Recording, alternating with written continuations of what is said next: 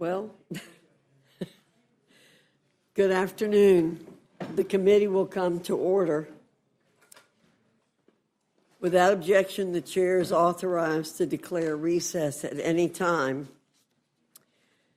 Before we start our formal proceedings, I want to mention that today is the birthday for Congresswoman Leisure Fernandez. So let's give her a happy birthday greeting. You know what I want for my birthday. Well, first you got to get that cake with the candles and blow them all out, right? So we're not going to sing the Boehner song to you. Today, the Rules Committee is convening to consider a single measure, the Senate amendment to H.R. 1, the One Big Beautiful Bill Act. With the Senate having completed its respective process, H.R. 1 has returned to the People's House for final consideration. And while I don't often think that the other body improves our legislation, it's important to recognize that much of what the House included in H.R. 1 when we initially passed it is still included. And I'm sure that our committee chairman will bring attention to that. Things like tax relief for working families, reducing waste, fraud, and abuse in government programs so they remain focused on those who truly need the programs, a historic investment designed to strengthen our armed forces, protect our borders, and keep Americans safe.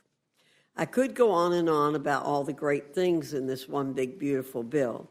However, I think it's important to recognize that when this passes, it will go directly to the president's desk so that he may sign it into law and deliver a long line of massive wins for the American people. Indeed, this process has been long, and the thoughtful deliberations and efforts on part of committees, members, and staff is highly commendable. And while those diligent efforts have been undertaken by many, we have still heard the same doomsayers yelling to the rafters week after week about this legislation. Each week, they head back to the rhetorical trough, select a new inflammatory claim, and broadcast it feverishly to the masses as if the threat of the sky falling is imminent. For the record, the sky is not falling. We're all too familiar with this worn-out song and dance routine. The fact is that Americans are not fooled by these ludicrous claims. They're not buying into the fear-mongering because they know better. They see the One Big Beautiful Bill Act as a monumental opportunity, an opportunity that will spur even more prosperity within the nation and further propel America into the golden age where it truly belongs. As the Speaker laid out very succinctly, this bill gets Americans back to winning again, and yes, it's been a long time coming. From delivering historic tax relief to reigniting our economic engine, creating massive investments in border security, to capturing generational savings and much more, H.R. 1 is the embodiment of the America First agenda. And there are provisions within this legislation that Democrats and their media bedfellows remain noticeably mum about, such as the establishing of savings accounts for newborns, increasing the child tax credit by an additional $500 per child, strengthening paid leave and child care tax credits. This legislation does not have a bowed posture and the frailty of a pipsqueak. The One Big Beautiful Bill Act is the real deal. It's what Americans voted for when they put their trust in President Trump and our Republican majorities in the People's House and the Senate. And here's a sharp dose of reality. A failure to pass this legislation carries with it serious negative implications not only for hardworking taxpayers, but also the nation. The largest tax increase in American history would be levied against everyday men and women. Millions of jobs would be wiped off the map. Small businesses would be decimated. Wages would vanish. GDP would plummet, and nationwide economic ruin would erupt. Resources to ensure the continued protection of our nation's borders would dry up and turn to dust. Our nation's military would be rendered ill-prepared to confront existing threats to the American homeland, meet the quality of life needs for service members, and keep our adversaries in check.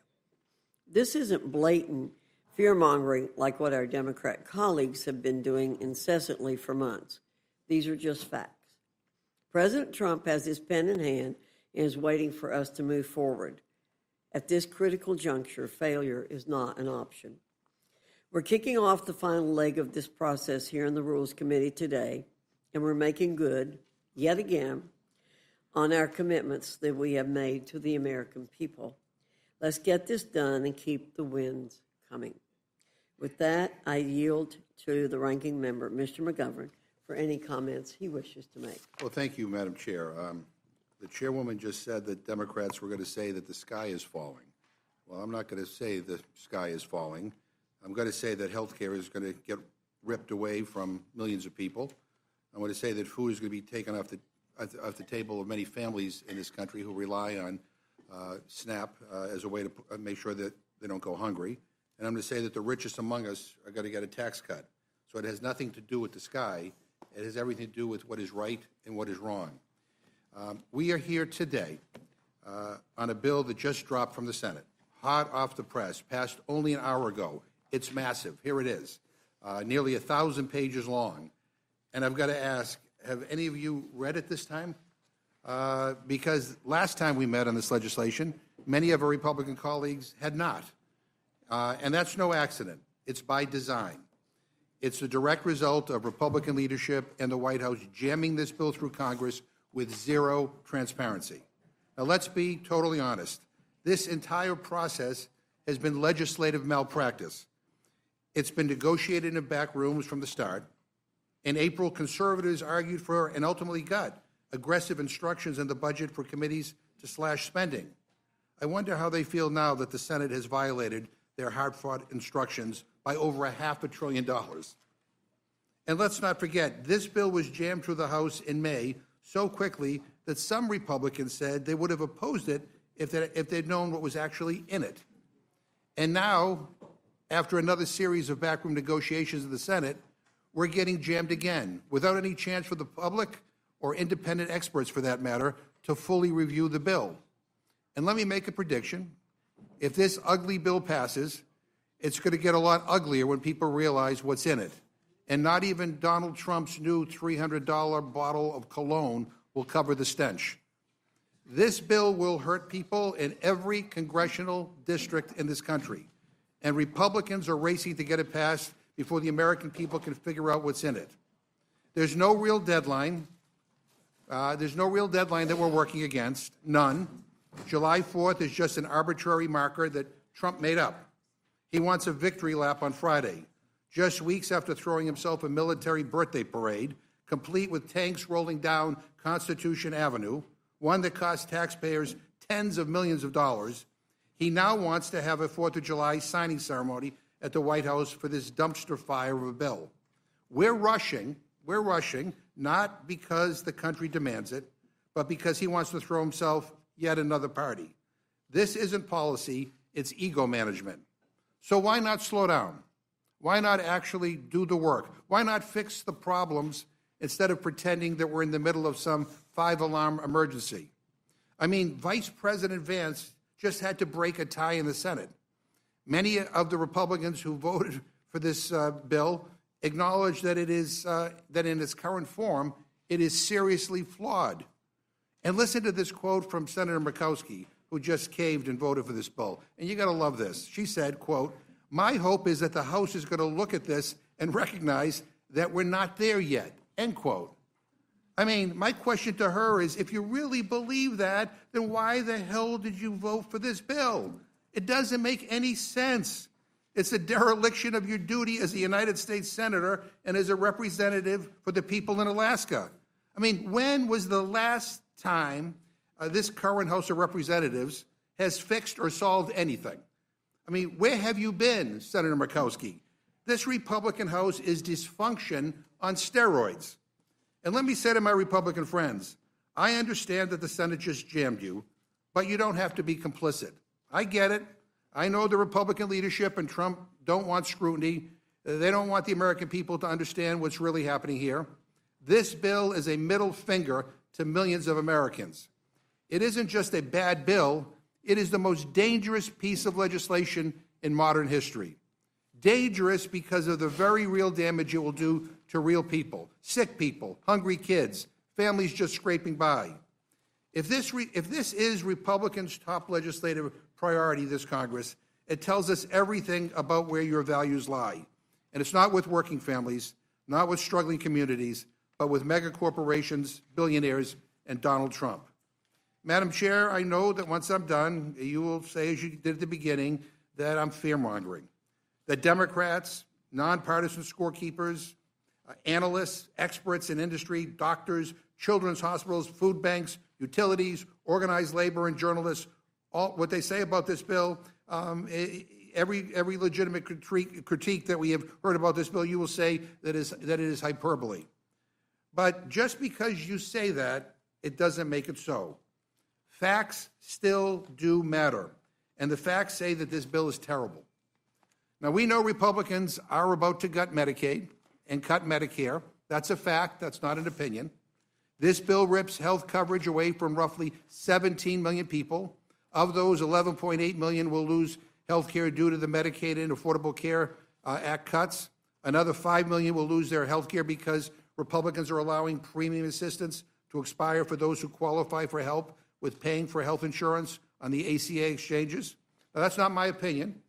That's the conclusion of the CBO and every single other credible budget expert across the country. The Joint Committee on Taxation, Penn-Wharton Budget Model, Yale Budget Lab, Tax Policy Center, and even right-leaning organizations like the Tax Foundation and researchers at the American Enterprise Institute. This bill will devastate rural hospitals, shut down nursing homes, hammer community health centers. It will punish people we ought to protect, the elderly, the disabled, low-income kids, and working families just trying to survive. It will end nutrition assistance for millions.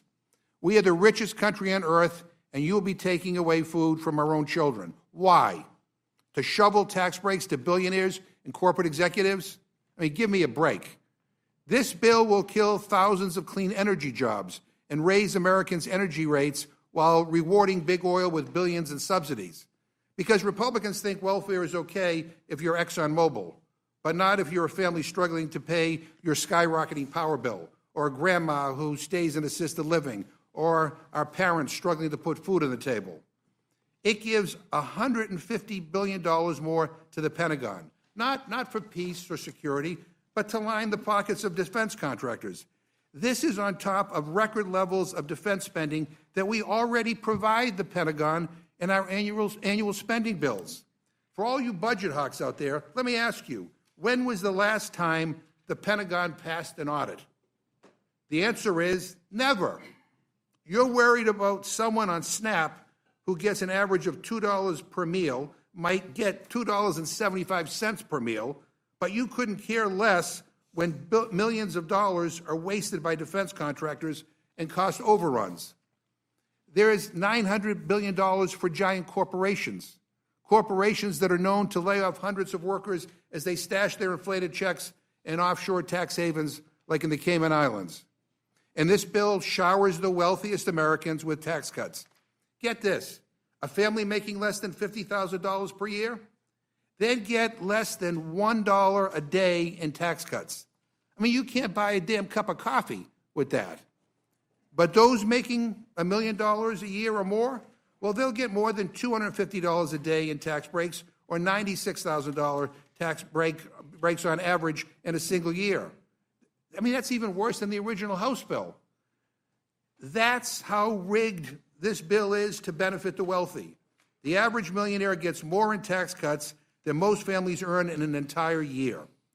And to be clear, there is deep support on the Democratic side for extending the middle-class tax cuts and passing no tax on tips. We'd be happy to work with you on something that delivers just that. But Republicans are holding bipartisan initiatives hostage to provide handouts to billionaires and gut Medicaid and SNAP. Now, meanwhile, the new standards for the child tax credit leaves 1 in every 3 eligible children behind. Because this bill doesn't invest in children, it abandons them. All this, and Republicans are adding more than $3 trillion to the national debt. You hear that?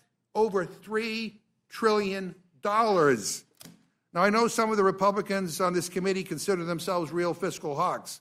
Well, you cannot with a straight face say that you care about deficits and the debt if you vote for this bill, whether that's out of this committee or on the House floor. This bill even raises the debt ceiling by $5 trillion because Republicans know that policies in here will explode our debt. I mean, you can't make this stuff up.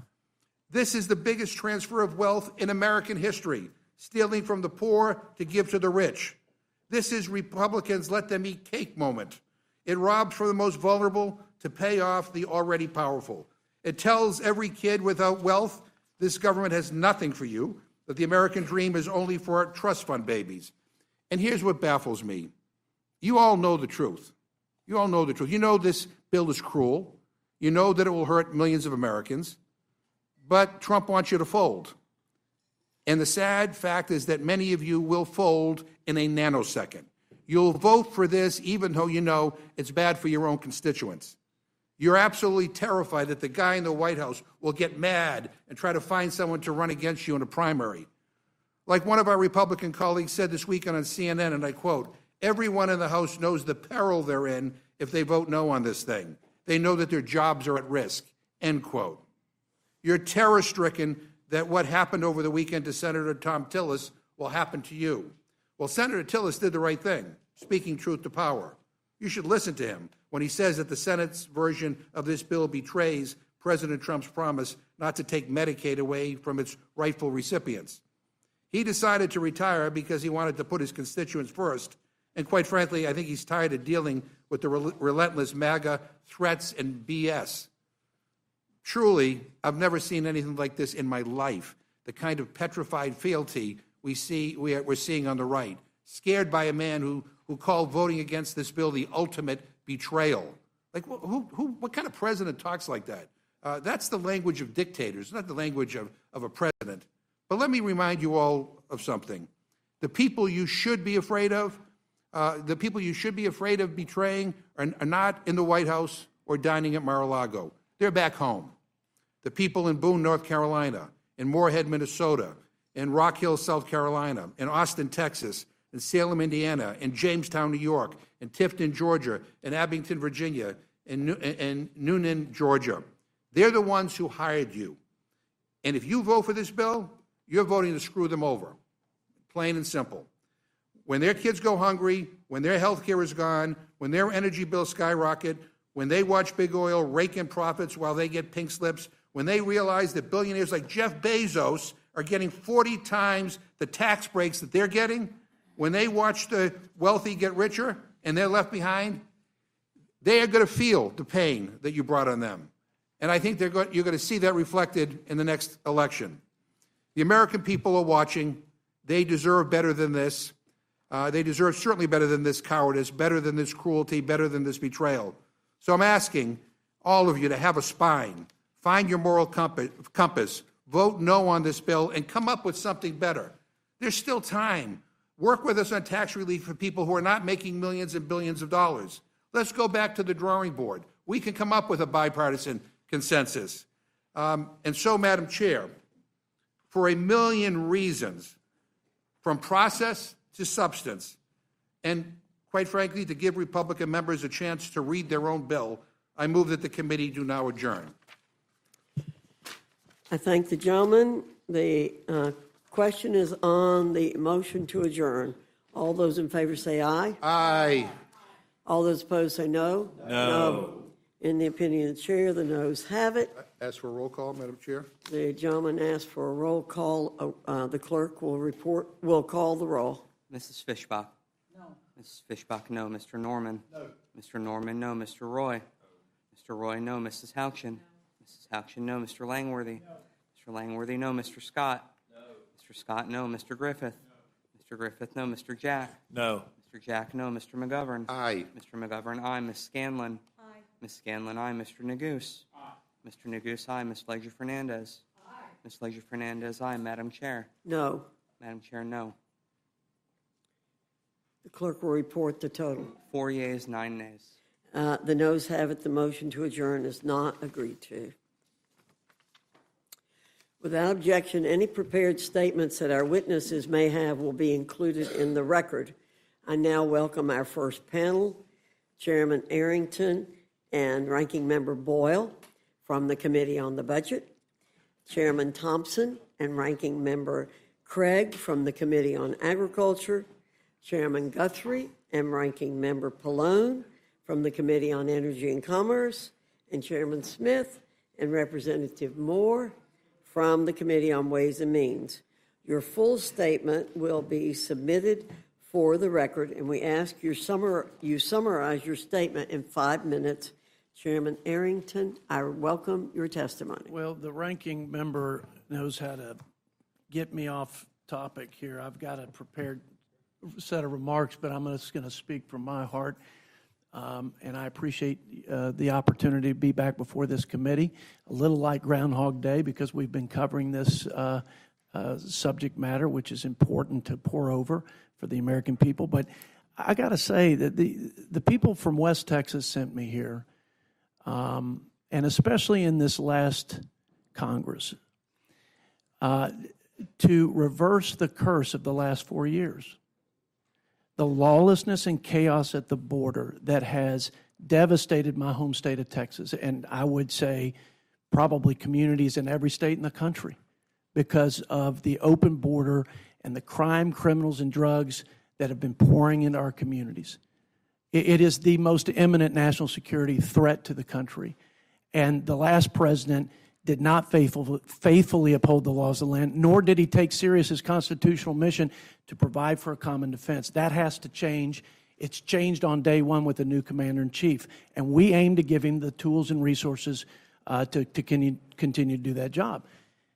Secondly, they all suffered from the 21%, roughly, regressive inflation tax. Why?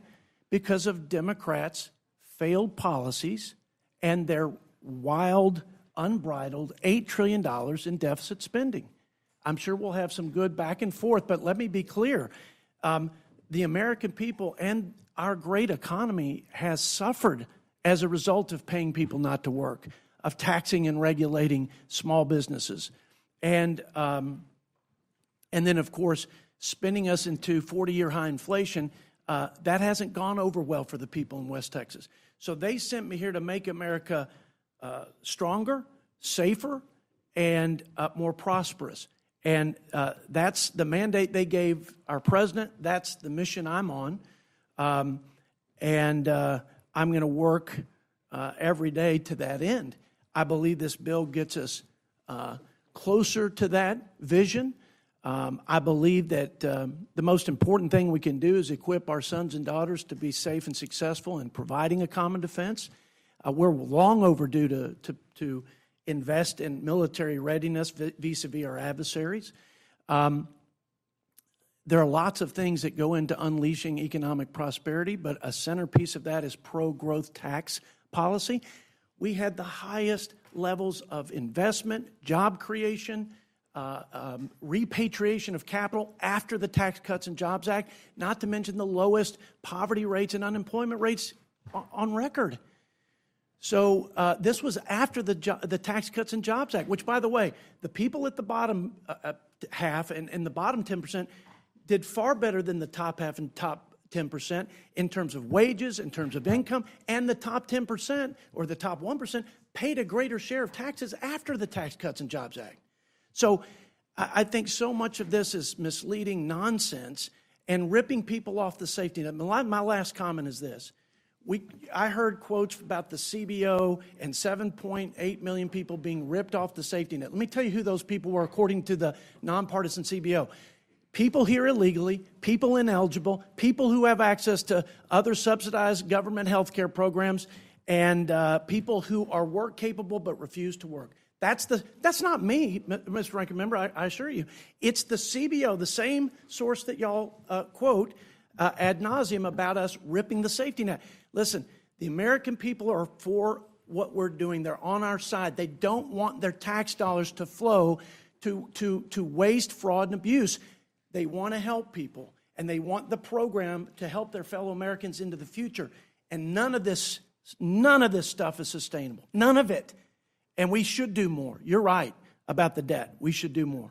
That is an area that I think we have to do a lot more, or it's going to undermine all of it. The economy, security, our leadership in the world, my children's future, all of it.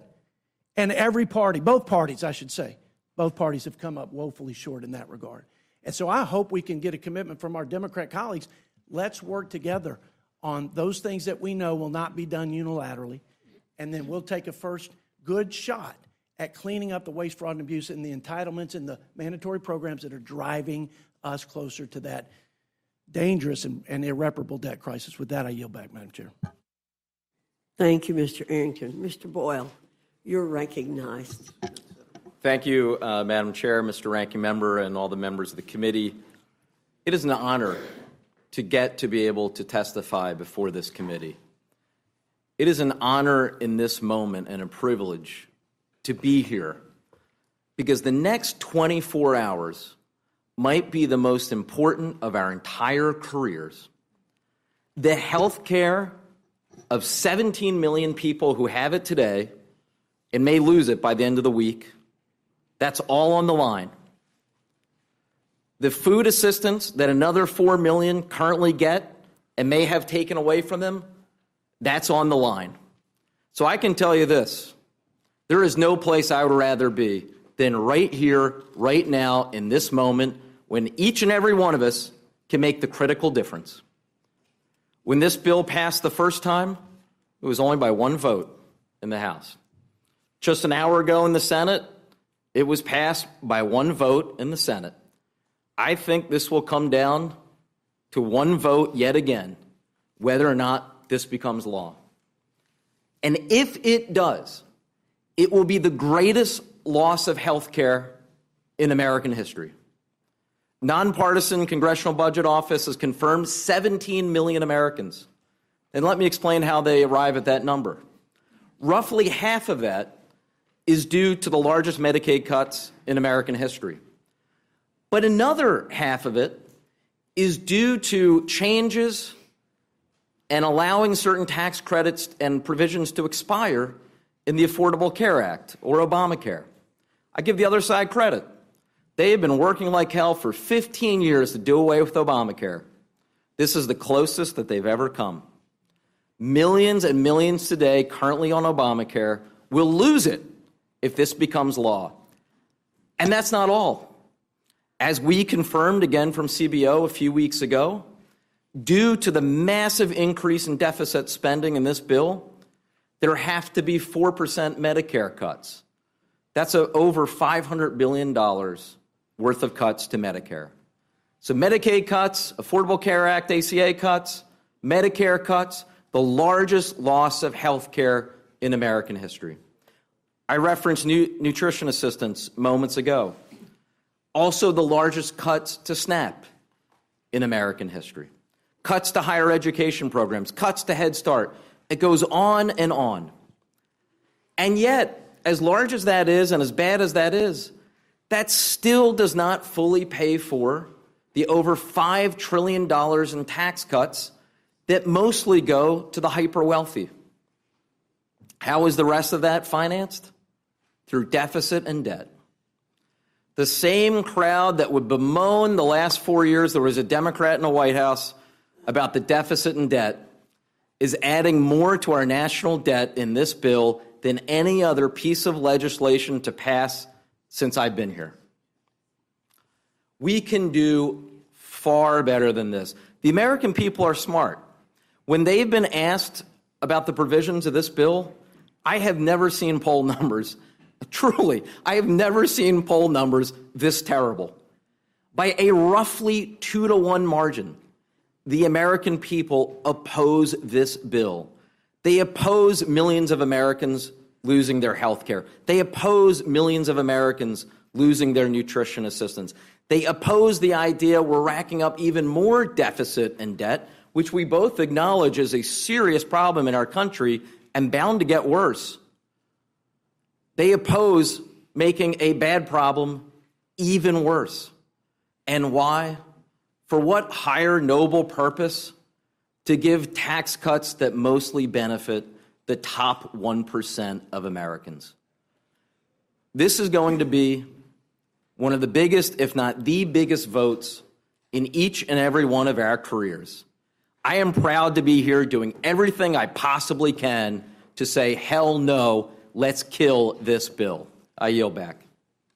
Thank you, Ranking Member Boyle. Chairman Thompson, you're recognized. Well, thank you, Chairwoman Fox, Ranking Member McGovern, and members of this committee. I appreciate the opportunity to come before you today concerning the agriculture title of the One Big Beautiful Bill. I'm proud of our product. We're delivering $120 billion in net deficit reduction while delivering a generational investment in the farm economy, giving farmers the tools to expand international markets, and ensuring that top-tier agricultural research can be conducted here instead of China. We saved close to $200 billion from the SNAP, the Supplemental Nutrition Assistance Program, by making necessary changes to restore integrity to the program and preserve its ability to serve the most vulnerable long into the future. These represent the largest and most significant reforms made to SNAP in the history of the program. This bill ensures SNAP works the way Congress intended it to, by reinforcing work, rooting out waste, and instituting long overdue accountability incentives to control costs and end administrative overreach. This program is in dire need of reform. Since just 2019, SNAP costs have skyrocketed from $60 billion to $110 billion annually, an 83% increase, while enrollment has grown from 36 million to 42 million. And in 2024, over $10 billion in erroneous SNAP payments were sent out. That's disgraceful, not only to the taxpayer, but also the SNAP recipient. The agriculture title of the bill includes several improvements to the SNAP program, including preventing future administrations from unilaterally increasing SNAP benefits beyond inflation, focusing on a core principle that everyone receiving the benefit that can work should work, and modernizing the work requirement and closing loopholes that allow for widespread waivers. Closing various loopholes that states exploit, such as gaming the system to artificially increase SNAP benefits, and creating incentives to ensure states run the program more effectively and more efficiently. SNAP is the only federally funded state-administered entitlement program where the state has zero skin in the game on the benefit. It's human nature to be more careful when you're spending your own money than when you're spending others. And that's why we put forward a cost-share structure that requires states with high error rates to pay a portion of the SNAP benefit beginning in fiscal year 2028.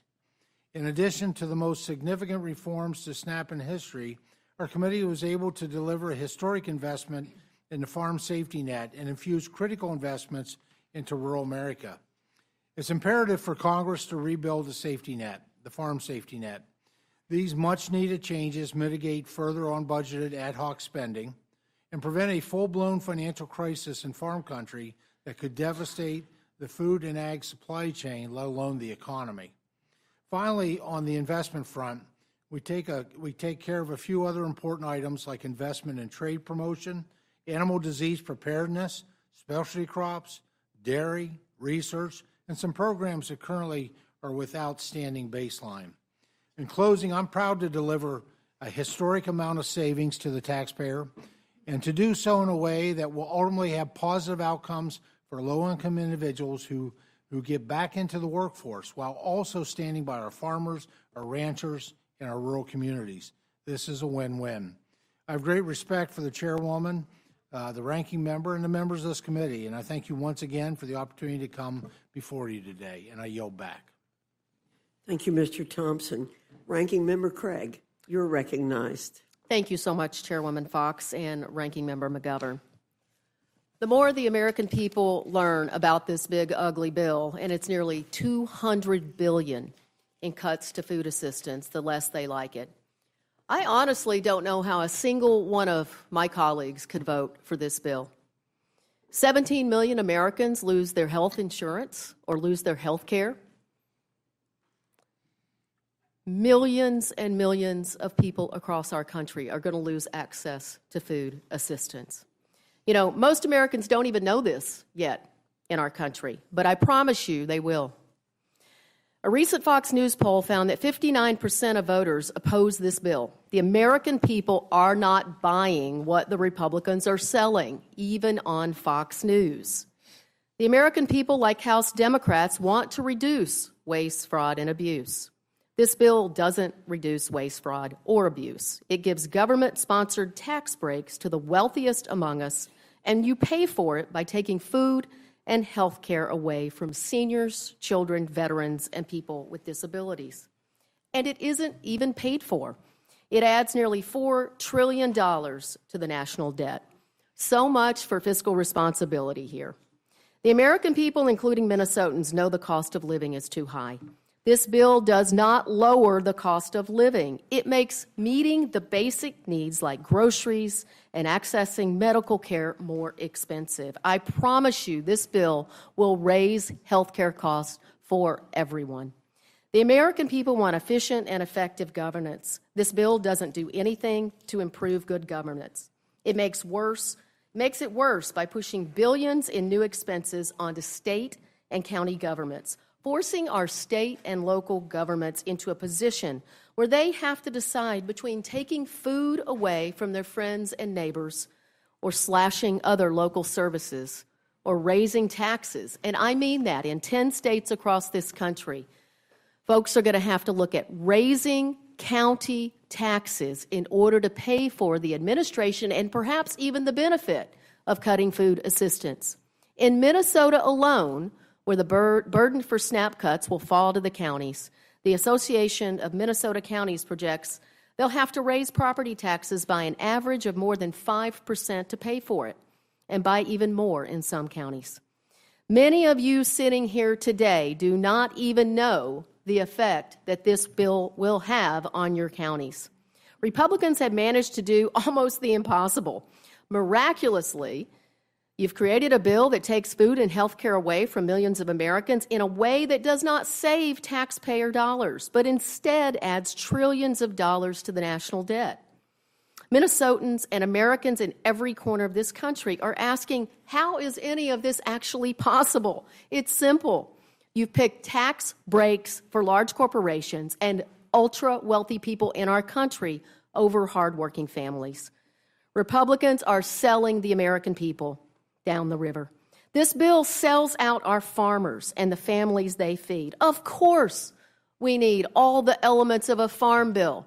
Mr. Chairman talked about the elements in this bill. We should be doing this in a farm bill, a full 5-year farm bill with 12 bipartisan titles. It sells out the hopes and dreams of millions of Americans struggling to keep food on the table. It sells out more than 300 rural hospitals that are at risk of closing due to Medicaid cuts. It also cuts hundreds of billions of dollars from SNAP, our most effective anti-hunger program, by taking $6 a day out of the pockets of vulnerable seniors, veterans, children, and people with disabilities, and putting that money back into the pockets of billionaires. Taking food away from the people who need it forces seniors to choose between having a meal and paying for medicine. And let me just say this, because we were in committee for over 20 hours, and over I heard my Republican colleagues talking about that this activity would not cut access to veterans' nutrition benefits. This is exactly what the Senate version does, and many of you don't even know what this version says. We had 1 hour to come into this room. Many veterans, as we know, suffer from behavioral or physical health issues connected to their service. 1 in 3 working-age veterans with disabilities aren't sure where their next meal will come from. 1 in 4 working-age veterans who can't find work are food insecure. Our veterans can't pay for meals with Support the Troops bumper stickers, and they can't eat thoughts and prayers. And it doesn't stop there. This bill takes food away from former foster youth, leaving the foster care system, who may not have the same level of support from families that many of us benefited from when we were just starting to make our way in the world as 18 or 19-year-olds. I just don't understand where these values are coming from. The American people are right not to trust this bill. The bill doesn't save us a cent. It adds to the debt. If passed, it will pass millions and millions along to the nation. This bill was a disgrace when it left this chamber. Most of you haven't read it to know that it's even more of a disgrace now that it's back. And folks, this is one of the worst mistakes anyone who votes yes for will make in your political career. Thank you, and I yield back. Thank you, Ranking Member Craig. Chairman Guthrie, you're recognized. Thank you. Good afternoon, Chairwoman Fox and Ranking Member McGovern. Thank you for holding this hearing today. And the One Big Beautiful Bill Act cuts wasteful spending, defends our nation's energy dominance, supports the rapid innovation of American industry, and preserve and protects Medicaid for the Americans who are most in need. We will send a bill to President's desk that delivers on Americans' leadership across industries, spurs technological innovation, and supports individual workers. We will unleash American energy dominance through strategic investments while also putting an end to wasteful subsidies. We will spur technological innovation by renewing American wireless leadership through spectrum auction authority that protects national security. This legislation begins to refill our dangerously low strategic petroleum reserve and creates new investments to generate reliable energy that will secure our grid and power AI. This bill also raises $85 billion of new revenue through a historic agreement reauthorizing the FCC Spectrum Authority while protecting U.S. national security. Our priority has been to strengthen, secure, and sustain Medicaid for expectant mothers, children, people with disability, and elderly. Our legislation stops billions of dollars in waste, fraud, and abuse in the Medicaid program by beginning to close loopholes, ensuring states have the flexibility to remove ineligible recipients from their rolls and removing beneficiaries who are enrolled in multiple states. H.R. 1 ends coverage for deceased beneficiaries, limits the ability of enrollees to obtain duplicative coverage, and ensures individuals with million-dollar homes are no longer eligible to qualify for Medicaid coverage. These are all common-sense policies that will return taxpayer dollars to middle-class Americans and families. Republicans seek to return the core intent of the Medicaid program, which was created to protect health care for Americans who otherwise could not support themselves. Democrats expanded the program far beyond this core mission, allowing spending to grow into trillions if not addressed. Our common sense work requirements and community engagement policies for able-bodied adults who choose not to work encourage individuals to re-enter the workforce and regain their independence. This provision speaks to Republicans' commitment to strengthening Medicaid to ensure it is available for those who need it most, and this is an issue that resonates favorably with the majority of Americans across the board. H.R. 1 fulfills President Trump's promise of generational growth, prosperity, and health for the American people. It fulfills our commitment to lowering taxes for working families, unleashes American energy, and safeguards Medicaid for patients that need it the most, and supports the rapid innovation of American technology. It's time to pass this vital legislation and see it signed into law. And thank you, and I will yield back. Thank you very much. Ranking Member Pallone, you're recognized. Thank you, Madam Chair. I respect you a lot, but when I heard you in the beginning talk about Democrats fear-mongering, I just want to assure you that when I went home on Friday and the short weekend that we had, I was not fear-mongering, and I was actually shocked because I live in my district. A lot of it is at the Jersey Shore. It's almost July 4th. People were out at the beach in their bathing suits, having a good time. I thought, I'm not going to hear much about this bill. But in reality, it was the opposite. I couldn't go anywhere without people talking to me about this bill. First day, Friday, I found out that the county commissioners in my home county, which is a Republican county, consistently votes Republican, had passed a resolution unanimously opposing the bill, all Republicans. Then I went to church, I guess, on Sunday. It was a church, I have to be honest with you, that is, most of the people there are Republican. There aren't too many Democrats in the church. And literally some of the trustees came up to me and said, I'm so glad that you're voting against this bill. Please continue the fight against it. I went to a concert. This wasn't a rock concert. This was the Ocean Grove Camp Meeting Association. Maybe the name will give you an idea. Methodist Camp Meeting Association. And it was a classical concert. I couldn't even get out of the room without the hall without people coming up to me and saying, this is a terrible bill. I hope you can stop it. Then I also met with the governor over the weekend because on Monday our state adopted the state budget. It was about $57 billion state budget. And he and the health commissioner said to me that we're not going to be able to deal with this. We don't know what's going to happen. They estimate about $3.5 billion cut for the state of New Jersey out of a budget next year that, as I said, was just adopted Monday, $57 billion. What is that, about 6%? They don't think we can survive. So, in all honesty, you said, well, we're fear-mongering, we're, saying it's doomsday, destroying the healthcare system. But that's what people are saying to us.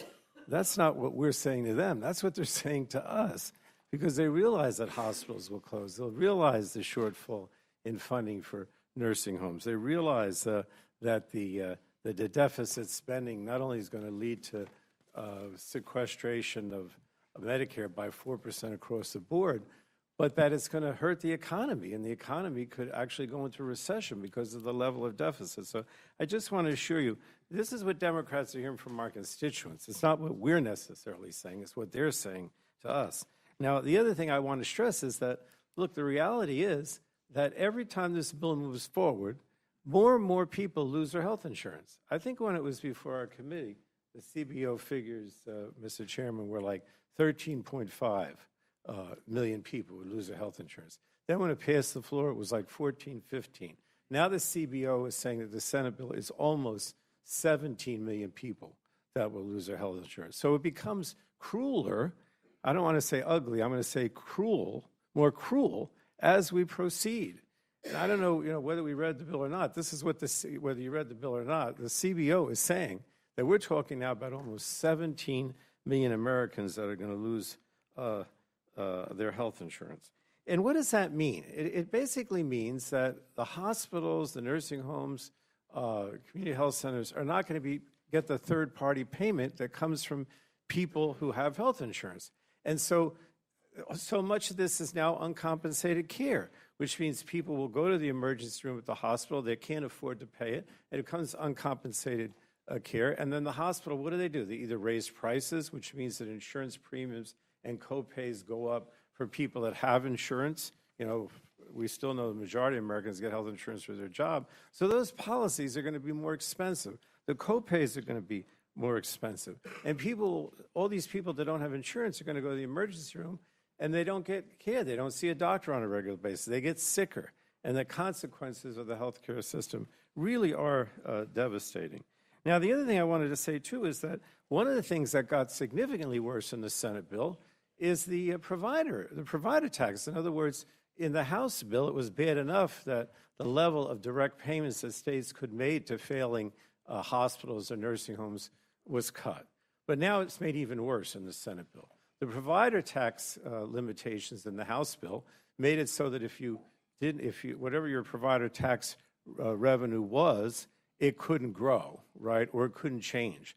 But what they did in the Senate is to basically cut back on it. So over the next few years, the amount of money that states can raise through provider tax actually decreases. It's not the status quo, it decreases. And that means because of what happens with that provider tax and it going back to the hospitals and nursing homes, that they're going to have even less money to deal with and more likely to close, more likely to have cutbacks in services. So, look, in my opinion, this is an extreme bill, and it's not about waste, fraud, and abuse. It's not about whether you work or not. Instead, the Republicans are taking away health care from some of the poorest Americans so they can give these big tax breaks to the billionaires, to the large corporations, and they're putting all kinds of paperwork, burdensome paperwork, time-consuming roadblocks in the way people who are trying to get by, people who are working, or people who can't work because they're disabled.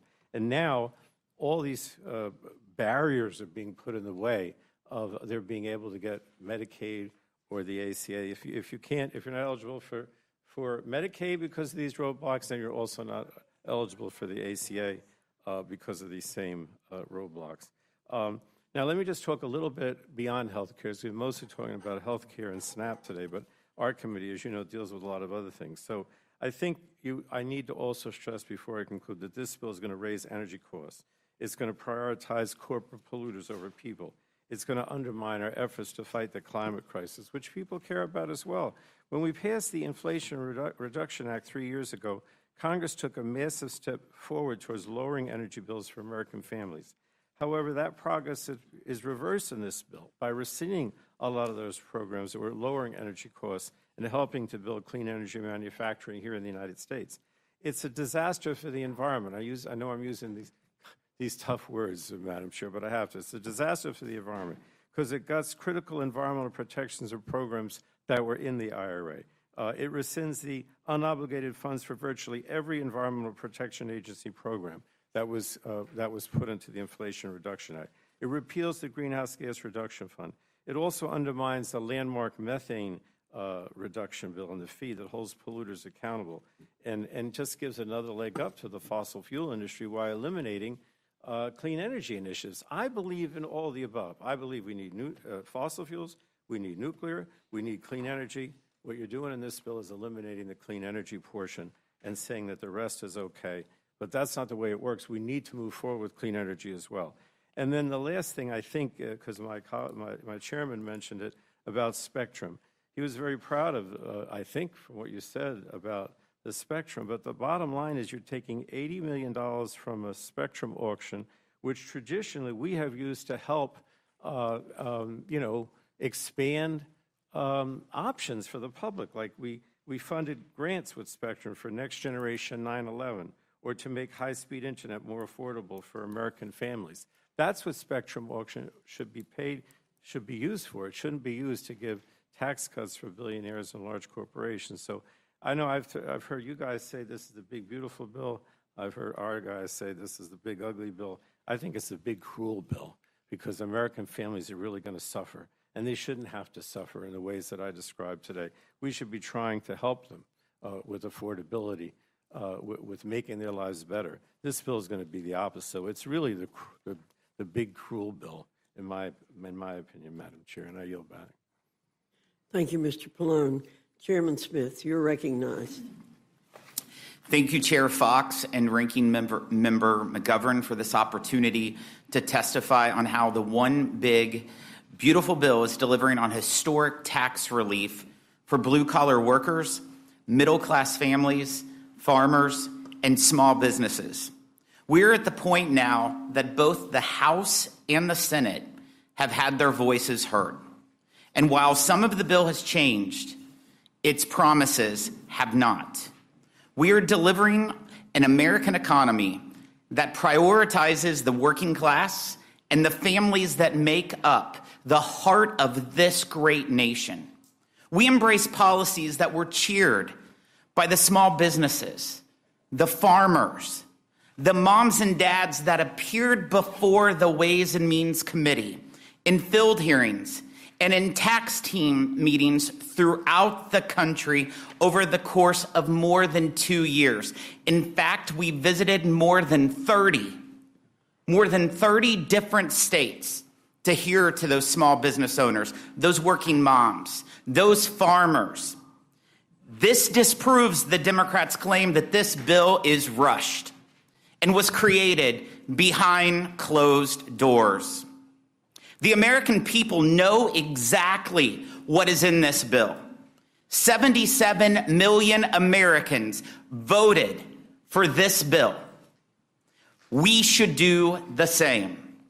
Democrats used one-party control of Washington to supercharge the IRS with more middle-class audits and more reporting requirements for gig workers and small businesses. They spent over $600 billion on handouts to the wealthy, well-connected, and the political class. The Republicans' one big beautiful bill not only ends Democrats' lavish green handouts and stops the threat of a $1,700 tax increase on working families.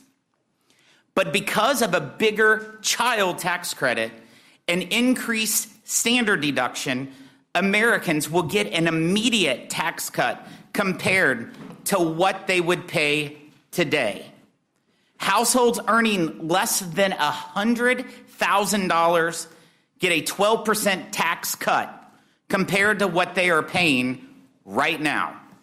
Wealthy Americans will pay a greater share of the tax burden than they do now, just as what happened after the 2017 tax cuts. Democrats want to tell a different story, but simple math shows who pays more taxes under this bill. With the one big beautiful bill, we will protect or create more than 7 million jobs. Small businesses alone are projected to create 1 million new jobs annually. Democrats' spending fueled price hikes. Republicans' tax cuts will boost pay raises. Under Democrats, American families experienced rampant inflation caused by President Biden's lavish spending. Under these Republican tax cuts, a typical family of four will see their take-home pay increase by upwards of nearly $11,000 per year. Real wages for workers will rise by as much as $7,200 per year. We go even farther by including President Trump's promises of no tax on tips, no tax on overtime pay, and no tax on auto loan interest of autos made in the United States, and tax relief for seniors.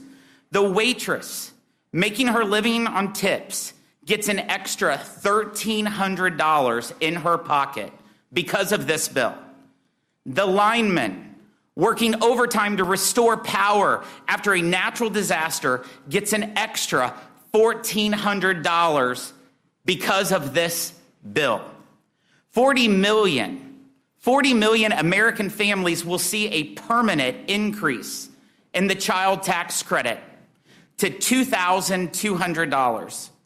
For the 91% of Americans who use the standard deduction to file their taxes, they will see a permanent increase of up to $31,500. Democrats want Washington to tell families what to do. Republicans believe parents know what works for them. For education, we give parents and students more opportunity to choose schooling that best fits their needs, including trade schools, by expanding 529 education savings accounts.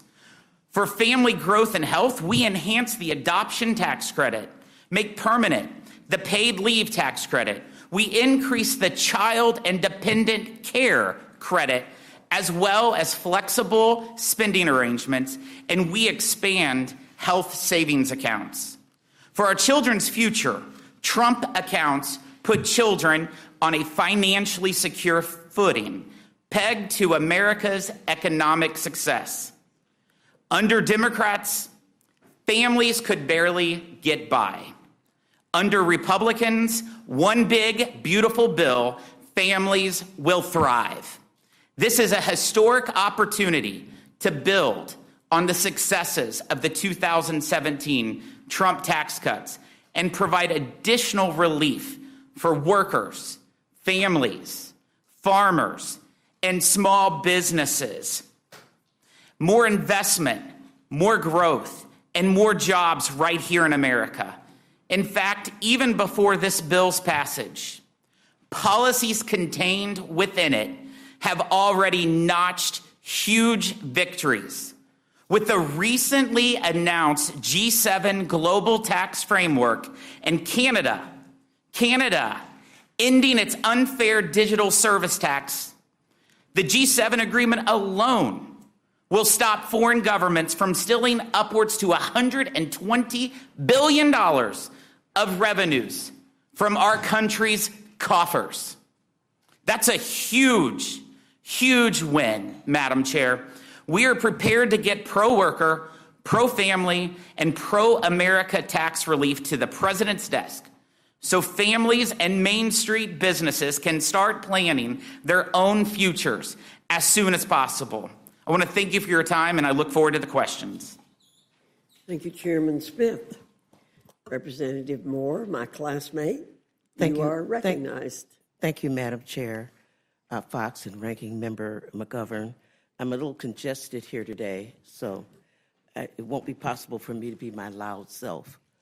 But you know, I'm really glad to be the last one to speak on this distinguished panel, because I think that you've heard two different arguments here.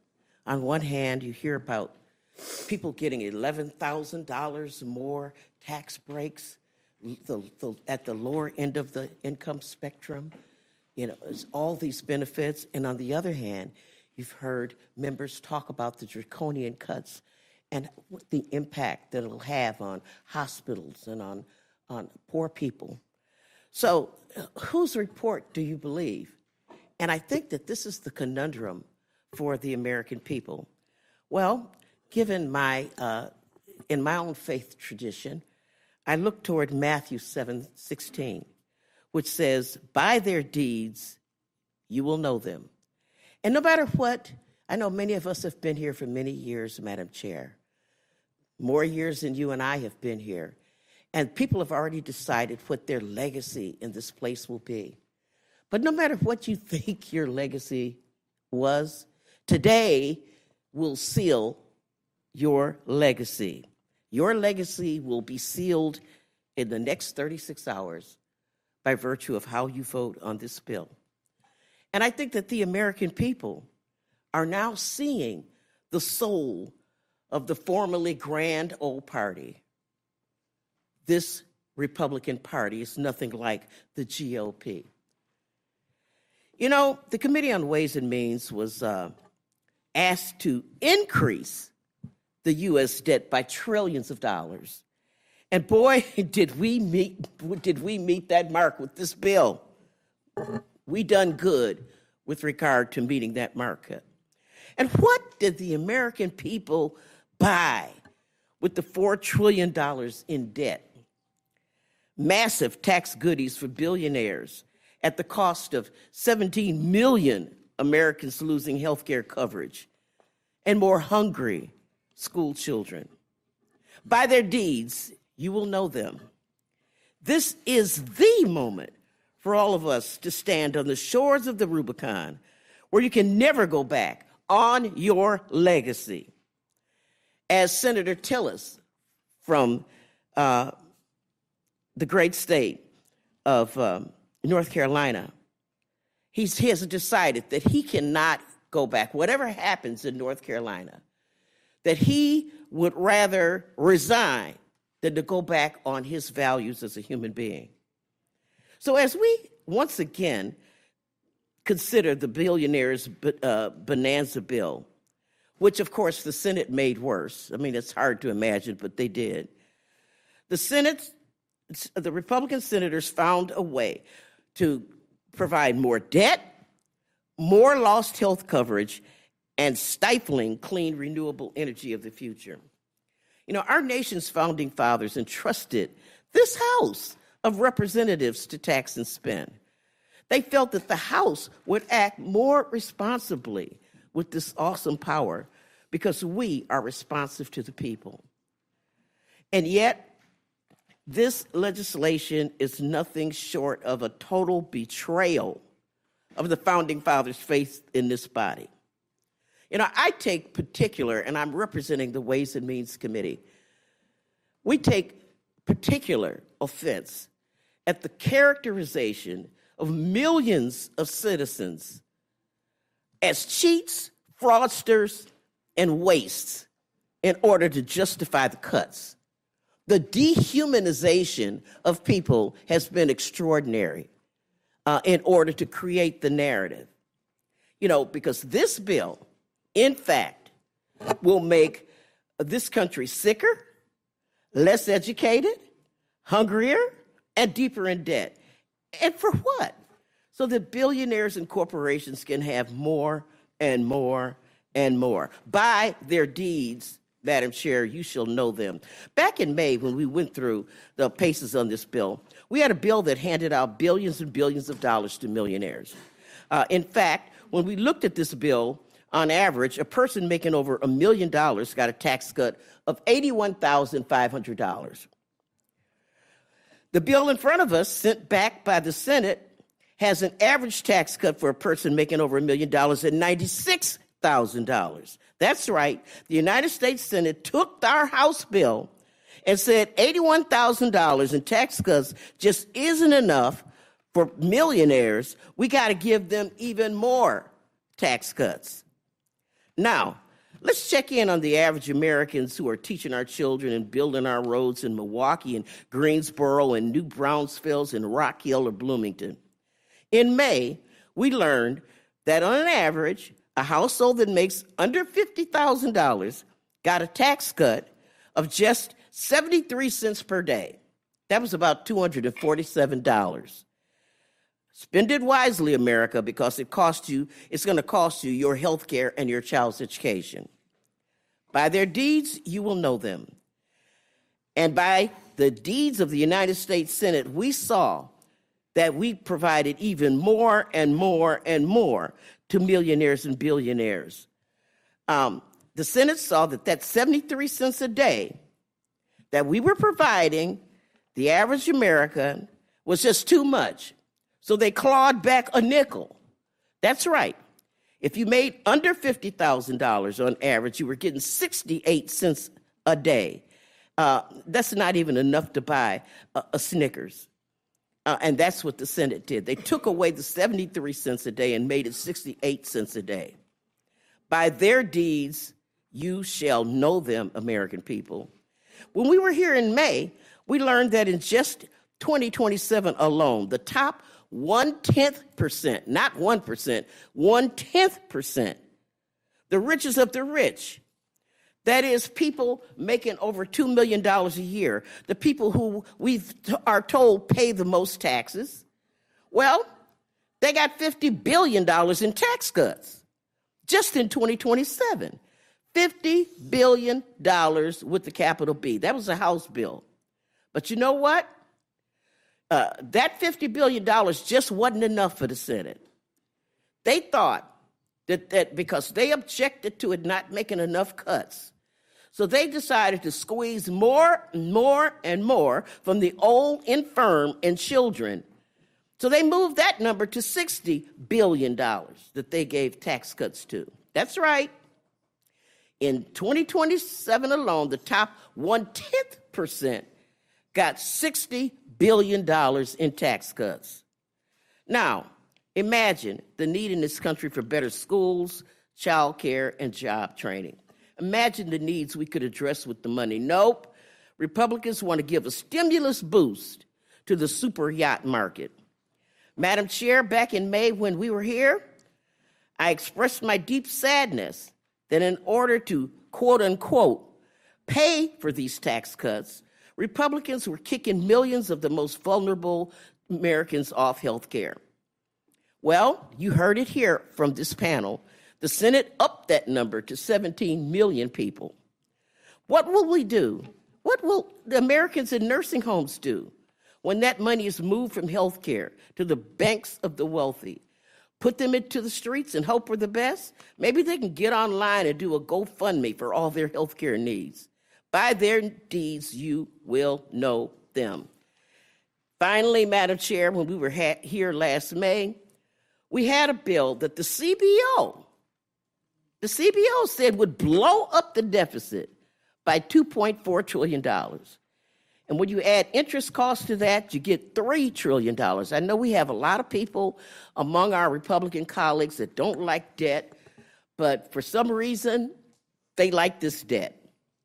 And the Senate saw this, and they were thinking, gee, $3 trillion in debt, we can afford a little bit more debt. Why don't we just juice that number and make the debt number $4 trillion? Yep.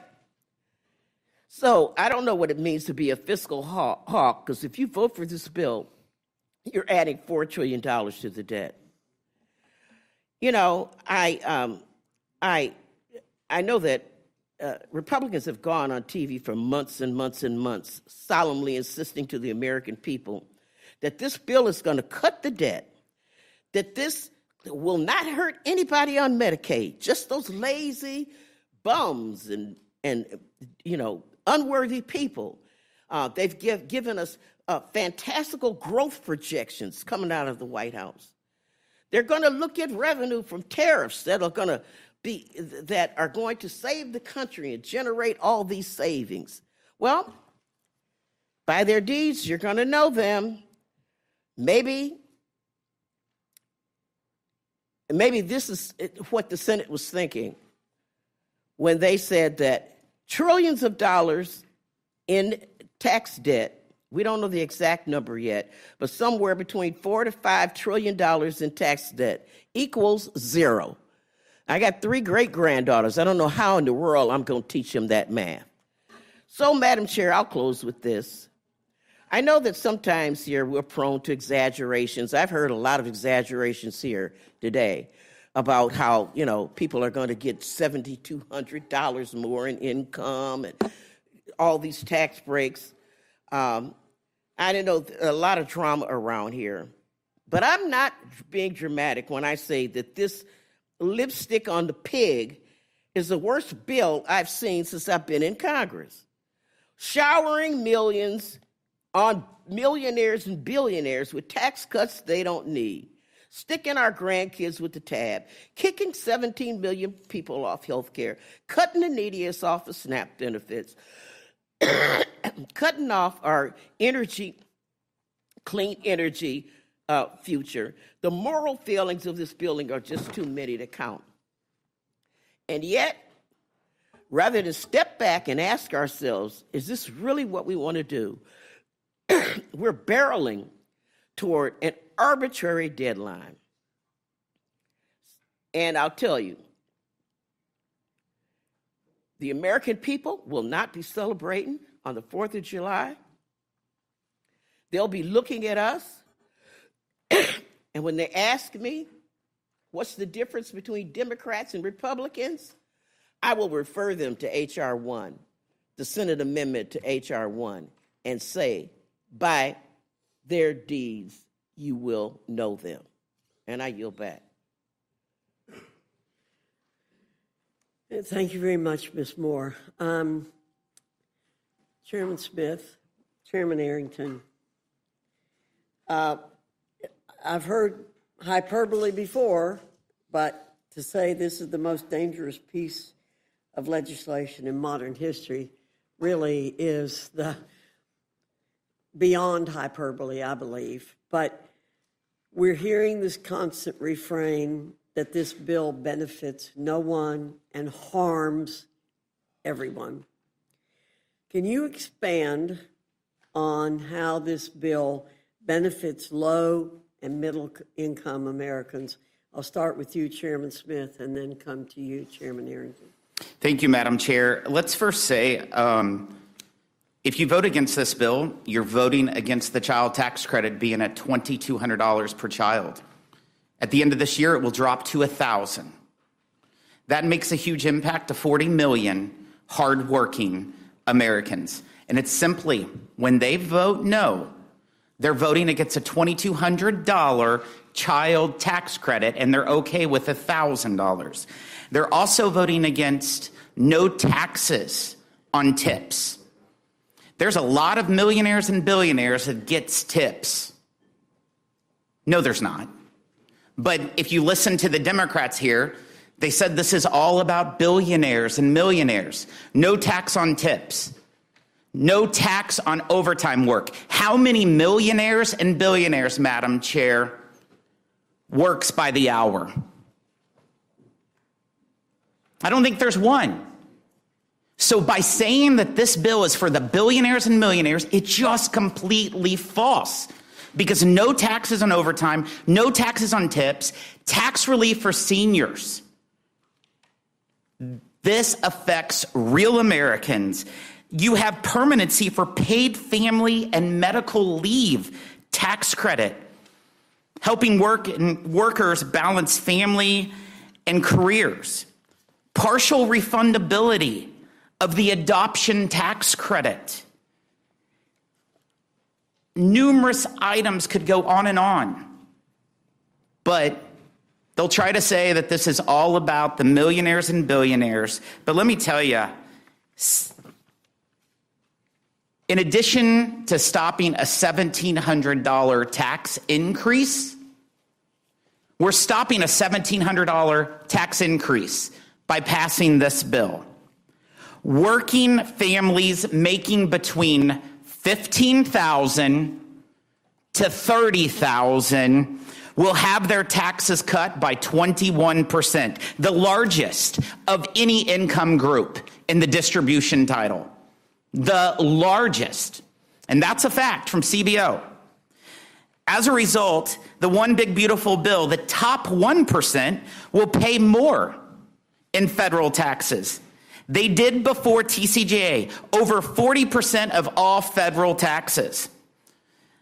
And so it's important to know that 66% of the one big beautiful bill's tax cuts benefit American families making less than $500,000 a year.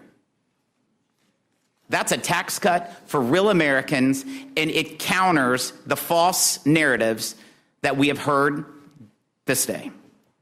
Thank you, Chairman Smith. Chairman Arrington. Madam Chair, I agree with Chairman Smith. I can't imagine working families sustaining a tax hike after the inflation tax, which, as I mentioned, was 21%. These good people from everyone's district have suffered a cost of living crisis, the likes of which we haven't endured or experienced in 40 years. So I agree with Chairman Smith. I mean, let's start with do no harm. Let's not have a 22% hike on top of the 21% hike, which is thousands of dollars from these families' pocketbooks. But I think the best way to predict the future is past performance. And if you look at what happened after TCJA was passed, I would say, coupled with deregulation and other good economic policies, but we had the highest wage increase in a quarter of a century. $5,000 for the median household. The people on the lower end of the spectrum did better than those at the top in terms of the value of the tax cut. And wages grew 2 times as fast in the bottom 10% as the top 10%. The bottom 50 income grew. The bottom 50% of income earners grew 3 times that of the top 1%. And as the Chairman Smith said, the top 1% actually paid a greater share of their taxes. So not to mention small businesses that support working families and family farms. And so the list goes on. But I would say for those lowest income earners and those that need the safety net, I think this helps them by not allowing illegal immigrants and folks who are otherwise ineligible from siphoning money off and jeopardizing the sustainability of these programs into the future. And in fact, Numbers USA says that it's $9,000 in social services, taxpayer funded, for people here illegally. That's more than we spend per American citizen on Medicaid.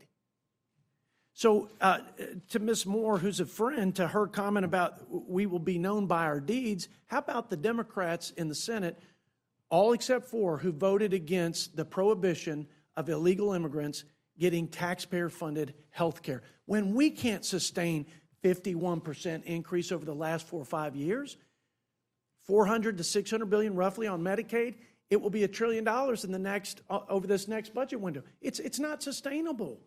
So, Madam Chair, this couldn't be a better time or better policies to strengthen working families. Thank you very much. Chairman Guthrie, out of all the fear-mongering we've heard, the most ridiculous is the claim that people will die if this bill is passed. The health care provisions in this bill target waste, fraud, and abuse in our Medicaid program to ensure it's sustainable for future generations and can continue to provide for our most vulnerable populations, such as women and children for whom the program was intended to serve. Is that correct? That is correct. Thank you very much. Mr. McGovern. Well, thank you, Madam Chair. And I have questions for everybody. But before I do, I have a question for you, Madam Chair. I'm just reading some of the, this is a post from Fox News saying that Andy Harris, who's our colleague, the head of the chair of the Freedom Caucus, has said that he will vote no on the rule when this rule comes before the full committee. He said that he will vote no on the rule for the big, beautiful bill. He said that I don't think it's going to be in the next couple of days, but it's going to have to be a compromise between the House and the Senate, basically saying we're not there yet. I guess if the head of the Freedom Caucus is now publicly announcing he's against not the bill but the rule, then what the hell are we doing here? Because if you lose 3 or 4 members, then we're spinning our wheels here. So do you have any information on how many Republicans are going to vote no on the rule? Because I can assure you every Democrat is voting no on the rule. No, sir. And as you know, we are the Speaker's Committee, and it's our task to hold this hearing on the bill, and we'll continue until we're given directions that there is no chance that the rule or the bill will pass. Okay, I just wanted my colleagues to know that, and I'll keep announcing as people on the Republican side announce that they're voting against the rule, because I think that's relevant information. But thank you, Mr. McGovern. I just want to say for the record, I mean, Chairman Smith said that Democrats said that this bill is only for billionaires. That's absolutely not what I said in my opening remarks. And I'll say it again. This bill mostly benefits the well-off, but I said I would support some of the tax relief in this bill. The bottom line is that I support extending the tax benefits for the middle class. Told you I supported tax relief for on tips, and so I think we have some consensus there. Where there is disagreement, I think on the tax stuff, is the millionaires and billionaires. And I don't know whether you felt you were constrained for time in your opening testimony or not, but you didn't say anything about the benefits, why we're doing why there's tax relief for millionaires and billionaires. So you might want to. I'm happy to give you the time now to explain why do we need tax relief for millionaires and billionaires, especially when people are worried about increasing the debt and people losing health care and SNAP benefits, but this is going to cost us. So why does Jeff Bezos need a tax break? Ranking Member McGovern, usually when you hear people say that we're cutting taxes for millionaires and billionaires, they point to Section 199A, which is the small business deduction. Almost 80% of all businesses in the United States are pass-through entities. And by making that permanent, That small business deduction, that is what helps create so many jobs. And that is where your side of the aisle continues to talk about the millions and billionaires. And the other section that you talk about is Jeff Bezos not getting a tax break in this bill? the other section that you all are talking about within tax cuts is that we're keeping existing tax rates as they are today, moving permanently. We're not reducing those tax rates. We're just keeping them the same. So the fact that we're keeping them the same, you're saying that we're giving Jeff Bezos a tax cut. But he gets a tax cut in this bill. I mean, I'm looking at some of the statistics here. According to the way I interpret this bill, the top 1% get 22% of the benefit. The top 5% get 43% of the benefit. The top 10% get 52% of the benefit, and the top 20% get 66% of the benefit. And I don't know about your district, but most small businesses in my district are multimillionaires or billionaires. And you mentioned the child tax credit in your opening. The child tax credit goes down next year because Republicans designed it that way. You made it temporary, but you made tax cuts for corporations permanent. So that's why we're dealing with that. Republicans want to pretend that this bill provides meaningful tax relief to families through their child tax credit modifications. This is patently false. In fact, what Republicans are doing with the child tax credit in this bill is in many ways even worse than doing nothing at all. Under this backwards proposal, 1 in 3 children in America will be ineligible for the full child tax credit. That means millions of American citizen children will lose access to this life-changing assistance that they're currently receiving. In addition, families making more than $400,000 per year will be able to get the full value of the credit, but inexplicably, lower-income families will get nothing or just a fraction of that due to how Republicans structured the tax credit. So the official nonpartisan Joint Committee on Taxation estimated that next year, if this bill passes, 17 million American citizen children will be blocked from getting the full value of the credit. Now, Republicans claim that they want people to work, but that's just false because this bill actually strips the child tax credit away from children whose parents do work but just don't earn enough. So under your proposal, even if parents work full-time for an entire year, they'll earn too little to get the full credit if they're paid minimum wage. And again, this is all happening while some of us are astonished by the way that the tax benefits seem to go toward those at the top. And the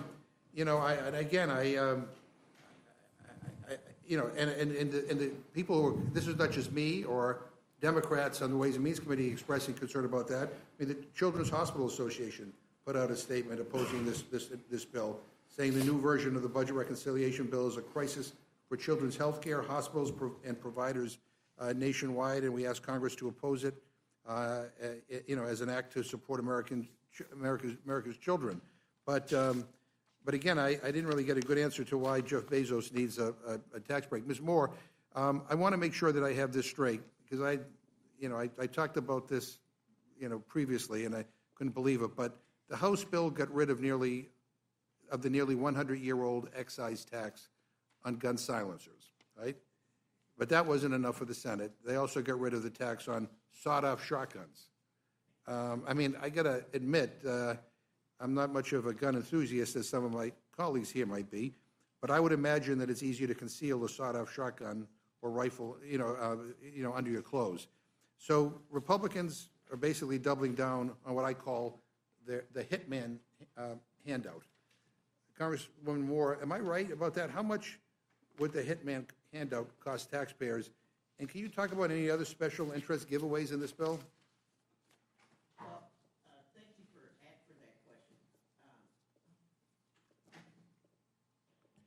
question. Thank you, Mr. McGovern, for that question. The Senate got rid of the tax on sawed-off shotguns. You're absolutely correct. So there will be no tax on sawed-off shotguns. Are there any other little giveaways that we know about, or are we going to have to wait for a few days before we we find out if there are other... Well, I think that some other things that we're seeing is that while we're cutting educational opportunity for millions of people, we do provide a tax credit for the so-called choice program that will provide tax credits to those investors that invest in non-public education. We also see that there's a special carve-out for banks of certain loans that will not be taxed. Of course, we do see the protectionist movement toward fossil fuels. No, I'm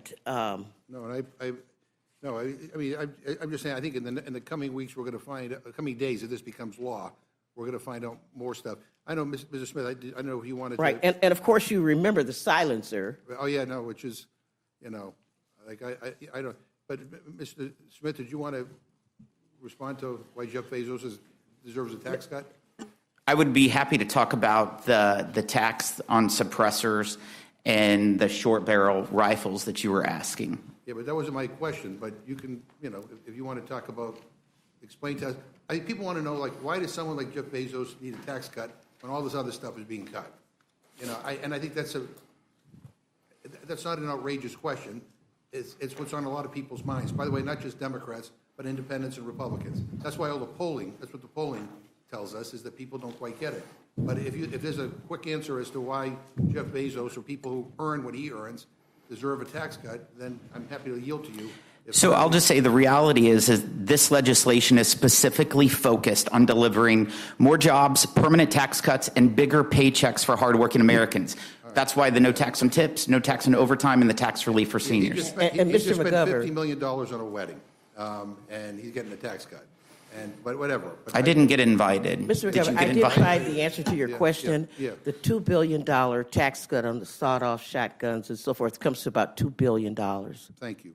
The dedicated nonpartisan civil servants at the Congressional Budget Office, provide fact-based estimates on how much bills will cost the American taxpayer, how many people will gain or lose health coverage, and other important quantifiable pieces of information that all of us, I think, want to have before voting on legislation.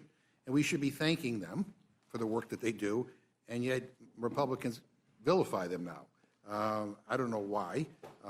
Maybe because Republicans may be threatened by the facts, but I think the facts are important. We need to know how many people are going to lose their health care. We need to know how many people are going to lose their nutrition assistance. We need to know how much it's going to add to the debt.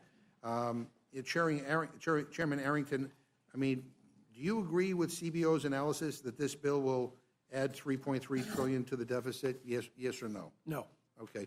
As the current chair of the Budget Committee, do you agree with President Trump that CBO is, quote, run by Democrats? I think they are mostly Democrats, and most likely they're biased in that regard philosophically. Right. Well, in fact, the current director of the CBO is a Republican.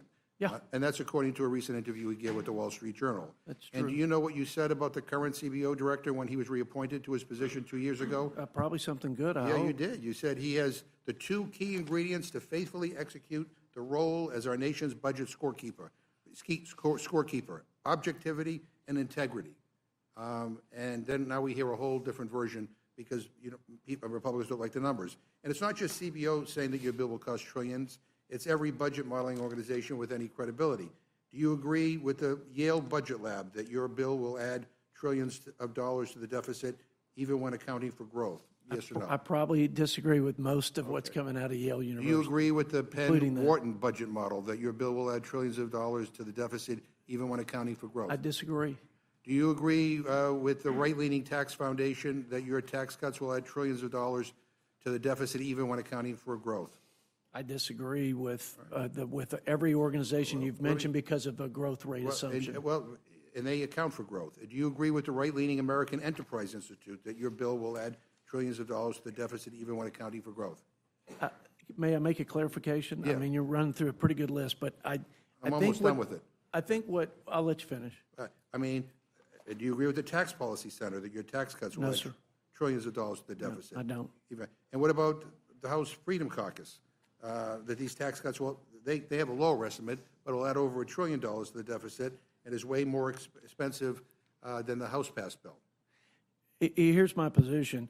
I don't think Democrats or Republicans have gotten serious about addressing the cumulative deficits into the future. And even when President Trump, before he put his hand on the Bible and took his oath for a second term, CBO projected $20 trillion.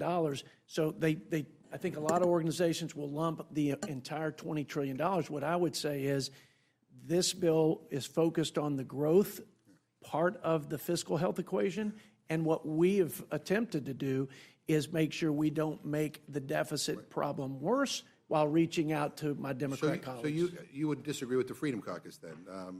I assume that's one of the reasons why Andy Harris is voting against the rule, is because he's concerned about what this is going to add to the I think there are a number of people concerned about that issue, Mr. McGovern, to be honest with you. Yeah. In March, you said, and I quote, "If the Senate is simply using current policy to get tax cuts permanent while avoiding or skirting the responsibility to bring down spending commensurately, then that is a non-starter." That's end quote. Yeah.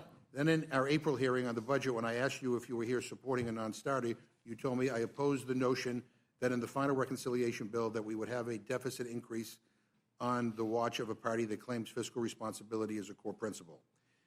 And as recently as June 10th, you signed a letter that said, and I quote, "We remain unequivocal in our position that any additional tax cuts must be matched dollar by real enforceable spending reductions. That union is the cornerstone of the House framework adopted in Section 4001 of H-Con Res 14, and it's the minimum standard for our support," end quote. So you've been very consistent in your demands, and so I have to ask you: did the Senate follow the House's reconciliation restrictions? They did not.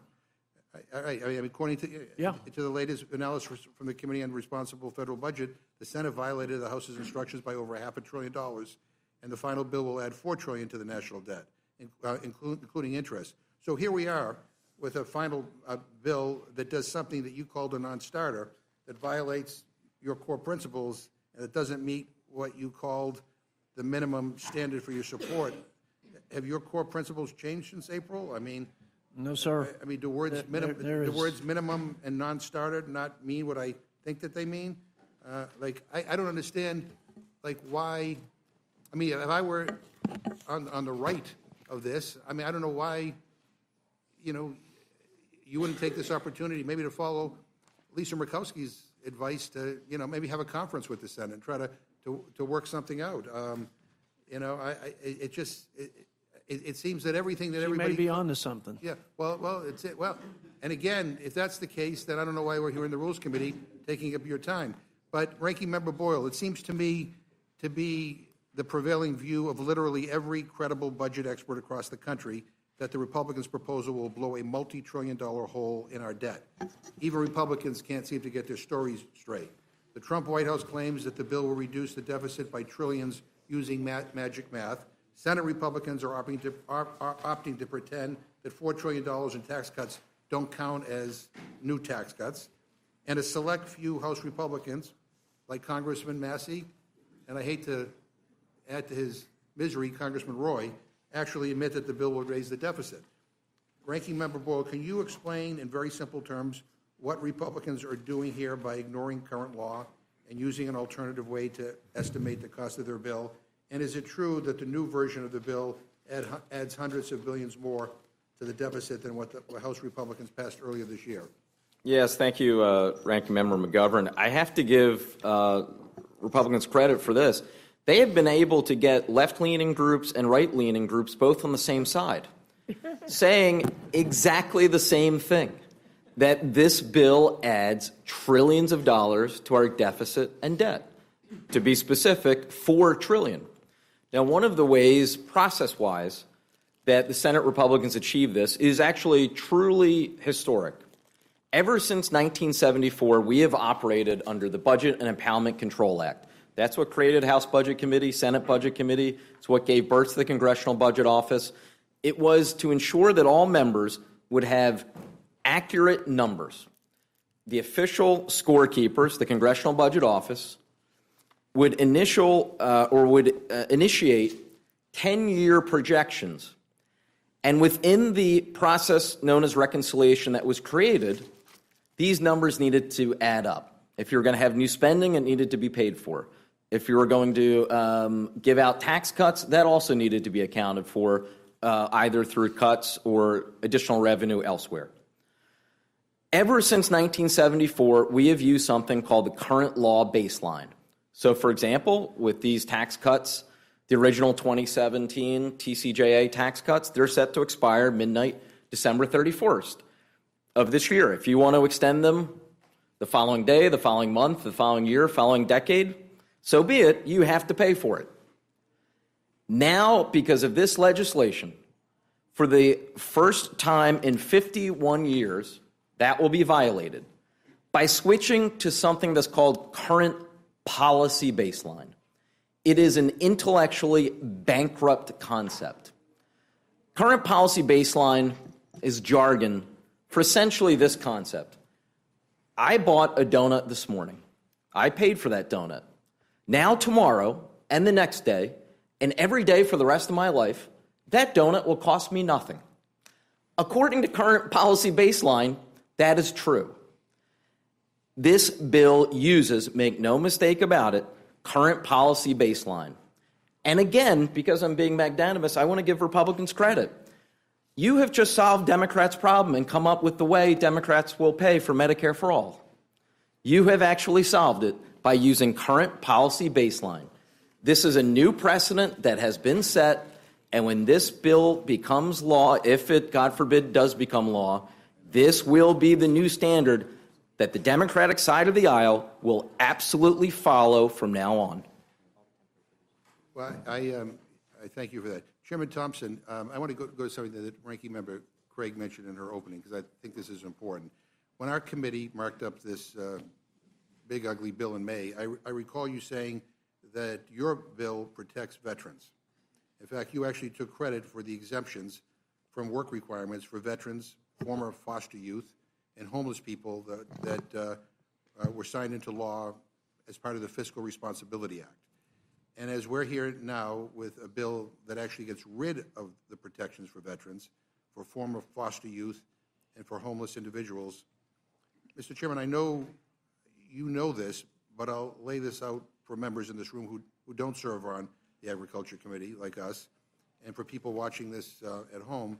This means if this bill gets signed into law, veterans, former foster youth ages 18 to 24, and homeless individuals will now be kicked off of their SNAP benefits after 3 months. So a 64-year-old veteran who can't find a job has nowhere left to turn. I mean, he will go hungry in 3 months. A 19-year-old girl, a 19-year-old who lived a complicated life in and out of different foster homes gets SNAP for 3 months, and then she's out of luck.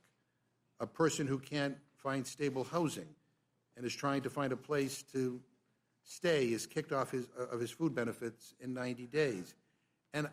And so, you know, when we're talking about people being hurt, I mean, these are the people that we're talking about. And so my question for you, I mean, do you support removing the protections for veterans? Well, Mr. McGovern, I'm hesitant to correct you, but my statement was President Biden was the one that was pushing those three populations of having them exempt. From what I saw, and I complained about this at this time in those negotiations, we were cheating those three populations from greater opportunity because we were not going to be able to provide them access to the SNAP employment and career and technical education benefit, which we invest significant monies on. If they can't work, as you know, being on the committee as long as what you have been, and being a champion for nutrition, which I appreciate your passion, that there's two other alternatives: is an average of 80 hours a week working, or 80 hours of volunteer work a month. I'm sorry, 80 hours a month, yeah, of working, volunteering, or engaged in, and quite frankly, it's my favorite. I'll be honest with you. It's engaged in 80 hours of SNAP employment and career and technical education. And so just because somebody can't find a job doesn't mean their benefits stop after 3 months. They could volunteer an average of 80 hours a month and still be eligible. Or better yet, let's give them a shot at the American dream, which is not stuck in poverty. It's having access to that ladder of opportunity. Well, I want to make sure that I'm not misquoting you here, because this was from 5/14/25, when you said, quote, "This committee, Mark, continues to exempt veterans. That was part of the negotiations I reached with President Biden during the Fiscal Responsibility Act negotiations. Our veterans are exempt from the SNAP work requirement. That is the law. We are not proposing to change the law." Well, those negotiations So now negotiations are give and take. That was not my position. I thought we were cheating those three populations. And the House version did leave them intact, given the fact that they would naturally expire on their own after just a few And with respect that few somehow years. we're cheating them of opportunities, I mean, Well, okay. if we're leaving them stuck in poverty, we're cheating them. Most states operate voluntary programs and can assign people who are interested in SNAP E&T to the program regardless of work status. These programs are severely limited. That's right, and Due they to were a history of exempt under- underfunding by both the state and the federal government. So even if you're subject to the paperwork requirements, there's no guarantee that you can participate in training because states don't have enough spaces. So this bill subjects millions of new people to the time limit in SNAP, and there aren't nearly enough E&T slots. So to put it in perspective, there were just over 300,000 E&T slots total. The demand is high. And we aren't here talking about more funding for E&T. We are here talking about you kicking more people off of benefits. And just to be honest about what you're doing, please, I think it's important to state that. I don't know, Ranking Member Craig, whether you want to add. Mr. Ranking Member, I got to I'm say, happy to. No, I would challenge you to say there are not plenty of volunteer opportunities in every community. And people's lives are very complicated. In case you're not out and about in your districts, people's lives are very complicated. People don't fit into these nice, neat categories that everybody that you all outline. That is, life doesn't fall into black and white categories. They a lot of gray area in terms of how complicated people's lives are. Ranking Member Craig? I would just add, Ranking Member, that these are people who've served this nation in our military, and we each know them. We know homeless veterans. We know those who are suffering with mental illness. And the idea that we are going to take food away from them in their time of need because they can't work 80 hours a month, to me, it's un-American. Yeah, and I find this a particularly cruel provision in the bill. Ranking Member Craig, this bill sets up a massive new bureaucratic system forcing states to, for the first time ever, cover the cost of providing benefits to people. States have no clue how they're going to come up with the hundreds of millions of dollars to cover SNAP benefits. I mean, CBO and 23 governors wrote to us to say that states may be forced to drop out of SNAP entirely due to the increased cost. States not offering SNAP benefits to people would be catastrophic. It would make hunger exponentially worse in this country and push people deeper into poverty. And I can't even begin to guess what kind of long-term consequences that would have on health care costs, workplace productivity, and educational outcomes.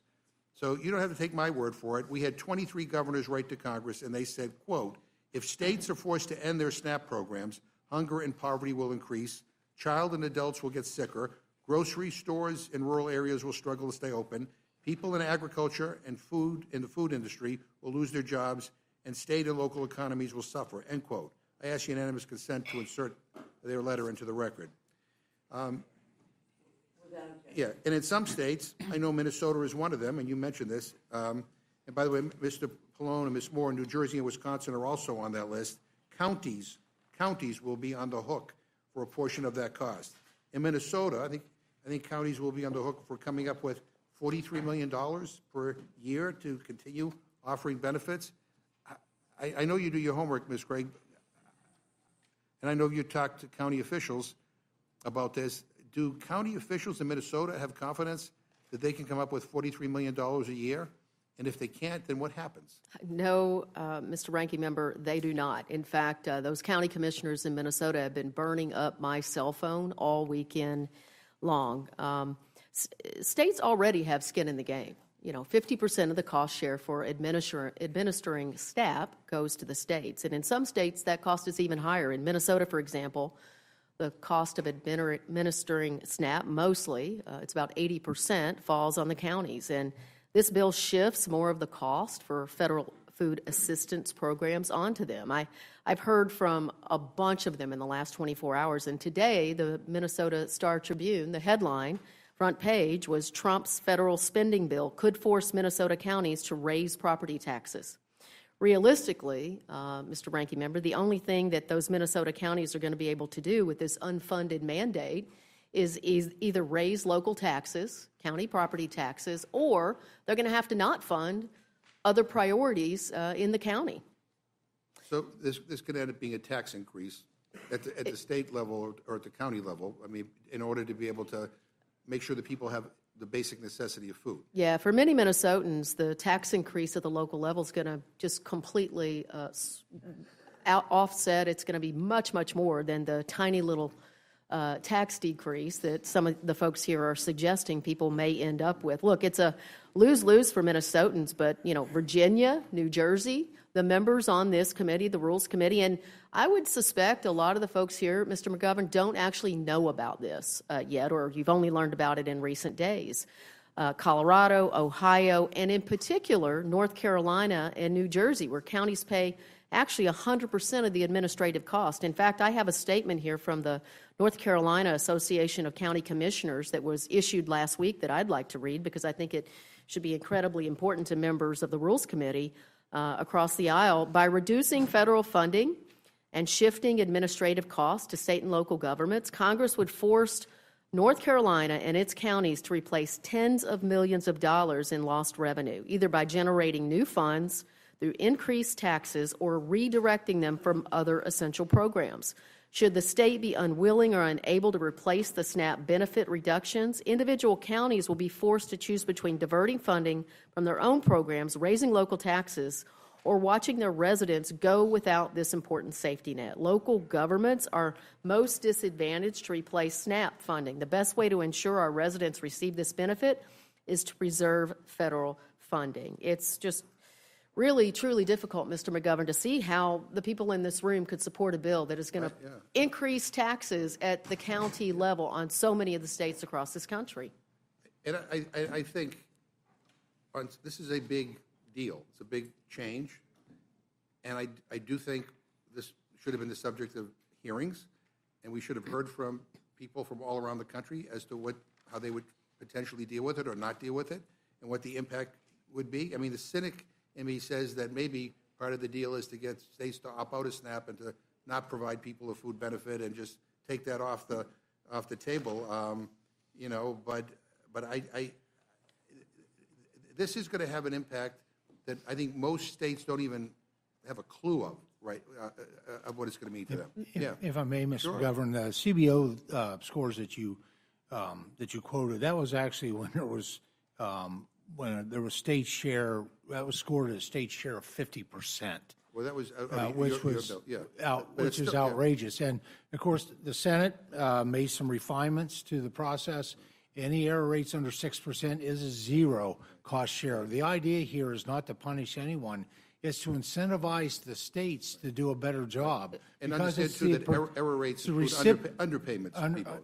Well, underpayments or overpayments, because overpayments get clawed back, and that hurts people in future months. Well, I would encourage us all to read what actually came back from the Senate, because, in fact, 10 states in this country are not going to be subject to the cost shift that others are as a result of a last-minute deal cut over in the Senate by one U.S. senator. And for that matter, I just say last night, the governor of Pennsylvania warned that his state, your state here, some of you here, might have to opt out of the program, leaving 2 million people without federal food assistance if these cuts become law. The consequences for that are health, our rates of childhood obesity, of hunger for economy. It would be devastating if this happens. And just one quick question. Are undocumented immigrants in SNAP? No, of course they aren't, by federal law. And look, every member of this committee should just go on their phone. I know you all know how to use a phone. The USDA website clearly states, this is a direct quote, SNAP is not and has never been available to undocumented non-citizens. Only American citizens and certain other select groups of documented, that means they're in this country legally, non-citizens may receive SNAP. It's embarrassing that any member of Congress would actually No, but say I that. thank you for saying that, because I've heard some of my Republican colleagues on talk shows talking about that. They aren't, and they never I don't have know been. what they're talking about. I just have one last set of questions for Energy and Commerce. Mr. Guthrie, President Trump has said time and time and again, and in fact he continues to say, that Republicans will not touch Medicaid. But it blows my mind that he says that. But anyway, if Republicans enact this bill, you will be in clear and total violation of that promise. This bill, as I read it, includes $930 billion in cuts to Medicaid. That's according to the nonpartisan budget scorekeepers at CBO. But just don't take it from me or even from the budget experts. Listen to the doctors and the hospitals across the country that say this bill will devastate healthcare in this country. The Children's Hospital Association said, and I quote, "The new version of the budget reconciliation bill is a crisis for children's health care, hospitals, and providers nationwide, and we ask Congress to oppose it as an act of support for America's children. Your child, regardless of their insurance status, could see the services they rely on reduced or eliminated with significantly less support to sustain them. The bill amounts to fewer doctors and nurses to see your child, longer wait times, and sicker children," end quote. Hospitals across the country have raised alarms, including in Louisiana, Ohio, and in your home state of Kentucky. On June 26, the Kentucky Hospital Association said that this bill will force hospitals to close and endanger 20,000 health care jobs in your state. In total, estimates suggest that more than 300 rural hospitals and over 500 nursing homes could close because of this legislation. The fact that this bill cuts Medicaid has even been confirmed by key Republicans, including Senator Tom Tillis of North Carolina, the Chairwoman Fox's home state, who asked, quote, "What do I tell 663,000 people in 2 years or 3 years when President Trump breaks his promise by pushing them off of Medicaid because the funding's not there anymore?" So, Chairman Guthrie, can you answer that question? Like, what should Senator Tillis tell the hundreds of thousands of people in North Carolina who will be pushed off of Medicaid because of the cuts in funding? And what about the 40,000 people in my district in Massachusetts who will lose their health care? I mean, you think that they deserve to know why cutting these benefits is such a priority, and especially because the offsets are being used, again, not to reduce the deficit or the debt, but to pay for tax cuts for very wealthy people. Yeah, let me start with, as we were here before, the people who were losing their health insurance on the Medicaid side of it, the people who were most affected, one, were illegal. There are people that are illegal that receive Medicaid benefits through states that choose to do that. Yeah, that not was federal birded out of the bill, so that's not part of it. Right. So you got the most. But never federal Medicaid. Well, there's two ways to do it. One is they use the federal office that's 90/10, whatever you want to call it, to administer it. So that's what we were looking at, is the administration costs. The other thing is you don't have to verify legal status until 90 days into being on Medicaid. So there's people technically be on Medicaid, and it's scored, so there's no, that it happens with CBO, and that was not allowed in by the Byrd rule. So the other is people that are not eligible because of eligibility rules, and the people that are able to work. It was 4.6 million. That number is of people who were estimated that were able to work. And when we say able to work, it's people all the ones that you talked about with mental health, with all the other, they're exempted out, people with substance use disorder. Well, according to the Joint Economic Committee, 184,526 people will lose their health care coverage in Kentucky. Are they all deserving to lose their health care benefits? So I would say if they're able to work and choose not to work, when I say under the restrictions that we have for eligibility, most Kentuckians think, I know there was some criticism that came out from the governor's office of our bill, but if they're defending people that are able to work and they're not working. That's an awful lot of people in Kentucky. Ranking Member. Well, Kentucky has one of the lowest workforce participation rates, people who are eligible to work that are working, and they'll be better off if they're working. Yeah, I want to make just one statement before I go to Mr. Colon. This notion that, all these millions and millions of Americans really are living the easy life, staying home, watching TV, and being on Medicaid, and being on SNAP is ludicrous. A food benefit that's on average $2 per meal for an individual. I mean, it's just like, it's so offensive to people in this country. And, you know, I mean, I don't know whether you talk to your constituents who are on Medicaid, but I'll tell you, I mean, their lives are oftentimes very, very complicated.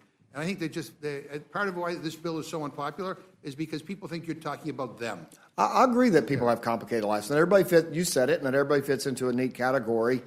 But it doesn't make sense to let people there are a substantial number, according to studies, of people that are receiving Medicaid that could otherwise be working. That's why we were very careful to sculpt provisions where people that are on substance use disorder, right. people that are mental health, they're all exempted. People with dependent child at home. Living through the last 24 hours and watching the machinations of the United States Senate trying to add things, take things out, move things around, using the words very careful don't seem to apply here. And I'm willing to bet you anything that if this thing becomes law, you know, you'll find out in a few days that there's something in here that none of us knew was in there, or that has an adverse impact on something that we care about, and it's going to be too late to do anything about it.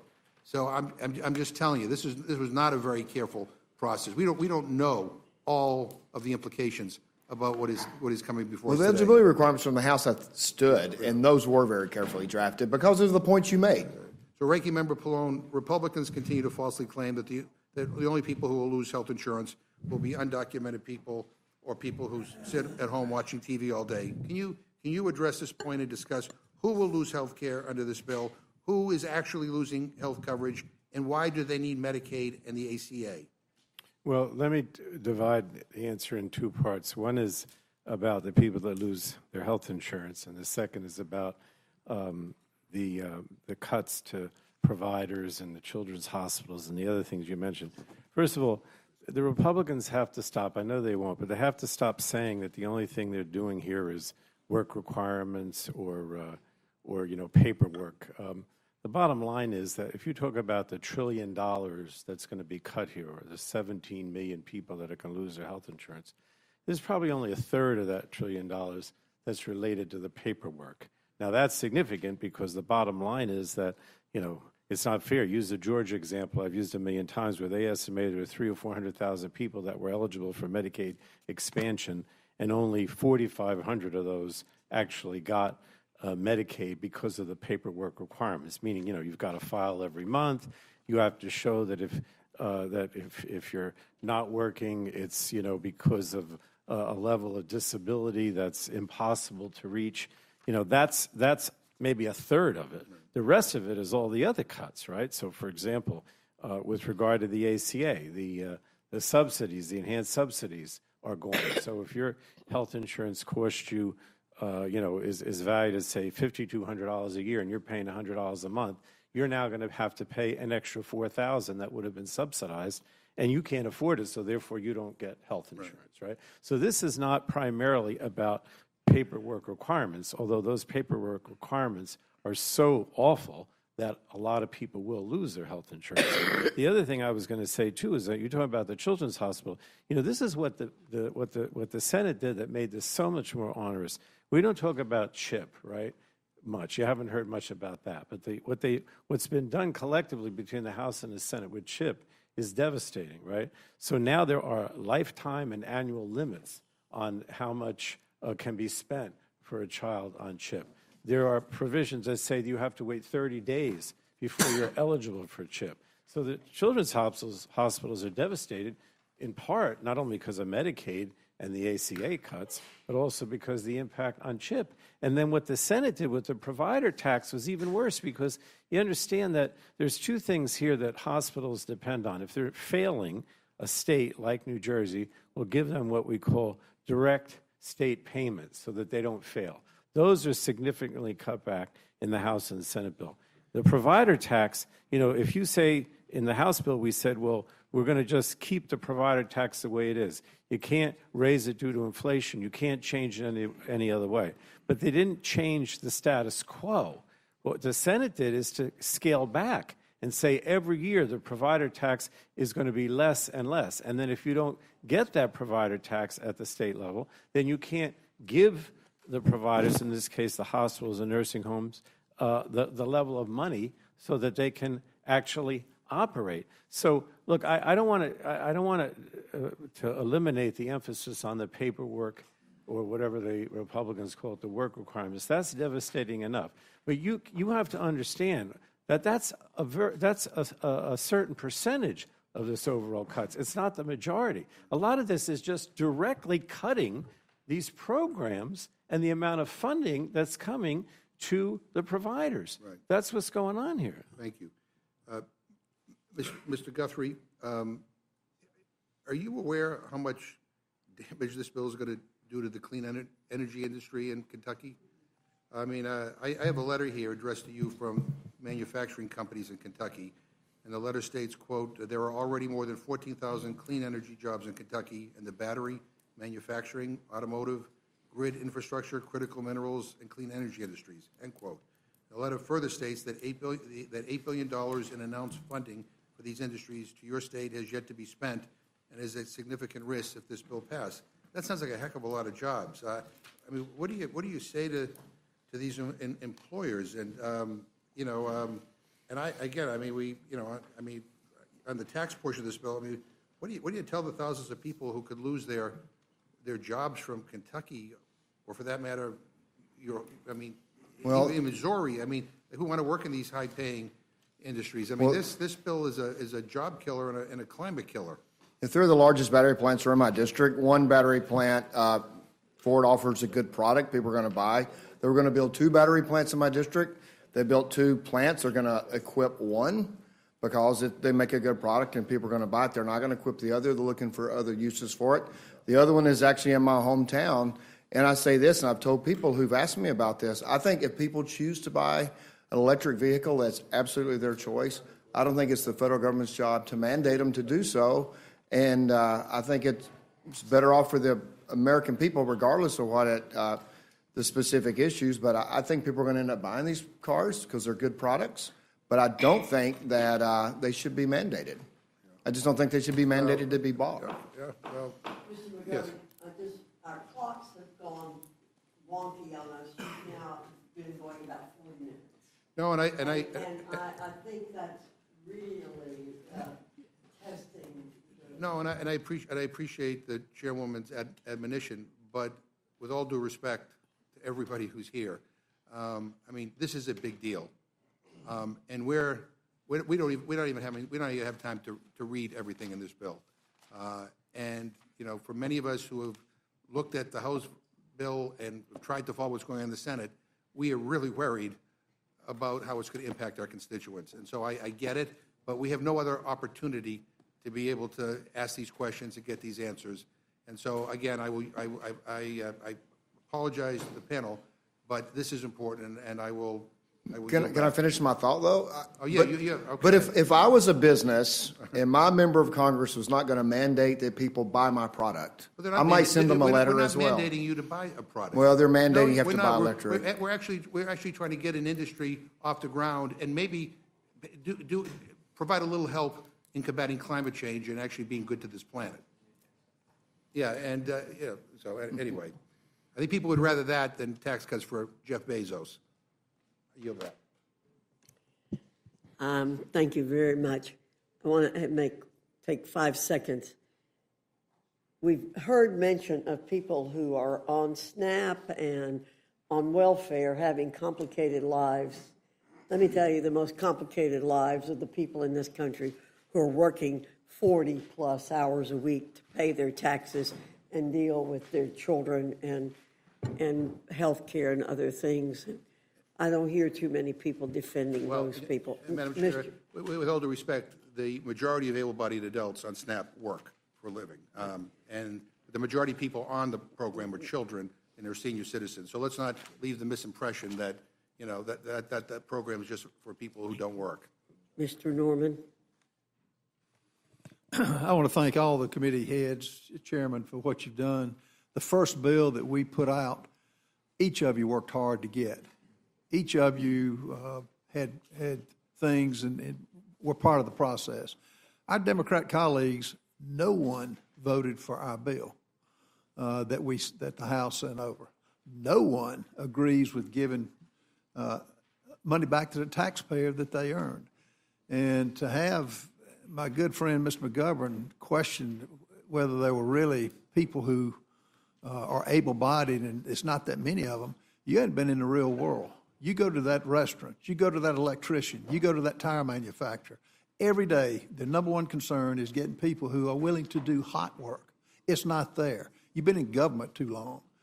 And all I would say is that the founders and the 56 signers of the Declaration of Independence would be astounded that we're sitting here talking about something that we hadn't read fully. We hadn't got a copy of it. Now, Mr. McGovern, I do agree with you on that, the fact that we should have it in hand. I think the founders and the 56 signers of the Declaration of Independence would be astounded that we're adding debt to our children and grandchildren who are defenseless. Debt is a curse. And Jody, you were right. We got to reverse the curse. And what the Senate did is unconscionable. What they did to our bill was unconscionable.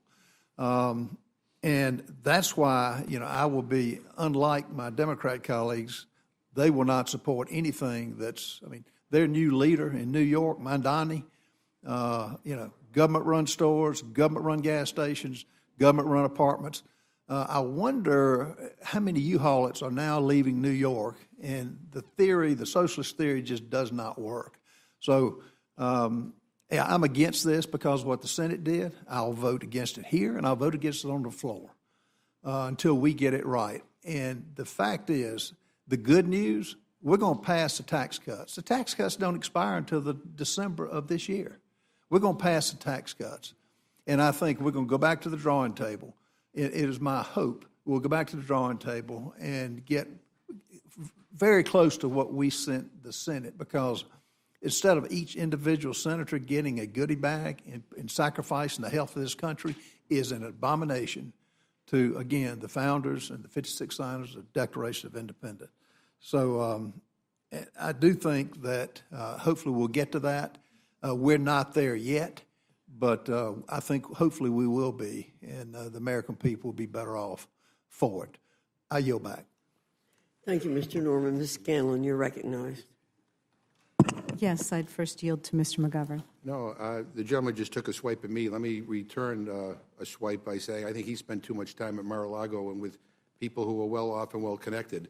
He needs to spend a little bit more time talking to people who are struggling in this country. And by the way, I think we just have another announcement of somebody who's opposed to the bill. Are you opposed to the rule too?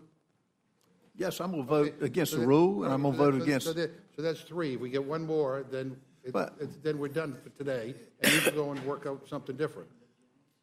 So I don't know why we're here if we already know three people who are going to vote against the rule. We're not even get this thing to the floor unless you cave, which has become a kind of a pattern around here. But I yield back. Thank you, Ranking Member. Yeah, it's interesting how many qualms we're hearing from across the aisle, whether the Senate or the senators. Yes, it is.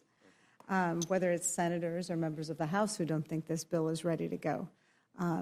I couldn't agree more. I think it's the most expensive bill in the history of our nation. I had a town hall this weekend. My constituents have questions about it. I've got a lot of questions about it. All the reports we're seeing come out have that it's the biggest wealth transfer in our nation's history. It's the largest effort to kick people off their health care in history. It's a sweeping assault on nutrition assistance that's going to have kids going hungry and also without health care. So I think it's a monstrosity. I don't think it's defensible either morally or economically. It's supposed to reduce the national debt, and it adds trillions to the national debt. That's because the real purpose is not debt reduction. I think it's pretty clear. The real purpose is to give tax cuts to billionaires and big business in service to this failed economic theory of trickle-down economics, which has proven over half a century to never spur the kind of economic growth to make up for the deficits that tax cuts for billionaires create. If Republicans run through these tax cuts, our economy will not magically overperform to make up the lost revenue. It just doesn't work that way. But we will see even more income inequality as the rich, the Musks, the Bezos, the Mar-a-Lago millionaires get richer and everybody else gets left behind. Some of our colleagues say they hate this bill or they don't like parts of it, but at the end of the day, they have lacked the guts to stand up for the American people, and they have voted for this travesty of a bill over and over again because the head of their party wants it. Time and again, we've seen the only Republicans willing to stand up for their constituents in the country are those who are on their way out the door. So what kind of moral compass does one need to have to think that a millionaire deserves a tax cut, but a working mom should lose her health care? As Ranking Member Moore suggested, our bills, our budgets, make clear what our priorities are. And what's clear here is that Trump's Republican Party only cares about rich people and large companies. They don't care about working people. They don't care about kids. They don't care if you need Medicare or SNAP to make ends meet. This bill is an unconscionable attack on the middle class and on our poorest American neighbors.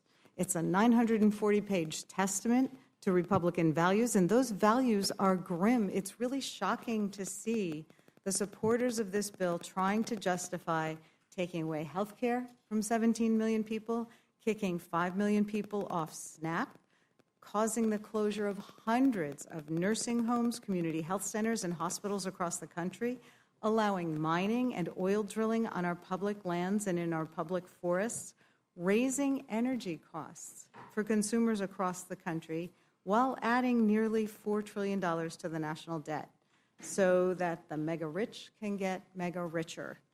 Who in their right minds thinks this is a good deal for the American people? For every millionaire that gets a tax cut, 19 people will be kicked off their health care and 6 people will lose their food assistance. I don't think these measures reflect the values of the hardworking families that I represent in Pennsylvania's 5th. And I don't think it's what most Americans want now that we have the details in writing. And that's why I think this hearing is particularly important, as this bill has been constructed over the weekend with last-minute additions, in, they're out. We all need to be reading this bill and not after taking the votes. This bill puts the government's weight entirely on the side of the wealthy and well-connected. It values caviar over kids. It values hedge funds over health care, and it values Mar-a-Lago over the middle class. The health care cuts alone in this bill are breathtaking. Medicaid, a program that ensures over 90 million Americans, including almost half of all the births in this country, is on the chopping block. The bill slashes state funding, imposing work requirements and paperwork traps, and repealing incentives to expand Medicaid altogether. And the Republican justification for these Medicaid cuts is bull. As we have heard, as anyone who's looked at it knows, federal Medicaid does not cover undocumented immigrants. But it does cover millions of children, including 99% of all foster kids, which I know is a particular concern for Rep. Moore, almost half the births in this country, and 1/3 of all kids with cancer. And that's whose health care coverage is being threatened by this bill. The work requirements are a particularly cruel hoax. They don't increase employment. They just increase the red tape. And I thought our Republican colleagues were against bureaucracy and red tape. When Arkansas tried similar work requirements, over 18,000 people lost coverage, and there was no increase in employment. This bill mandates similar complicated paperwork requirements so that a Medicaid recipient has to prove they're doing 80 hours a month of work or community engagement, even though the vast majority of folks on Medicaid are already working, in school, or caring for a family member. So even though most Medicaid recipients are working, if they forget to file a form, if they miss a verification deadline, if their employer fails to respond, or if their state agency makes a mistake, they get kicked off Medicaid. It's not that they're not eligible. It's that the paperwork gets them kicked off. It's a cruel bureaucratic paperwork trap, not a work incentive. And that's why the CBO found that these policies won't increase employment, but they will cause millions to lose their coverage. When people lose coverage, their illnesses don't disappear, their needs don't go away. They go to the emergency room, they delay care until it becomes catastrophic, they miss bills, they lose their homes. to pay for treatment. Ultimately, people will die due to the loss of coverage. That's the real-world impact of this bill. But many of our Republican colleagues don't seem to get that. Mitch McConnell said people will get over it. Joni Ernst said, and I quote, "We're all going to die." And today in this meeting, we're hearing statements that show an unfathomable callousness towards the American people who are going to lose their coverage. I had at my town hall meeting this weekend parents of kids with disabilities who overwhelmingly rely on this coverage. And the idea that they could navigate caps on coverage for their kids is simply astonishing. Plus, we're hearing from every corner that the Medicaid cuts are going to cost hundreds of nursing homes. We've got a list now of 537 nursing homes that are at risk of closing. One's in my district, 2 are adjoining. This is going to cause nursing homes, hospitals, and community health centers to close. It is really mind-boggling. We know that more than 60% of long-term care residents rely on Medicaid. But this bill cuts that funding while simultaneously eliminating staffing requirements at our long-term care facilities. So people aren't going to be able to afford the care, and the care they get isn't going to be as good as it is now. That's a recipe for disaster. We're going to see facilities shutting down and horror stories of abuse, neglect, and poor conditions. Then there's the gutting of food assistance. The bill imposes harsh new work requirements for SNAP that would kick millions off the program, including, as we've heard, families, seniors, veterans, and foster youth. It turns LIHEAP assistance into countable income. And for many of our communities, like Chairman Thompson's community, mine, LIHEAP is absolutely essential for people trying to get through the winter. It bans using internet bills in utility and allowances, and that's an especially egregious cut in the 21st century. On top of that, states are going to have to start footing part of the SNAP bill for the first time ever. This is a backdoor cut, and I know my state, as well as I assume many of the others, are not prepared to take that hit to their budgets. Like so many provisions in this bill, the SNAP provisions would shift billions of dollars in cost to the states, in addition to all the paperwork and personnel costs that this bill would add. For example, when you no longer have automatic registration for school lunches because you have untied it from SNAP, all of a sudden, all of our local school districts are going to have to re-engage with an arduous process to make sure that kids are eligible for school lunches. We had a roundtable with our local school districts a couple weeks ago, and they are terrified about this at a time when school budgets are under so much stress. All of a sudden, we're going to require them to hire dozens of new people to make sure kids can get lunches and be able to study while they're at school because their stomachs aren't growling. Multiple analyses have shown that any minimal benefit that we might get from this tax structure for lower-income Americans is going to get eaten up by Trump's tariff wars. According to a new economic analysis put out yesterday by the Yale Budget Lab, this bill is actually going to reduce income for the bottom 40% of earners. A massive chunk of the middle class will actually see their incomes drop as a result of this bill. Meanwhile, people at the top 1% are going to get a $30,000 tax cut, and the top 0.01%, will get a $100,000 handout. So again, every responsible study that is looking at this is showing that we're going to see a wealth transfer from low-income Americans to the wealthiest among us. And all of this is going to be paid for with borrowed money. The bill adds nearly $4 trillion to the debt. That's not me saying it. It's Moody's, the Wall Street Journal, the Committee for a Responsible Federal Budget. It's going to be the single largest increase to the deficit in American history. Republicans say the tax cuts will pay for themselves. It's a lie. It always has been. It was a lie in 1981, it was a lie in 2001, and it was a lie in 2017. It's still a lie today. The promise of tax cuts for the rich creating jobs and economic growth has never materialized, and we have the data of half a century to show that. What we have witnessed is a massive increase in income inequality an acceleration of corporate concentration, stagnant wages for workers, jobs shipped overseas, and an economy that doesn't revolve around Main Street, but around shareholders, Wall Street, and CEOs.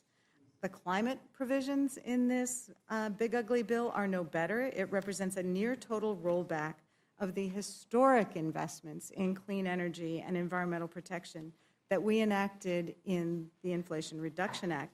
These cuts are going to jeopardize 1.75 million good-paying construction jobs and billions of dollars in private sector investment that is growing our economy now with solar, wind, and hydroelectric projects. We're slamming the brakes with this bill on some incredible economic growth and ceding energy dominance to China. Also, our Republican colleagues can placate their fossil fuel donors. This bill is a brazen handout to polluters. It has sweetheart deals for the oil, coal, and gas industries that read like they were written by lobbyists. It mandates lease sales in the Arctic National Wildlife Refuge, threatening one of the last truly pristine ecosystems on Earth. It opens 4 million acres of public land to coal mining and slashes royalty rates, a direct subsidy to the oil and gas industry. And household energy costs are going to go up as a result of this bill. We've seen 2 studies already showing that costs for energy in my state, in Pennsylvania, in New York, are likely to increase 7 to 8%. In Minnesota, they're likely to increase by 12%, and 16% increase in energy costs for Texas and South Carolina. This bill not only repeals clean energy tax credits for wind and solar, but imposes a steep excise tax on any new wind or solar project that doesn't comply with restrictions that are designed to be impossible to meet. This is a particular burden on Pennsylvania because Pennsylvania's legislature recently passed a law to help our schools convert to solar energy, using some of the credits in the Inflation Reduction Act. And this was viewed as a win-win-win-win because it was good for our construction folks, it was good for our school districts because it was lowering their costs of construction and of energy costs moving forward, and of course it was good for folks who are concerned about the environment. So it was a broadly bipartisan bill. That we now have school districts that have signed up to get the benefits of that and to use solar as they undertake needed renovations in our schools. And now that's all put on hold because of this bill. You know, we've seen the bill's going to gut tax incentives for clean vehicles and for purchasing energy-efficient appliances. For the last year, my office has been holding seminars for consumers so they know how to claim these tax credits. You know, folks, if you want an electric car under this bill, you better buy it before September because it's cutting it off that quickly. The bill also slashes funding for environmental justice initiatives that we're finally beginning to address decades of pollution and disinvestment in frontline communities. And I have many of those in my district, places that are subject to flooding and other environmental harm because they were redlined, because they haven't had the help to address those things. The bill's not just bad for the environment, it's a deliberate, coordinated attempt to reverse our progress on the climate crisis. It's going to cost us jobs, it's going to cost us economic growth, and it's going to cost us leadership in the global clean energy race. Some of us were involved in a roundtable with folks from the UK last week, and one of their business leaders said, wow, you know, Europe and the UK were really ahead of the curve when it comes to clean energy investment and innovation. But then the US passed that Inflation Reduction Act, and if you heard a giant sucking sound, it was all the investment coming out of Europe and going to the US. But they said, but now we don't know because there's too much uncertainty. It looks like you're going to roll that back, and we're probably not going to invest in the US again. So, you know, this is a multi-billion-dollar gift to the most polluting industries on the planet. It is a betrayal of future generations. And when you add the environmental harm to the harm of adding $4 trillion to the deficit, it's a betrayal of our kids. So we've also got issues of the money that's being added to the budget in this bill, especially around immigration. the dollars that are being sent to private prison contracting companies, billions of dollars. We know that they're supporting this administration in its claims that they're only going after the worst of the worst, but certainly the scenes that we're seeing on the ground are telling a completely different story. We've seen masked agents grabbing hardworking people, not hardened criminals, but people with no criminal past from their workplaces, from court appearances. The administration has ripped families apart, detaining grandmas and landscapers without notice and without any information about where they're being held, including disappearing people to countries they've never been to based on tattoos. U.S. citizens have been mistakenly arrested, and we're on track to see more deaths in ICE custody since that information started being publicly reported in 2018. You know, the reality is it's not the worst of the worst. According to a recent report from the very conservative Cato Institute, 65% of the people taken by ICE have had no convictions whatsoever. Clearly, this ICE, et cetera, is not deporting the worst of the worst. They're just trying to meet Stephen Miller's quotas, no matter who gets hurt in the process. So, you know, in addition, we have concerns that this is being done at the expense of legitimate national security and crime-fighting efforts. What we're seeing on our streets is dystopian, it's un-American, and people, including U.S. citizens, are scared of their own government, which is not something I ever thought I'd be saying, and it's really horrific to see. But Americans understand that when an immigrant is denied due process, it's a slippery slope for everyone.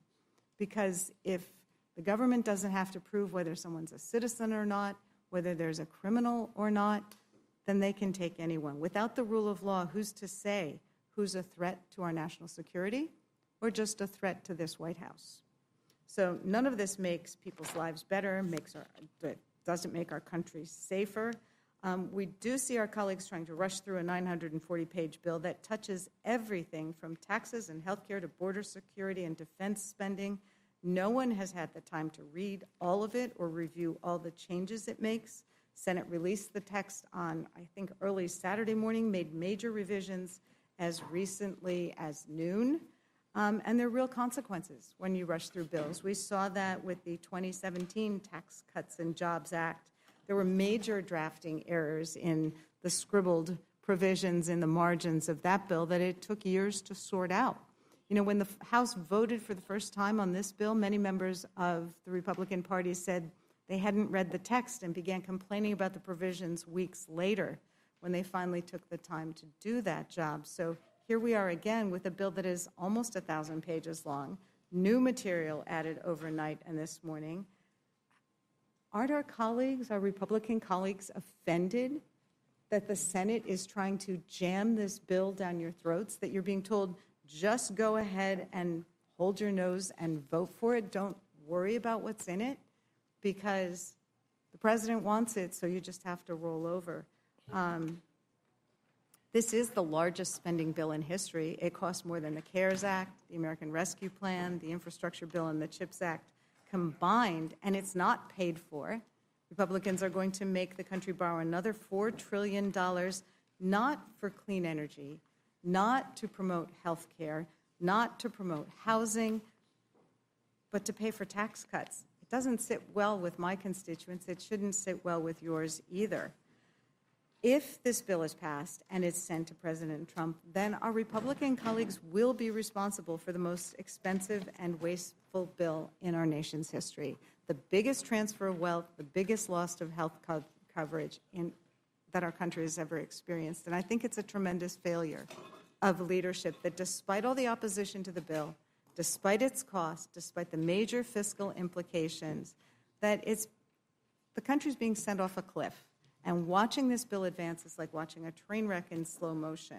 It doubles down on policies we all know will leave our country worse off.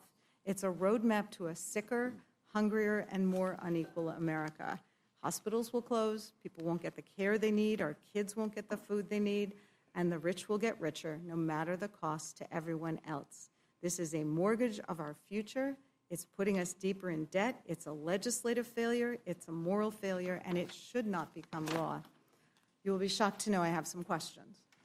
Ranking Member Boyle, do we have a distributional analysis from CBO for this bill? Given the Senate changes, we do not. Even with JCT, they were only able to do distribution analysis just on the tax portion. But we do know from previous work CBO did, the totality of this bill when it left the House finds that the bottom 1/3 of Americans will actually be poorer as a result of this bill, again, when you analyze it in terms of all of its components. Bottom third of households, you're talking about households making $55,000 a year or less. They would actually be worse off as a result of this legislation, and with the bulk of the benefit going to the top 1%. Now, the Senate changes will impact somewhat that distribution analysis. All indications are it will actually get worse and not better. I know we've seen a new budget analysis from the Yale Budget Lab, which in the pale pink is the House version of the bill and the redder one is the Senate version, and it shows that the bottom 20% of American earners are going to have a household income that is almost 3% less than it is now, while the wealthiest among us are going to be about 2% wealthier. Everybody's getting more if they start with more. And I would seek unanimous consent to enter the Yale budget analysis in the record. Without objection. Thank you. Can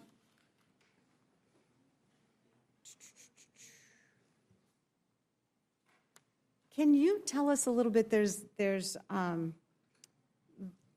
the carve-outs that were put in the bill for Alaska specifically. Can you speak to that, or is that something for Mr. Pallone? I can't say I'm an expert on Alaska and what may or may not have been inserted at the last second. You know, I remember there was a piece of legislation 15 years ago famous for the Cornhusker kickback. Mm-hmm. So this is perhaps the Eskimo kickback. But that would be the extent of my knowledge on this provision.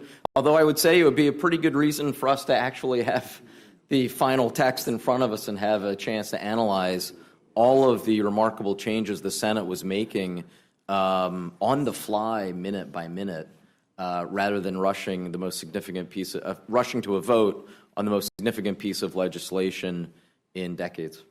Sure, and I mean, I think I heard at my town hall from some of my constituents who were really concerned. They were calling it the caribou kickback, but they thought it was, basically unfair. And as someone who also represents Philadelphia, maybe we should go for the soft pretzel or the cheesesteak kickback.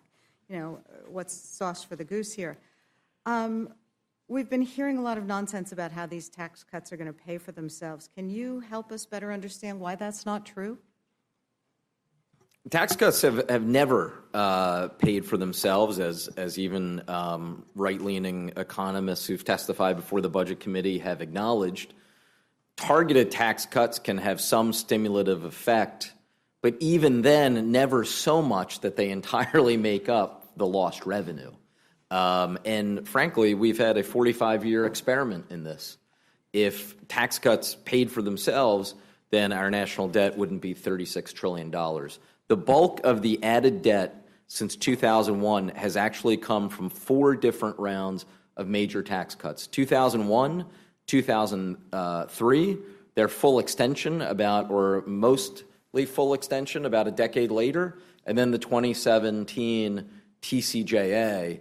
All told, that combines for more than $10 trillion in missing revenue that would have been there had we just kept in place tax rates as they were in the 1990s under President Clinton. Thank you. I know we've heard some concern from our Republican colleagues that we have to pass these tax cuts or else middle-class families will get slammed. I think it was a concern for Mr. Norman, although he said, we got plenty of time. That doesn't happen until the end of the year. We could pass a bill to address that. There was an interesting graph that came out from the Joint Committee on Taxation today that shows that if we did keep the tax cuts for middle-class families, that would only, and I use the word only advisedly, add 1.6 trillion to the debt. It's the keeping them for all the high-income folks that adds 3.3 trillion to the debt. And then, as someone has mentioned already, the House and Senate bills actually added more tax cuts than are in the 2017 package. So that's how we end up with $4 or more trillion in additional debt. Ranking Member Moore, we heard a little bit about the child tax credit before, and I think it's important that, I'd like it if you could address a little bit. We had an expanded child tax credit during the COVID crisis, which actually did put more money in the pockets of those who need it most. And it was shown to reduce childhood poverty in this country by something like 40%. That's not what we're talking about in this bill, is it? I know there's some changes to the child tax credit in this bill, but that doesn't reach the same people, or it's not likely to have the same effect, is it? No, ma'am. No, Ms. Scanlon. This is not the same old child tax credit that reduced poverty among children by 40%. And indeed, it's a child tax credit that is more stingy as it left the Senate than what was produced in the House. And what it will do, it's not refundable, which means even if a married couple, both working at minimum wage, worked full time, they probably would not meet the $30,000 threshold to get the full child tax credit. So it's not about laziness or not working. This child tax credit would inure to the benefit of wealthier people. If you're making $400,000 and your income, you get your income from dividends, you'd be eligible for the child tax credit, whereas there'll be 17 million children whose parents don't earn enough money or any money that will be left behind. So you think of a child tax credit as something that we ought to, that's an admirable thing to add to a bill when we think about the cost of children, the added expense.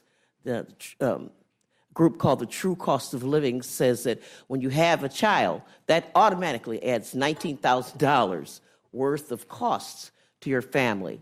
So certainly those families at the lower end of the income spectrum who could use it will not receive it. That it seems to be a theme with this bill, that in every instance where there's a choice to be made, the haves get more. So with the child tax credit, it's going to give more benefits to people who already have some means. With this SALT tax deduction that we've heard so much about, we're not talking about people who get the standard deduction. It's only people who have enough real estate that they're paying a lot of taxes who benefit from that. That the rich get more tax cuts and more benefits. So it just feels like it's an overriding theme throughout this. I wanted, yes. I just want to point out the clock is working correctly. Mm-hmm. We've now gone for 30 minutes. I think 26 minutes. Okay. Soliloquy. So I'd like you to please. I will keep moving along. Okay. Okay, sure. I did have another question for Reps Moore and Pallone. We've heard so much about the work requirements in this bill for Medicaid or SNAP, but particularly Medicaid, being necessary to address fraud. But I was doing a lot of research this weekend, and every time we hear about a big Medicaid fraud case, it's not the people who are the recipients of Medicaid who are the ones committing the fraud. It's the insurance companies, it's the medical providers, it's the doctors, it's the healthcare systems that are committing billions worth of fraud. How will work requirements on recipients address the bulk of Medicaid fraud? Well, the report that came out that talked about fraud, as you said, I think it was from CMS, and it basically was talking about the insurance companies. It wasn't the people themselves. So that's obviously clear. To put it in simplest terms, I think what this paperwork does, right, is it makes you file as much as once a month to keep getting your Medicaid and say that you're working, right? But you can, the people that are actually working, it's a burden because they have to do it every month and they may miss it and then they're out, right? But I think the bigger problem is the fact that if you want an exception to that because you're disabled, because you're pregnant, or the various categories they put in, those are extremely strict, right? So let's use an example. Like if you're disabled and you want to get Social Security disability, right? That's a very stringent test, right? There are a lot of people who don't meet that test, but still are disabled and can't work or can't work enough, right? Those people, the way I see the definition, they're out, right? So what they've done is they put all this paperwork and burdens on people that even if you think you can qualify an exception, you're not going to be able to. And that's what happened in Georgia. That's why in Georgia you had those 300,000 or 400,000 people that were eligible for Medicaid expansion, but only 4,500 actually qualified, not because they weren't, they actually weren't able to work. Maybe you're taking care of a relative, right? And that's a category that's in there, but how do you actually prove that, because these are so stringent, that that's legitimate? I mean, this is the problem. I agree with everything that he said, Ms. Scanlon. I would just add, we've had an example of this in our recent experience when we had an expansion of Medicaid during COVID, and people were told they had to re-up in order to be made eligible for Medicaid. 70% of the people who fell off of Medicaid were people that fell off because they didn't keep up with the paperwork. They didn't notice and they were eligible. And so I think that this bill, very cynically, is really claiming $1 trillion worth of savings just by frustrating people who may otherwise be eligible by having them on this treadmill of eligibility. Well, it does seem like an area for reduction of regulations that maybe our colleagues could agree with us about. I think any of us who've done constituent services work know, certainly Social Security, people get denied on their first round. They have to appeal. We deal with this all the time. We saw the same things that you did, Ranking Member, with respect to people who were kicked off and having to try to work with them to get them back on. So I am concerned, and the CBO seems to have affirmed that it's not that it's people who are not eligible getting kicked off, it's eligible people who won't be able to meet the requirements. But I'm more concerned about the fact that if we really want to address abuse, the billions of dollars that is going to insurance companies, to medical device manufacturers or distributors, et cetera, then it's a real problem that this president has fired the inspectors general who go after that fraud and have been very successful in bringing down, major abusers, including some members of the Senate, and that there's now a proposal in the 2016 fiscal year budget process to slash funding for the General Accounting Office, which also works on cutting that kind of fraud and abuse.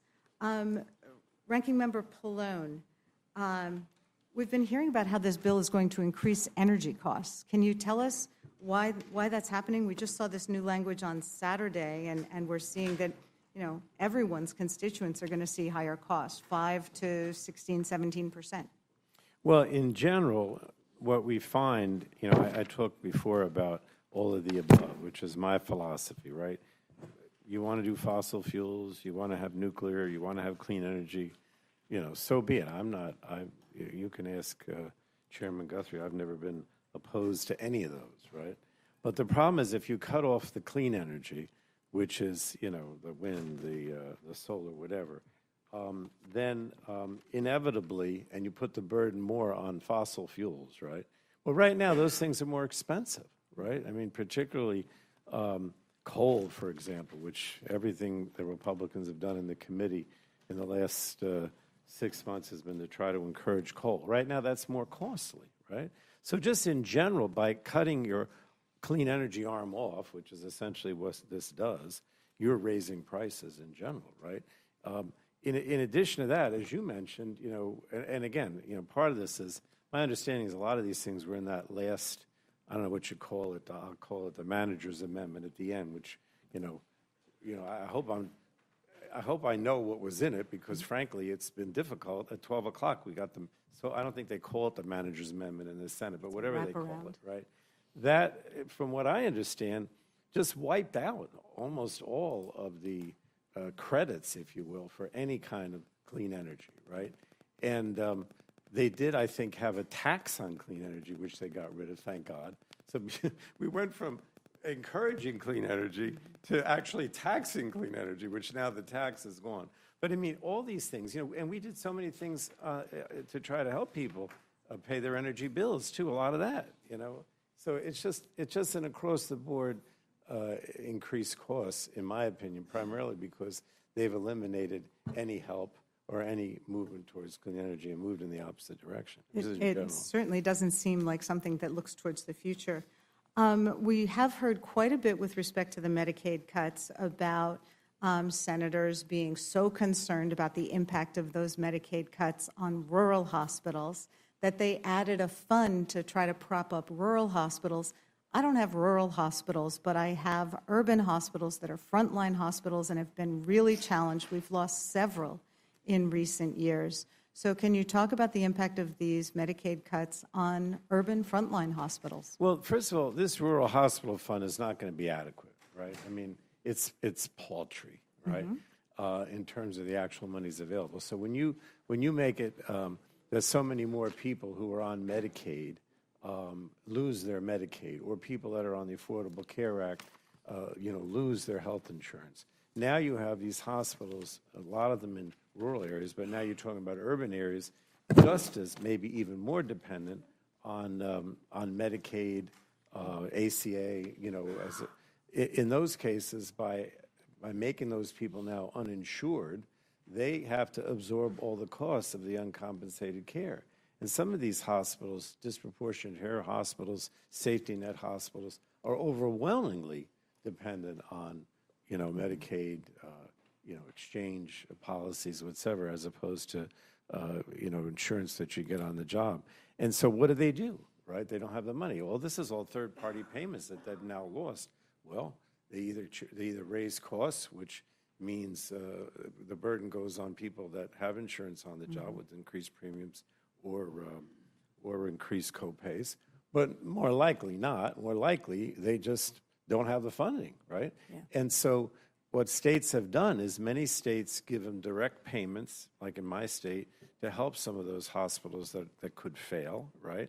Or they also depend on the provider tax. The Senate devastated the provider tax because the provider tax, at least in the House, was made at the current rate. You couldn't increase it because of inflation. That was bad enough. But in the Senate bill, they actually decrease the provider tax even if you already had it. So if you're charging 6% now, and they're going to make it, I don't have the actual number again. It'll go down to 5, it'll go down to 4, it'll go down to 3, to the point where it doesn't even exist anymore.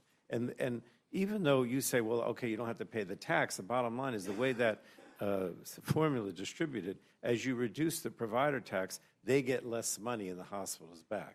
And that's what's devastating. But any kind of safety net hospital, whether it's rural or urban. Ranking Member Craig, I had a couple questions for you. I'm finishing with the last one. Yes. Understood. I'm really concerned about the impact of this on our schools, especially coming as it did after the administration impounded funding for the local food purchase programs. Can you talk about the impact on both schools, kids who may be hungry, and our farmers who are now not getting the payments they were expecting? Yeah, it's going to be devastating on top of the administration and DOGE pushing back on some of the appropriated funding for those farm-to-school programs across the country. This is an added layer because the truth is that most people who rely on SNAP as a supplemental way of putting food on the table are folks who are already working and folks with children. And so our children are going to be hungrier, and as we know, the impact on learning when kids are hungry is very substantial.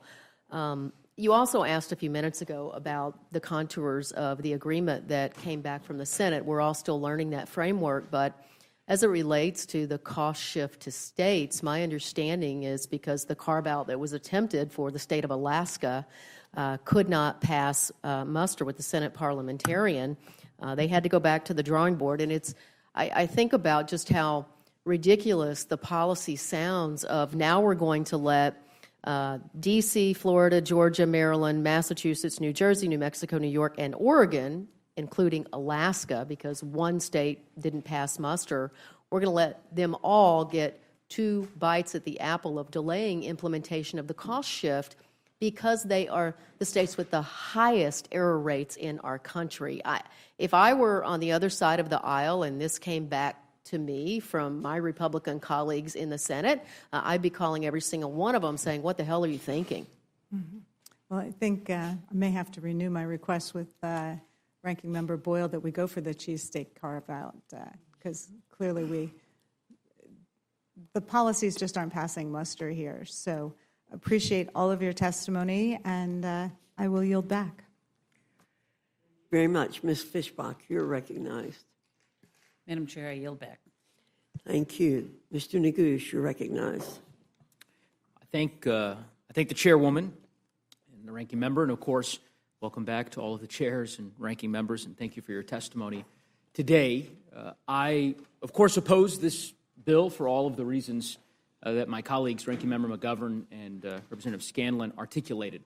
I think it is a terrible bill. I think it's cruel. I think it'll have devastating consequences, certainly for the people of Colorado that I represent, but ultimately for millions of Americans across our country. But I will also just say this before I jump into a few questions that I have for the members that are here today. I think that the process has been abysmal. It's a debasement of the way in which the House is supposed to operate. Most of you, the last time you were here in the Rules Committee was at 2 a.m. 4 weeks ago, when we last considered the House version of this bill, because House Republicans decided, in their infinite wisdom, to schedule that hearing in the dead of night, hoping that the American people would not learn what was in the bill, knowing that it was indefensible. Now, of course, a few mere hours after the United States Senate has passed this bill without any final text on what we're actually going to be voting on, we're here considering this bill. It's laughable and, in my view, deeply disrespectful to the way in which the House of Representatives is supposed to function. Mr. Neguse. Of course, I'm happy to yield. Would you yield for a question? Sure.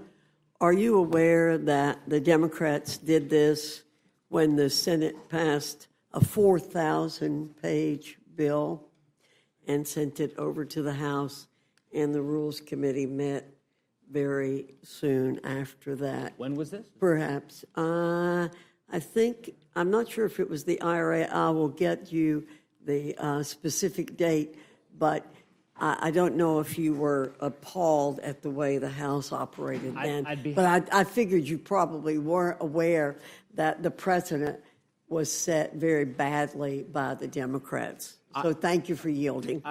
Madam Chair, I'm going to yield to the ranking member in a moment. First, I would hope that you might ask the team, your team, to provide us with that example so that we can have a more fulsome colloquy instead of you sort of citing a random example that I'm not aware of. But I also would just say, if I guess that Madam Chair is making the case that I now have the facts. Consolidated Appropriations Bill in 2023. So an appropriations bill that was bipartisan that the vast majority of the United States Congress voted on, that's the example you're offering compared to a reconciliation bill that is purely partisan that not a single Democratic member of the United States Senate or the House of Representatives is voting on? That's the corollary to this particular bill? As Ranking Member Boyle, I think, eloquently put it in questioning, or rather in his answers to Representative Scanlon, the precedents that Republicans are setting in this Congress will certainly be leveraged down the road when political winds shift, and we have seen that on full display over the last month and a half. But in any event, the ranking member wished to jump in. I want to deprive him of that opportunity. I want to withhold my Okay. my comments because they won't be productive at this moment. Yeah, and look, I think the ranking member, or I suppose maybe the chair thinks the ranking member. I guess my point here is let's dispense with this notion that, every one of the witnesses who are here today, on either side of the aisle, I think the Democratic members would probably concede to this, that they know what is in this bill. We don't know. It was just approved 4 hours ago. None of the members that are gathered here have gone through in detail the wraparound amendment. And I think it's disrespectful to the voters, to the citizens of the country, to pretend otherwise. Who would I ask, I don't know if it's Chair Guthrie or maybe it's Chair Smith, with respect to changes made to HSAs and FSAs and sort of medical spending accounts? I send that question to you. Yep. Okay, so under the prior bill, my understanding is there was a provision that allows individuals to utilize discounted health care services at workplace clinics to maintain an HSA. Is that provision still in the bill? Has it been taken out of the bill? What's the... There's only a couple provisions of the HSAs that stayed intact. The primary care being qualified in HSAs is one. What about the workplace clinic provision? I don't believe so. Okay, how about there was a provision that allows employees to convert flexible spending arrangements to health reimbursement arrangements. Did that stay in? I will have to get back to you on that one. Okay. What about, there was a provision, actually, you all testified to this. I remember, hard to believe because it was 3 a.m. in the morning during this Rules Committee hearing, but there was a discussion about permitting individuals below a certain income threshold to be able to contribute additional amounts to their HSA every year. Was that included, excluded? They cut a lot of our HSAs. Is that one of them? That's one of them as well. That was cut? Or? Yeah, it's not in the bill. Okay. Part of what I'm getting at here, Chair Smith, because you alluded to this earlier. I hear you with respect to the process that you engaged in prior to the bill's consideration by this committee, the House version.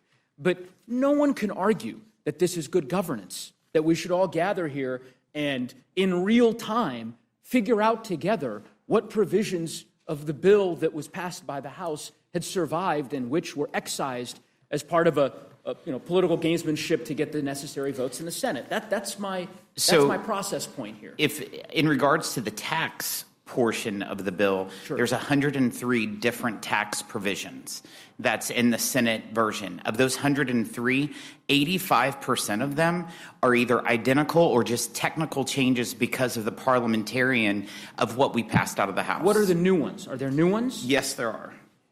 Let me read these to you.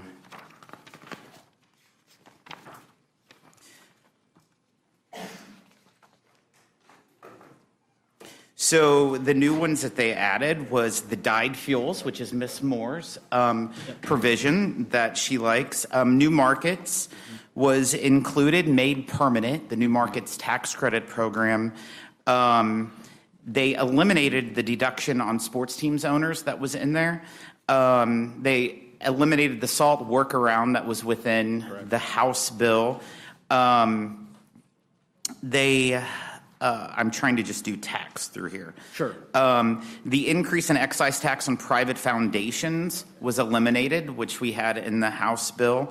They also lowered the rates on the endowment taxes. We had a 21% rate. They kept the same brackets, but their highest is 8%. They did a child care boost to the CDC, TC, and FSAs. The CHIPS and Science Act's tax credit was adjusted in this bill, and also the charitable deduction. I think you're missing one. Which one is that? Whalers. What's that? A new tax break for whalers, right? Whalers. Am I... Are you talking about allowing someone who uses a harpin to deduct the cost of that harpin? Correct. That's included. It's a business expense. It's a new tax break, It's right? a business expense that was capped at $10,000, and now they can deduct it. Up to $50,000, right? Yes. Yes. Why was that added? I think we all know. You would have to talk to the senators. I'd have to talk to the senators? Yeah. I don't know. It was kind of convenient, Chairman Smith, that was the one the one addition that you omitted from that list you provided. But I think I would probably more that I left off that may here. be the case. I think it's emblematic of the broken process that the Senate engaged in. That as we go through this 900-page bill, we will find a variety of different provisions that different senators inserted for their own purposes. And of course, one of them was this whaling tax deduction for the 160 or so people that will be able to claim that in the state of Alaska, so that one of the senators from Alaska would feel comfortable voting for the bill. I don't think that that's, in my view, the way this process should unfold. But in any event, while we're having this colloquy, Chairman Smith, Is that all it took? I'm not I sure. mean, Boy, she's a cheap date if that's all so, it took, yeah. Mr. Chairman, we talked a bit, or rather, I know you talked a bit with the ranking member previously about the way in which this bill's benefits are distributed, and that's been a topic of conversation throughout this hearing. I want to talk about one particular example that, to me, and it's perhaps an ideological dispute, I suspect, between the two of us here, that crystallizes the way in which this bill benefits the wealthy few. This bill includes an increase in the estate tax cap, correct? It goes up to $30 million? $15 million per person. $15 million per person, $30 million for a married couple. Yes. Right? Okay. Do you know what state benefits the most from that provision? I can tell you of the family farmers in my congressional district that benefits from that provision, and that is what it's focused on in regards to Missouri. No. I know you represent Missouri. I'm asking you, this provision, right? In which state in the union? How about you tell me? That would be great. I'm happy to tell you, it's California. California has the most individuals, 742 people to be exact, 742 estates that benefited in the most recent tax year from this particular deduction, right? That is to say, by increasing it, you will, hold on, I'll give you a chance, of course, Mr. Smith, I'm not, but the state that has the most individuals that will benefit from this provision happens to be California. That's not me saying that, that's empirical data. Now, what is the population of Missouri? Over 6 million. Over 6 million, it's not similar size to Colorado. How many estates were subject to this tax in the last year? It all depends. I don't know how many people died in the last year, but what I will tell you, in your district alone, 3,700 farms, just farms, are affected by this provision for family farms. I can tell you that's pretty substantial. That above 37 the limit, above the $30 million limit, right? Or excuse me, under the $28, because right now it's, what's the number now? $26 or $28 million for a married couple? It's 14 million, 28 million. Correct, 28 million. So I can tell you that in Missouri, the number is 44. 44 estates that ultimately would be subject to that estate tax. I don't believe that number. I will provide you the Yeah, people can make a lot of numbers, but I can tell you in my district alone, there's over 4,000 family farms that are falling underneath this trap of the death tax. We will follow up. Yeah. And happy to engage with you further on it. Chairman Arrington. Yes, sir. Welcome back. Good to be back. So this is your third time testifying in the last month and a half. And the third time's the charm. I think I'm going to convince you to support this bill. Here's where I'm struggling, Chairman Arrington, is that the first time you came on the budget resolution, right? Second time you came on the House version of this bill. That's correct. Now you're here on the Senate version of this bill. Yes. Every time you testify, this bill gets more expensive, right? I mean, you don't contest that. It's gotten more expensive since the first time you were here. The Senate bill's more expensive than the House. I'll Sure. see that. Okay. Yeah. I mean, we set the targets the Of first course, time. yeah. Second time, we had the policies. And this isn't, these aren't. Gotcha questions. Yeah, not a gotcha question. This is the Center for Committee for Responsible Federal Budget, right? Headline, this is just 2 days ago. Newest Senate reconciliation bill would explode the debt, right? It says here, if you thought the House bill borrowed too much, and it did, the Senate manages to make things even worse. This $4 trillion borrowing bonanza is fiscally dangerous at a time of already exploding debt. It would borrow $1 trillion more than the House bill, violates the House's reconciliation instructions by hundreds of billions of dollars, littered with special interest giveaways, right? So this bill continues to get more and more expensive.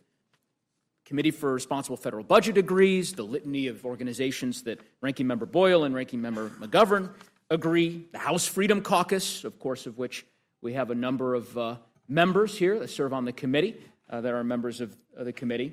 They concede that as well, right? Tweeted out, the Senate's version adds $651 billion to the deficit, and that's before interest costs, which nearly double the total. Chairman, I have made this request of you every time you're here, that at some juncture you might say, this is a bridge too far. Because you have championed deficit reduction earlier in your career. But, the Speaker is asking you to defend something that is indefensible with respect to deficit reduction. And it's not me making this case. So I just, and I'm going to give you an opportunity to respond here, but what do you say to the House Freedom Caucus? What do you say to the Committee for a Responsible Federal Budget? Why not engage in a conference? Why accept what the Senate has sent you at face value? You're the chairman of the Budget Committee.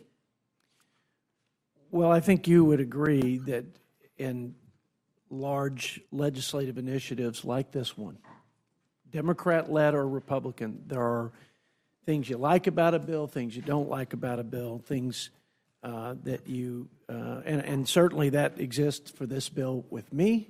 I have my policy preferences, and I'm certain that my colleagues do as well. I'm concerned that neither party has been serious in addressing this unsustainable debt trajectory that we're on and a debt crisis that looms large for the country. I'm concerned that neither party has. But you're the chair. I mean, you have the opportunity to guide that now. And you've got a lot of authority. And as you know, I've championed that concern. Help me understand why did it get more expensive? So maybe that's a sort of I too think simplistic of a question. What happened in the Senate? Why did this bill get more expensive? Yeah. What did they add that increased the cost? Well, the savings in the on the SNAP side or in the ag jurisdiction, I think it's about $100 billion loss in savings on the Senate side versus the House side. There were more savings in the Senate on Medicaid reform versus the House side. All of that, when you go through the details on but it's the still policy, way more expensive. No, I'm going to get to exactly. I think it's mostly a wash on mandatory program reforms. Gain some, lose some.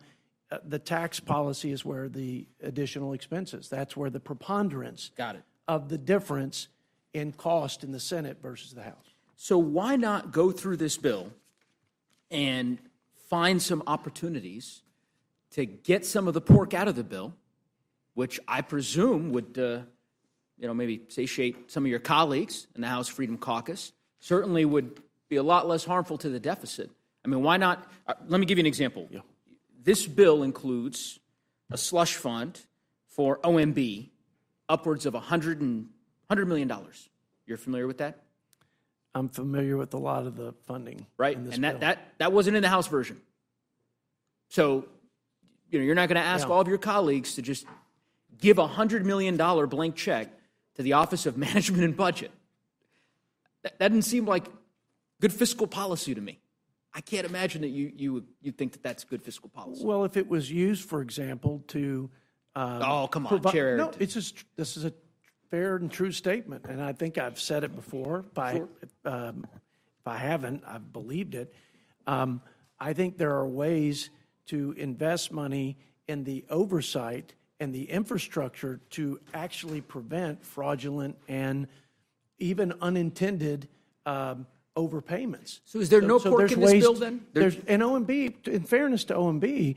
No, I'm talking about in the bill. Yeah. There's no pork in this bill that we can take. It's a pork-free bill in your view? That's it? This is just...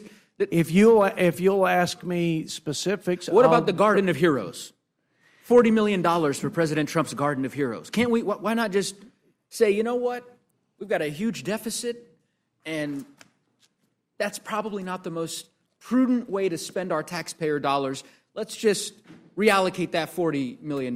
That's a bridge too far for you? Well, I think there's not a bill that I've read and reviewed since I've been a member of Congress, certainly since I've been the budget chair, that I felt lived up perfectly to what I thought we ought to do in stewardship of tax dollars, and what I thought was consistent with the constitutional scope and I hear you. of this, I hear you, Chair of this Arrington, but I federal think government. you could understand our struggle because, as I said, last 7 weeks, you've testified a few times here. Every time you testify, this bill gets more expensive, and the answer is always, well, down the road, of course, we could address this, and there are ways in which we can try to identify potential places where funding, where potential cuts can be identified, and so on and so forth. Here is an example right in front of you. $40 million. You could take care of that today. There's an amendment, I believe, that was submitted. You could rule that in order and say, you know what, we're going to put that $40 million towards deficit reduction.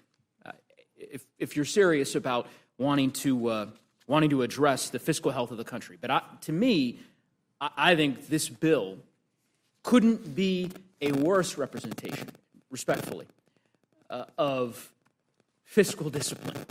You have a bill that, according to the Committee for Responsible Federal Budget, is more aggregated than the CARES Act, the Inflation Reduction Act, the Bipartisan Infrastructure Law, and the CHIPS and Science Bill combined. Combined. All 4 bills are equivalent. This bill takes the cake. It's bigger than all of them. And I just don't know how one can justify supporting it. I disagree with that statement. I hear know you what disagree you're with that saying. assessment on the, and I'm hoping I can get you maybe by the end of this hearing to support the removing the Garden of Heroes funding so that we can at least maybe make a crack at addressing some fiscal sanity in the country. Maybe Mr. Roy might consider supporting that amendment. We'll see. I wonder, obviously we've talked a lot about all the folks who oppose this bill. I'm sure you saw Elon Musk has been very vocal about his opposition to this bill. You're aware of that? I am aware of that. And sincerely held convictions. You disagree with? You think he's wrong? No, I think he has sincerely held convictions about the runaway spending. But then why not follow his? I mean, he has encouraged everybody to. I don't follow any man. You don't follow any man? I follow my conscience. Let me read you a quote. If I may, let me just finish this quote. I'll read it to you, then you can respond. And then you'll let me respond. This is from your website. This is from your website on May 29th. Quote, this is the headline, Arrington applauds Elon Musk's leadership. And the quote here is, we should not only appreciate Elon's courageous leadership, but follow it by holding Washington accountable, rooting out waste, restoring fiscal sanity before the debt burden crushes the future of this great nation. So I don't. Yeah, sounds agree. like you were telling people about a month ago 100%. that folks should follow his lead 100%. on debt reduction, but it's a different tune. No, it's today. not. We cut twice the amount of spending that has ever been reduced in the people's government in the history of the people's government. So, if you're looking to make the argument this bill isn't perfect when it comes to any principle, including fiscal discipline, you win. Well, I appreciate that. Because it's not perfect. And so you win. I mean, honestly. But to say that, the old Ronald Reagan 80-20, fill in the blank, in not so perfect processes, in a political process, having significant reforms on the fiscal side, like the spending cuts, like the welfare reforms that are long overdue, much needed, like preventing, which 40-some-odd Democrats opposed, preventing taxpayer dollars to flow to people who are here illegally. That, I think, is all consistent with what I understand Elon Musk's and I hear you, Mr. concerns Chairman, but I would just simply say, I mean, again, it's part of the frustration for me, and I suspect many Americans, is that there's sort of this notion that we don't have the agency to shape the bill. So, if we as a Congress decide that we don't really want to have special interest tax breaks for tanning salons, as was the case in the original bill that the House put forward, or for whaling deductions, all right? If we decide that we don't want to spend $40 million on the Garden of Heroes at the White House, we can proceed with shaping policy that does precisely that. And I would just venture to say, Mr. Chairman, that it feels like you have an opportunity here.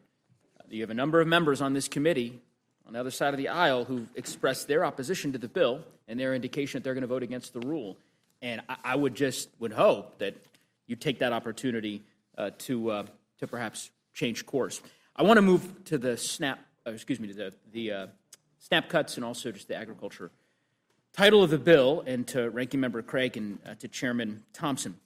So, Chairman Thompson, I guess I want to understand more clearly what you all are trying to achieve with this state cost, this sort of new imposition of state costs with respect to SNAP. Because my understanding was that this was designed originally to try to incentivize improvement in SNAP payments, right? State-based, right? Basically to reduce the error rate. Is that right, or am I? Yeah, the ultimate goal is to have the state, who's a partner within the SNAP nutrition program.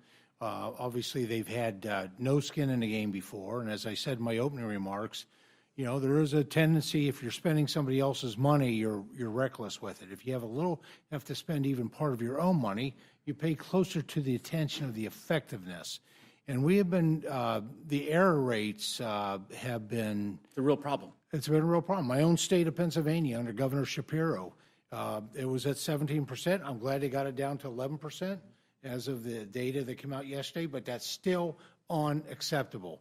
If it's an underpayment, that's a family that's, once their EBT is looking to their EBT card to be loaded appropriately, so when they go to the grocery store, they know that resource there. It's not, and it's supplemental. It's in addition to everything else in their lives, right? Sure. But still, if it's an underpayment, it hurts those family members.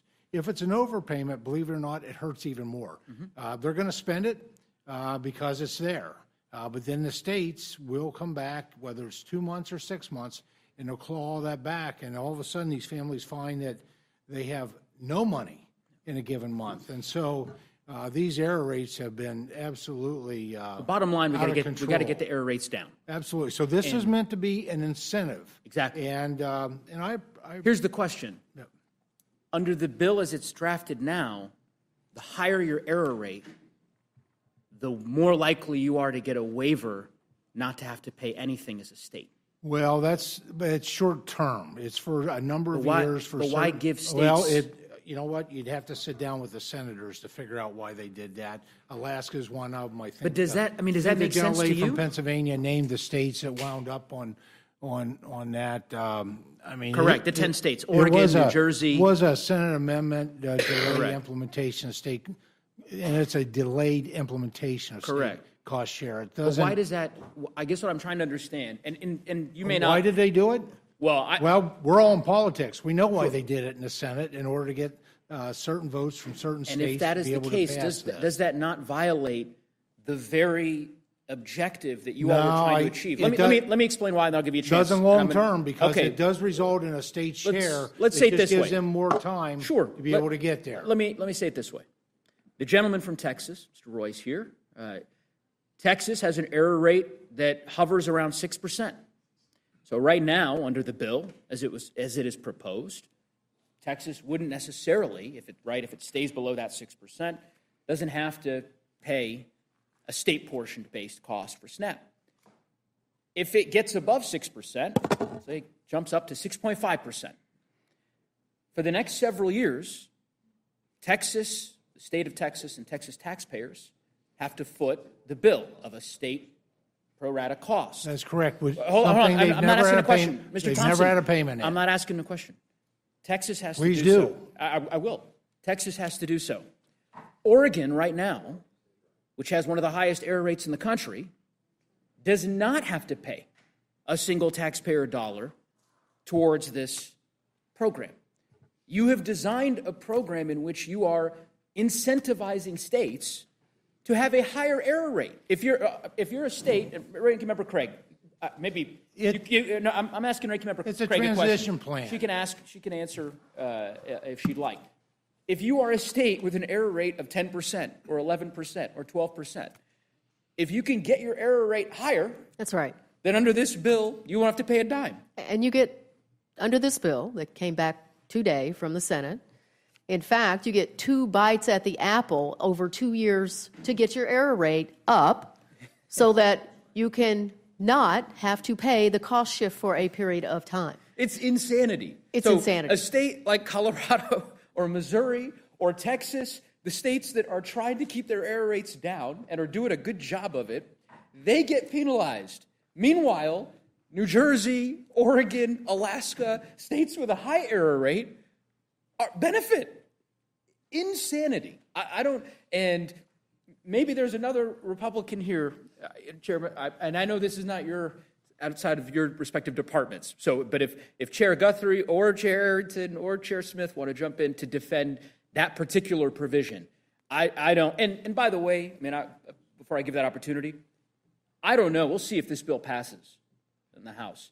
But I can assure you that if it doesn't pass, if there are enough Republican members who say, you know what, this is a bridge too far, this provision is not surviving. It's not going to survive the sunlight of the next 48 hours. There's no way. I am calling it now. I cannot imagine that Republicans are going to say, yeah, we're fine with Portland paying not a dime for a state portion of SNAP.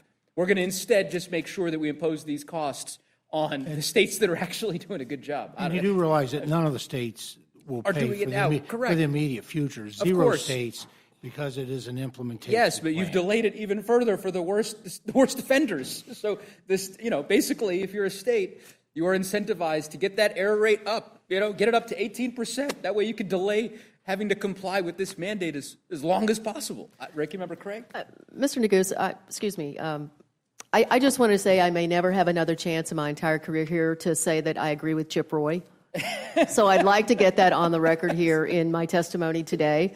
And secondly, beyond the Republicans in this room agreeing that this is a good policy, try going home to your own constituents in a state with a low error rate and explaining to your county commissioners why they, in 10 states across this country, are actually going to have to increase taxes at the local level so that these 10 states, the other 10 states with high error rates, don't have to pay their fair share of taxes. Again, I've just never seen anything as ridiculous as what we've seen come over from the Senate. And I wish my colleagues on the other side of the aisle could stand up and say, no, we need more time, we need to fix this. Yeah, I certainly agree with you, Ranking Member Craig. I think you articulated it well. As I said, whaling taxes, tanning salons, all the pork and nonsense that has been included in this bill, this provision really is the most nonsensical. And Chair Arrington? If I may. Maybe you might go ahead, if I may. Yeah. You know what the cost share is today of states that have an error rate of, let's just use Alaska since it's a subject of conversation, 60%. 60%, 60 cents on the dollar error rate. You know what the policy is today and under the last 4 years of the Democrat administration and the leadership of my colleagues on the other side of the aisle? Yes, Zero. no cost. Yeah, Zero. correct. Zero. So I believe you to be a fair person.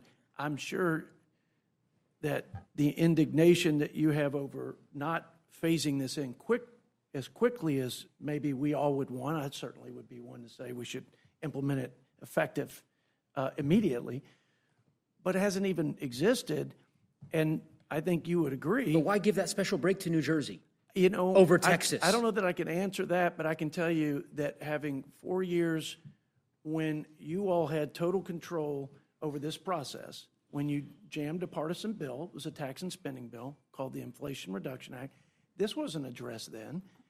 I would say kudos to Republicans. It's not perfect, once again, but we're going to phase in accountability for states who have a 60 cents on the dollar error rate. If we could get that implemented today, I'd take it. If we can get it in 2 years, that's better than what it was. I indulge you, Chairman. I would just simply say, I think that's going to be a hell of an argument to make to the people in West Texas 2 years from now to say, look, I get it. I know y'all are paying more now for SNAP, by virtue of this new mandate, but just rest assured, the people in Oregon and the people in New Jersey who are, or rather the state governments there, who are doing a far worse job with respect to the error rate, don't worry, they're not paying a dime.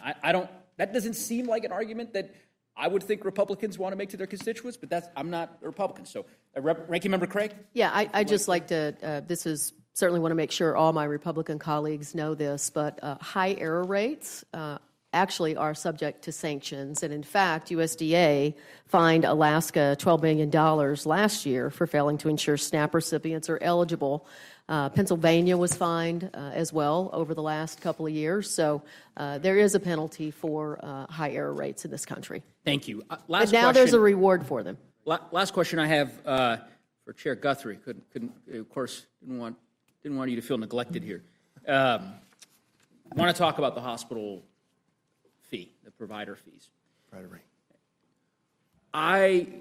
Ranking Member McGovern kind of cited to some of the criticism and the concern that the Senate bill that we're now considering has elicited from rural hospitals. That's certainly true in my district. I think, as you and I maybe talked previously, I represent a really large geographic district in western Colorado, a lot of rural hospitals who are deeply concerned that if this bill is signed into law, it's going to be devastating for rural parts of my district.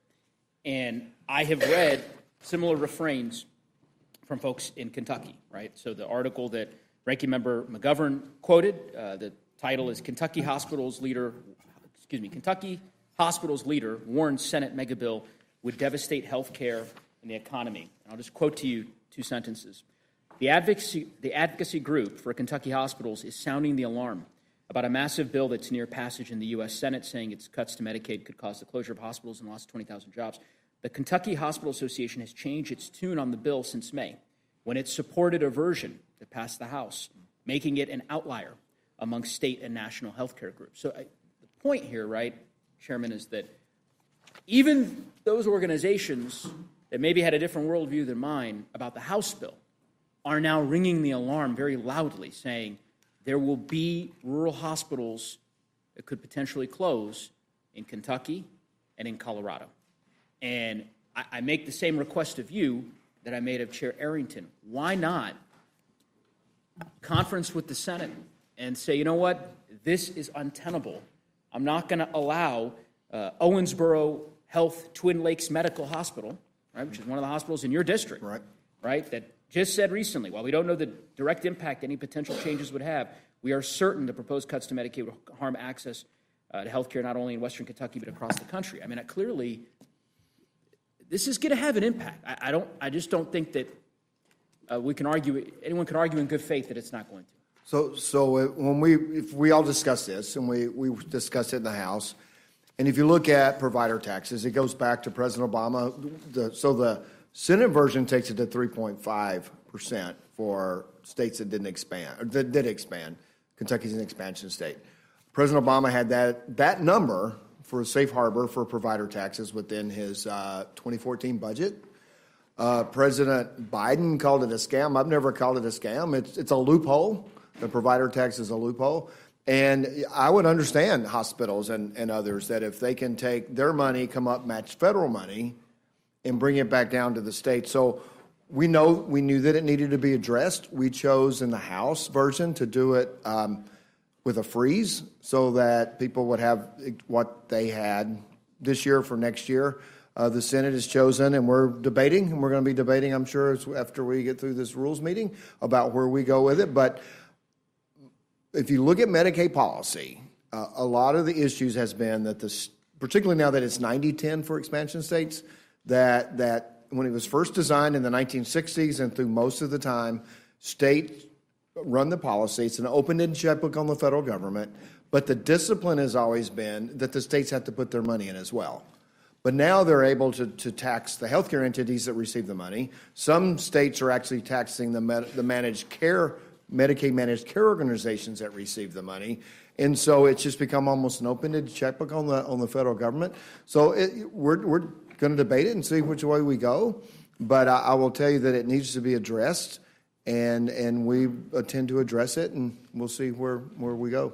Well, I will stop. Yeah, I see that my time is running along here, so I appreciate the chairwoman's indulgence. I'll simply say there are a lot of rural hospitals that will close if this bill becomes law. Well, that assumes, because I had some people from Kentucky come to me since you brought Kentucky up and say, y'all need to make this a priority. When we were debating whether it was going to cut back, y'all need to make this a priority. It's people from Kentucky government.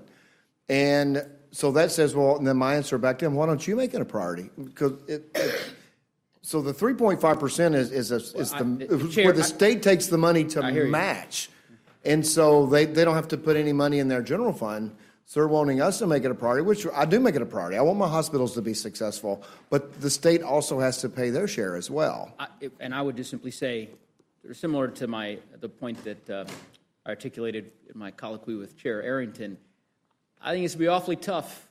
It's going to be awfully tough for your members to make the argument that you just made. I hear what you're saying. I understand you're saying, well, the state needs to step up to the plate and so on and so forth, and state legislatures will have to. That's an argument that you're obviously entitled to make, but there's a reason that the House bill didn't include the cut that the Senate bill has now proposed with respect to the rate, to the hospital rate fee, to the hospital provider rate. And in my view, I think it's a mistake, and I think it's going to have devastating consequences for rural America. I yield back. Thank you, Mr. Neguse. Mr. Roy, you're recognized. I thank the chairwoman. It is rare indeed that I have too many reasons to agree in this room, but I do have to go ahead and start with the absurdity of that provision that was added by the Senate. In fairness to our chairman, it was not added on the House side. It was, in fact, the Senate side. It was clearly a mistake and shouldn't have been done. Let's just go ahead and state what it is. It's just an absurd policy. Why would you penalize a state for having a lower error rate and encourage them to have a higher error rate, which I can read the provision to do nothing else. So let's just call balls and strikes here. That was a ball, and it wasn't even close. A couple things here, just to level set for the American people. If I can just go down the line real quick. And none of this is just level setting. We're all here just reacting to what we're reacting to, okay? There's not trying to put anybody on the hot seat or anything else. Can you just tell me whether you've been able to read the Senate bill as it came over from the Senate before testifying here today? Can we just go down the line? Yourself, have you been able to read the Senate bill? Just within the scope of the agriculture requirement title. So the changes that were made there. You're able to read the changes to the bill? The summaries of them, the items that they made. Ranking member? No. Chairman? I am reading through it as we speak. You're reading the bill? I have not read through the entirety of it. So you have not read it. You're reading through the bill while we're here? Correct. Right. We continue. Ranking member? Yeah, actually, my answer is exactly the same as Jody's. Chairman? We're reading the wraparound. Reading the wraparound amendment that affected our area briefly, not word for word, to get familiar with the changes before we came here, and we'll be reading it tonight. Ranking member? My reaction is the same as Chairman Guthrie. We tried as quickly as possible to get through it, but we only had like an hour before we had to come here. So no, we've not been able to read the whole thing or Chairman Smith. Just to read summaries, particularly relating to our jurisdiction on Ways and Means. Thank you, Ranking Member. Chairman Smith. The tax provisions we've been following throughout the whole process. The bill that was, the language was dropped on Saturday. I'm very well aware of everything that's in that. The wraparound amendment that was a couple hours ago, I know the details of it, but I know the tax provisions. I appreciate that. I don't intend to take a whole lot of time for all of our benefit. It's fairly well documented that I've got strong concerns and reservations about the bill. I do think a couple of questions merit observation. And so I'm going to ask, again, in a non-pointed, as a matter of fact as I possibly can way, to my friend from Texas, if it is our understanding that at least as we accept the CBO analysis, even on a dynamic basis, assuming the Budget Committee's assumption of 2.6% growth and therefore 2.5 or 6 trillion of additional revenue created from that growth, that it would still leave us about $651 billion in additional deficit spending, still accounting for the defense and border plus up. Is that roughly accurate? That's accurate. And to the best of our understanding, and I think you answered this question earlier, to the extent that we had a framework in place that we thought was important to adhere to, are we within that framework? We are, the Senate's bill is about 450 plus 450, I think 5 billion outside of that. Outside of that framework. And that number is different because it does not factor in the defense and the border plus up. Is that correct? The 455? Yeah, that variance differential? to the 650 It's mostly billion. the cost of tax policy being different than what it was in the House on a current law basis, on a current law perspective. The numbers we're talking about here in the variance with respect to the CBO calculation, that does not factor in interest. Is that correct? That's correct. And if we were to factor in interest, the number would be necessarily higher if those deficit numbers are correct, presupposing that they're correct, which these are all models. Is that fair?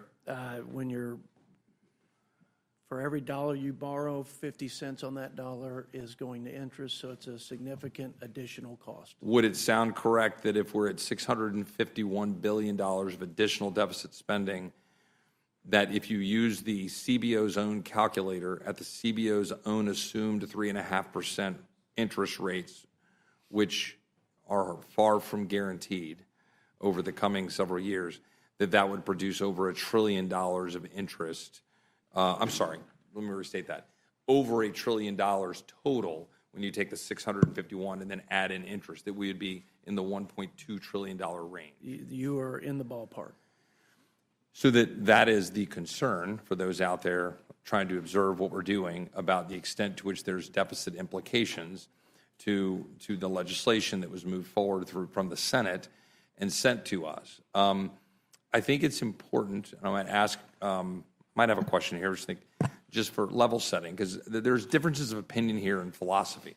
My colleagues on the other side of the aisle have opined that they kind of mock trickle down and kind of impacted the implications of tax policy. We can have those differences of opinion about where we want dollars to reside, and we believe we want dollars to reside in the pockets of Americans. Whether it's the child tax credit, you can debate the policy. I've got some views on that. Whether it's this doubling of the standard deduction, whether it's the marginal rates, which are lower for people in the lower end of the strata and lower on people at the higher end of the strata. Right? We can at least agree to the facts. Those are all true. And that some of those impact people hugely in numbers, people at the lower end of the spectrum. So we're talking about tax rates that are and tax policies that are helping working class and poorer Americans. We're also talking about tax rates that are, by definition, going to impact and help those at the upper end of the spectrum. You say help. Well, they don't need the dollars to live.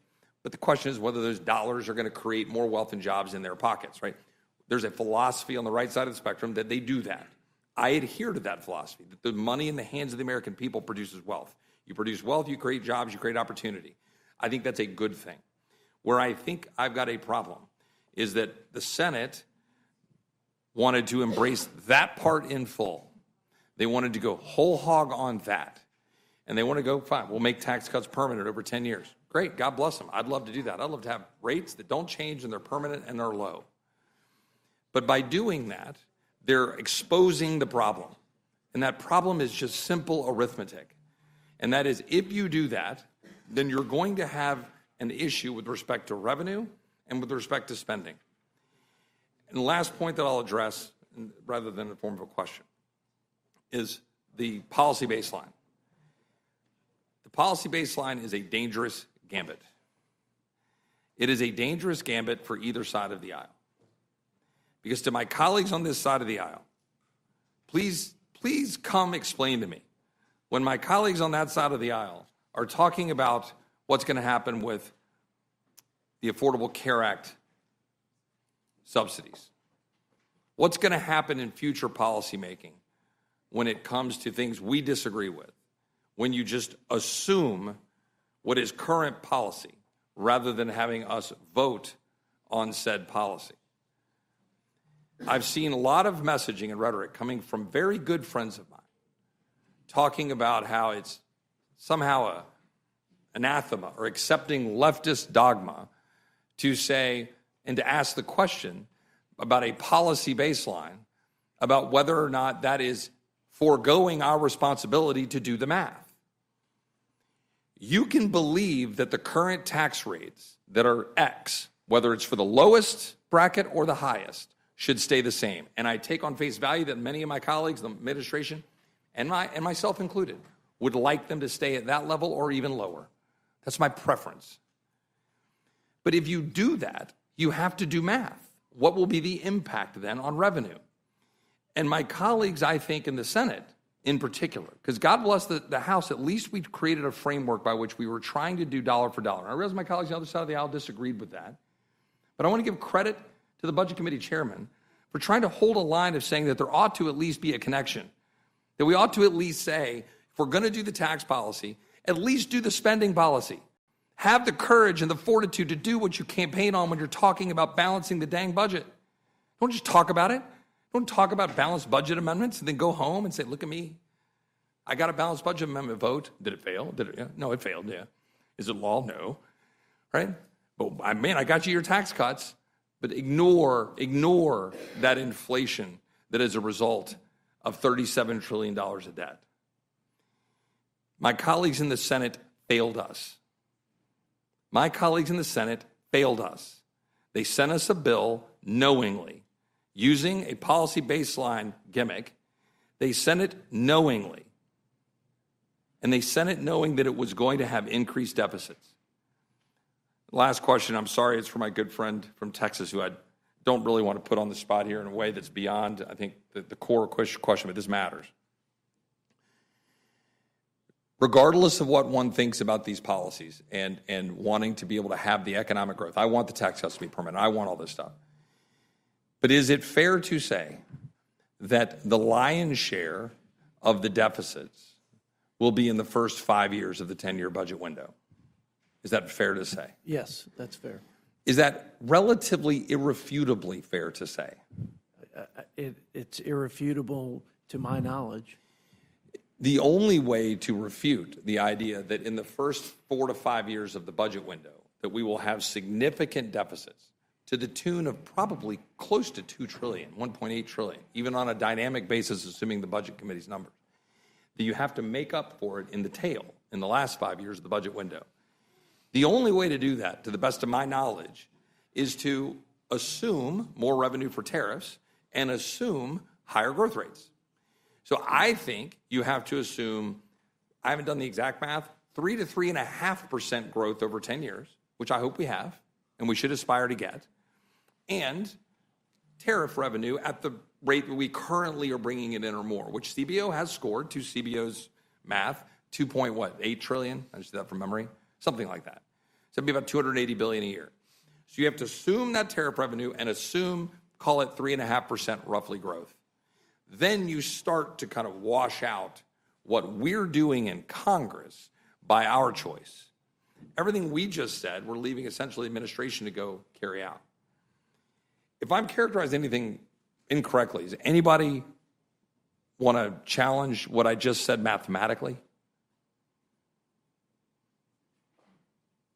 With that, I will yield back.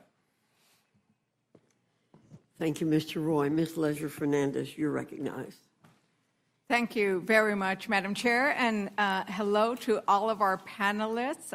It is nice to be here when I believe the sun is still out, right? And we haven't had to have 10 cups of coffee just to make it here. So thank you for being here.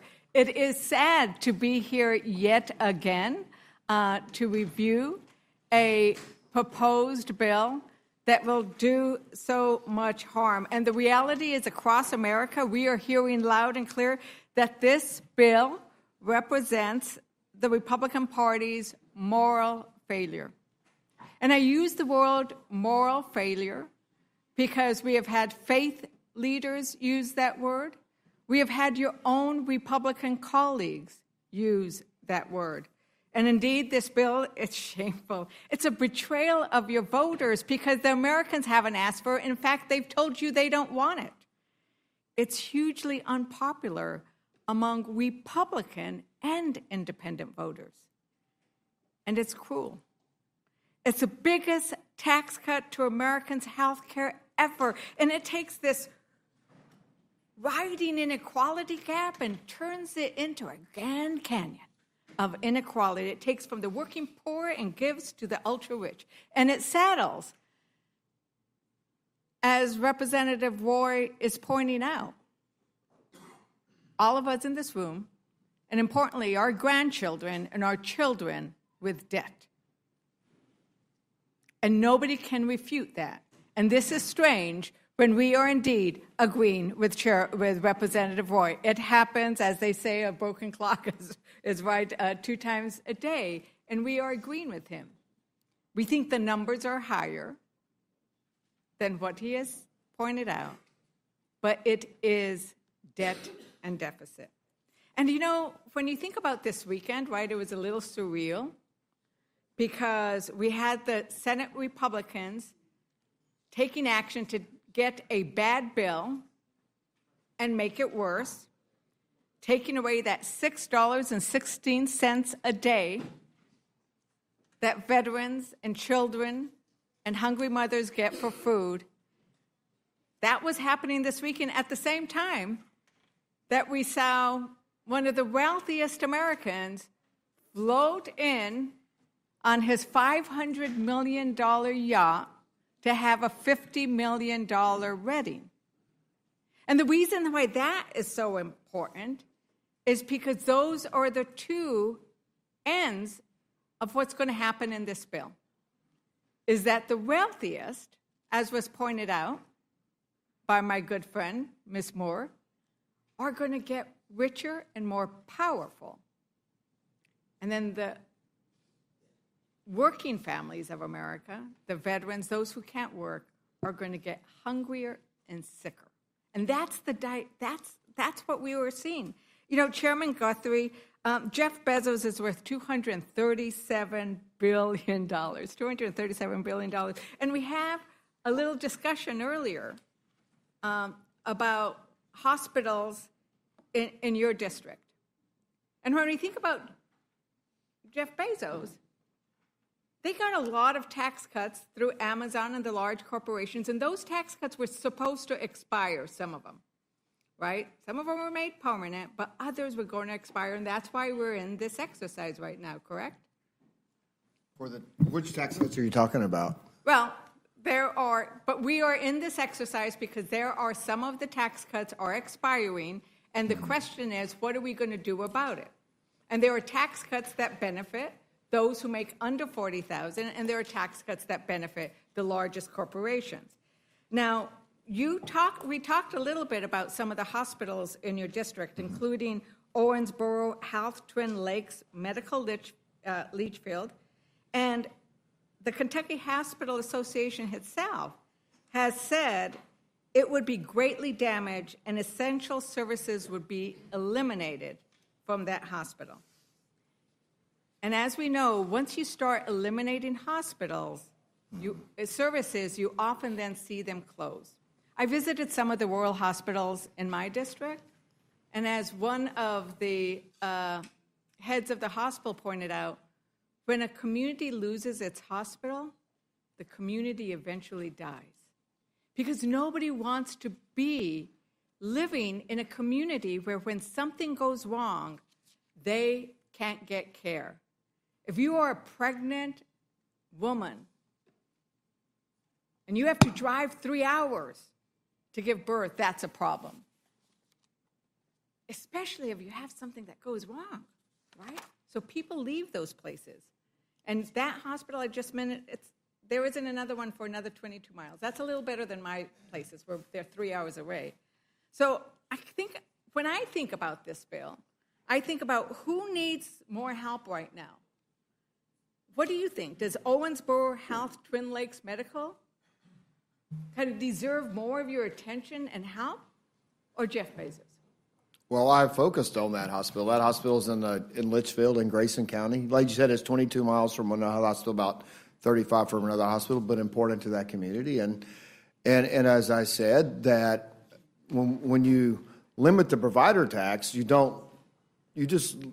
changes the way that the state uses its money to match. So when you have an open-ended federal pool of money, and states have figured out how to not use any general fund money or not use general fund money, use money within the healthcare system to match what a lot of people said, President Obama said, President Biden said, is that if we don't get a handle on this open-ended match, then we're going to continue to have budget issues, and we're trying to figure out the right policy to get there. And the 3.5 that's in the Senate bill was in President Obama's 2014 budget. So I think the question is there is in this bill a multitude of policies that taken together. So what the hospital associations are telling us is you add together the provider tax, you add together the cuts to who is eligible, you add together all of the different pieces, and that's what leads to the hospital closures. And I think that that's what's really important. And the question that you're asked to do is whether, where do you stand? Where are your priorities? Are you going to sit here and say, I'm going to do everything I can to craft a law? Well, I have worked with the people you're open? quoting. I've worked quite closely with, and also we know that the General Assembly has. As I said, that people came from the Kentucky government said that don't do anything with the provider tax and so forth. You need to. Then said it to me. You need to make this a priority. And when the state budget folks working in the state, I said, well, does that mean you're not making it a priority as well? I mean, and so your argument that you're making is if the federal government doesn't come in and do everything, then the states aren't responsible. And that's the problem. Medicaid has spent $700 billion this year. We're expected in 10 years to spend $1.4 trillion. It's going to double. And we're still, under this scenario, going to spend over $1 trillion on Medicaid. So the idea that we're cutting Medicaid backwards is just not accurate. But we are cutting Medicaid. There is no question that we are cutting We're going to go from $700 billion to $1 trillion. You will be taking a vote that will hurt that hospital. And the Kentucky Hospital Association, we talked to them. They are worried about the vote that you are going to be taking. I talked to them as well. Because of what's going to do to the hospitals. Ranking Member Pallone. I mean, when we are talking about these cuts, it's the cumulative effect. But their assumption is the General Assembly is not going to do anything, and that's what the program is set up for. Is that? I mean, that is a concern, and it's a concern across the whole United States. Am I right on that? Yeah, I mean, I think you're really, stressing the point too, which I made before.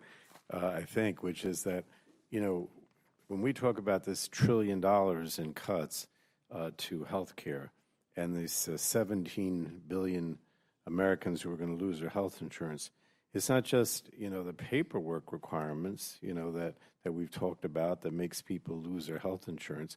It's all these other cuts, right? So the provider tax cut, I think, is, like maybe $225 or $250 billion. The paperwork is $330 billion, right? The ACA, the fact that you're not renewing the subsidies, the enhanced subsidies, is a big factor. All these efforts to block people from getting health insurance, either because you can't have automatic re-enrollment, you can't have a special enrollment period, you can't. The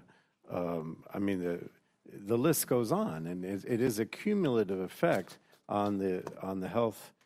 On healthcare that just devastates healthcare. So if you're a hospital, you're sitting there saying, well, wait a minute, now I'm not going to have all these patients who are paying because they don't have insurance or they don't have Medicaid, and now I have all this uncompensated care costs that I can't absorb, and then I have all my provider cuts, the fact that I can't get the money, the reimbursement rate anymore because you're reducing the provider tax. How am I going to stay open? And the states can't do it. I mean, I talked to the governor over the weekend. You're talking about a $3.5 billion cut to health care in New Jersey. Our budget is that they adopted Monday was 57. You're talking about 6 or 7%. How are you going to make that up? Right. There's no way to do it. I think that that's the problem, is that in each of these states and in every Republican sitting in this room, or those who are not sitting here, their states are going to have significant loss of people being able to show up at those hospitals, because in Kentucky it's 184,000 people. In Missouri, 265,000 people will lose health insurance, Medicaid or ACA or Medicare. And this is where this idea of moral clarity and moral decisions come in, as was pointed out earlier. And it seems that, in order to have some of that moral clarity, you might need to decide to not run for re-election because you're going to get attacked. But we're hearing it from everywhere. Republican Senator Tom Tillis, what do I tell 660,000 people in 2 years or 3 years when President Trump breaks his promise by pushing them off Medicaid because the funding's not there anymore, guys? Because this is a decision. It's a decision you're making. Republican Senator Hawley, he ended up saying this, tweeting it, writing a New York Times article. We can't be cutting health care for working people and for poor people in order to constantly give special tax treatment to corporations. And then further, that argument is both morally wrong and politically suicidal. The moral test of a nation is how it treats those most in need of support. In our view, this legislation will harm the poor and vulnerable in our nation to the detriment of the common good. Its passage would be a moral failure for American society as a whole. The faith leaders, which included Jews, Lutherans, Catholics, Episcopalians, imams, it's seen by everybody. And then the Archbishop of the U.S. Archdiocese for the Military Services, because he sees the military who serve us. There's the responsibility of politicians to promote and protect the common good, including by working to overcome wealth inequality. And that's what we are here to decide to do today. Because in the end, these cuts are in order to pay for the tax breaks for the wealthy. That's the problem. If it was just, we don't have enough money, we're going to figure this out, we're going to work it out with the Commonwealth, that would be different. But that's not what we are dealing with today, is we're making these cuts in order to have the one-to-one that the Freedom Caucus wanted, but in order to then end up settling, that is the problem. And, and the problem is going to be that it's going to be the people in our districts who are going to suffer. And we know what that will look like, because there are going to be, we all met those people. We've gone out, and they've come and testified, or we've gone to their homes, or we've gone to their places. Chair Smith, when we are here in May talking about no tax on tips, you pointed out that you ate at a restaurant, and the waiter asked you if we would be able to deliver on the tax break for no tips. Did I remember that correctly? You're the one who said that, right? Yeah. And this bill delivers no tax on tips. Yeah. So for that waitress. Great. Was a male or female? It was a female. Oh, great. How many years will the tax break on tips last?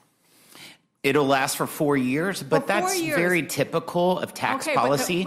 In the American Rescue Plan, you guys enhanced the child tax credit, and that's already expired. The question was, how long will the premium tax credit is expiring at the end of this year, which you all made temporary. Hang on. I'm sorry, I'm going to reclaim my time. Gentlelady's time, and if I'm going to be asked a question, I hope I can answer it, Mr. Chair. I understand that. Instead of just cutting me off. Well, but one of the things we need to try to remember to do is to work through the chair. Instead of getting into a discussion with each other. I'd like to reclaim my time, because I asked a question. And then if you would, and then you can, a good way to do that is then say, and Mr. Chairman, I'm wondering if the gentleman would answer this following question, and then you can respond back to the chair, and we don't get. Follow-up question. And I know, I'm just saying that, but instead of doing it directly, it works better if you run through the chair. So Chair Smith pointed out that the tax break on tips lasts for 4 years. Maybe I'll ask the ranking Representative Moore here. How many years will the tax cut for Americans earning over $600,000 a year last? Those will be permanent. So those will be permanent. So Chair Smith, I would suggest that the next time you go to dinner and brag to the waitress how you're delivering a tax cut for them, point out that she's only getting it for 4 years, but somebody earning $600,000 and more is going to get it permanently. And I would point out that whenever you talk to your constituents, that you would tell them that you voted against tax relief on tips, tax relief for overtime. Basically, 91% of your districts has the guaranteed deduction, and that's going to be slashed in half. So these are things that when you vote no, you're voting against a child tax credit, have a refundability at $1,700, which this does, down to $1,000. $1,000 is what the refundability on that child tax credit will be if you don't vote for this bill. So thank you for pointing that out, Chair Smith, because the issue here that Democrats have is not with the child tax credit. We don't have an issue with many of these taxes that need to be extended. In fact, we will be presenting, and I have an amendment that would state that any of the tax provisions that benefit those earning less than $400,000 should stay in the bill. That we take out of the bill all of the provisions where the tax benefits go to the Jeff Bezos and Amazons of the world, and that we only keep that. Would you support that kind of amendment? Would you vote for the bill if that amendment was adopted? If that amendment was adopted, that would be a bill that I think you'll get a lot of Democrats supporting, because it wouldn't be a tax cut for the rich. That is our problem. That is our problem. So that is exactly where we're going. And by the way, when you went out to eat, do you remember how much you paid for that meal? It was actually at a Mexican restaurant in my hometown. I think it was about $32. $32, yeah. Well, you know, the thing is that when you were talking to that waitress, and I hope you gave her a good tip. I hope you gave her a real tip. I always do, because they work so hard. I hope that you do as well. They work so hard, and so you gave her a tip. Hopefully it was more than 20%, but it was about $6 a day, which gets us to about what you get. You were able to pay in a tip what a hungry veteran or a hungry mother would be able to get in food stamps a day. But I don't know, you probably didn't have a conversation with your waiter about whether she had health insurance. Because the reality, if you had, you might have mentioned that, or you might have noticed, I mean, most of our waiters and waitresses are service members. I think it's 2 in 5 tipped workers are on Medicaid or the marketplace on Obamacare, right? So the thing is that while you're giving a temporary 4-year tax break to your waiter, you can be taking away their Medicaid coverage or maybe their ACA. Maybe the waiter earned too little money to get Medicaid, so he's getting his health care through the Affordable Care Act. If they're working, they're not going to lose their Medicaid. And that's energy and commerce, but that's the case. I don't know. Ranking, can we... Unless they're an illegal. I'm going to ask Gwen Moore if she would like to join the conversation. That's not true. Part of the problem is that they'll hit, there's marginal tax rates. So in my state, for example, you qualify for Medicaid or Badger Care if you're at or below 100% of the poverty level. So you could go to work for minimum wages, that would push you over the 100% of the poverty level. You know, if you made $16,000 a year, you would no longer be eligible for Medicaid. You'd be working yourself into poverty. You're working yourself into poverty, and we have heard over and over again from people who are working not 1 job or 2 jobs, we don't pay enough money, especially for states who have a federal minimum wage and don't have a living wage. But, you know, if that worker wasn't getting Medicaid and they were on the ACA, they're getting perhaps tax credits, the premium tax credits, right? Ranking Member Pallone. And if a waiter is earning around $39,000, right, and is getting Affordable Care Act premium tax credits, they would see their bronze plan premiums rise by over 500% in 16 states. In Nebraska, that waitress's premium would go up from about $190 to $2,200. So that's why when we look at this bill, you can't talk about this bill. Thank you for smiling. Isn't it awful the way that happens, Mr. Chair? You can't talk about this bill as just the tax provisions sit in isolation of everything else. And that's why when we talk about this bill, who is losing out? And it's people below that 40% who are earning 40% or less, because they're going to be paying more for their ACA payments. They're going to lose their Medicaid. They might lose their SNAP. It's when you put it all together, and this is what we're talking about, values, right? Because the reality is Republicans are tossing some short-term tax benefits to raiders, and they're giving away diamonds that last forever to the wealthy. So, Chairman Thompson, I don't know if you've been out I don't know if you got to go to a wonderful Mexican restaurant, but you might not have. I just wanted to talk about what it would take, like when you went shopping this weekend, or if your wife does the shopping, were you able to have, what did you have? Were you able to go and buy some eggs, buy some steak, maybe some chicken, some avocados? You wanted to make your own tacos?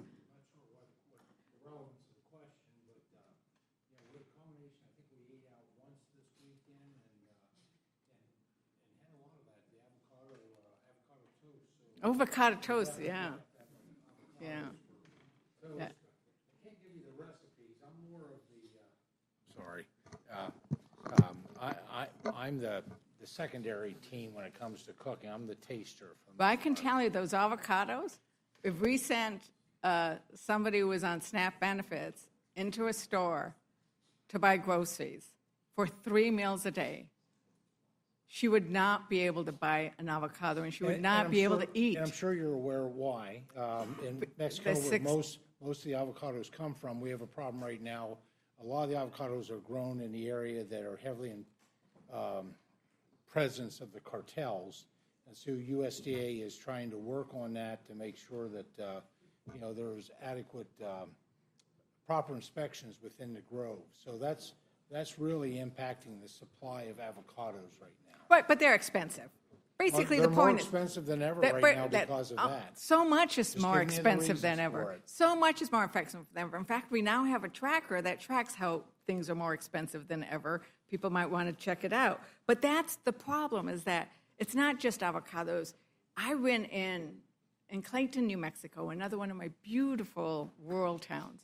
Great grocery store. We have a problem with grocery stores in rural America because there aren't enough of them. This guy has a beautiful store. And then Ranking Member Craig, you know what this would be like. If you go and try to buy food for 3 meals on $6.16, you're not going to be able to do it. And in fact, that's why these archbishops and these faith leaders have said that we cannot support this bill. And I know Representative Chairman Thompson. I wish those faith leaders, and you named a few denominations, but I wish they were better informed. I wish they would be more discerning where they get their information. The fact is, everything we're proposing maintains inflationary adjustments, which would respond to what you're talking about, the inflated costs, whatever the reason that those inflated costs would be taken into consideration for determining SNAP benefits going forward in the future.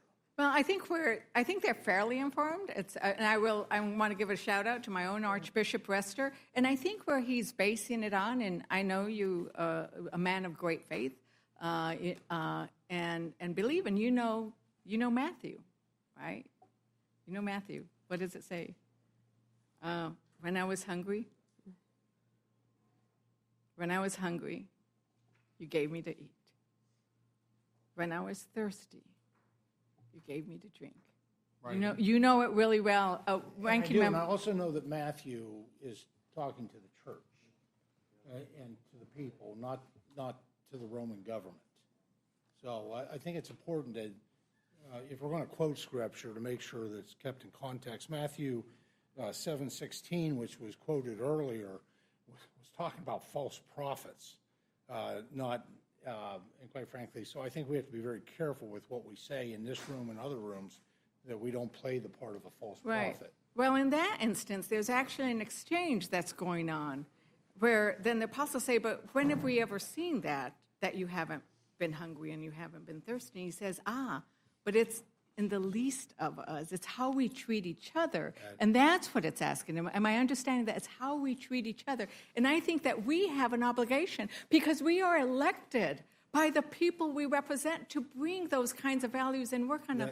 But Absolutely agree with that. If you're still addressing the question to me, absolutely agree with that. But keeping people, not providing a pathway to greater opportunity is violating that. Keeping people comfortable, stuck in poverty, making poverty a spider web where there's no chance for the American dream is just absolutely wrong. And, and a lot of what we're working on in this bill actually is focused, the things I've worked on in this bill is, so I'll just speak for myself, is really focused at providing those ladders of opportunity, providing those encouragements, recognizing that there are different challenges and barriers sometimes that people run into. But we also, if you do a deep enough dive of some of these programs, like the SNAP program, you'll see that there's the states have 8% waivers that they can offer because you can't anticipate everybody's life circumstances. If you're The gentlelady yield. Yes, excuse me, if you were done, I will yield to. So so there's no misunderstanding here. The majority of people on SNAP are not expected to work because they're children or they're senior citizens or they're disabled. Of those who are able-bodied, the majority of them work. The problem with SNAP, I would tell you, is not that we're providing people too much. $2 per person per meal is really too little. And we want to talk about making America healthy again. They ought to be able to go to the store and they ought to be able to buy avocados. They ought to be able to buy healthier food. So I don't want there to be this misimpression out there that somehow, the majority of people on the program are either expected to work or those who are able-bodied are working or not working. They are. And you know what? And you're working and you're still earning so little that you qualify for SNAP. There's something wrong with that. So it's not about lack of opportunity. People are out there doing their best, working as hard as they can, and they get this measly benefit that, quite frankly, is inadequate, and we're nickel and diming it. So I thank the gentlelady. I yield back. Yeah, we do want to hear what you're saying, so can you get closer to the microphone? Sure. Thank you. And just to qualify, the most recent data shows that basically 30% of able-bodied adults without dependent children are working. 30%. 70% of just, and we're just talking about the demographics of an able-bodied adult without a so they don't have a disability, that do not have dependent children. 70% are not working currently that are on the SNAP program. Ranking Member Craig, you wanted to join the conversation. Well, I'd just like to also offer some fiscal year 24 data. More than, almost 70% of SNAP participants are in families with children, and more than 37% are in families with members who are older adults or disabled. So, look, the ranking member said most able-bodied folks in America who can work, who are on SNAP, are already working, number of children. But I keep coming back to this concept that somehow the Senate sent us a bill, and we can't ignore it. Maybe it wasn't there when it went over to the Senate, but as a body, we have to now codify what they've sent back to us. And I just, this idea that our veterans, that former foster youth, and homeless are going to lose their access to nutrition benefits. Folks, every month in this country, 1.2 million veterans depend on SNAP to put food on their table. And no, it's not all of the food that's on their table. It's supplemental. That's the name of the damn program for a reason. That's because they aren't making enough to be able to afford a day or week's worth of groceries for themselves and their families. And this idea we keep saying that able-bodied adults, you cannot tell me. And look, don't even try to say that you can look a veteran who served this nation in war or served our country, signed up to serve our country, that somehow they're not willing to go to work. There are all kinds of circumstances in which we know our veterans face when they come home. They risk a much higher degree of food security. They have a much higher risk of food security than non-veterans. 33% of disabled veterans and 20% of unemployed veterans are working age and are food insecure. So, look, it may not have been a deal you like to cut, but this was the right deal for our nation's veterans, for former foster youth to help them get their feet under them, for homeless individuals in this country. You know, every year, 20,000 young adults age out of the foster care system, and they face higher rates of food insecurity. And so it's not enough to me to say that we're okay with just voting yes on what the Senate sent us back. This is immoral to tell our nation's veterans that we're going to take your food supplemental away from you. And the House gets to vote.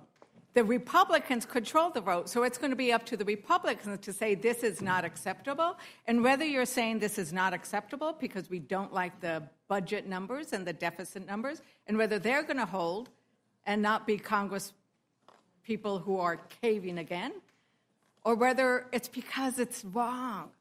But, you know, I want to go to the issue of rural communities and actually go back to the things about rural hospitals, because that is my community. And I've had Ranking Member Pallone actually meet with the rural hospitals, who, as you pointed out, Ranking Member Pallone, those are, for the most part, in the Republican areas of my district. You know, $1 trillion. It went over, it was bad, and it came back, and it's even worse, right? That $50 billion rural health fund as a solution, but that isn't a solution because it goes away after a while, and it's just not enough. Is that right, Ranking Member Pallone? Yeah, I mean, the rural members in the Senate, you know, went back and forth on this, but from what I saw in the numbers that were ultimately adopted, it's woefully inadequate. Right. And part of the theme that we see in Medicaid is the same theme about, oh, people aren't working, right? And the reality is that when I've gone to my schools, you know, Trump was trying to close Jobs Corps, where people are trying to get, you know, better trained so they could have better jobs, so they don't have to be on Medicaid, on SNAP, but they need it so they're not starving while they're in school. But we hear this again and again, that they're only kicking off people who don't deserve to be there, right? Well, you talk about the job, I mean, you know, that was June 30th, and they're done. Yeah. And in my district, you know, I've been there many times. It's the best program there is to get people to work, and now it's gone. Right. But what we have is this sort of trying to say that people who are on Medicaid, people who get SNAP are somehow fraudsters and lazy.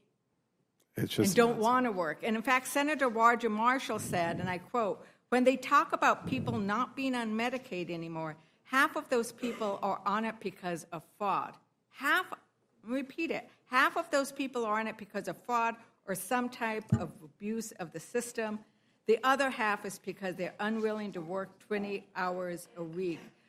Chairman Arrington, do you agree with that statement that half the people on Medicaid are basically committing fraud?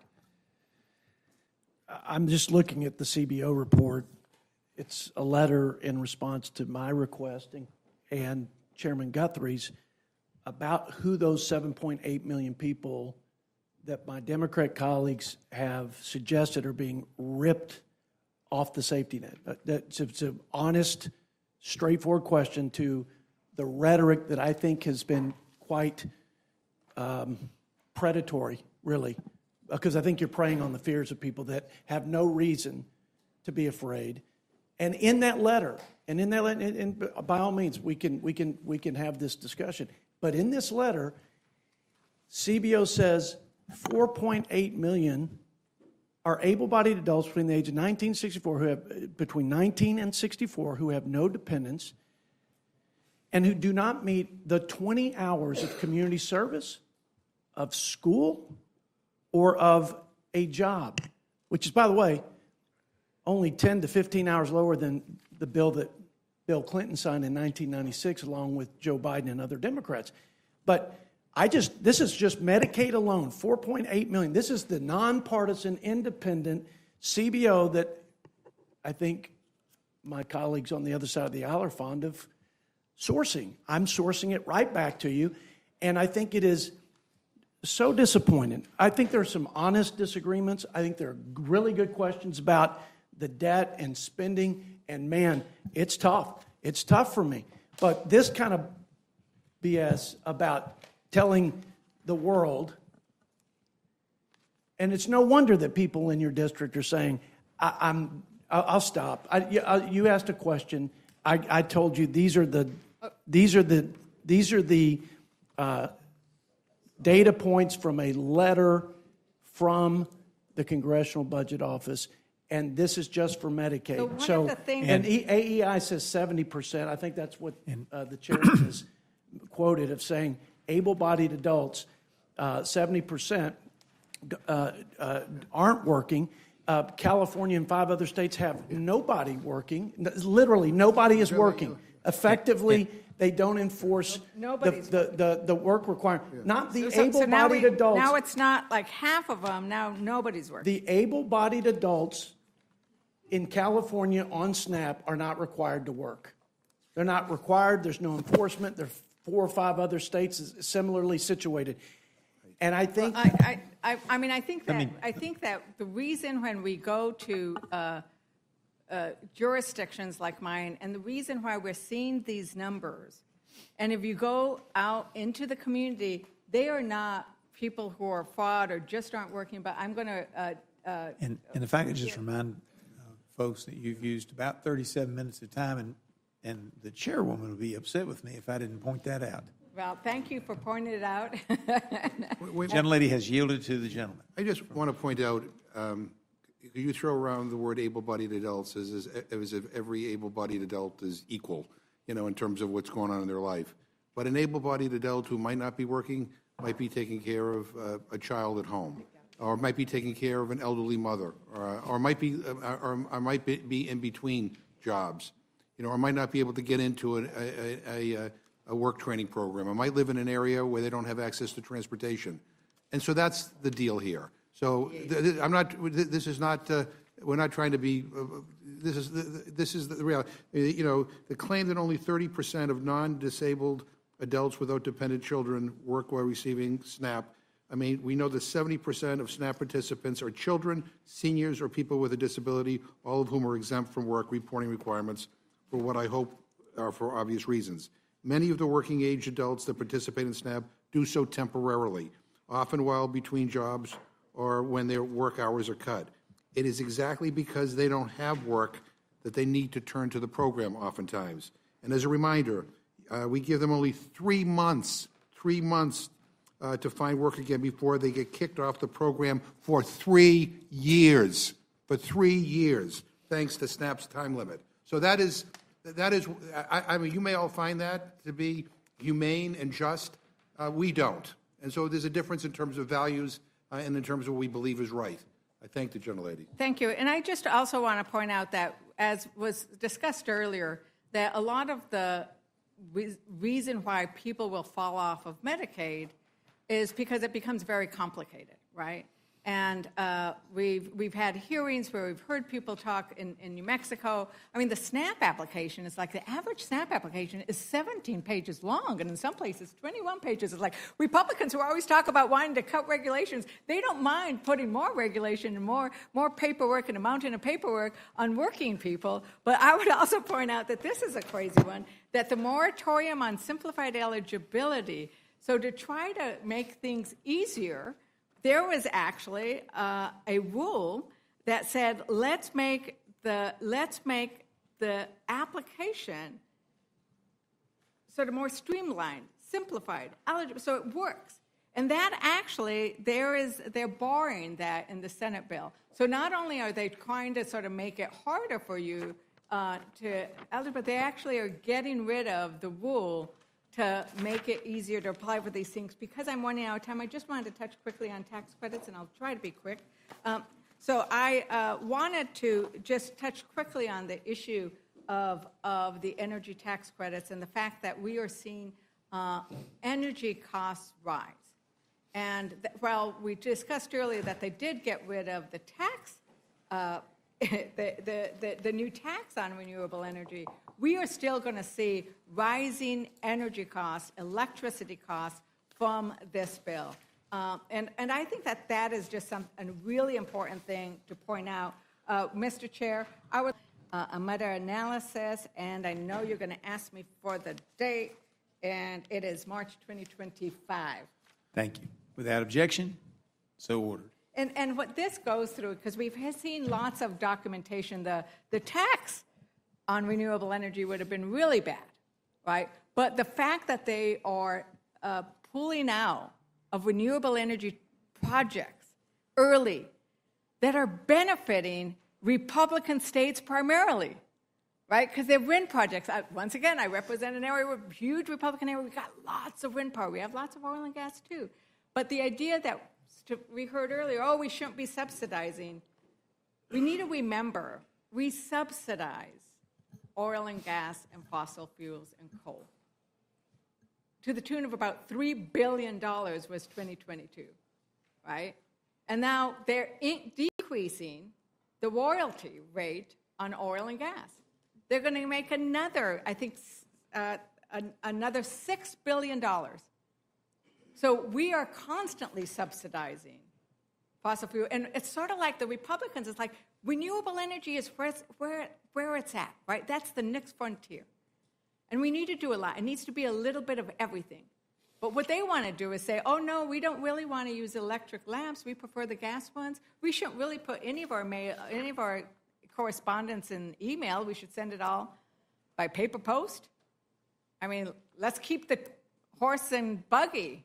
Who wants a gas-fired car? But that's what they're doing, right? That's what they're doing. They're taking us backwards. And so I wanted to be able to give an opportunity. As you know, I'm the last Democrat. So I wanted to give an opportunity. Is there anything else that you wanted to raise, Representative Moore, with regards to this? The bill before. Thank you for this opportunity. I have heard the scheme of requiring work requirements, and it's a major economic solution to raising the $4.5 trillion in tax cuts. And again, I have been very aggrieved, the committee is aggrieved, that we are characterizing our constituents as lazy and bums in order to do it. Let me just mention some other people who will be losing health care that we haven't talked about. We've also claimed that illegal immigrants have been receiving health care. And that's been a feature of these testimonies and these discussions. I just want to say that legal immigrants who were brought to this country because of asylum, people who have U visas or V visas because they're facing violence, were people who were going to be able to get Medicaid. These are people that will no longer be eligible for Medicaid.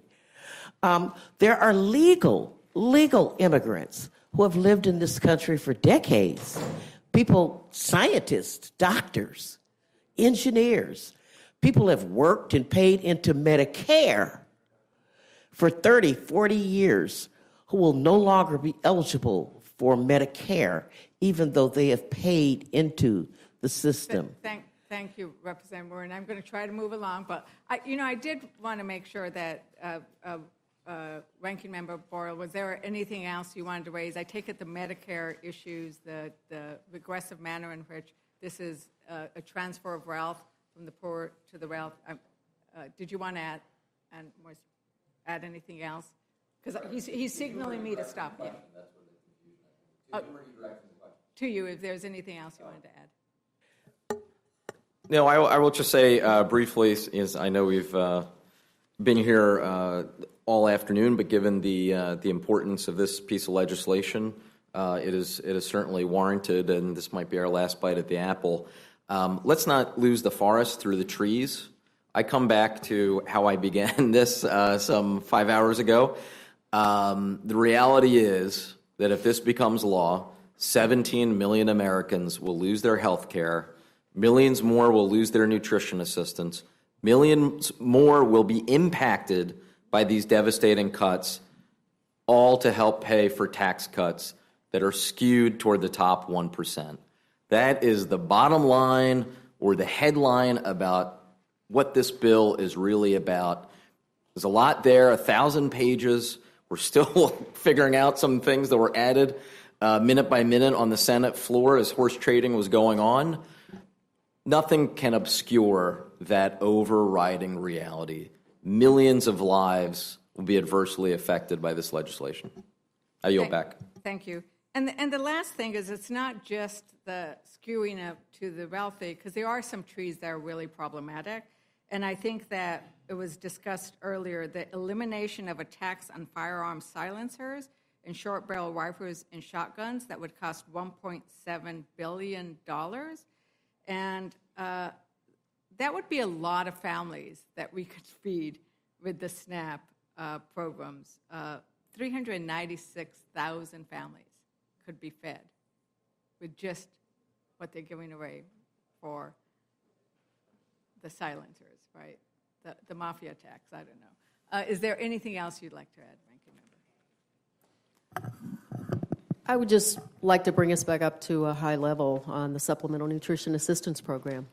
This is the most effective anti-hunger program that this country has ever seen. Every dollar we invest in this program returns $1.50 to our overall economy and about $1.80 in rural communities across our country. And when you cut $200 billion in SNAP benefits to this nation, you are literally taking around $25 billion directly out of the pocket of this nation's family farmers. But that's not all, because it affects the entire food supply chain. It's the truckers who drive the food to the grocery stores. It's the clerks that puts that food on the shelves. And of course, it's the hungry children and seniors and veterans that we are trying to support as a nation. So I want to say to all of my Republican colleagues, I hope that you will seriously reconsider, especially because at the end of the day, you are doing this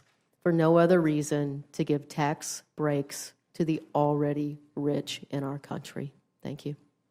Thank you very much. I hear often from the farmers, the small farmers. In my district, I have small farms, not the kind that need a $38 million estate tax benefit, but they are hurting because they sell the Double Up Bucks programs. I love the Double Up Buck program. They do too. It's how they make their living. Thank you for the indulgence. And Mr. Chairman, the last Democrat yields back. Yeah, gentlelady yields back. Now recognize Mr. Langworthy for any questions. Sorry. Apparently the list is. I am not going to ask any questions. I want to salute each of our committee chairs for the diligent work that has gone into the hundreds of hours of putting this together over the last 14 months into this reconciliation process. I really want to salute Chairman Guthrie for the work of the Energy and Commerce Committee. My colleague brought up the Clinton-era work reforms, and these are bringing accountability and fundamental fairness. And as I travel around to businesses and talk to workers on factory floors, they are saluting the fact that the people, that can work and choose not to work will now have to work for benefits that they work hard to provide for their families every day. So I think that it's to take a lesson from a Democratic president and bring it into the future is something that is going to help us bring fundamental fairness and equity across the program. So thank you, and I yield back. Gentleman yields back. Now recognize Mr. Scott for his time for question. Thank you, Mr. Chairman. There's been a lot of long-winded discussion here today. I thought I might read for the general public just from the bill. Modifications to SNAP work requirements for able-bodied adults. Now, regardless of what you've heard from other people, this is what the bill says. Exception 6(0) of the Food and Nutrition Act of 2008 is amended by striking paragraph 3 and inserting the following. Exceptions. Paragraph 2 shall not apply to an individual if the individual is under 18 or over the age of 65. So if you're under 18 or over the age of 65, none of the SNAP changes impact you. That's what's written in the bill. Medically certified as physically or mentally unfit for employment. So all of the discussions that you've heard from the Dems about us kicking disabled people off SNAP benefits They're just not true. This is what's actually written in the legislation. A parent or other member of a household with responsibility for a dependent child under 14 years of age, otherwise exempt under Section D2, a pregnant woman, and it goes on from there. So anybody under 18, anybody over 65, anybody who is medically certified as physically or mentally unfit for employment is exempt from any of the changes. So all of this talk that we're kicking disabled veterans and all off of SNAP, it's just a flat-out lie. Now, with regard to the matching funds, what we have said here is that if you have an error rate of less than 6%, the federal share of the cost of the allotment described in paragraph 1 for that state in a fiscal year shall be 100%, and the state shall be 0%. If you're a business owner and you've got a 6% error rate, you know what you are? You're bankrupt. The federal government owes it to the American citizens to have better than a 6% error rate on people's SNAP benefits. So I want the American citizens to know you're not being told the truth by the dramatic statements on the other side. If you're disabled, you're exempt from the changes. Under 18, exempt from the changes. Over 65, exempt from the changes. That's what's written in the language. I don't have any questions for any of the members. And Mr. Speaker, I yield back. Madam Chair, I yield back. Thank you very much, Mr. Scott, for clarifying the record. Mr. Griffith, you're recognized. Thank you, Madam Chair. We've had a lot of discussion about the bill, and folks earlier in the afternoon were saying that nobody had time to read the bill, and I'll just say we got it in my office around 11 o'clock. I had it printed out. I had 245 pages read before I got here, and I finished up the rest of it while Ms. Scanlon was talking. So a lot of folks have had an opportunity, and when we get to the floor, everybody will have had an opportunity to read it. It does help that I read the first bill as well, so there were sections where I got to it, and looking at the cheat sheet, it was identical to what was there before. So I don't make myself read the same chapter twice, but I did read it. Now, that said, I do want to ask my chairman, Chairman Guthrie, a question. Chairman, I think we can pretty well rest assured this is not the last bill that will ever pass the United States Congress. Do you agree with that? I agree with that. And as a part of that, we're always trying to improve things on Energy and Commerce Committee. So as we move forward, will you commit to work with me and others on the Energy and Commerce Committee and in the House as a whole to analyze the ongoing status of the health of our rural hospitals and rural health care in general and rural health care providers so that we can improve access to health care in rural communities? I will. And I suspected those would be the answers to the questions, but I just want to underline for everybody that even when we disagree, we're all trying to move things forward. And sometimes when we disagree, things don't work out exactly the way people intend. And I know that in my district, as a result of some of the policies in the Affordable Care Act, we had 2 hospitals that closed down. One of them has since reopened. And but we're all working towards this goal, and I appreciate you, Chairman Guthrie, agreeing that at least in the Energy and Commerce Committee, and I think all the others as well, that we're going to continue to move the United States forward. And as we see opportunities to improve, whether it be telehealth, which you and I have talked about a number of times, or other ways that we can improve health care in rural communities, we're going to do it. Isn't that correct? That's correct. All right. I yield back, Madam Chair. Thank you. Thank you very much, Mr. Griffith. Mr. Jack, you're recognized. Thank you, Madam Chair, and I'll be brief in closing. You know, to really wrap up all the testimony we've heard today, and I think we're all grateful for everyone's testimony. This bill is a codification of President Trump's agenda, and in large part, many of us and many of our colleagues were elected on an identical platform when we ran for Congress, and that platform was embraced by 77 million Americans. It earned an 86 electoral vote margin in the 2024 presidential election. So I'd love to start with my good friend Chairman Smith, if you'd just like to, again, wrap everything up in your testimony today, how is this codifying President Trump's agenda? So I would totally agree, Representative, that this is following the priorities that the president laid out when he was running for office and 77 million Americans supported. We're delivering on no tax on tips. No tax on tips, 70% of Americans support that. We're delivering on tax relief for seniors. 83% of Americans support that. We're delivering on no tax on overtime. 71% of Americans support that. And we're also making permanent the expiring provisions of the 2017 successful Trump tax cuts. And 62% of Americans support that. This is the largest tax cut in U.S. history. It is also the largest cut of mandatory spending in U.S. history. That's phenomenal. And it is also the largest investment in securing our borders in U.S. history, creating the Golden Dome. All these things that the president campaigned on, it is in this bill. It is absolutely in this bill. And I know people were talking about suppressors earlier, and I think it's really important. The reason why that's became an issue is because of pistol braces. The Biden administration put pistol braces under the short barrel shotguns, which they shouldn't be. And it did. And for the first time in a century, we eliminated a tax on the Second Amendment.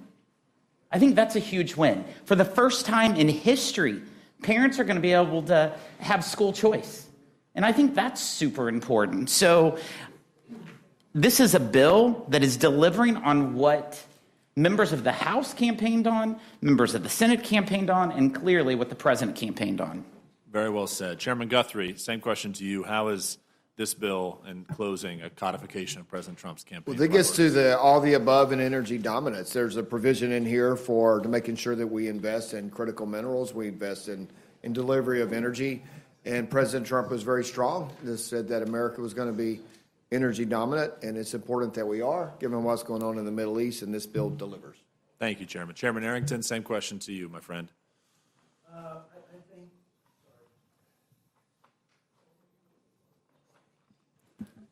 I think that I think a reprieve from failed economic policies to unleash the spirit of our entrepreneurs and risk takers is in order, and our economy is the foundation of everything great about this country, including our way of life, our quality of life, certainly our global leadership. So, there's always going to be more cuts for a budget chairman. There will always, cuts that I'd like to see materialize. But you've got to work on both ends of the equation. You've got to grow the economy while you're bending the curve on spending. And so I think it's substantial, the impact that these policies that President Trump implemented and executed on in the first Trump administration, and now we're doubling down on them. And I suspect, just like the first round, all boats will rise on the tide of prosperity. I think that's the key feature, quite frankly, of this. But the fiscal reforms are no small things. And again, I think they are there to serve as a sort of a win-win-win. Win for the program sustainability, win for those who are trapped in dependence, and a win for taxpayers who should not subsidize people who refuse to work, like the 4.8 million people that on Medicaid per CBO, or people who are here illegally. And so a lot of good things in here, and I appreciate the question. Thank you, Chairman Arrington. And lastly, Chairman Thompson, to you, how does this, your section of the bill, codify President Trump's campaign priorities and agenda? Well, thank you so much for the question. President Trump knows that food security is national security, and that all relies on really the success of those hardworking families all across our country that are producers. Those folks that are farmers or ranchers or foresters. And this bill, and those families have, I mean, they're at probably a 50-year low in terms of economic challenges, from inflation to all the different things that have happened over the past number of years. And it's really put them in a challenging situation. We saw that in December when many of them, for the first time in a family's history, were not going to be eligible for taking out a loan to be able to produce a crop or produce a herd or produce a flock. This, the One Big Beautiful Bill, the agriculture title, really, I call it Farm Bill 1.0. It makes historic investments in reference prices. It adds base acres for farmers who have not been eligible for. It modernizes the dairy margin program. We make it. There's investments in the conservation programs, in crop insurance, in the trade programs of market access program and foreign market development program. We double those. It has investments in research, investments in animal health, including our large animal veterinarians. And the three-legged stool when it comes to animal health. That's our laboratories. That's vaccination polls that we have started in previous farm bills, and our large animal veterinarians, and so much more. Specialty crops. This is most significant specialty crop. Now, this is 1.0. It's just the things that we were eligible to put into budget reconciliation. But what it leaves is a very small portion at a very small price tag, and at the same time, President Trump cares about those who are most at risk, and within the nutrition title, this is really about making sure that we have sustainability of programs like SNAP and all the other programs under the nutrition title, not just sustainability, but that we're in a position to make sure the people that really need the help get it. But it's more than providing supplemental nutrition support. It's providing a hand up towards the American dream, with the investments that we make, which is about $1.1 trillion over 10 years. That's the nutrition portion of the Farm Bill. This really is about making sure that we folks have that opportunity to through SNAP employment and career and technical education, and have a shot at reaching a rung a little higher in the ladder of opportunity. And I will say, I've seen that work in my travels around the country, and I've done 115 listening sessions with 42 states, 1 territory. I've seen it work, and when it works, everybody, our farmers, our grocers, our truckers, all do better because families are able to actually find they have more income. And at the end of the day, they're able to buy. They're not limited by what they're able to afford because we've given them a shot at the American dream, which comes through the dignity of work. Thank you very much, Chairman. I appreciate it. To our ranking members, thank you for your testimony. And Madam Chair, I yield back to you. Madam Chair, I just have a technical question. Yes, sir. Before you came in, Mr. Scott was reading about a provision on who's exempt from the work requirements under SNAP, and I was wondering where he was reading from because, the House version of the bill that you voted for took it from 18 to 7, and my understanding is that the Senate bill moved it to 14. So you said 18, and so I'm wondering, did something change? I'm on page 17. Yeah, well, that's the 18 is under the age of 18. At the age, or 14 is the age of dependence. Right. That's which is right. He said 18, so it's actually 14. He might have missed. Well, 18 to 64 is when the requirements kick in. Yeah. So. Right. If you're 30, if you have a 14-year-old at home, you have to work. Right. 14 or under, you're exempt. I don't know. Yeah. Anyway, a parent or other member of a household with responsibility for a dependent child under 14 years of age. Yeah, right. I thought you said 18. I'm sorry. No. So it's 14. Okay, 14. So you have a 14-year-old child who has health issues whatever. Not You true. still have If to work. if they're disabled, it's different. Right, well, I mean, or somebody who's is troubled in school, or whatever, who's not classified as disabled. Again, life is complicated. Thank you. Medically certified as physically or mentally unfit for employment is exempt, and this is just the exemption from the work requirement. So the 14-year-old is alone all summer. Okay, thanks. Well, you're working, yeah. Make a clarification. Well, and as I pointed out, there are many people who work full-time because they have to, and they choose not to be dependent on other people. They have 14-year-olds sometimes at home all summer long, too. And there were people who work full-time who still are eligible for SNAP. And that's a reality. And there are some who choose not to be eligible for SNAP or other taxpayer-funded programs. Ms. Houchin, you're recognized. Thank you, Madam Chair. I'd just like to commend our chairs for their hard work and leadership, Chairman Smith, Guthrie, Chairman Arrington, Chairman Thompson. Two of my chairmen are at the panel today, Budget and E&C, so thank you. What? Pick your favorite? I can't. I like you. I like all my children. No, I'm just kidding. But I do want to note that this is a bill. The One Big Beautiful Bill is a bill for hard-working Americans. It's a bill that will still protect our most vulnerable. There's been a lot of rhetoric from the other side about this bill that I want to just allow a couple of our panelists to respond to. One is on coverage loss. The Democrats keep throwing around numbers, exaggerating coverage loss numbers. In fact, the number of people that Democrats have said are going to lose access to health care, even when this bill was still in the House, went from anywhere from 13 million to 17 or 18 million. It was just a number that kept getting thrown around. But when I read the CBO analysis, that's not what I see. Chairman Arrington also pointed this out earlier.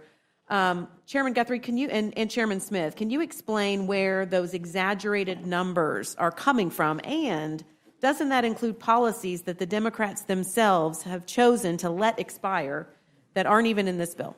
There's a couple answers to that. One is some of those numbers you have to look, there are CBO scored numbers, but you have to look at who they are. So if you look at the 4.6 million, and now that the dates changed on work requirements, and there's some, that's a little higher, but it's people that are able-bodied that choose not to work, and it has the same exemptions that were just read. We also, in Medicaid, include people that have substance use disorder. They're going through treatment such as that. So they're truly able-bodied, and there are studies that say there are people that fit that category.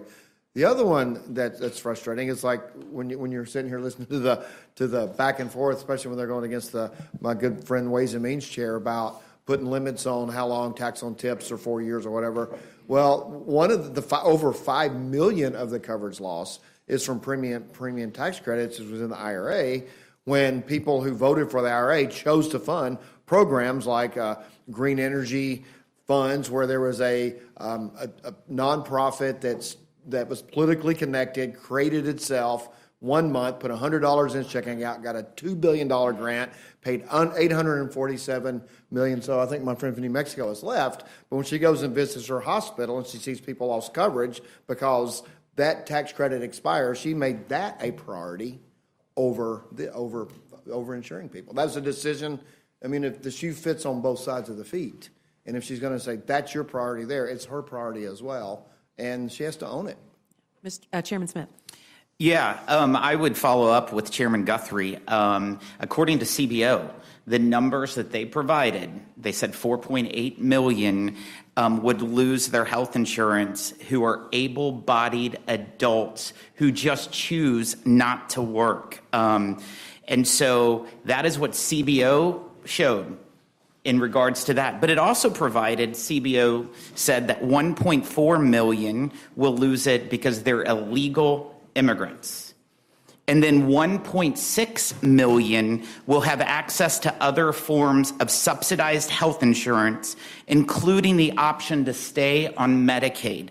And then 1.3 million are already ineligible for the program period, but they're on the system. And these are numbers from CBO, which I think is quite important. And if you look at people losing Obamacare in this bill, according to CBO, 1.8 million are illegal immigrants.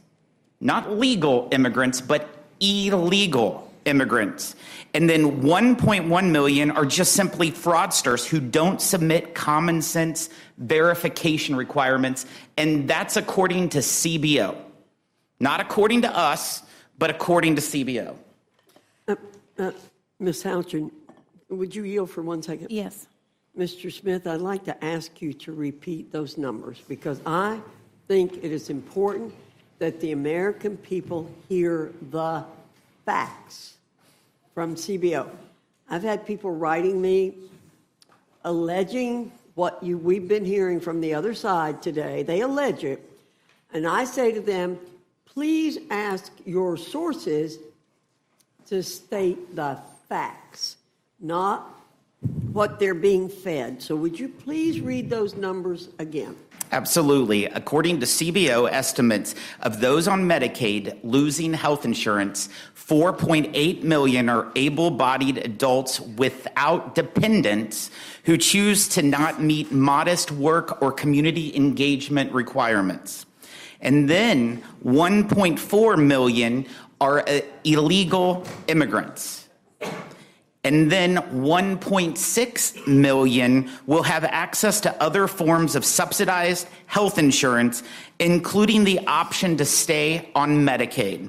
And then 1.3 million are already ineligible for the Medicaid program, period. They shouldn't be on the program, but they're doing it. And when you look about the ones that CBO estimates of those on Obamacare losing health insurance, 1.8 million are illegal immigrants, and 1.1 million are fraudsters who don't submit common sense verification requirements. And this is from CBO. And Chairman Smith, those are the only people that CBO, in their report, claims will be losing their health coverage under the bills. Yes. And the number you hear of 17 million, that's the 5 million that's going to lose from the premium tax credits, which the Democrats in the IRA decided to make it temporary.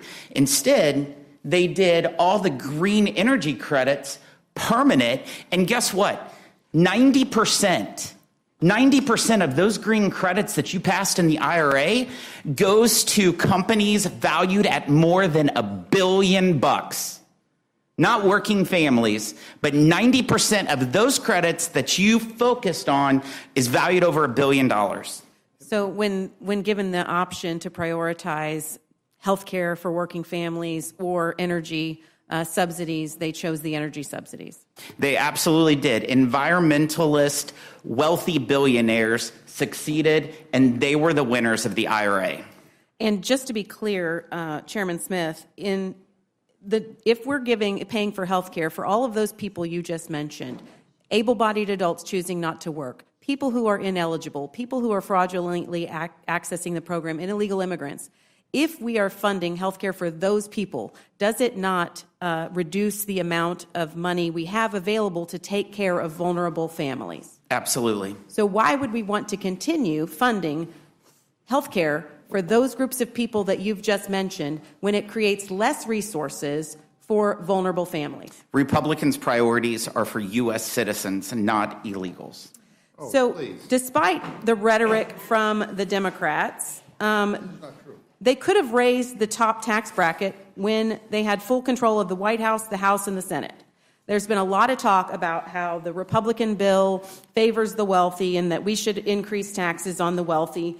The truth is that this bill creates permanent tax relief for everyone across the board. But the Democrats had full control of the White House, the House, and the Senate. They passed not one, but two reconciliation bills during the Biden administration, but did nothing to raise the top bracket. So don't Democrats have a credibility problem on this issue? Absolutely. If you look at when the Democrats controlled the White House, the House, and the Senate, they passed two reconciliation bills, the American Rescue Plan and the Inflation Reduction Act, and both of those had tax chapters. And in both of those, the Democrats refused to increase the top tax rate that we currently are arguing about, and you're saying that we're giving a tax cut to Bezos. You are. You refused to do it when you controlled everything. And guess what? The hypocrisy last night in the United States Senate, the vast majority of the Senate Democrats voted against an amendment on the floor that would raise the top tax bracket for anyone over $25 million. It's hypocrisy. Well, thank you, Chairman Smith. Thank you to our panelists for your long testimony. I will reiterate, this is a bill for working families. It's a bill that will help the hardest working families have tax relief. We're unleashing American energy. We are securing the border. We are providing for our defense. No bill is perfect, but this one big, beautiful bill is a good bill. I thank the panelists, and I yield back. Madam Chair, that's a misinterpretation of the CBO report that we just heard here today. Well, it's not. It doesn't say what it does. And yeah, and this bill does give a tax break to Jeff Bezos, and I don't think he deserves one. Quite frankly, $50 million for a wedding. Mr. McGovern, thank you very much. Hearing no other questions or seeing no other member who has not spoken, our panel is dismissed. Thank you very much for being here and for your patience.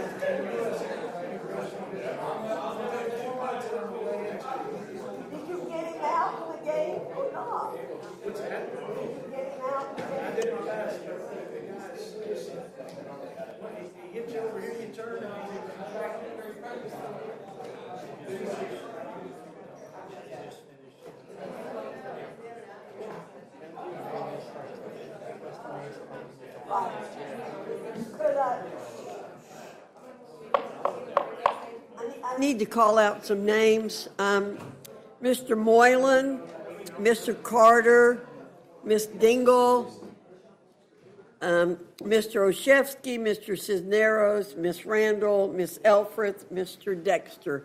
If you all could take seats. Excuse me, Ms. Dexter, pardon me. If you all could take seats up here, sort of in the order I've called you. Moylan, Carter, Dingle, you're there, Debbie, number 3. Olszewski, Mr. Carter, you're over that way.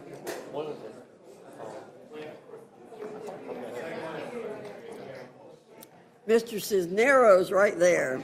Miss Randall. Miss Elfreth. Miss Dexter.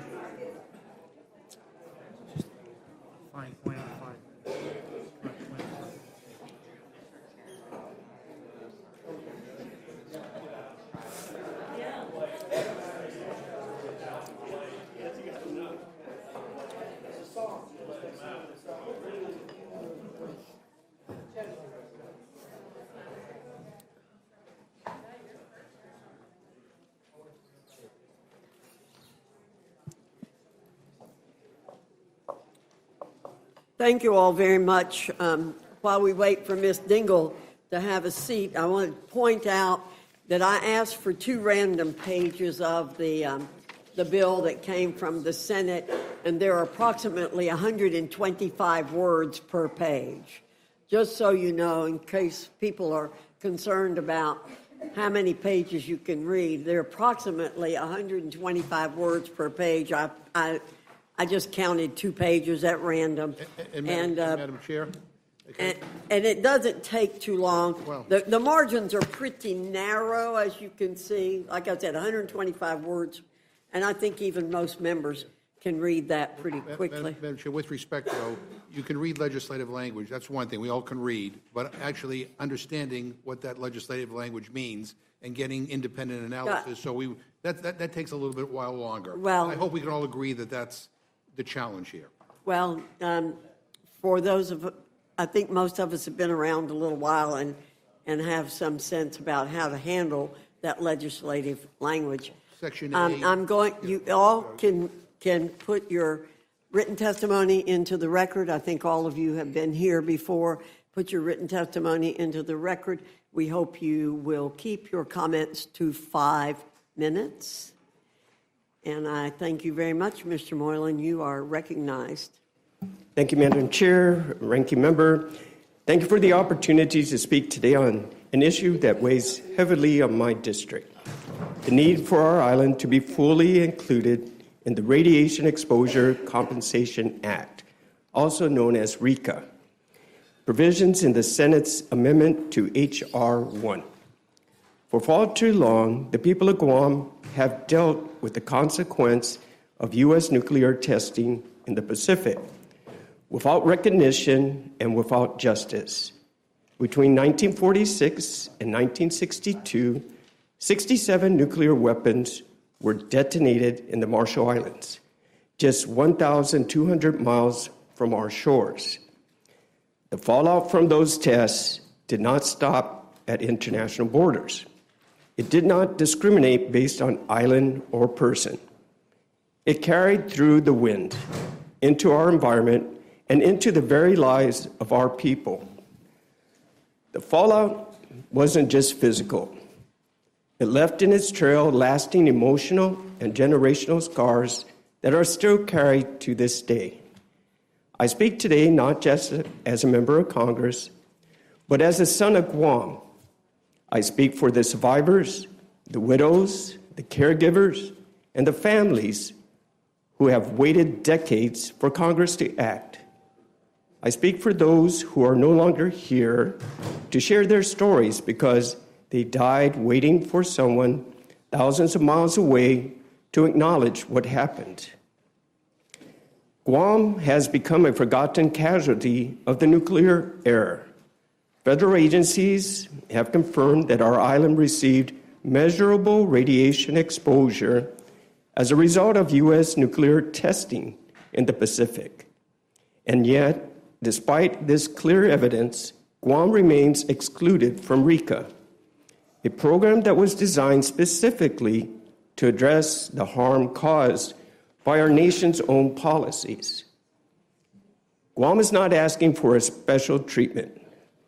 We are asking to be treated with dignity equal for the same recognition afforded to other downwind communities across our nation.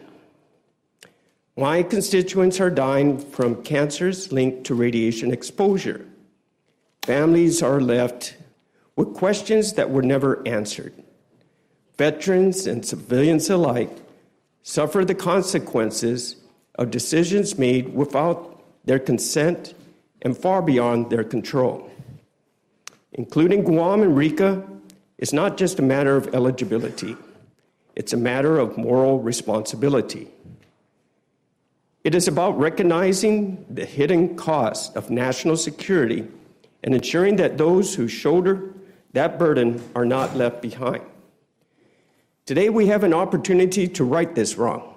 If Guam is not included now, we risk losing a critical chance to provide long overdue justice to the people of Guam.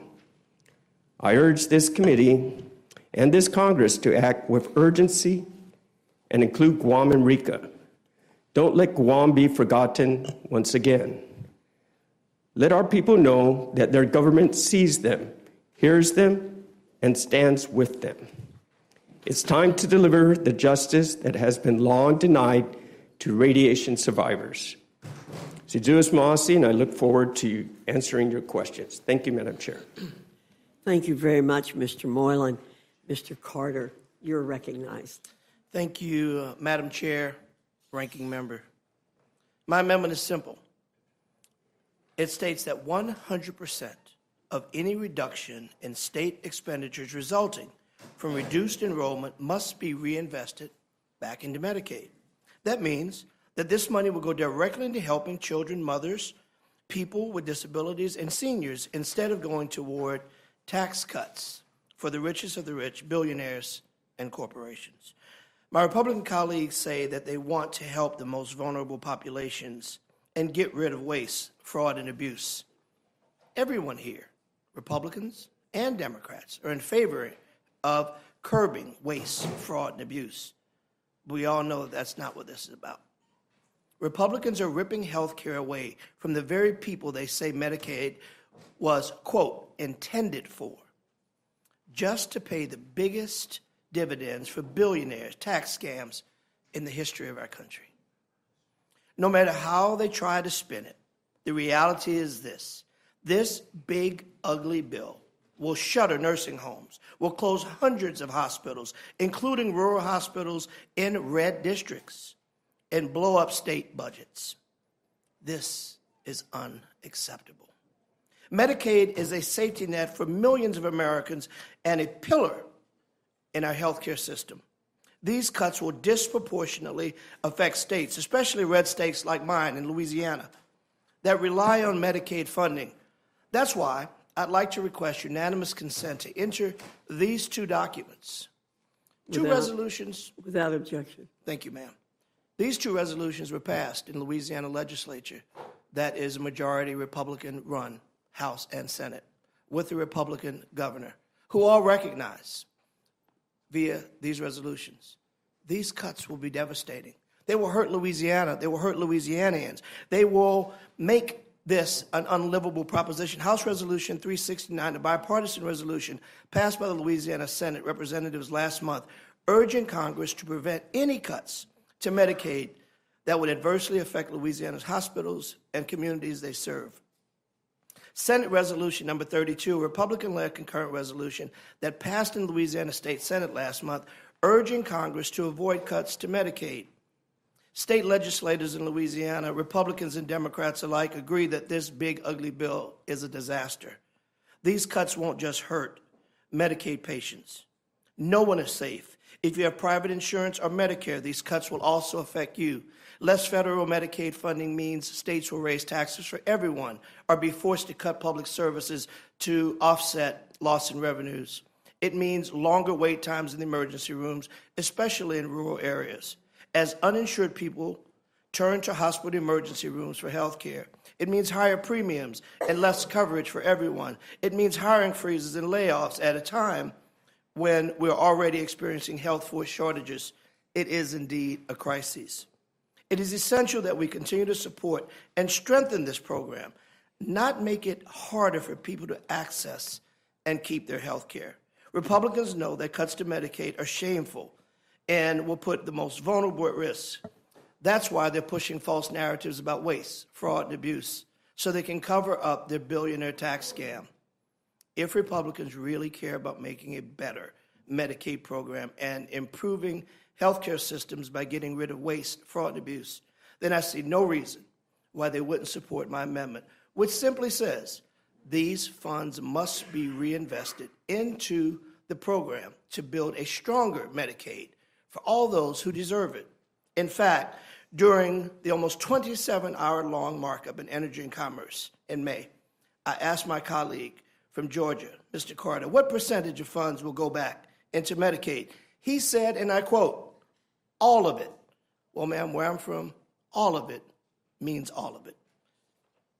So there really should be no issue with supporting my amendment. I urge my colleagues to vote yes and even co-sponsor this amendment that makes good sense for the American people. I yield back. Thank you, Mr. Carter. Ms. Dingell, you're recognized. Thank you, Madam Chair, Ranking Member McGovern, and all the members of the committee. For months, I've raised serious concerns about this Republican reconciliation bill that will enact the biggest loss of health care coverage in American history. CBL's most recent estimate is it'll strip health care from 17 million Americans. I have almost 15,000 letters here from the governor's office sent me of people in Michigan who are scared to death they're going to lose their Medicaid and what it'll mean to their families. I would love to enter it into the record, but... Without objection. Thank you. Thank you for doing that. Medicaid is the but that people care. I mean, this is something that just makes it, I can't go anywhere in Michigan right now. Mothers are coming up to me crying in elevators. Medicaid is the largest payer of health care for so many people. This bill is going to hurt them. It's also the largest payer of long-term care in America, which is why I filed an amendment to ensure Medicaid home and community-based services, or HCBS, are not cut or reduced as a result of this bill. We know that the majority of seniors and individuals with disabilities would prefer to receive care in the comfort of their own homes, where they can maintain an independent life, remain engaged in their communities, and age with dignity. Yet hundreds of thousands of Americans are already sitting on state wait lists to access home-based care, and this bill will only exacerbate this issue. No one should have to sit for years on a waiting list to get the care that they deserve, and the fact of the matter is, home care is cheaper than nursing homes. It saves the government money. Let's be honest, our long-term health care system is broken, and until someone you love is using it, you don't realize how bad it is. We cannot talk about reforming our long-term health care system without addressing the need to increase support for the home care workforce, who often work long hours for low pay, no benefits to provide care to people we love. And that's why I'm strongly opposed to a provision that would prohibit independent provider home care workers providing HCBS services from being able to make deductions from their pay for health insurance, skills training, and other employment benefits, despite the fact that this does not impact Medicaid spending and has consistently been deemed legitimate by the Centers for Medicare and Medicaid Services. I have filed an amendment to strike the provision, which will ensure that the care workforce is protected and maintains stability for those who rely on care. I've also filed an amendment in support of President Trump's most favored nation drug pricing executive order that was issued in May 12th. In fact, I offered this exact amendment supporting President Trump during the Energy and Commerce Committee markup last month. The president, by the way, thinks this is in the bill. I've heard him say it on television. This amendment supports President Trump's executive order that aims to lower medication costs for Americans by preventing drug companies from charging Americans higher prices while giving discounts to other nations. No one in America should have to pay higher prices for medications than patients in other nations, which is why I was shocked when every Republican in Energy and Commerce voted against this amendment that supports the president's own prescription plan. And even more shocked when I did way too early the next morning and they played that clip. And they thought that this provision was in the bill. It's not. I'm ready to support President Trump on this. It simply doesn't make sense. This logic is backwards and absurd, and we need to lower prescription drugs for Americans. And before I end, I want to express my serious concerns about this bill clawing back critical funding that protects our environment, our public lands, and our wildlife, especially endangered species.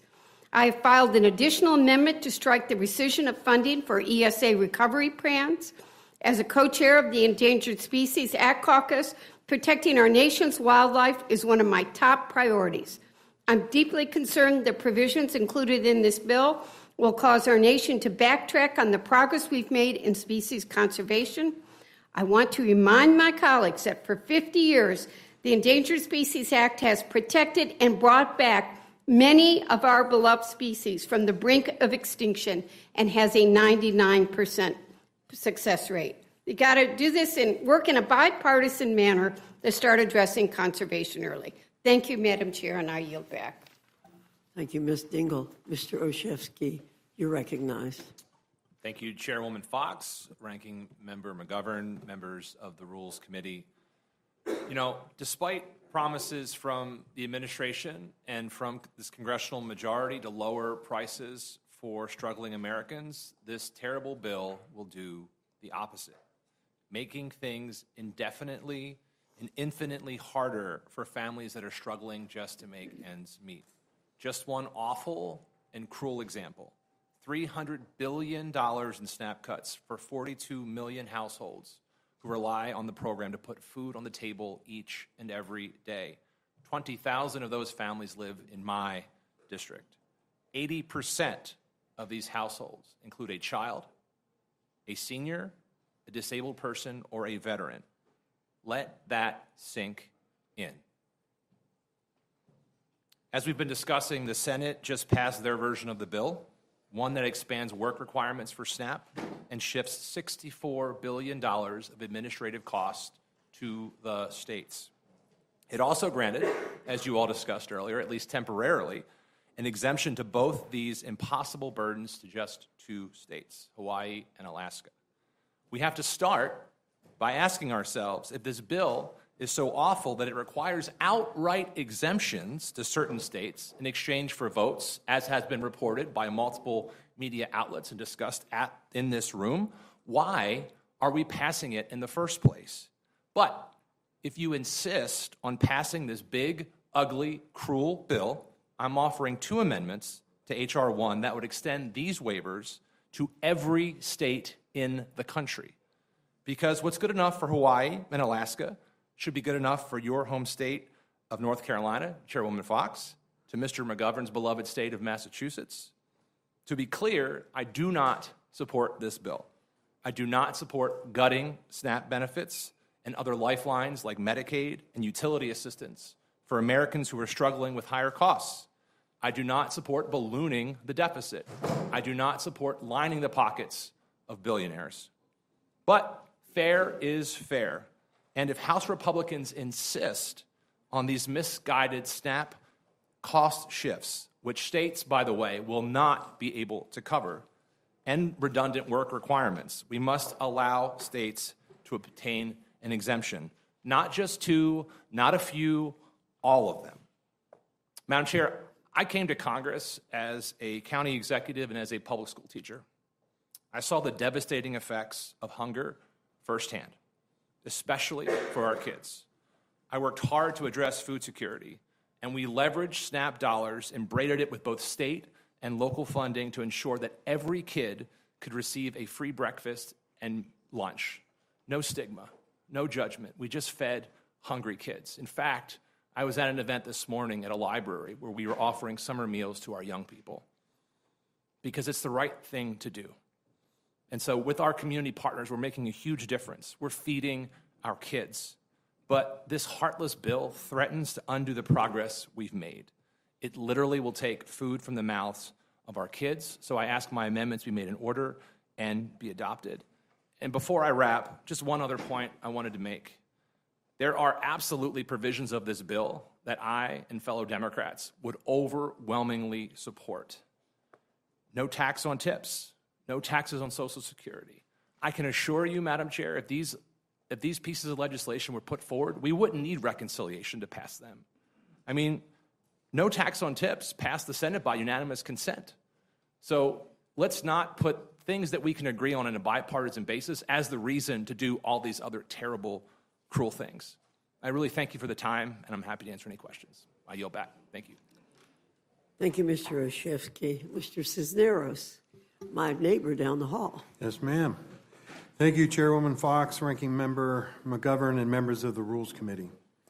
Well, here we are once again to discuss the same deeply flawed piece of legislation. No matter how hard Republicans try to cover up the truth, we know this bill is bad, and we know why. Millions of people kicked off their health insurance, millions of people losing nutrition assistance, funding for clean energy stripped out, adding $4 trillion to the national debt, and much, much more. I'm here with my Democratic colleagues to amend this big, ugly, harmful, and wasteful bill, and I urge this committee to make these amendments in order. My first amendment seeks to provide funding for urban hospitals to offset revenue losses this reconciliation bill will cause due to the proposed Medicaid and marketplace actions. It's estimated that urban hospitals would see a total loss of $337 billion. This will lead to issues of overcrowding, infrastructure strain, worsening health inequity, and increasing healthcare costs and wait times. This amendment seeks to support health centers like the community safety net hospitals in my district.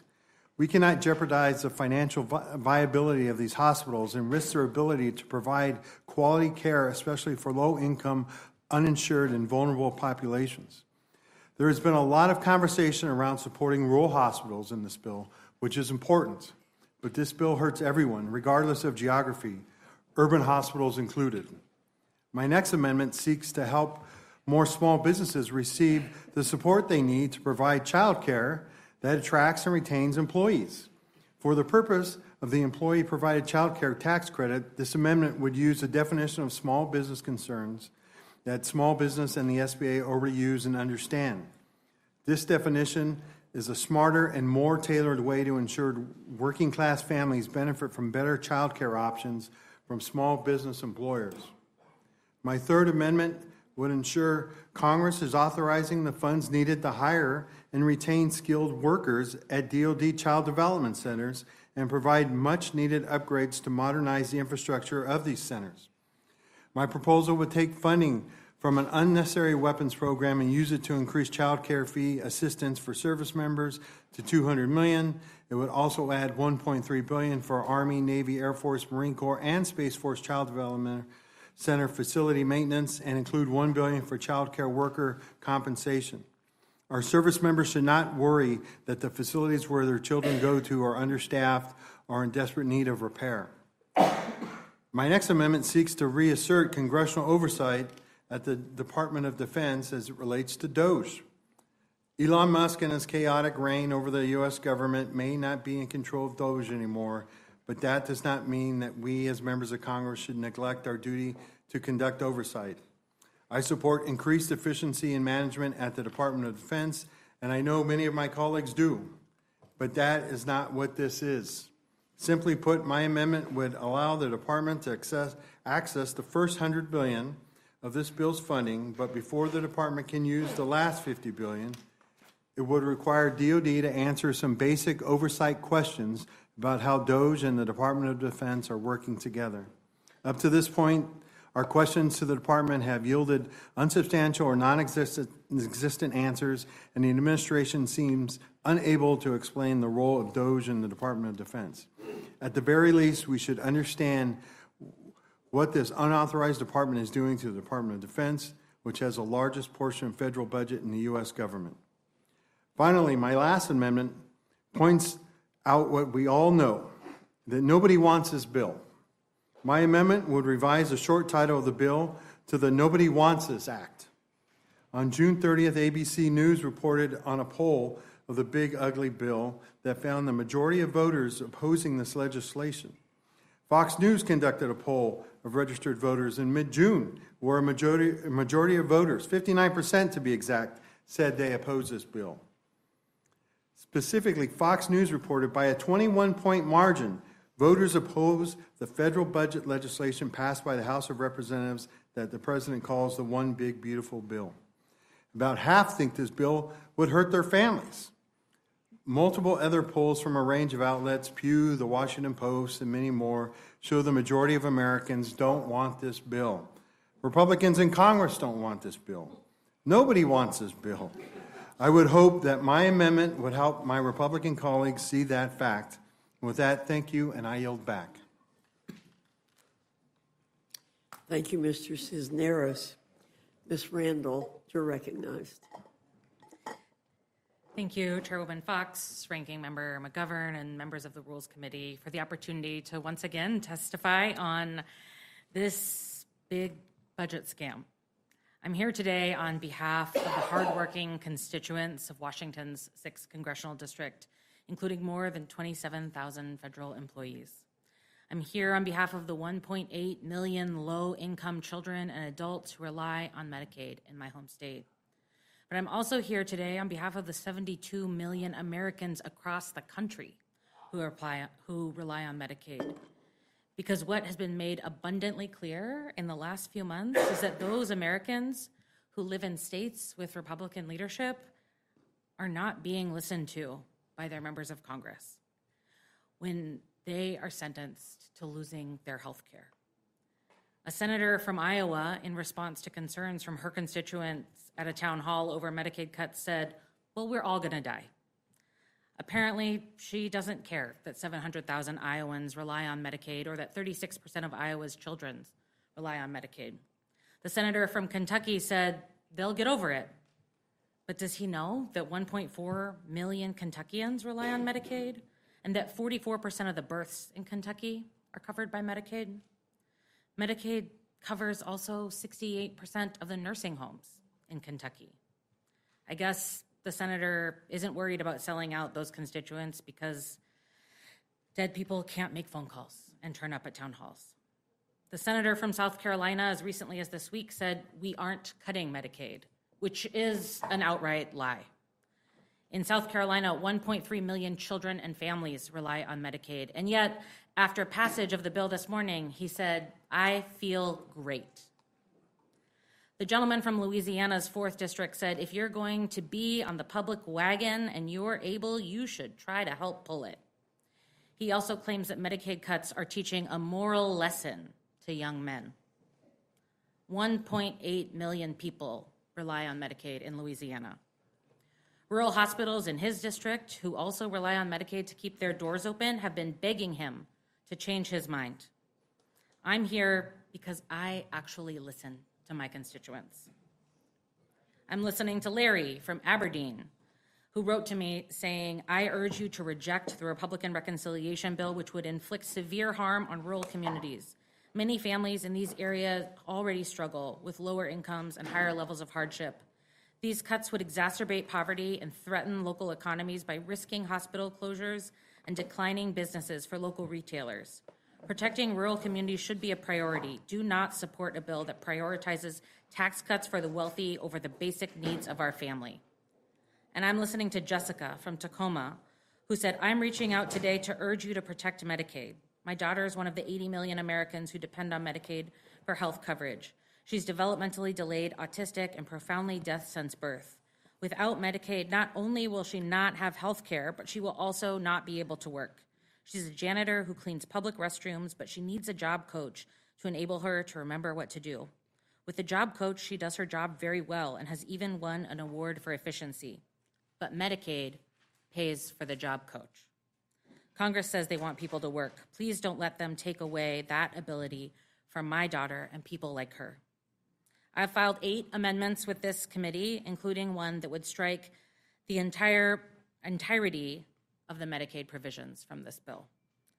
The Vice President said that the minutia of the Medicaid policy is immaterial compared to the ICE money and immigration enforcement provisions. If that's the case, then there should be no problem removing these Medicaid provisions that will result in people literally dying.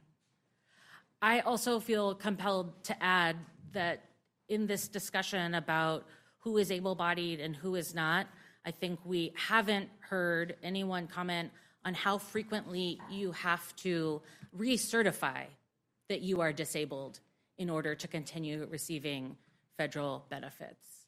I have experienced that in my family's life. My sister was born with extreme developmental disabilities so that she was like an infant her whole life. And yet, over and over, for the course of the 19 years that she lived, we had to continue to prove that she was disabled enough to qualify for the benefits that kept her alive. We cannot ignore what we are doing to people in this country, and I urge the committee to make my amendment in order and to adopt it to save millions of lives. I yield back. Thank you, Ms. Randall. Ms. Elfreth, you're recognized. Thank you, Madam Chair, Ranking Member McGovern, and the members of this committee for sitting here this afternoon and trying to make sense of this devastating bill. I'm here to request the committee to include the following provision in the reconciliation bill: Amendment 55, increasing the deduction for educator expenses.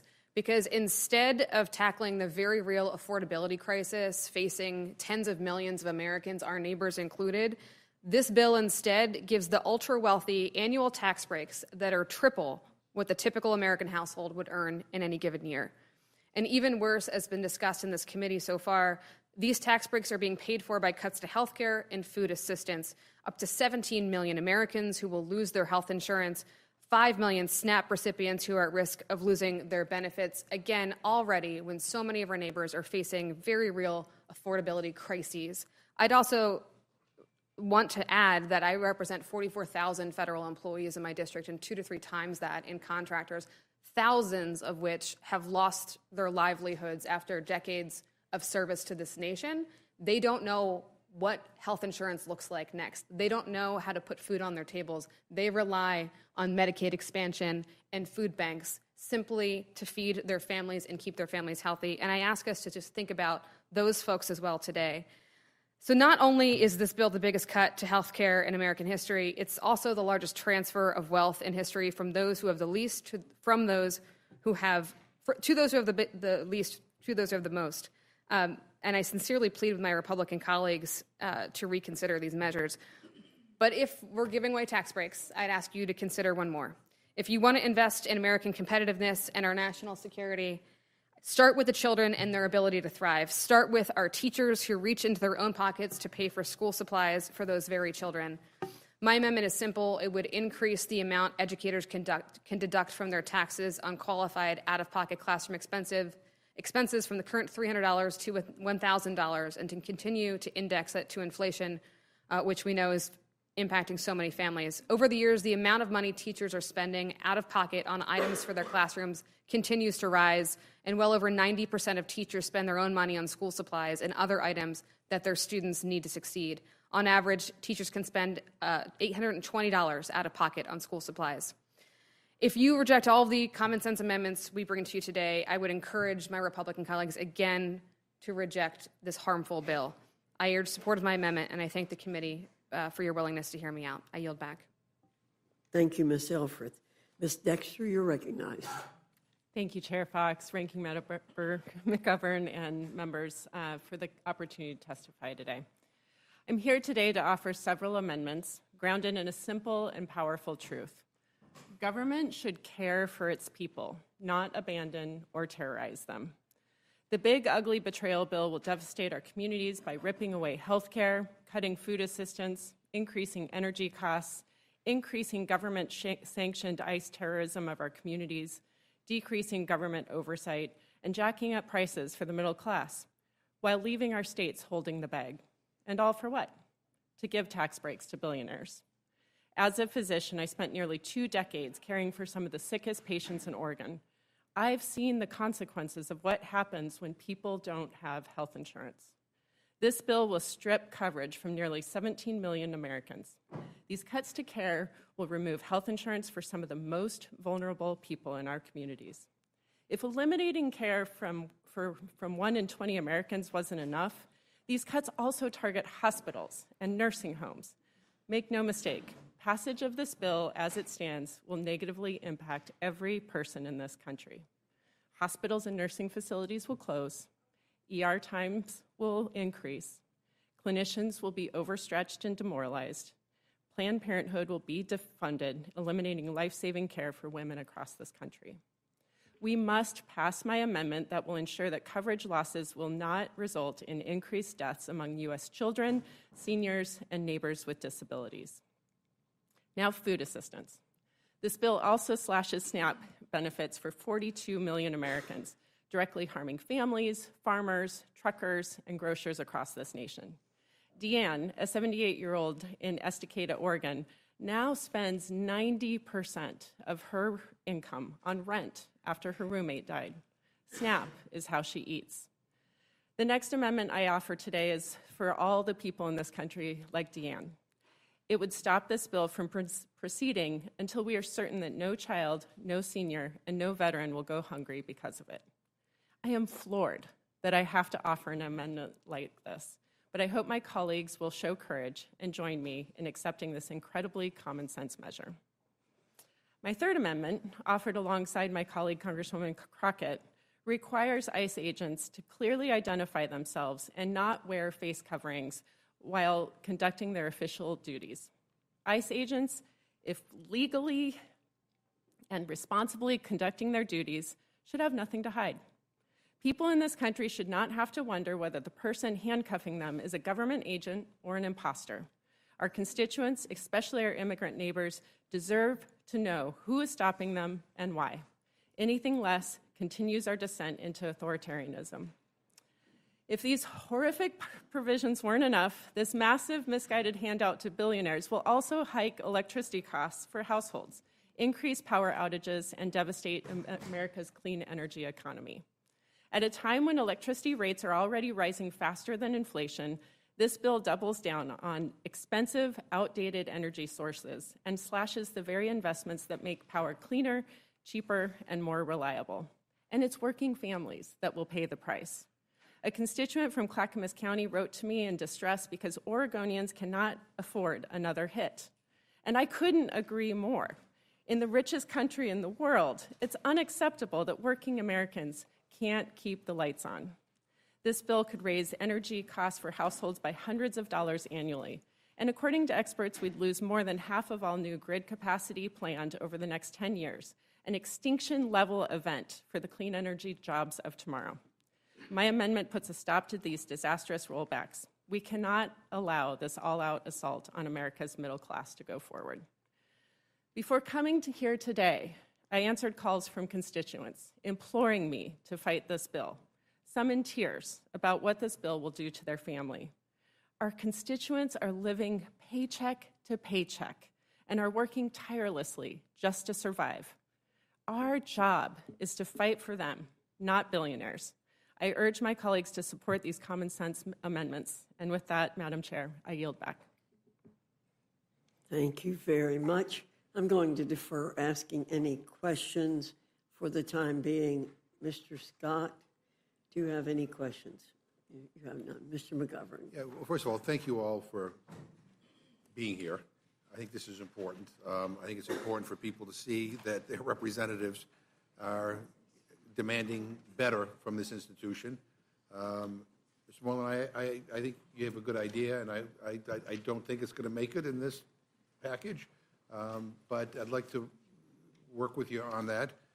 And to everybody else, thanks for coming here to defend people's health care and people's, food benefits and their basic rights. I think you mentioned the nobody likes this bill. But I like that. Let me read you a quote. I wonder if you could guess where this came from. Quote, "I don't like cuts, and we're going to have to see the final version." Any guesses who that was? That was Donald Trump today about his big, beautiful bill. That was him being questioned by press before he went to Florida for his press conference. He has no clue what the hell is in this bill, right? And he certainly doesn't. He says he's against the Medicaid cuts. I mean, this is like the biggest hit to Medicaid in history. I mean, but I just want to say one thing. I don't know if you were here for the previous panel, but toward the end, I found it offensive to hear the rationale for the cuts in food benefits and the cuts in Medicaid. The chairman of the Budget Committee, the chairman of the Ways and Means Committee, and one of our members here, of course, they talk about fraud, waste, and abuse, but don't get specific about it. But then they went into this line about, this is all about going after illegal immigrants. And we were told that, that all these illegal immigrants were somehow on Medicaid and on SNAP. The bottom line is undocumented immigrants are not eligible to enroll in federally funded coverage, including Medicaid, CHIP, or Medicare, or to purchase coverage through the ACA marketplaces. They're forbidden. The federal government saves $0 from kicking undocumented people off of Medicaid because zero federal funds go to cover them. Only some states that are being penalized by this bill cover them with their own state funds. Nearly 16 million, or 92% of people losing coverage due to Republicans' health care cuts are American citizens. These are people who are here lawfully. And so, when fraud, waste, and abuse doesn't work, they throw out illegal immigrants. Also told that, that of the 7.8 million people without insurance in 2034 under this bill, 4.8 million are people who are able to work but who refuse to work. Again, that's not, they come out and talk about the CBO report. That's not what the CBO report says. CBO's report states that these are able-bodied adults between the ages of 19 and 64 who have no dependents and who do not meet the Republicans' red tape requirement. Ms. Randall talked about all the red tape. All these new requirements, they don't just take your word for it. You got to go through all this red tape and satisfy the federal government that, in fact, you're doing what they claim they want you to do. Research shows that the able-bodied population Republicans are targeting are typically women at the older end of their working years. They are not young men on a couch playing video games, as has been falsely claimed. Furthermore, evidence shows that as much as 4.8 million Americans losing coverage would occur among people who work or should qualify for an exemption, but nevertheless lose coverage due to red tape. More than 92% of the people relying on Medicaid are already working. They're in school or caregiving or unable to work due to illness or disability. The populations that you're all up here advocating for live complicated lives. And throwing more hurdles, for them to have to jump over will just mean they go without health care or they go without nutrition assistance. And that's not the kind of America that, I want us to be. I mean, I want us to be able to be there for everybody, and to lift up people who are vulnerable and who are struggling. And I'm getting calls as well, like all of you, from not only elected officials, but regular citizens who are like, they don't. These Republicans, they don't understand my life. They have no idea what I'm going through, and I don't fit any of their categories. I could be an able-bodied adult, with who's taking care of, an elderly person in my house, and somehow I lose my SNAP benefits if I'm not at work, but I can't afford long-term care to someone to check in on my mother or father or grandmother or grandfather. I mean, that's why, some of us objected to the process that got us here. I mean, this is like rushed. There's no, 4th of July, there's nothing happens on the 4th of July other than the fact that Trump wants to throw another party for himself. He didn't even know what the hell's in the bill. And yet we're rushing this through. Nobody knows the implications of what's in this, what the Senate sent over to us. But we do know that a lot of people are going to get hurt. And again, the Republicans spent so much time demonizing struggling families, and yet they say nothing about the fact that Jeff Bezos is getting a tax cut, even though he could spend, notwithstanding the fact that he could afford to spend $50 million on his wedding. We talk about fraud, waste, and abuse. Because someone in the SNAP program might, instead of getting $2 per meal, might get $2.50 per meal. But, there's no accountability at the Pentagon. I said this morning, when the last time the Pentagon, the Department of Defense passed an audit? Never. I mean, not a peep. But if it comes to food or health care, that's fair game. And again, I mean, I want you to know how important it is that you are here. I think people are watching this debate, and they are seeing who's on their side and who's not on their side. And I said this morning, and I'll repeat it again. I do believe that this is probably one of the most dangerous, disastrous bills in modern history because it impacts the stuff that people care most about. Their health and well-being. And we'll see what happens. But again, I appreciate you being here, and I yield back. Thank you, Mr. McGovern. Ms. Scanlon. Thank you. And I, too, want to thank all of the witnesses. The conversations you're talking about with your constituents sound like the conversations I've been having, whether, it's someone I run into on the street or someone in the grocery store. We had a town hall on Sunday. And, people are really concerned. And I really appreciate the thoughtful amendments that you're offering because they really highlight the vision that Democrats are putting forward for the country. You're talking about fairness for everyone. You're talking about what our families need to thrive, what our kids need to thrive. You're talking about a government that levels the playing field or invests in Americans rather than putting the thumb on the scale for the wealthy and the well-connected. Talking about a government that's looking to meet the challenges of the future rather than propping up failed theories like trickle-down economics of the past. So really appreciate the thoughtful amendments, the words about, the families with kids with disabilities. I heard a lot about that over this weekend. The concerns about veterans and others who are going to go hungry. It all resonates. It's all true.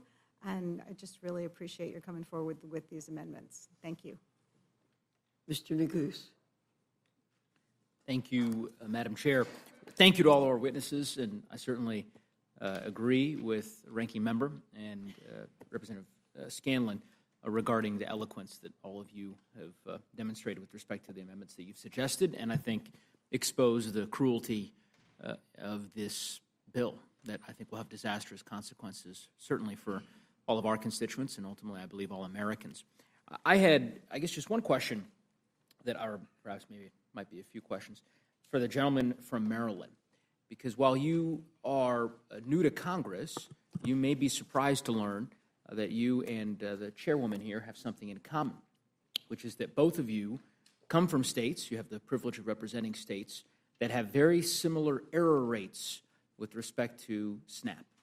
And I don't know if you were here previously, and you hopefully heard some of the discussion that we had about this absurd provision that Americans are now learning about, that apparently Senate Republicans put into this bill regarding SNAP, ostensibly to get the bill across the finish line, to get Senator Murkowski's vote.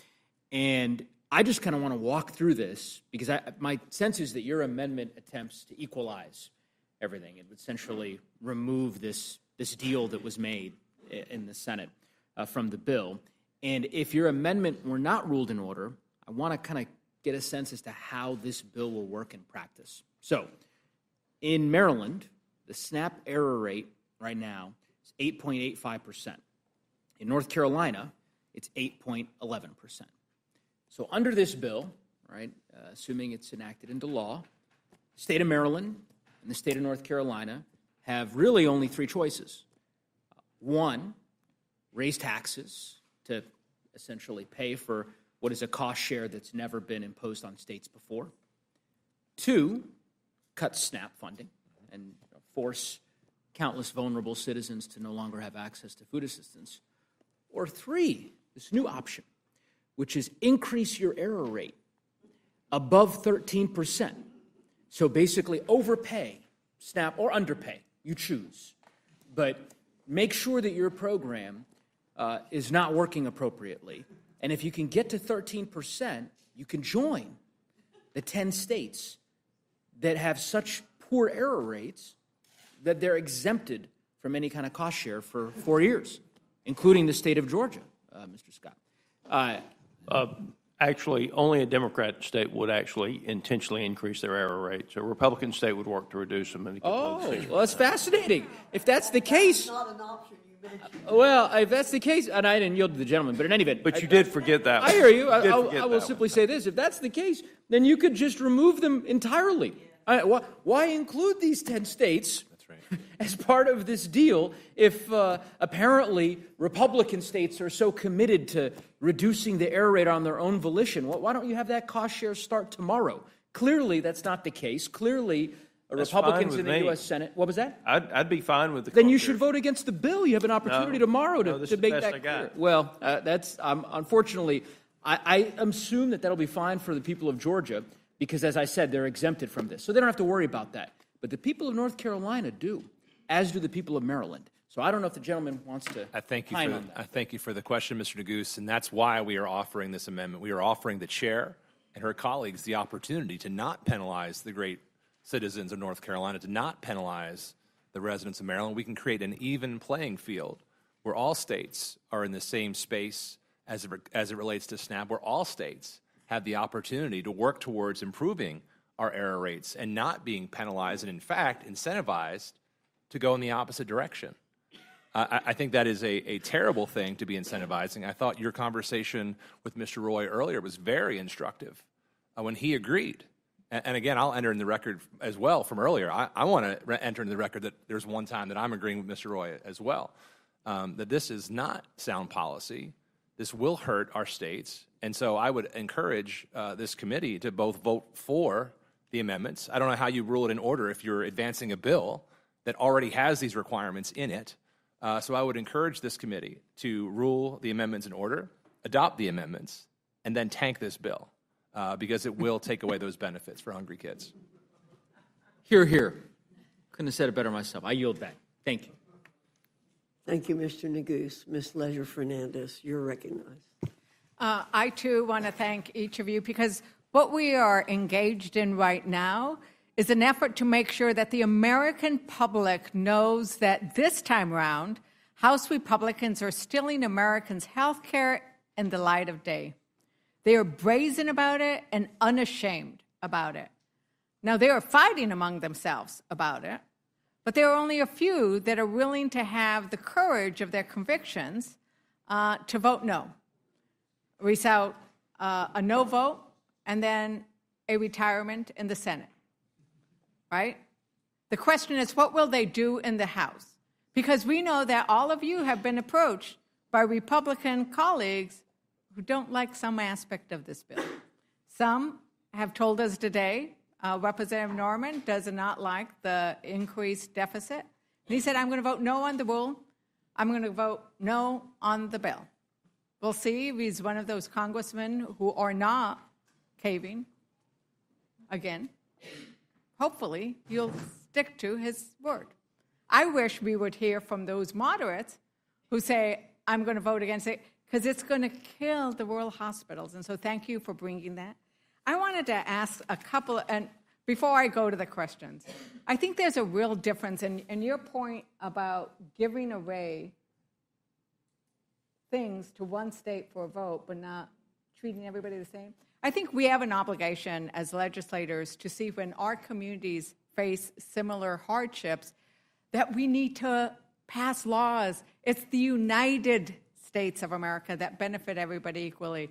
And Representative Moreland, I am pleased, as you can imagine, that New Mexico is included in the Radiation Exposure Compensation Act. There are many aspects of this bill that many Democrats support. That is righting an injustice. But what is sad is that Guam and other communities were not included. And you know that the coalition did not ask for that. The coalition recognized that the harms from the radiation from our nuclear program felt by all American citizens need to be treated equally. Thank you for making sure that you came and made sure that the American public knew that it wasn't right. And this is one of those amendments that would be wonderful it could get in. I mean, it's your Republican colleague who's asking for this, right? And in fact, most of the compensation for those victims of radiation are actually Republican states and Republican districts. New Mexico is one of the few that's not. But anyway, a special plea that his get in because it's the right thing to do. But I wanted to ask Representative Randall, you were pointing out some of the horrible things that have been said about people who receive Medicaid and people who receive SNAP because they are working. And this is going on. I wanted to read you this, that Tommy Tuberville, one of those other awful quotes, Senator Tommy Tuberville said, open quote, "These inner city rats live off the federal government," close quote. Do you know family and friends and community members who receive Medicaid benefits, who receive SNAP, who receive Pell Grants? Yes, I do. And, you know, while a lot of my district is rural, I also have the city of Tacoma. And I got a message from a mom this morning who is the twin sister of a sibling with disabilities similar to my own sisters, and the mom of a young boy with really complex disabilities. You know, he's relied on Medicaid and other state and federal subsidies for a long time. And today she messaged me. She said, "I can't stop crying. I can't look at Owen, her son. I had to leave him and his nurse at home. I can't imagine a life where I have to do it all by myself again. Now with my disabled sister living with us too. My heart is broken and I'm so tired. Please keep fighting for us. And I think that exhaustion from as parents of children with disabilities, of siblings who care for loved ones with disabilities, you know, folks who are taking care of their own parents as they age, that exhaustion and trying to do all the paperwork, get to all the appointments, make sure that you are keeping the person you love cared for and safe, and checking all of the boxes and cutting through all the red tape so that you can get them the support that they are entitled to. It's all exhausting. And to have debated here in our nation's capital whether or not you even deserve those benefits that you work so hard for breaks my heart. Right, and to call them rats, to say that they are, half of them are engaging in fraud and the other half don't want to work, when they are these children and they are these families and they are people we all know. I mean, I would ask the entire panel, including Representative Moreland, do you all know somebody personally, a family member, a friend, who has used SNAP, who has used Medicaid, who has used Pell Grants? Absolutely. How about the audience? Is everybody here? I mean, really? I mean, that's why Americans are so upset about this. And that's why the American people don't support this bill. It is underwater, almost 2-1. And then when they hear about the bill, when they actually learn what it does, they get even madder. And Representative Dingell, you have always fought for the care economy, because the reality is, you describe it so eloquently, it is not just, it's also about the economy, right? That's why we need to make sure that we have the ability to both take care of our children, and they get Medicaid, and they get care, and they get the nursing home, but also those in the nursing home. Because if it's not somebody in the nursing, who's going to drop out of the workforce and take care of these beloved family members of ours? First of all, the long-term care system is totally broken, both for seniors, and the whole caregiving system is totally broken, quite frankly. Caregivers don't get benefits. They will work 2, 3, 4 jobs and still be living below the poverty line. A senior came up to me and just started sobbing and said, are they going to kick my husband out of the nursing home and put him on the street? By the way, I had a mother I got on the elevator at the University of Michigan Hospital to go to my asthma doctor, and she just burst into tears and said, I won't be able to bring my son here. He'll die. Please tell me that's not going to happen. I mean, there's story after story after story like that. These are real people's lives. People say people aren't working. There's another couple. There's a young boy that was put on an artificial heart at the University of Michigan. He's going to get a heart transplant. Both of his parents work. They both have insurance. If he doesn't have that Medicaid, he will die. People are going to die because of this bill. Actually, and it has been estimated there would be 52,300 deaths that are policy deaths related to this bill. These are choices. So when you talk about being in favor of life, you could make policy choices. But let's talk about clean energy and renewable energy. Thank you for your amendments. Because it's not just, it's bringing the cost down of electricity, because they said they were going to bring the cost down and they haven't, right? I mean, although Trump thinks that gasoline is like, what did he say, $1 something? It's like, I don't know anybody's, once again, does anybody have gasoline worth $1 in theirs? No. You know, not a lot of truth comes out of that man. It's not $1.98. It's just not, right? But the other piece of that is we are giving away a competitive advantage to China, right? Like part of what you were trying to do with your amendment, it's multifaceted, right? Like you're trying to both save jobs, lower costs, save the planet, and if we have a party on the other side that says they don't like China and they don't want to give everything away to China, what does their bill do to our competitive stance with regards to China? Yeah, thank you so much, Congresswoman, for that. The stipulation that any part that comes from China eliminates the project from being eligible, and that the projects have to be completed by 2027 if they're for renewable energy is just insanity, because even if they're in the middle of production right now, we know that delays in permitting and the supply chain and all these other things are going to disappear potentially because of the risk. People are going to stop investing in these energy projects because they're not going to have a sustained income or revenue from that.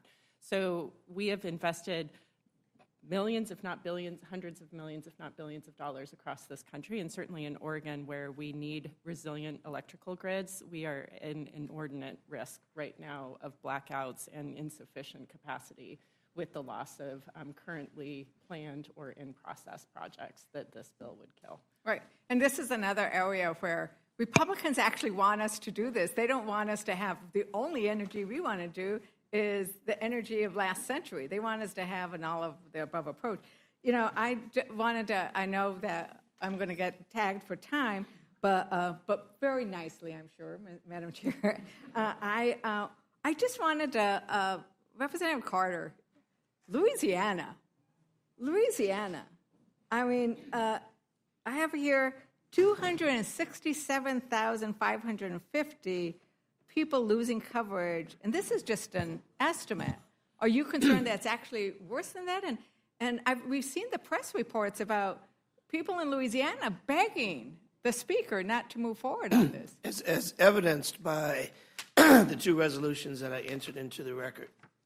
These resolutions were passed by Republican-held House and Senate in my home state, demonstrating that these cuts will impact Republicans and Democrats, people throughout the state in every single one of our congressional districts, including the Speaker's district, where nearly 40% of the people in the Speaker's district are dependent on some way, shape, or form of Medicaid.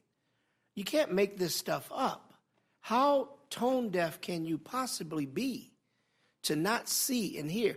In our home paper today, we had an op-ed that was written by all of our hospital CEOs, from rural areas to all throughout the state, with real numbers, not numbers that came from Republicans or from Democrats, but numbers that are coming from those people who live the numbers. The administrators, the hospital operators, the people who pay the bills, who maintain the care for the individuals. They said this will be catastrophic. People will die.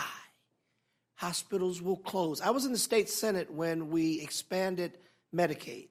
Immediately, people got on the rolls. Rural hospitals started opening. People started being healthier because they had access to health care. The reverse is also true. When you cut Medicaid, rural hospitals will close. Those precious minutes when you have a stroke and you need to get to a hospital, those moments will go away and people will die. When you have to drive 50, 60, 70 miles to get to a hospital, people will die. This is not just hyperbole. This is real. These are numbers that are not made up by Troy Carter. These are numbers that are well documented by noted experts. When we talk about limiting dollars for NIH, National Institute of Health, when I talked to Robert Kennedy Jr. last week, he said that we were going to stop funding research for HIV/AIDS because we hadn't come up with a cure yet. Oh, God. You can't make this stuff up. The question I ask is, what happened? What happened to you? Yeah, thank you very much. And it would be nice if the Speaker would listen to all of the hospitals in his district. That would be called actually listening to your constituents and not Donald J. Trump. I yield back.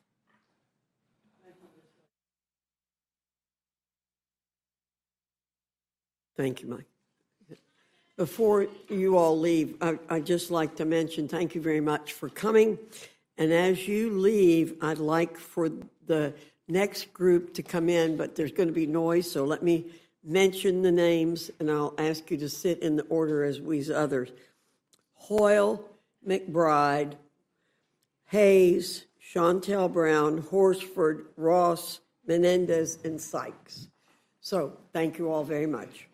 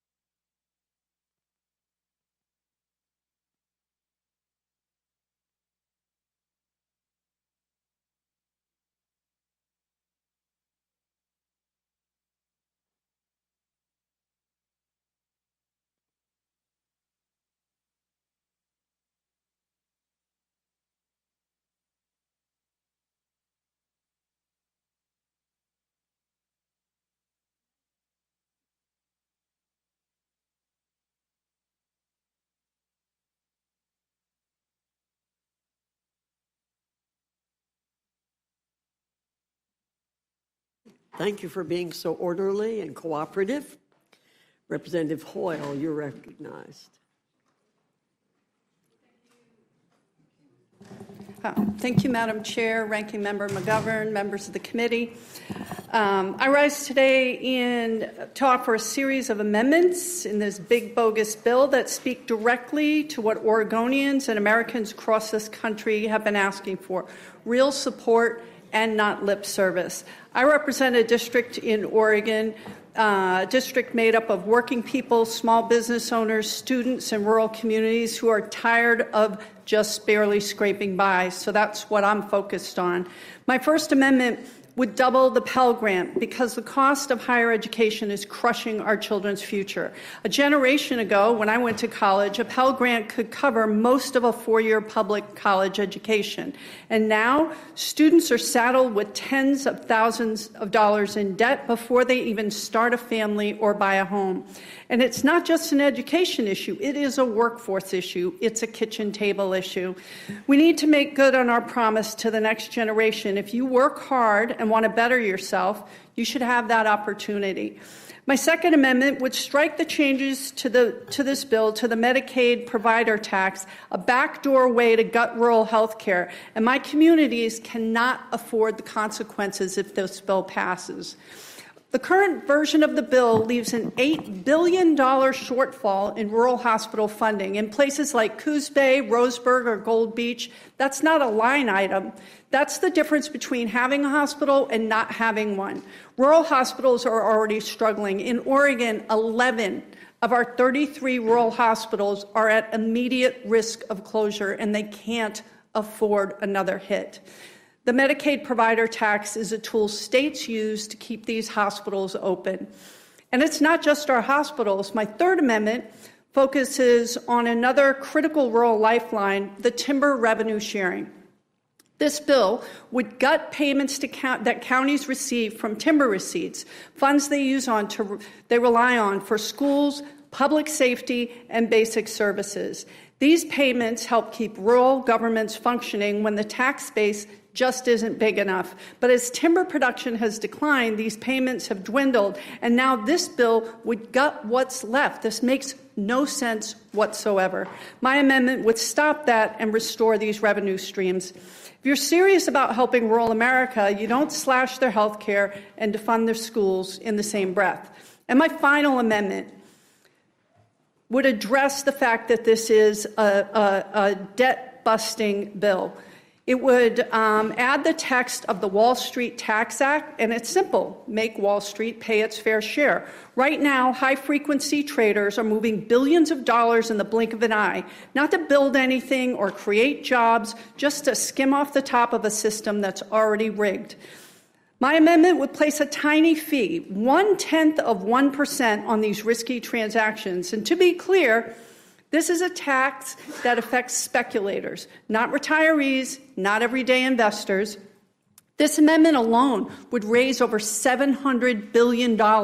That's enough to fund Pell Grants, support rural hospitals, and more, while not blowing a giant hole in the deficit. Let me close with this. I don't just represent families like this. This is the kind of family that I come from. And if you took this bill at face value, you'd think that the average working American is looking for a handout. We don't need to be taught the value of work by a bunch of career politicians who've never missed a paycheck or had to choose between paying their rent and paying for food. Working people don't need lectures, they don't need pity, and they sure as hell don't need to be scapegoated by the same politicians who are cutting their health care, defunding their schools, and then blaming them for being left behind. My constituents and the people across this country, they want work. They want to provide for their families, and they want a fair shake, and they don't want to be kicked while they're down.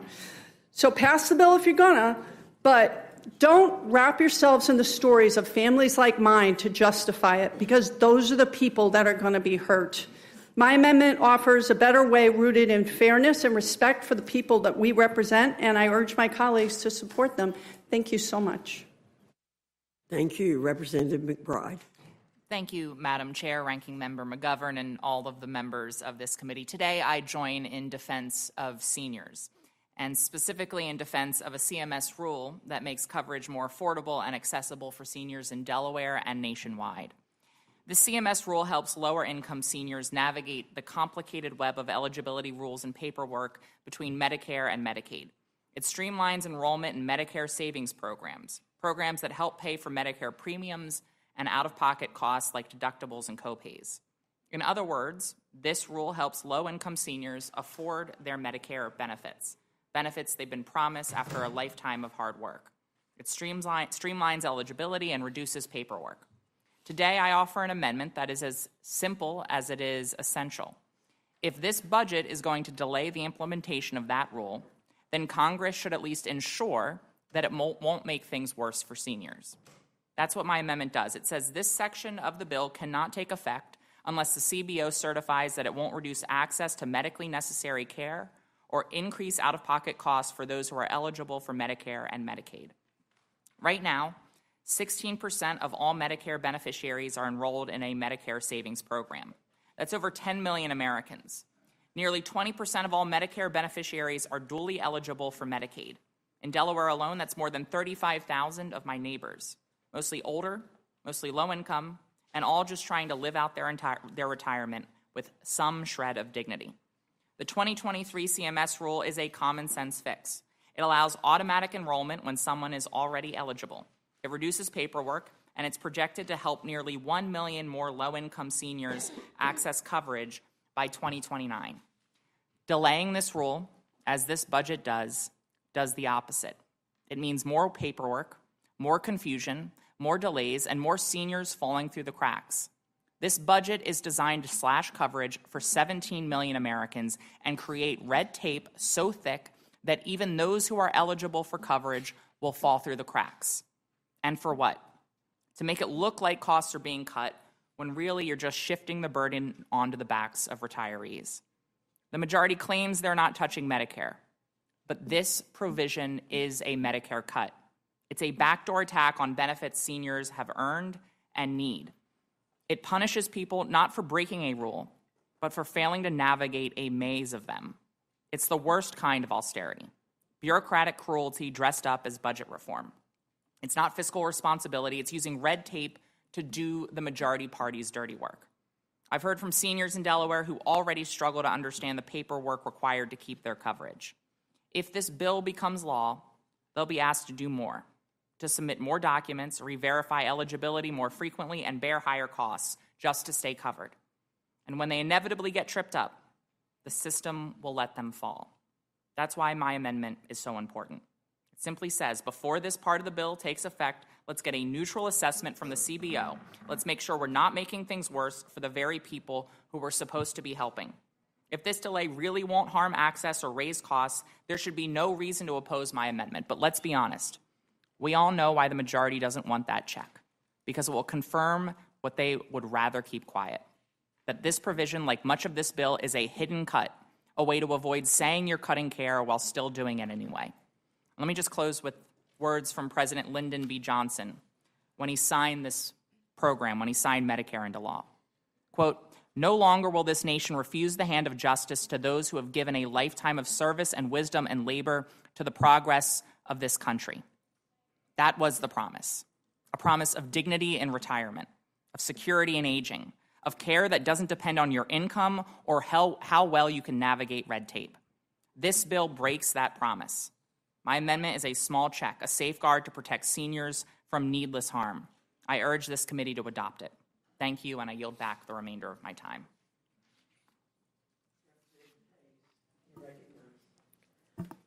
Thank you, and thank you to this committee for allowing me to come before you once again today on the same issue, SNAP and retaining nutrition benefits for the majority, for 42 million people in this country.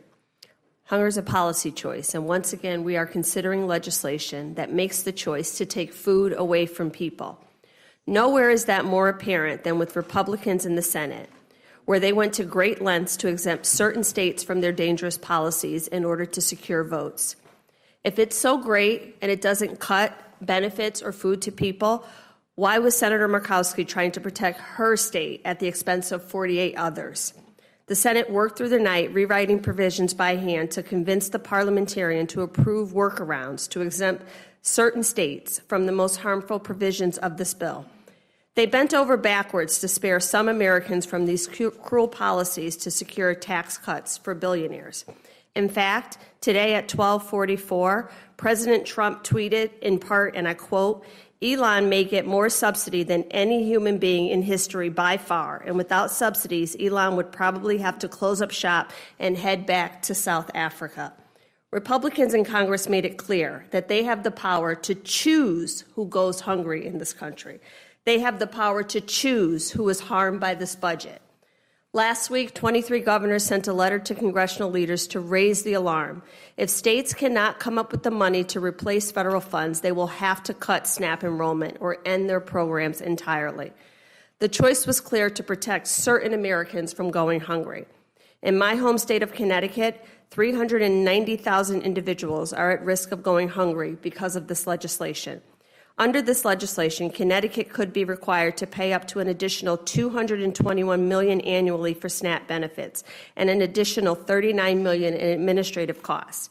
These funds must come from somewhere. Connecticut, like many other states, will be forced to choose between feeding hungry people and using those funds for other critical services like housing, public health, education, or even public safety. The governor of Pennsylvania expressed concern that if this bill passes, this program may end permanently in his state. We do not have to make this choice. States should not have to make this choice. My amendment would strike the nutrition subtitle from this bill, eliminating these dangerous cuts and untested policies. It would protect 42 million Americans who rely on SNAP to help put food on the table. It would ensure hungry children, seniors, and people with disabilities are not losing benefits to pay for tax cuts for the billionaires. The wealthiest nation as the wealthiest nation, we can afford to feed our children. We've heard a lot from my colleagues about how this bill does not cut food to hungry children and working families, and it only applies to able-bodied adults. That is absolutely not true. If it were true, Senator Murkowski would not have been working so hard to carve Alaska out of this provision.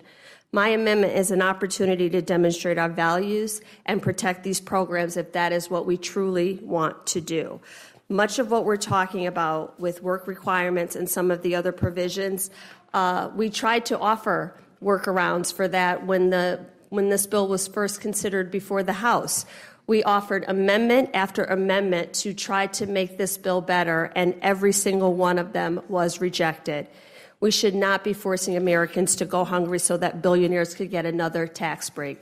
As Mr. McGovern said earlier, the Defense Department has never passed an audit. Elon Musk has more subsidies than any human being, according to Donald Trump, in the history of humanity. So why aren't we starting there? Why are we looking to take $2 per person per day from the most vulnerable individuals and not having any conversation about the wealthiest, the most well-connected, and some of these defense programs that are bloated and have never passed an audit? I urge this committee to support my amendment. I urge the American public to read this bill and look at these provisions and understand what it says and who will be affected. Because at the end of the day, it is our neighbors, it is our friends, it is our children, it is our church communities, it is all of the people that we represent. And with that, I yield back. Thank you, Representative Hayes. Representative Brown, you're recognized. Thank you, Madam Chair, for the opportunity to speak on this amendment. My amendment would strike one of the cruelest provisions in this bill, a provision that was already bad when the House first passed it, and then the Senate Republicans somehow made it even worse. The part of the big ugly bill rips food away from seniors, families with teenagers, veterans, homeless individuals, and those aging out of our foster care system, just to hand tax cuts to the wealthiest Americans who do not need them. I would like to ask my Republican colleagues on this panel the same question I did the last time I was here. How? How exactly does taking food away from struggling families, seniors, and veterans make this country safer, stronger, more secure, healthier, or dare I even say great? And once again, you all can't answer that question because there is no answer. No reason will justify kicking vulnerable people off a program that gives them $6 a day to spend on food. $6 a day. Let's talk about what this provision in the bill really means. It means telling seniors who spent decades working that now they're on their own. It means telling veterans who put on the uniform that their service doesn't matter. It means telling teenagers aging out of foster care, good luck, but figure it out yourself. It means punishing homeless Americans who are already fighting to survive. It means forcing parents with teenage kids to choose between caregiving and feeding their families. These are not faceless or nameless numbers. These are real people in your districts and in mine. Here are a few stories from Ohio and the people that I represent. Anthony visited the Greater Cleveland Food Bank just a few weeks ago. He is homeless, and he is doing everything he can to get back on his own 2 feet. SNAP isn't some line item on a budget to him. It is a lifeline that provides just enough to prevent him from going hungry as he searches for stability and work. And under this bill, Anthony would have 90 days, or he loses everything. Then there's Mary in her early 60s. She's battling serious health issues. She's worked her entire life. She's not on Medicare yet, not on full Social Security. She's caught in a dangerous gap, a gap that this bill targets. That's not reform. That's punishment. And then there's Mallory, who is caring full-time for her 99-year-old grandmother while raising a teenage daughter. Because her daughter is 14, not 13, not 12. Mallory would be forced to get a job or lose basic benefits for her entire household. We are literally telling caregivers like Mallory that if you are not punching a clock, then you don't matter. What kind of government does that? What does this say about who we are as Americans? So when they vote today, I hope my Republican colleagues remember their names. Anthony, Mary, Mallory. And let me set the record straight. SNAP is not a job program. Never has been and never will be. SNAP is a lifeline, not just a line item in a budget. SNAP is an anti-hunger program, and food should not be some sort of reward for productivity. It is a basic human right, and no amount of spin, talking points, or tax cuts for the rich will change that. And with that, Madam Chair, I yield back. Thank you. Representative Horsford, you're recognized. To the chair, to the ranking member, to the members of the committee, I'm Stephen Horsford, representing Nevada's 4th Congressional District. I want to thank all of my colleagues here today and those who have submitted 400 or more amendments to this one big, ugly bill. And I'd ask the chair to make those amendments in order so that we can debate these issues on the floor in front of the American people, because they deserve to know who. Who are we here to fight for? I'm not here to fight for Donald Trump or Elon Musk. I'm not here to meet some deadline for the president. I'm here to represent the 750,000 people in Nevada who elected me to do a job, and that is to fight and to represent and to stand for the future of them and their families. And it's been months since my colleagues and I started sounding the alarm about how devastating the impacts of this bill would be. And guess what? The American people see it. They feel it. They know it, and they reject it. Just look at the polls from Fox News to Pew. The minute voters learn what's actually inside this bill, their answer is loud and clear. No way. No way to cutting 17 million Americans off their health care, the biggest health care cut in American history. No way to ripping food from the tables of women and children and veterans. No way to hiking household energy costs on working families.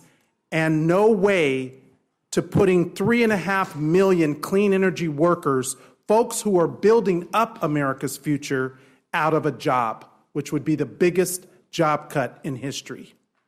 And to do what? To line the pockets of billionaires and special interests.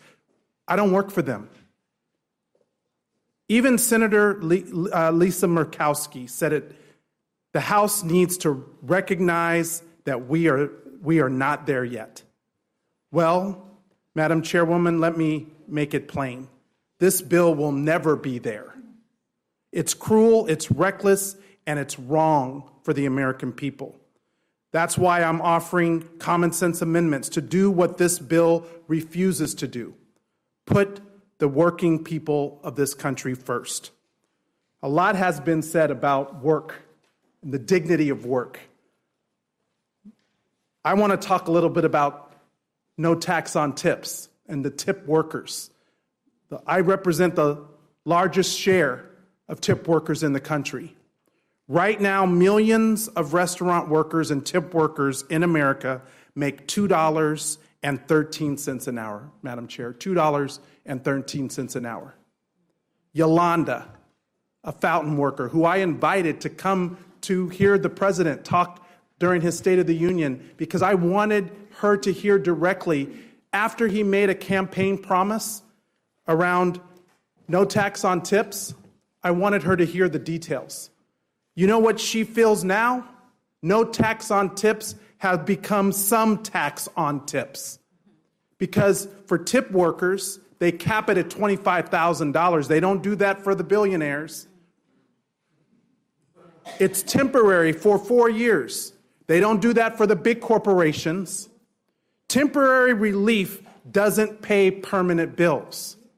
So let's reward work and not wealth. So here's my ask. Make no tax on tips permanent, and let's do it right. No loopholes, and don't let your boss call wages a tip or let someone pass a birthday gift off as a tip. If we're serious about helping workers, you'd vote for my amendment. But let's zoom out. This bill doesn't just hurt workers. It devastates entire industries, like tourism.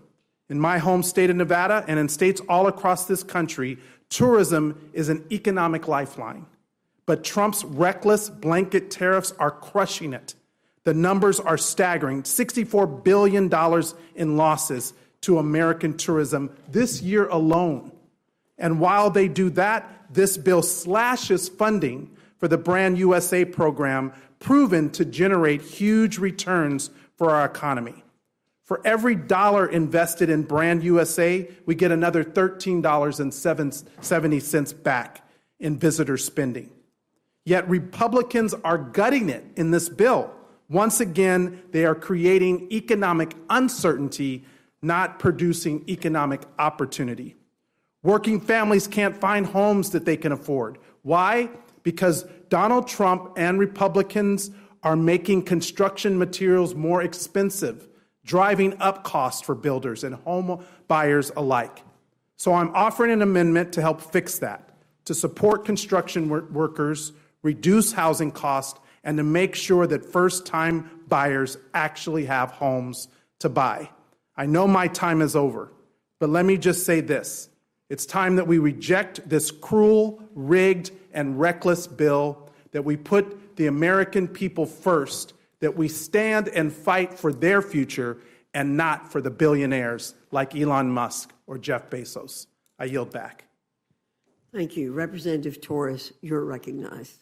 Thank you. Good evening, Madam Chair and Ranking Member McGovern. I'm here to testify in opposition of this Republican reconciliation bill and in support of including amendments that would help address some of the many serious problems with this legislation. I did not think that it was possible, but the Senate version in many ways is worse than the House version. This bill is a disaster for the American people. It would throw nearly 17 million people off Medicaid, known as Medi-Cal in California. It would cause hospitals to close in the areas that need them the most. It means longer wait times in the ER and even fewer doctors and nurses, and people dying from preventable diseases. For California, this bill puts 3.4 million at risk of losing health coverage. It drives up health cost insurance for 2 million more and causes residents to drive farther and wait longer for the care that they need. In my congressional district, more than 330,000 people relied on Medicaid, and many will lose their health care coverage under this bill. Take, for example, the story of Mr. Houston. Mr. Houston from Chino in my district, his wife suffers from dementia and receives care through Medi-Cal's in-home supportive services program. My staff helped Mr. Houston and his wife secure this assistance. But if you strip away Medi-Cal, Mr. Houston will be forced to quit his job to care for his wife, as they cannot afford the care his wife needs without Medi-Cal. I asked my Republican colleagues, who in the heck are you to decide who gets to live or die, who gets the care or not? These cuts will affect families like Mr. Houston's, who work hard but still need Medicaid's critical support to maintain their livelihoods.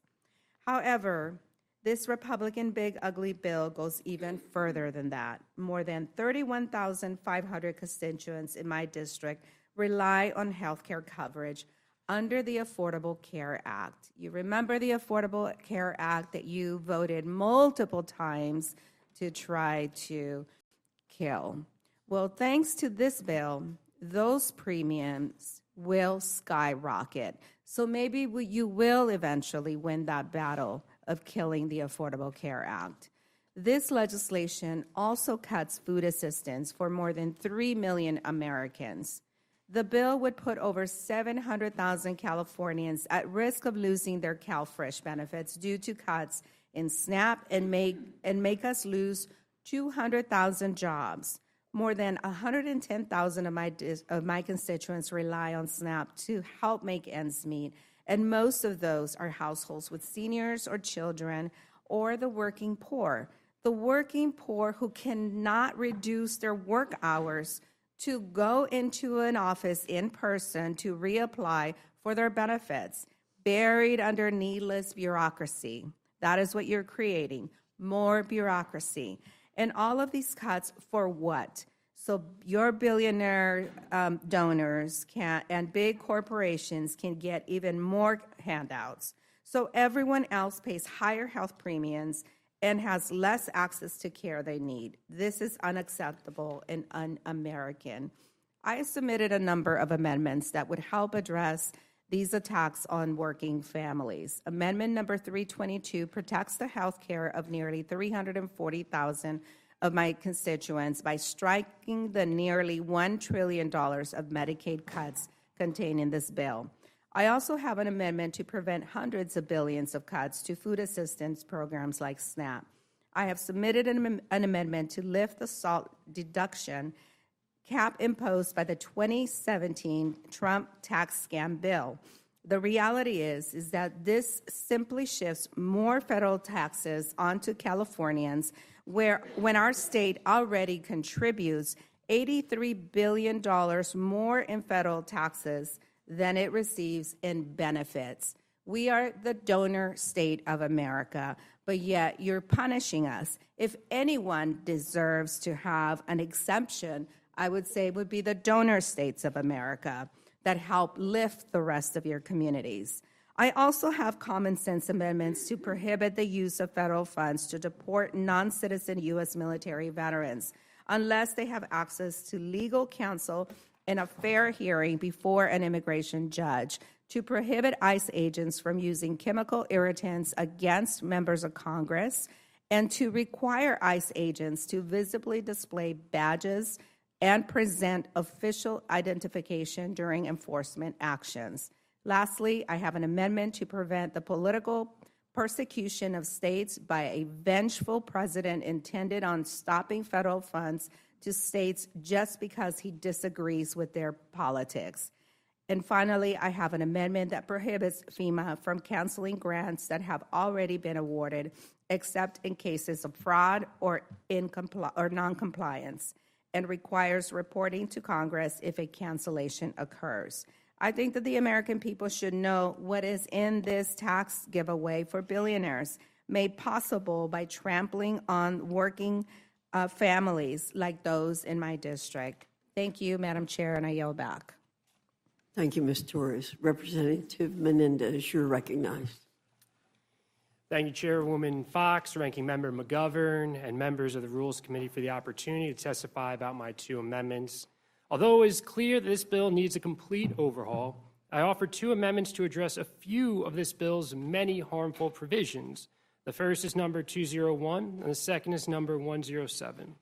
My first amendment is straightforward. It would prohibit the health policies in this bill from going into effect if they would result in the deaths of individuals due to reduced access to health care services. The data is clear. Uninsured people tend to be sicker and die earlier than people who have insurance.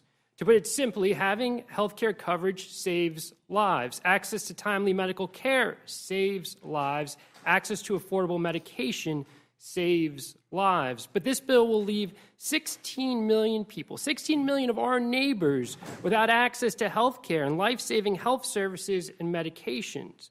My Republican colleagues are rushing to gut Medicaid to pay for tax breaks that only benefit the ultra-wealthy and giant corporations. I imagine it is why they have held debates, markups, and votes in the middle of the night. I imagine it is why they refuse to do town halls, because for us in the Democratic caucus who have done town halls, no one at those town halls says that health care is too accessible.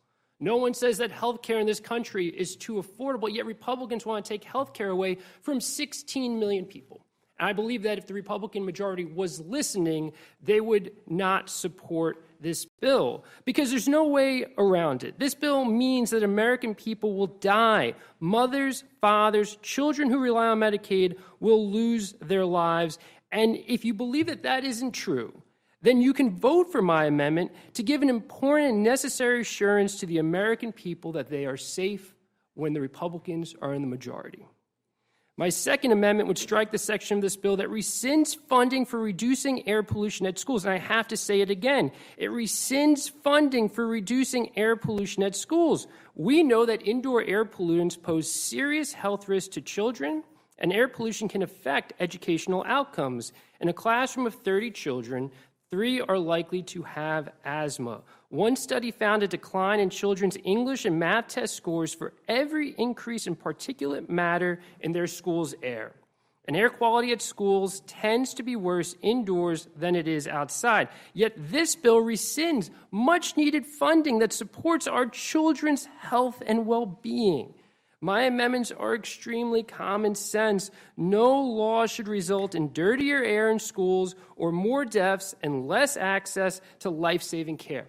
I do believe that is something that we should all agree upon, which is why I'm hopeful that you will support my two amendments. Yet not one Republican voted for either of my amendments during the Energy and Commerce Committee markup on this bill, including our colleague from New Jersey's 7th Congressional District. That just proves the hypocrisy of what Republicans are doing with this bill.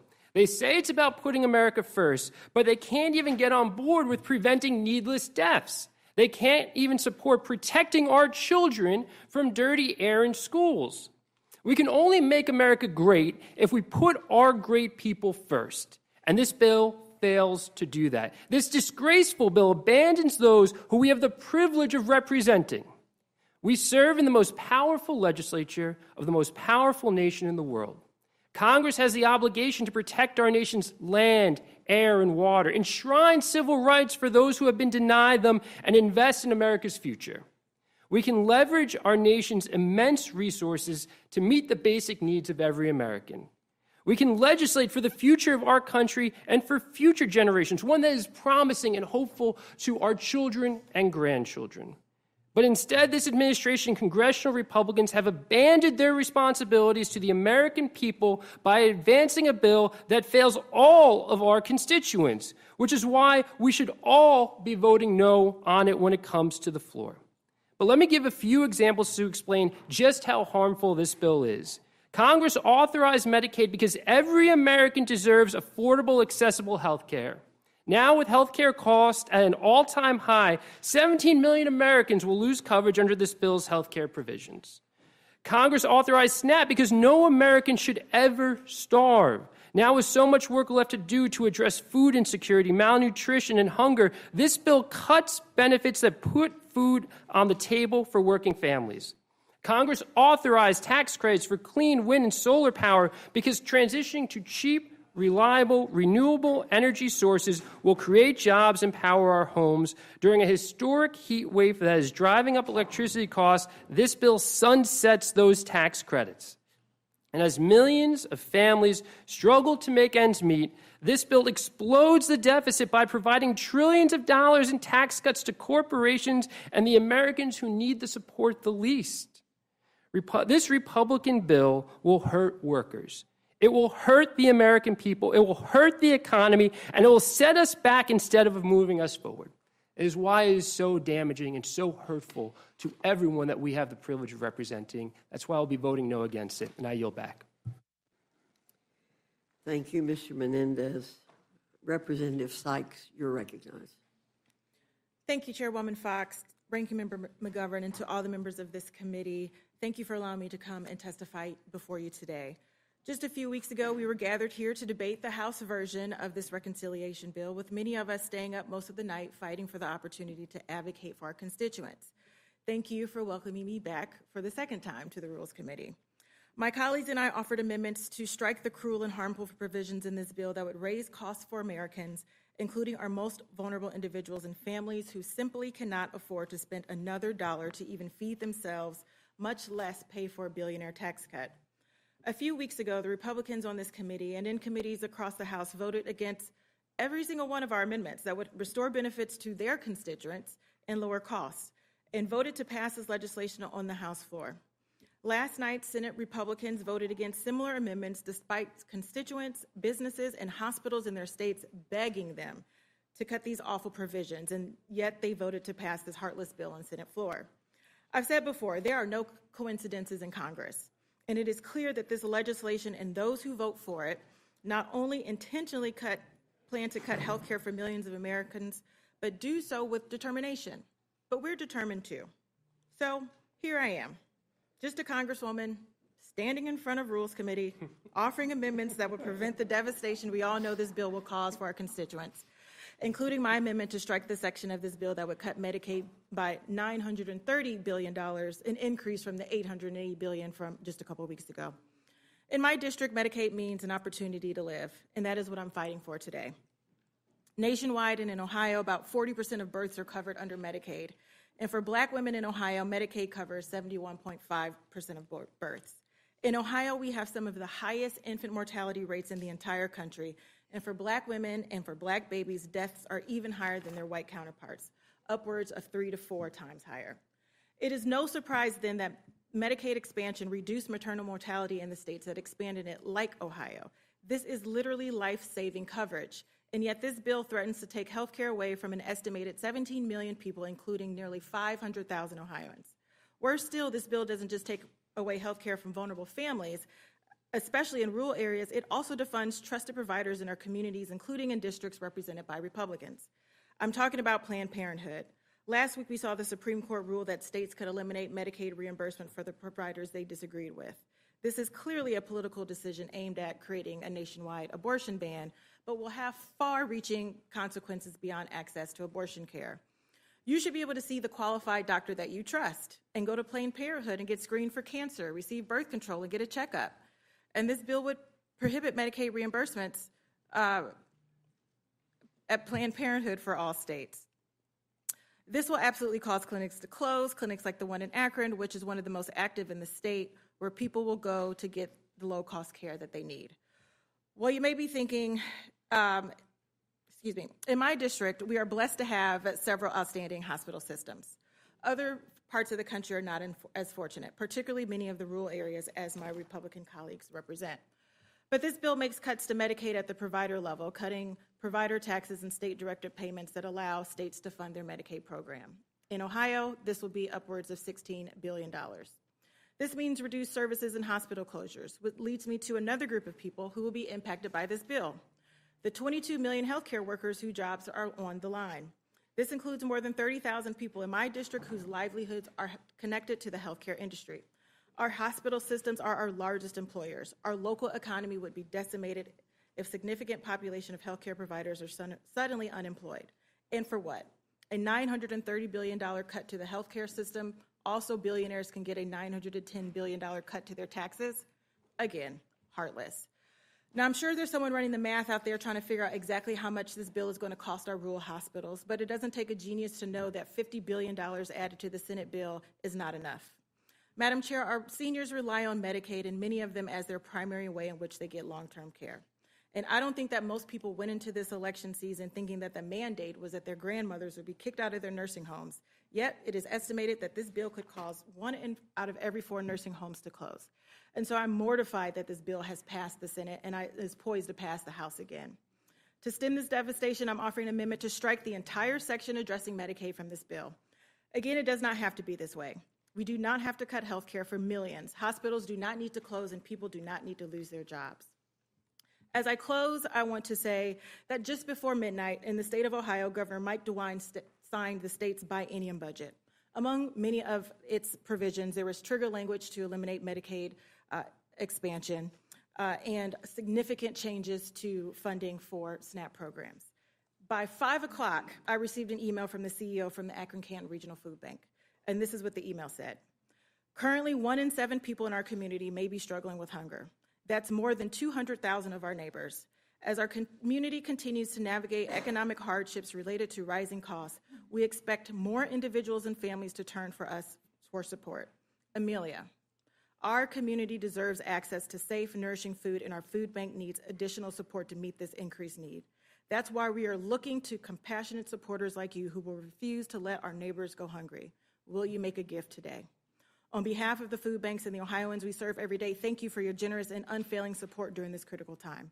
Well, Dan, this is what I'm doing to stand up for the 200,000 people in our community, refusing to go away silently, allowing Republicans to take away food access to hungry people. Even more disappointing than anything else, the tie-breaking vote to pass the bill out of the Senate came from Ohio's own Vice President, J.D. Vance. He voted against the will, against 3 million people who are on Medicaid in Ohio. That's 25% of the population. 1.4 million who look for food assistance. $9 billion in payments to hospital systems. The potential closure of 11 rural hospitals in our state. That is what our vice president voted for the great state of Ohio. Mind you, a red state. So I'm under no illusion that you will accept any of the 6 amendments that I'm offering to lower our taxes, to promote work, expand earned income tax credit, to continue to support and expand American manufacturing. But nonetheless, I am grateful for the opportunity to sit here, to advocate for my community, for the state of Ohio and all Americans. So again, thank you for the opportunity to speak, and Madam Chair, I yield back.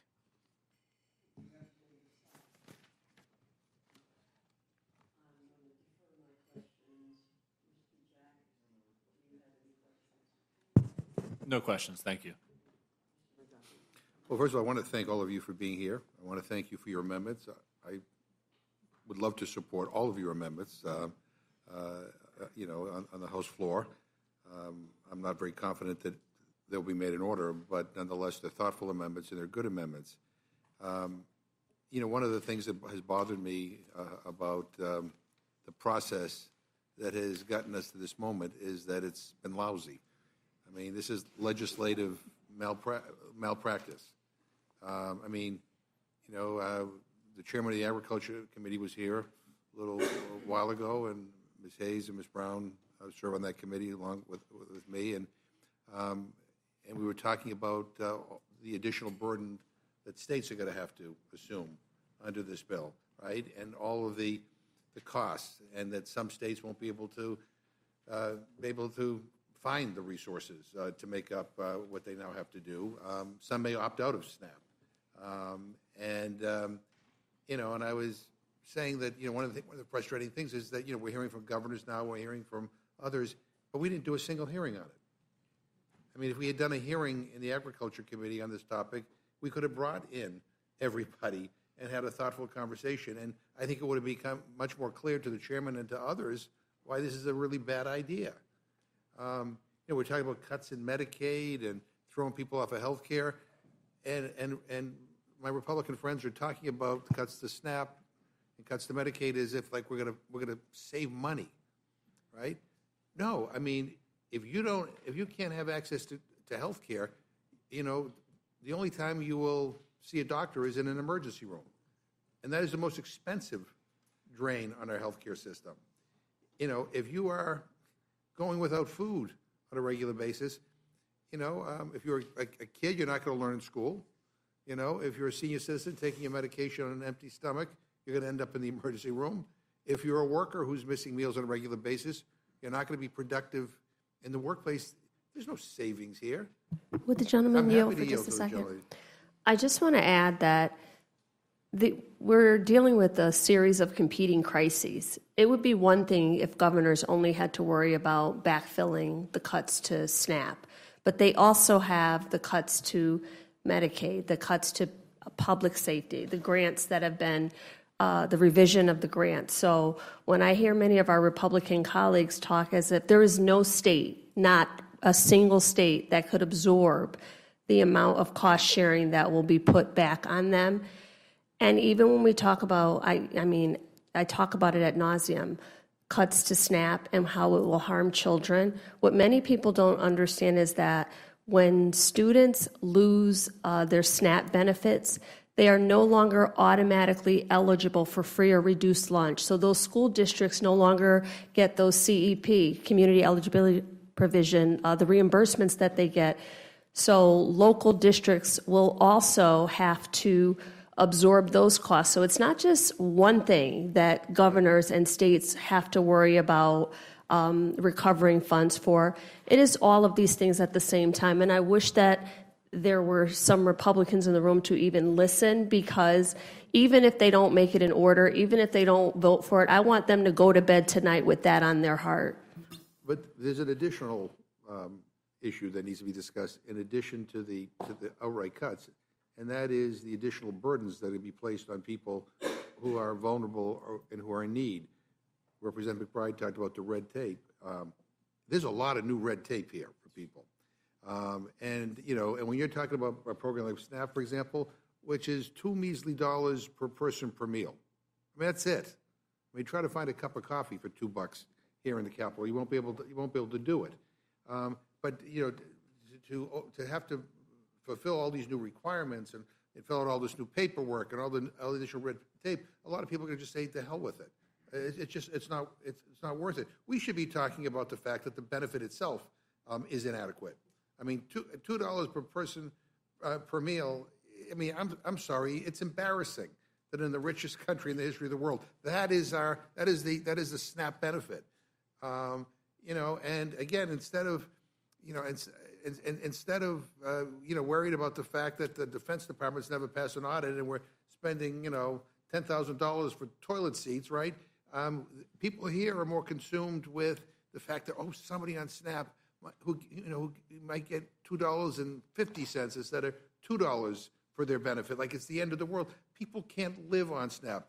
A lot of people on SNAP are working full time, and they still can't put food on the table for their families. I mean, like, this is not some exorbitant benefit, and we're giving a tax cut to millionaires and billionaires. We're giving a tax cut to Jeff Bezos, who just spent $50 million at a wedding. I mean, we should have not seen this coming, because at Trump's inauguration, the people in the front row were Jeff Bezos and the richest people in the world, right? I mean, so they're getting what they want.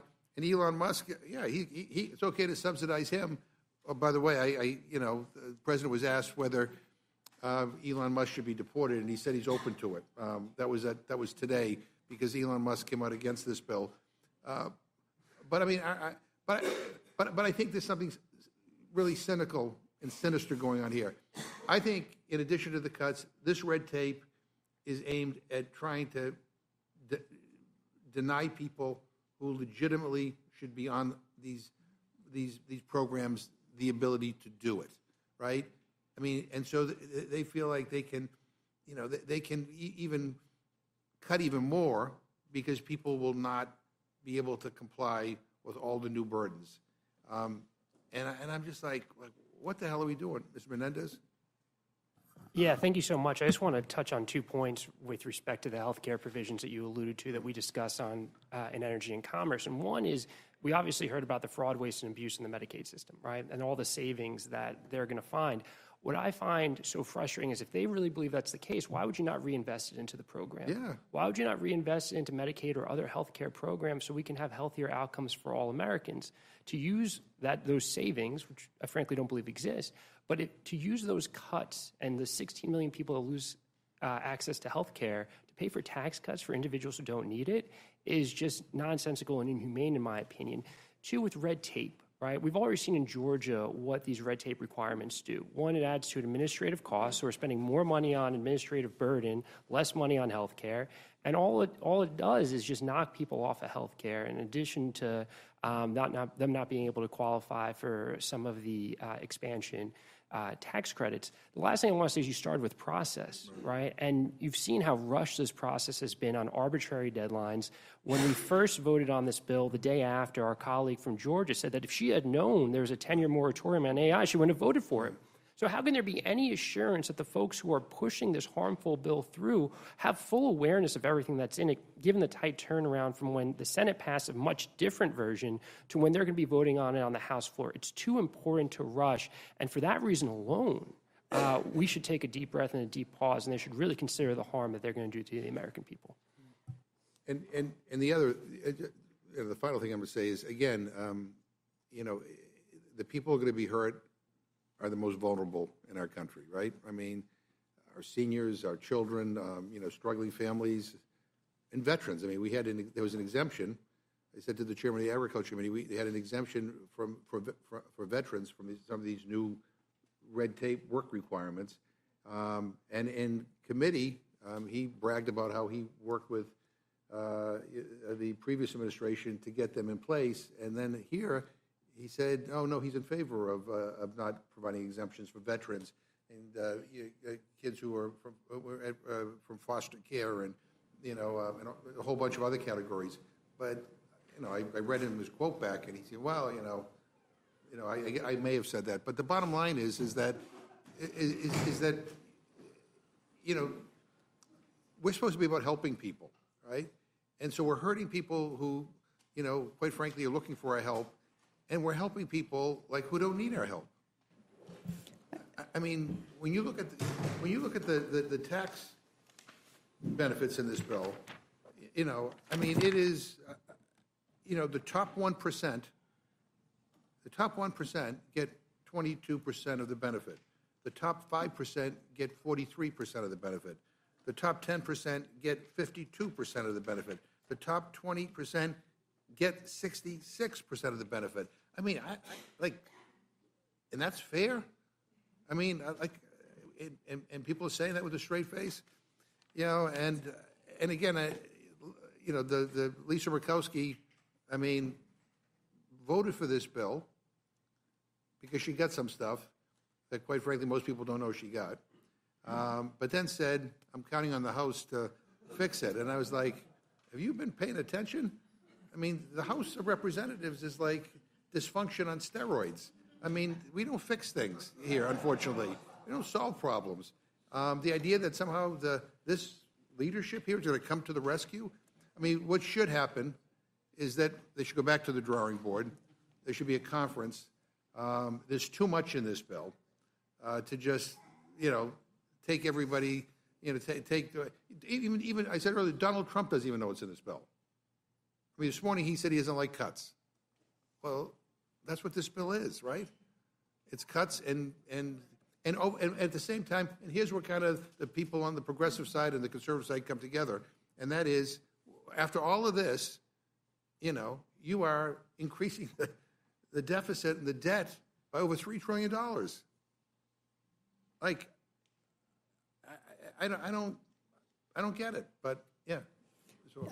So thank you, and to add to that, talking about requirements as if they're very simple. It's just very simple. You just have to prove where you live, which is difficult if you're transient, right? If you're getting kicked out of your apartment. I know I have a family member who I help fill out her Social Security requirements because she's not able for it, and it is not easy. And so if you're going to add those requirements, and then say, well, if they make one mistake, they're then thrown off their safety net, whether it's food or Social Security or Medicaid. This is not a small thing. And then finally, because we have Medicaid expansion in Oregon, and we have managed to, before the Affordable Care Act, my county had a 21% uninsured rate.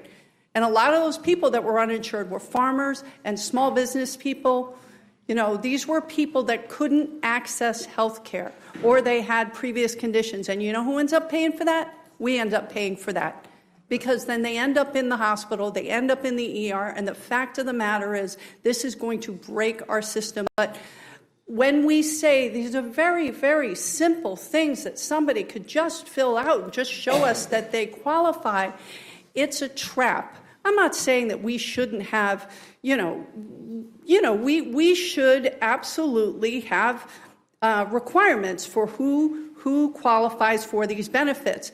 But to say that we're just simply going to make sure that only deserving people, when you're throwing up barriers, that people who are struggling or people who are cognitively impaired or people who are under stress or people like in my district who had their post office keys, they got stolen, and it's going to be a year before they can have a postal box near their house, so they can only go on Saturdays because they work full-time to get their mail. I am sorry. That is not easy. That is not simple. And I think we have to stop kidding ourselves. If you really want to make sure only people who qualify for these things get services or get benefits, then let's make it simple. And that is not part of this plan for a reason. And the final thing I'm going to say, and I think my colleagues on the Agriculture Committee know this only too well, if you don't comply with the red tape that's and the new burdens when it comes to SNAP, you have like 3 months to be able to fulfill the new requirements and comply with the red tape. If you don't, you're off the benefit for 3 years. For 3 years. I mean, again, I don't know who thought this was a good idea, but it's not only a bad idea, it's a rotten idea. And again, I thank you all for being here. I yield back. Thank you. Ms. Scanlon? Thank you, Madam Chair. I really thank all of you for coming and for offering your amendments. I know that the House Democrats have offered over 400 amendments to this big bad bill, despite the fact that you only had about an hour in which to draft them. And dozens of you have come to testify about those amendments in the hope of limiting some of the harms of this bill, which has been produced without our input. But it's also really interesting that people are coming to the Rules Committee from all different committees, because you start seeing the aggregate impact, and there's been a little bit of discussion about that. We talked about the fact that multiple groups, the Yale Budget Lab, the CBO, have talked about the fact that the aggregate impact of this sweeping bill is to take money away from the 20% of the lowest earners in our economy and give it to those who earn more, with the combination of tax cuts, benefit cuts, increased energy costs. That's something that's coming out of this. We're all going to see increased energy costs, the paperwork costs, and that's before we even get to the costs of the Trump tariff wars.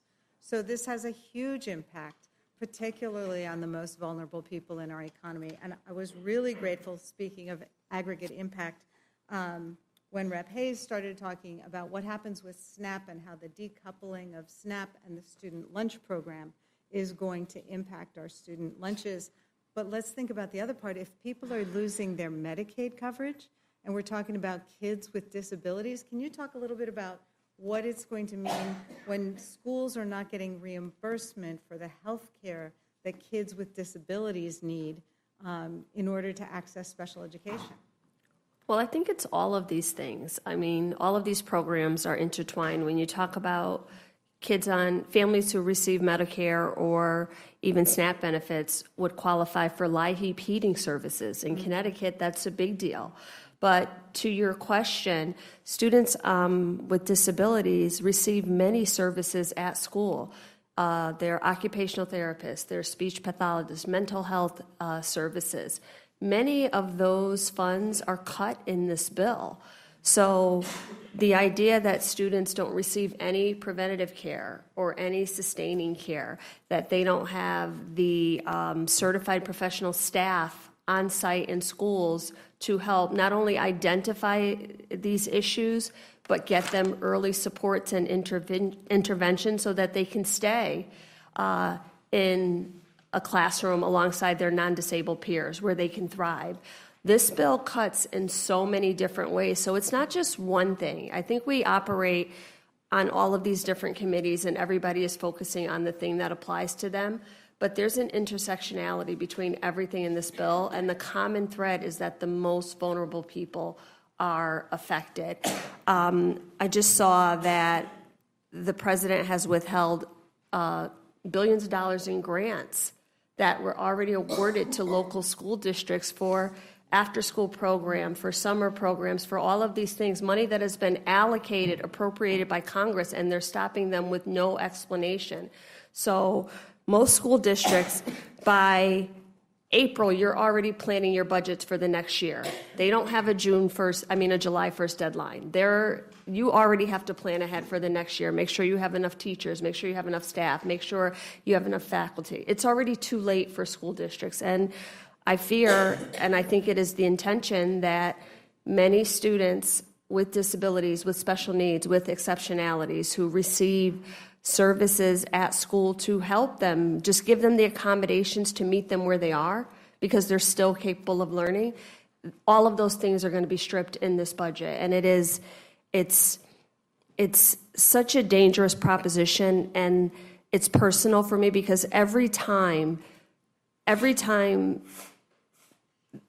a Republican Congress and this president are at the bat, they target public schools, teachers. In the last Tax Cuts and Jobs Act, there was a $250 deduction that teachers used to be able to claim on their taxes for supplies that they paid for out of pocket. That was what they decided to strip. So as a classroom teacher, I was spending thousands of dollars in my classroom and used to be able to claim $250 on my taxes. They stripped that to give tax cuts to the wealthiest, and we're doing it the same thing, just throwing crumbs at the most vulnerable communities to give the most, as your chart said, to the top 10%. Thank you for that perspective. And I think it is important. I mean, I spent a decade on our local school board. I mean, local public school education is really kind of the heartbeat of our country. And I'm just adding these things up as we're talking about it. So you've got the loss of school lunch reimbursement for a lot of kids. You've got the fact that the schools are going to have to pay people to do the new paperwork. So that's more personnel costs. We've got the loss of Medicaid funding for some of those special needs students, the after-school programs. The physical upgrades that Rep. Menendez spoke about, many of those things we added in during COVID because when we were talking about social distancing and putting kids back in school, most schools didn't even have functioning HVAC systems. Right. So we tried to address that with infrastructure, and much of what we did, all of those things rescinded once again. And just on the infrastructure point, Pennsylvania just passed a law to help schools invest in solar energy. And it was a broadly bipartisan bill because it helped the school districts reduce their energy costs. Labor liked it because it got them jobs. Folks who are concerned about the environment liked it because it was a transition to renewable energy. Those programs, they just started awarding those grants, and now they're all being gutted because of what's going to be in this bill to rescind all the solar tax credits. So, Can I, yes. one more thing? That bill with infrastructure, we replaced lead pipes that we're bringing clean water to so many school-age children. So many, like so many of our schools in urban areas are 100 years old with 100-year-old pipes. So we were intentional about addressing clean water for kids. So to think that that is something that should be rescinded, I just don't understand the direction of this bill. As I said with the last panel, I think it does show a clear contrast in terms of what our two major parties are interested in doing in our worldview and where we think the country should go. So thank you for your testimony. Thank you for your amendments, and I yield back. Thank you, Ms. Scanlon. Ms. Leisure-Fernandez, you're recognized. Thank you so very much for coming and testifying, because as we pointed out, every amendment is not likely to be adopted by the rules. But what every amendment does is tell the American public what Democrats are willing to stand for, what they're willing to fight for, and what they're willing to make sure that we come and do this for as long as it takes. So thank you for doing that. Representative McBride, I saw a post of yours where you said the Republicans are not, what was it? They're not pro-life, pro-family, or pro-freedom. They're just pro-billionaire. And I know that you do a lot in fighting to make sure that families can get the care they need, and that seniors, as your amendments indicated. And I think this affects everybody. I'm trying to ask some of the people who have not yet responded on the panel.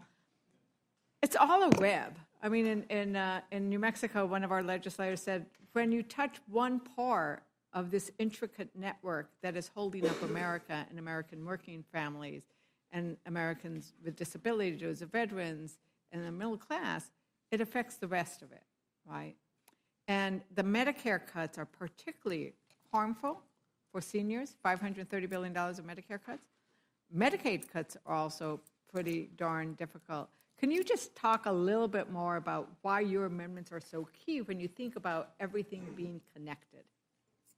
Well, thank you so much, Representative, for that question. What is clear is that this legislation is a fundamental remake of the American healthcare system. This is Trump care. And Trump care means 17 million Americans losing coverage. It means rural hospitals closing. It means patients paying more out of pocket and having to drive further to get care. This is a fundamental and dangerous rehaul of our healthcare system, which, to your point, is a delicate system, and all of the different aspects work together. But what's so incredible is that so much of this bill is inserting waste into that system. It's inserting waste into the Medicaid program and the Medicare program by adding excessive paperwork, excessive bureaucracy. They are importing the worst parts of the private healthcare system into Medicaid and into Medicare to make it more complicated, to push people off of care, to make people just give up entirely around getting care. I think this big ugly bill needs to be doged. They need to remove the waste from this bill because it is excessive. And to your point, this is all about tax breaks for billionaires. The entirety of this bill is about tax breaks for billionaires, and to just partially pay for it, they are handing the bill to Medicaid patients, they're handing the bill to Medicare patients, they're handing the bill to hungry families, they're handing the bill to state governments, they're handing the bill to healthcare providers, they're handing the bill to future generations. I understand why this majority doesn't want to have their fingerprints on these cuts. They're trying to push off the difficult choices to state governments. They're trying to make it the fault of patients who can't keep up with the paperwork. This is trickle-down cruelty. And I know this president loves gold things. This is a golden shower of benefit cuts toward the American people. So we'll continue to fight for it. And I would rather us be here fighting to expand coverage, fighting to pass paid family and medical leave, fighting to pass affordable child care so it's actually affordable to start a family and raise a family.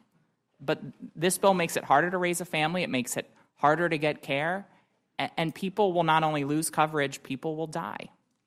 People die. 52,300 is what the estimated is. It's a policy choice. And then to your point, earlier this evening, we presented the fact that they have repealed the rule which was intended to simplify the application process because they don't want it to be easier. The purpose of the paperwork burdens is to kick people off, especially when we know that more than 92% of those who can work are already working on Medicaid, and that's why it is so unpopular. And the fact that in Ohio, people don't want to see this bill happen, right? You pointed that out very clearly about what people are worried about in Ohio, and what do you do when you have leaders like you do in Ohio? Well, thank you, Madam Congresswoman, for the question. You know, Ohio was one of the states that expanded Medicaid under a Republican governor, under a Republican state legislature, and yet here we are, our Republican vice president voting to put the nail in the coffin to get rid of health care for over 400,000 people in the state of Ohio. It is exceptionally devastating that the leader, the second person in command in this country, would do that to his home state. But the reason why I brought up, in particular, as the Congresswoman from Pennsylvania mentioned, the compounding impacts of this was states have government budgets, state budgets to pass. We have a 2-year budget in Ohio. And there is so much burden shifting from the federal to the state government, which really is just going to the lowest earners in all of our communities. For example, you know, we're talking about the changes to SNAP, where one of the 10 states, including Ohio, is one where the counties who deliver SNAP benefits are going to be impacted. Counties collect property taxes, and in our state, property taxes are higher than they have ever been. Folks have been trying to get property tax relief, but they may have to add some type of levy in order to pay for the administration of the SNAP benefits. That's a compounding way in which we're going to impact particularly seniors and keeping people from being able to live their American dream because they won't be able to afford a home. We also will have an issue, as I read, about food banks. The state budget in Ohio cut 25% of the funding to food banks, plus on top of that, the food trucks that have not been delivered to our community food banks, and there's more coming in the cuts from this bill. Those are more compounding impacts that are going to be left on the backs of middle and low income individuals, and not to mention the uncompensated care from our hospital systems. Just because people don't have health care does not mean they stop having chronic diseases. Diabetes does not go away. The pregnancy does not go away, and especially not in many of these states who have banned abortion and other maternal health coverage. But they are going to show up in emergency departments looking for health care, and it's going to be uncompensated, and these hospitals are going to suffer. We have nearly 30,000 employees who rely on the healthcare industry to keep them employed, which means that they get money in their pockets. And as I asked in the committee last time, when my constituents lose their jobs because of these cuts, are you going to call them lazy? Are you going to tell them that they don't want to work? Are you going to say all of these negative things about them when they need to access SNAP benefits, but oh my goodness, they're not going to be there because you've already cut them? This is just a circular firing squad amongst the most vulnerable people, all while in the backdrop, Jeff Bezos is in Italy with a $50 million wedding with the most lavish of lavish entertainment, and it is to his benefit that this bill is going to pass so that after his lavish wedding, he will now be able to take a 2-month-long honeymoon. Meanwhile, the folks back in my district are suffering, struggling, and hungry. Right, 489,815 Ohioans will lose their health care under this bill. And it goes on. And thank you so much, Representative Horsford, for mentioning the impacts of the tariffs and the trade wars, because it is all connected, right? And I bring up in front of this committee almost every, I'm not offering the amendment now because Democrats already have over 400 amendments to try to make this bill better. But, you know, they stop the clock. Republicans think that they can pass all these tax cuts for billionaires, and it doesn't cost anything, right? With their new math magic that they are doing, they also think that they can stop time. They have stopped the clock on whether we should consider Trump's tariffs. It's Congress's duty to take them up, and nobody on that side of the dais is willing to say, I will debate and vote on the tariffs. They're afraid to do so. And those tariffs hurt your workers, and they probably hurt your workers a whole lot more than any value they'll get from no taxes on tips, because those no taxes on tips aren't lasting very long, and they don't really count, as Representative Hoyle has pointed out before. They don't really count if you're not itemizing, right? And they go away in 4 years. And you know what? It's like 68 cents. 68 cents, guys. That's what, if you're making less than $50,000, it's all you get a day. Will the gentlelady yield? I would just add, today is July 1st.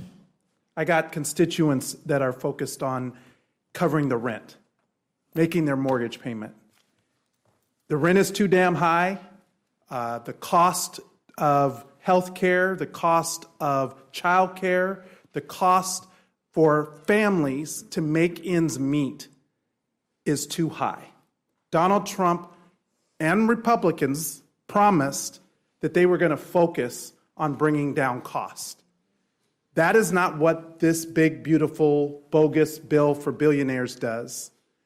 And for tip workers in Las Vegas and elsewhere, you cannot on one hand say you're helping workers by giving a temporary tax relief that's capped when you're taking away health care, when you're taking away access to nutrition, when you're taking away access to child care. Those are the fundamental costs that drive a family's budget every month. And they're not capping the cost or the tax, for billionaires.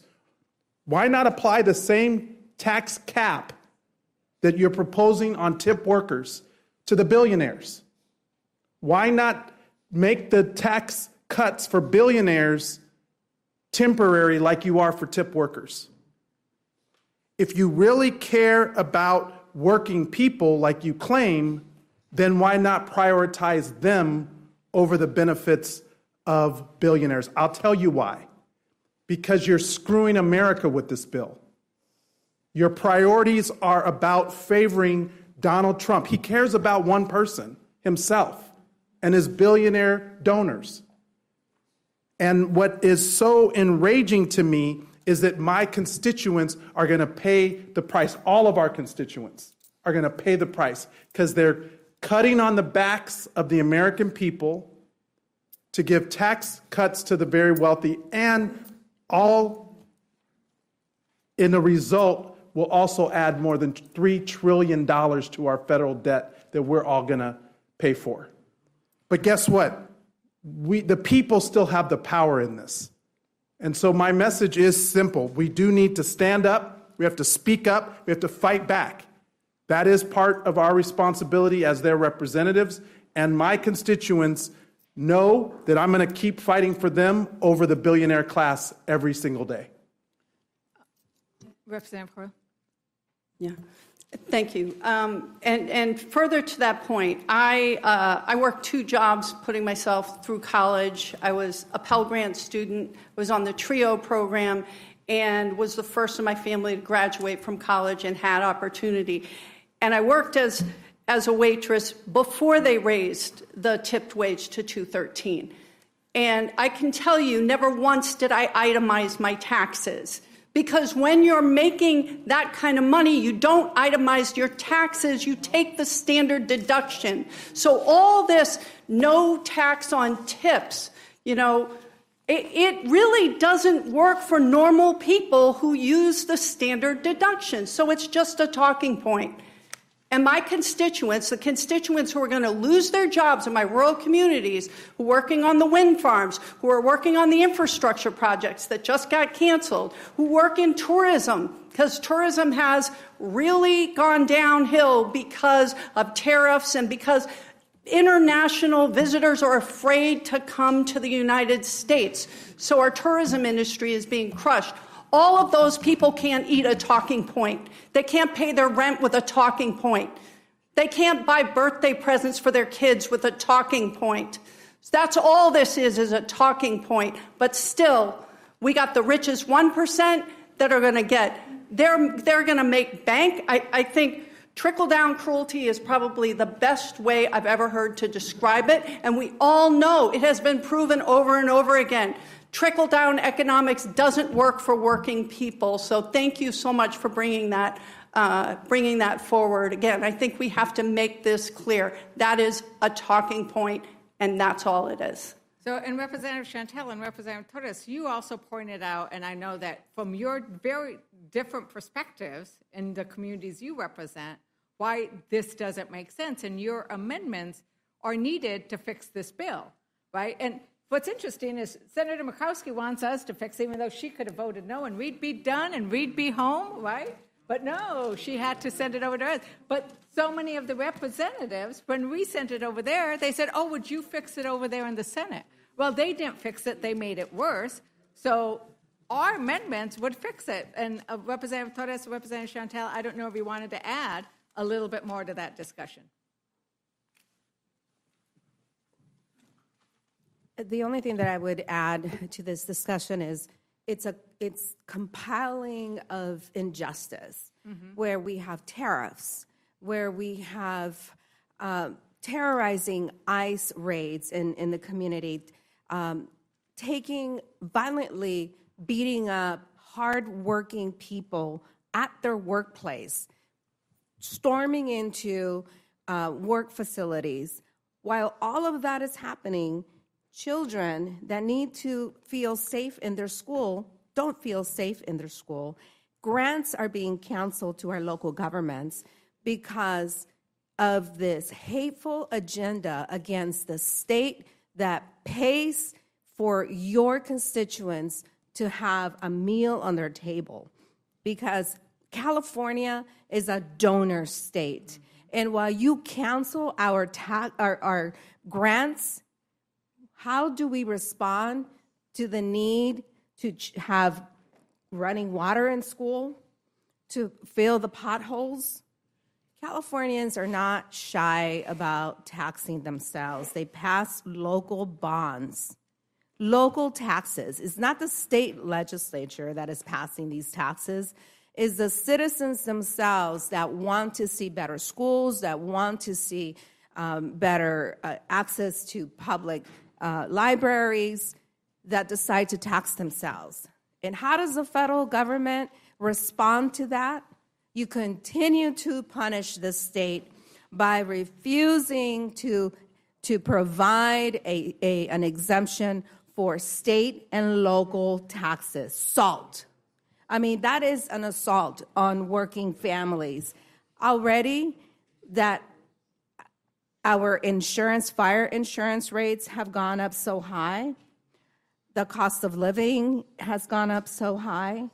And on top of that, you can't even have an exemption for the local taxes that you're having to pay to fulfill the failure of the federal government fulfilling their promise to provide our grants and to return our money back to California. Representative Chantel. Thank you. I think when you talk about kicking families off and increasing their work requirements when work requirements already exist, these are really more paperwork requirements, as we've talked about. And ultimately, at the end of the day, and I'll be very brief, this bill is going to make people poor, sicker, and increase their debt, period. That's what it is. And when California says it's a donor state, New Mexico is not a donor state, I will say, but it was $83 billion in 2022 that you sent that you did not receive. Thank you. I yield back.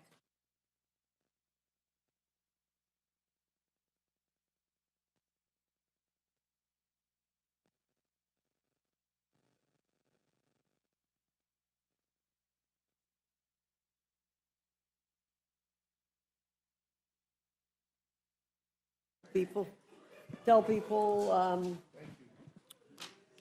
if you'll let me tell you, we have Representative McGarvey, Representative Scott from Virginia, Representative Min, Representative Delaney, Representative Crockett, Representative Supermoya, Representative Sewell, and Representative Liccardo. And if you'll come in the line, it would be helpful.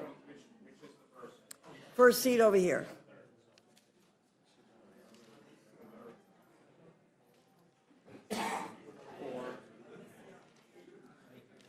I don't see Representative Scott.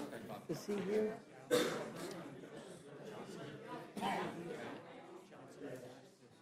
don't see Bobby Scott. Yeah, I don't either. Mr. Johnson? Yeah. I don't see Bobby Scott, so I would announce Johnson. Mr. Johnson. Well, how about we do Suzanne? Wow. No, okay. They gave you the list? Yeah. Okay. Johnson? Yes. Mr. Johnson of Georgia, would you come and take Mr. Scott's place?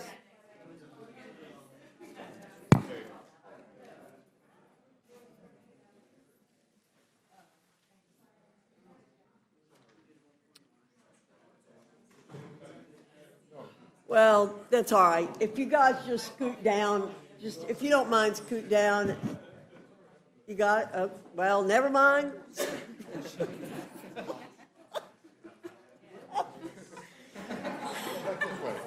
You're all members of Congress. Come on.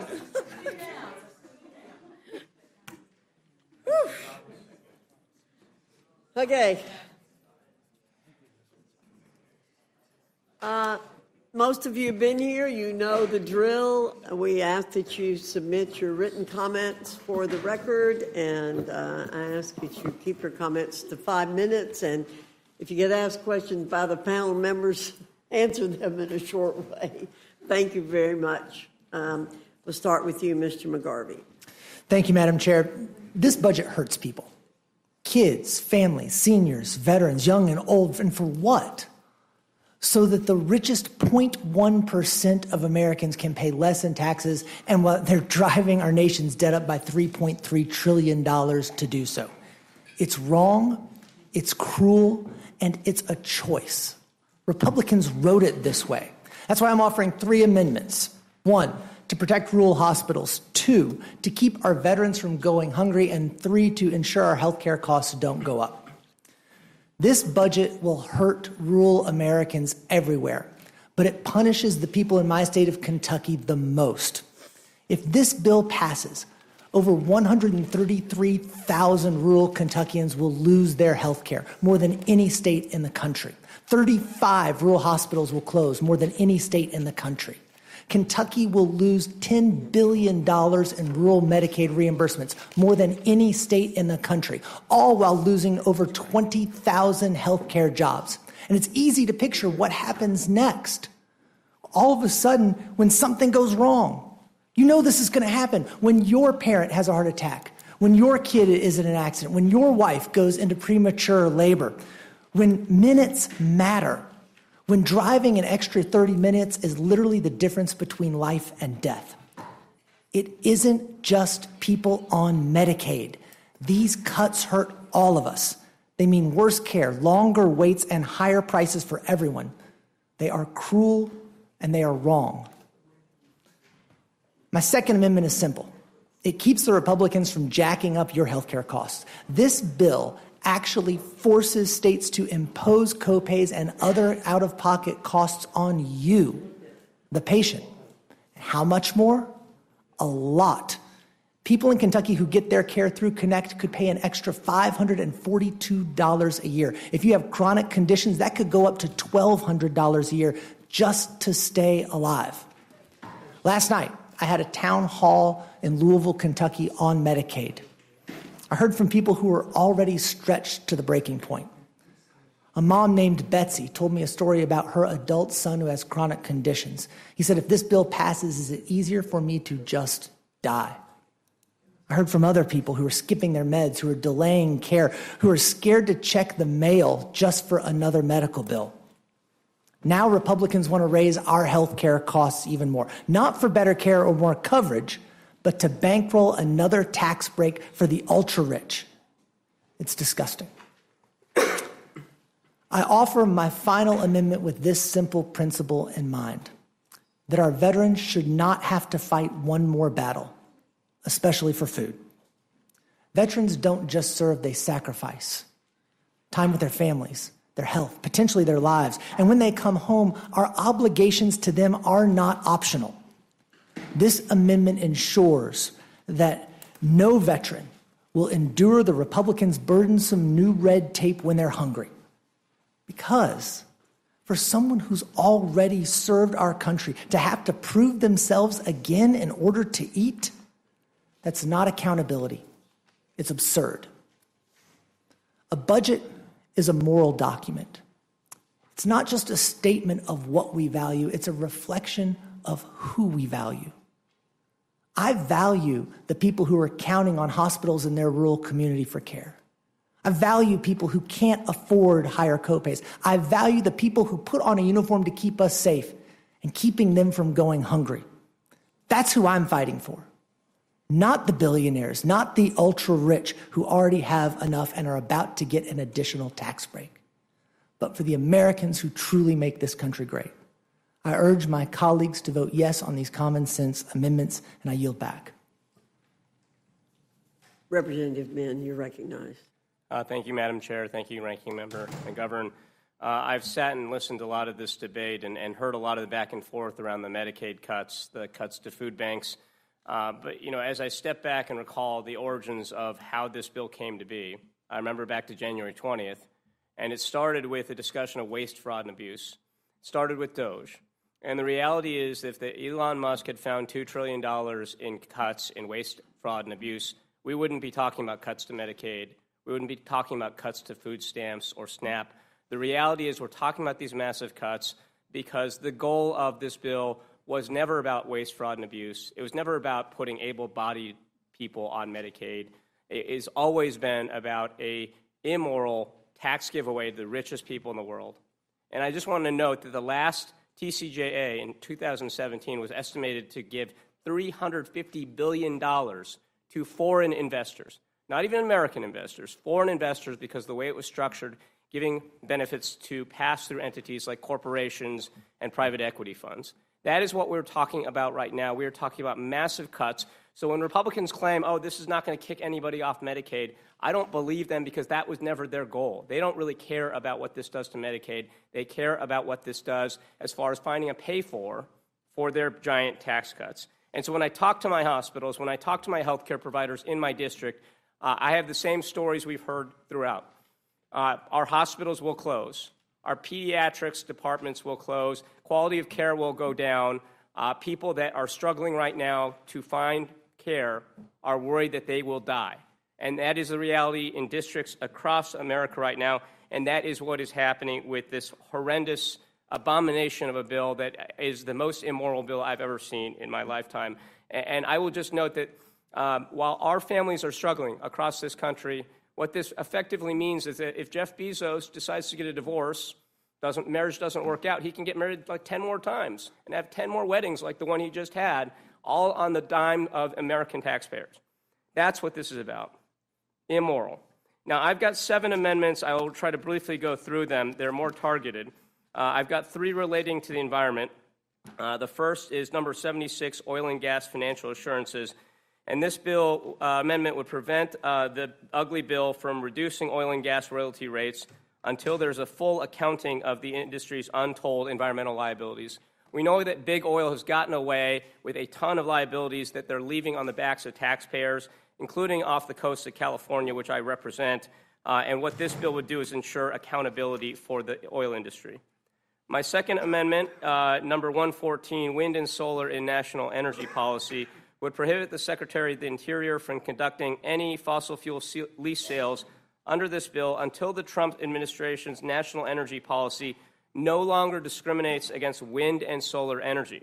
If Republicans are honest about their claiming that they want an all-of-the-above approach to energy, we should not be getting rid of the cheapest and most effective forms of energy, particularly when they're already online. Adding penalties of the kind that this ugly bill purports to do kneecaps us. And it kneecaps us in a way that is backward-looking, not forward-looking. Everyone around the world knows that the economy of the future is going to be built on clean energy, not fossil fuels. We could be investing in 8-tracks and beta, VHS players and the fax machine as well, but that would be terrible economic policy. By doubling down on fossil fuels and abandoning the clean energy economy of the future and ceding it to China, we are making a huge economic mistake, a huge foreign policy mistake, because this is a national security matter as well. And at the very least, we ought to make sure that the playing field is level.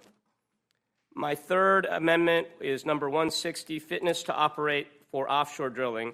And this amendment would establish a fitness to operate standard and prohibit offshore oil and gas leases from being awarded to companies with outstanding environmental liabilities, previous noncompliance with federal laws and regulations, or those that lack the means to mitigate environmental risks. Too often, offshore leases are resold to wildcat companies that are not able to pay for the liabilities that are incurred. We've seen this happen time after time off the coast of California. They leave taxpayers holding the bill. They declare bankruptcy, give dividends right before then. We need to put a stop to that. This amendment would effectively hold those oil companies accountable. Number 197, this amendment would block federal funding for special government employees in DOGE, including former employees like Elon Musk, until the Departments of the Interior, Agriculture, and Commerce determine that these individuals have not violated financial conflicts of interest law. We have seen too many people playing too fast and loose with the rules.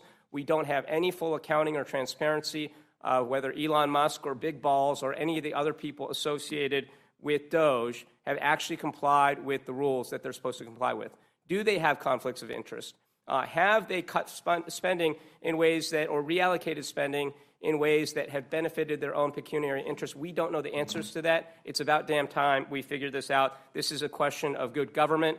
And at the end of the day, the rule of law still needs to hold in the United States of America. My next amendment is number 231, and this is based on a bill that Representative Liccardo and Representative Vindman and I have put forward, the POCA bill, which would create a private right of action for violations of the Impoundment Control Act, potentially with the ability to sue perpetrators personally if they act in bad faith. And this is important because what we've seen right now is a blatant disregard for the rule of law by members of this administration, including Elon Musk, Big Balls, and the people involved with DOGE. For too long, they have just sat there and decided that willy-nilly they're going to ignore the law, cut funding in ways that harms real people, including people I represent, people that you represent, and it's about time that we had accountability here. Okay, sure, I'm trying to. Okay, I'll two more amendments here. My next amendment is very simple. This is number 232, no new tax cuts for Americans earning $100 million. And this would basically just say that there would be no new tax cuts for anyone making $100 million or more. My last amendment is number 285, and this would prohibit ICE agents from wearing masks and require them to identify themselves.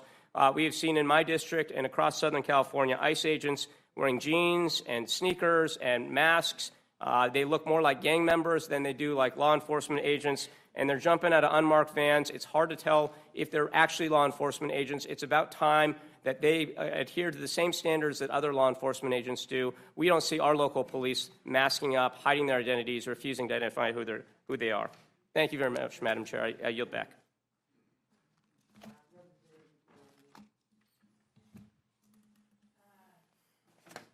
Thank you, Chairwoman Fox and Ranking Member McGovern. And I just have to say thank you, Congressman Min, and so many others around this table for the incredible thought leadership they have in all of these amendments and stepping forward to really make and fight for Americans across this country.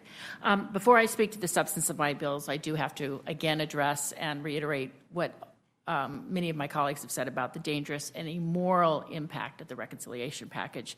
To me and many of my constituents, it's just an abomination that this bill will make life worse and less affordable for working families, not only in the 6th District of Maryland, where I represent, but across the country. And again, it seems like it falls on deaf ears, but this bill will hurt Americans, and every district in America will feel its impact.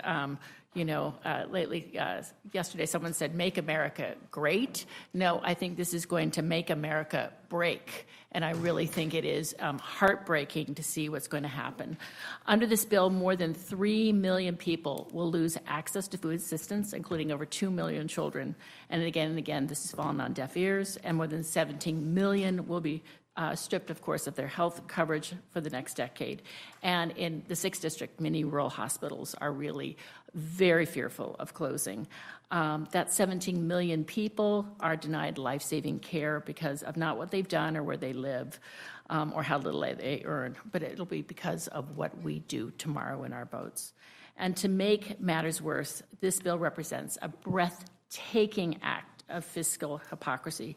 For decades, my Republican colleagues have raised the alarm of an increasing national debt and federal deficit, but they have tucked into this bill a $5 trillion debt ceiling hike with no offset, no pay for, and no common sense. This is not governing. It's a betrayal of public trust and a breach of our fiduciary duties to our constituents and to America.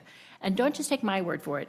Let's listen to some of the Republican colleagues. Senator Tillis said that this would force states to consider eliminating Medicare coverage and cutting services for our most vulnerable. Senator Murkowski said we need more process and a better outcome for the American people about what this bill has to offer. And I joined Johnny Okowski on his amendment concerning that all states should be able to have some of these waivers or carve-outs, not the caribou carve-outs, but, let's figure out that there is something across this whole country that will protect us. And then rushing this means stripping health care and slashing services. And not one constituent in my district has wanted this to go forward. So I have several amendments, which I'm going to briefly go through. First, my first amendment is simple. It is Amendment 78, and it blocks any charges to nutrition policy under this bill unless there is a certification that no household with children under 18 will see their SNAP benefits cut. I shouldn't have to introduce this, but we are, because under this bill, over 2 million children will lose food assistance, and in my district, 1 in 9 households depend on SNAP, half of them with children.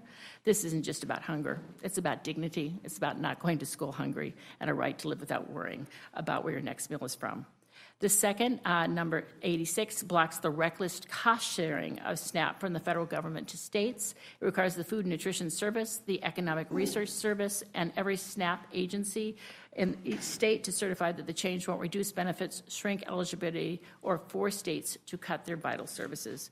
In Maryland alone, the state would have to absorb $75 million per year because that money would be pulled from other critical programs for low-income families. And some of my colleagues have spoken to this, but really there is a layering and a tsunami of cuts that's coming for rural America.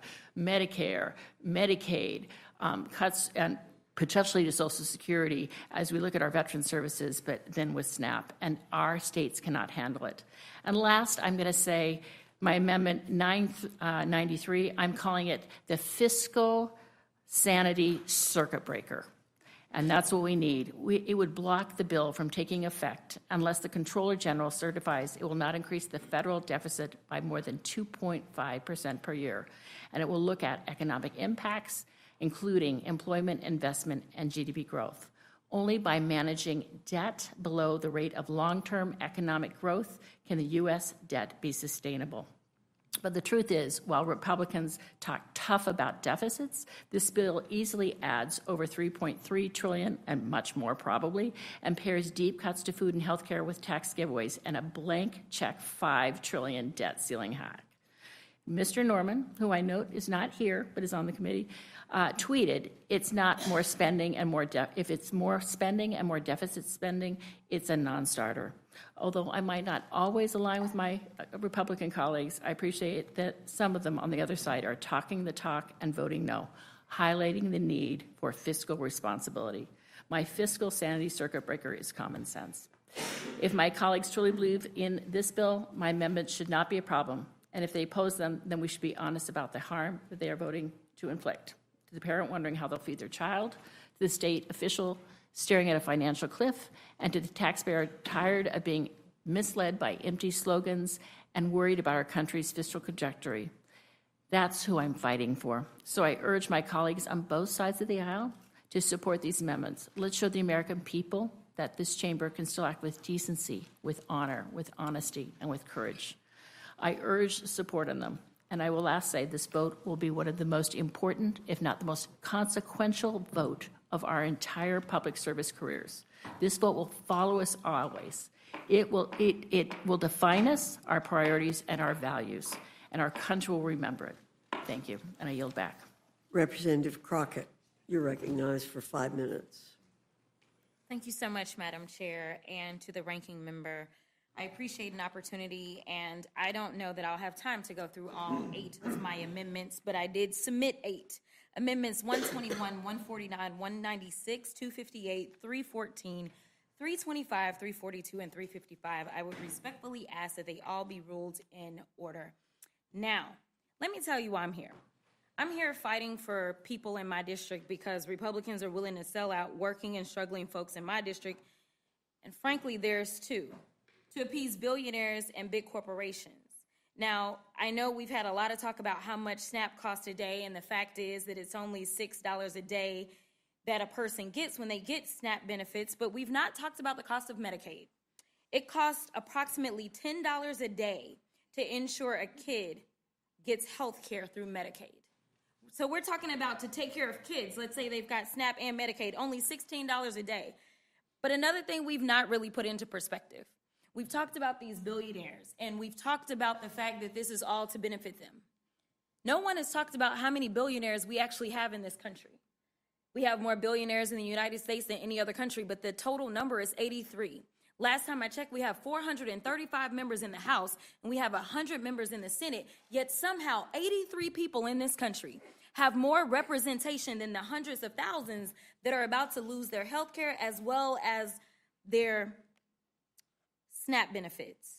If I just started going through the Republicans that sit on this committee briefly, I would tell you that, Chairwoman, you have 112,000 people that are about to lose SNAP benefits just in your district. I would tell you that it is estimated in your state, as your senators stated, that roughly 651,982 would lose their health care, or I would tell Rep. Fishbach that 67,000 people on SNAP, and in the entire state of Minnesota, 173 would lose their health care. I could go on with these numbers, or I could tell you about the fact that even when we look at my state, and I know that Chip Roy sits on this committee, but he's not here right now, but we have 56,000 people that are on SNAP in his district, but in the entire state of Texas, we have 1.6 million people that may lose coverage. And somehow we have 83 billionaires. And somehow they have 535 people that are speaking up for them every single day to make sure that when they get married for a second or third or fourth time, that they can go ahead and have another $50 or $60 million wedding. Instead of protecting access to these programs, you're cutting them to help billionaires who pay less in taxes than some of the teachers in our country. You claim to want a tax system and budget that helps people, but that's impossible when you're subsidizing tax credits off of the folks who can't even afford to treat their kids or family to a nice meal because federal minimum wage hasn't gone up in 15 years. If y'all want to make a better system, then adopt my amendment number 314 that would require an increase in the federal minimum wage of $15 in order for corporate tax breaks to go into effect. Speaking of wages, this bill doesn't even give the same level of help to people living on tip wages and working overtime just to put food on this table as it does for Trump's billionaire buddies. In fact, the bill only allows no tax on tips and overtime until 2028, and we've talked about this. Listen, this is a joke.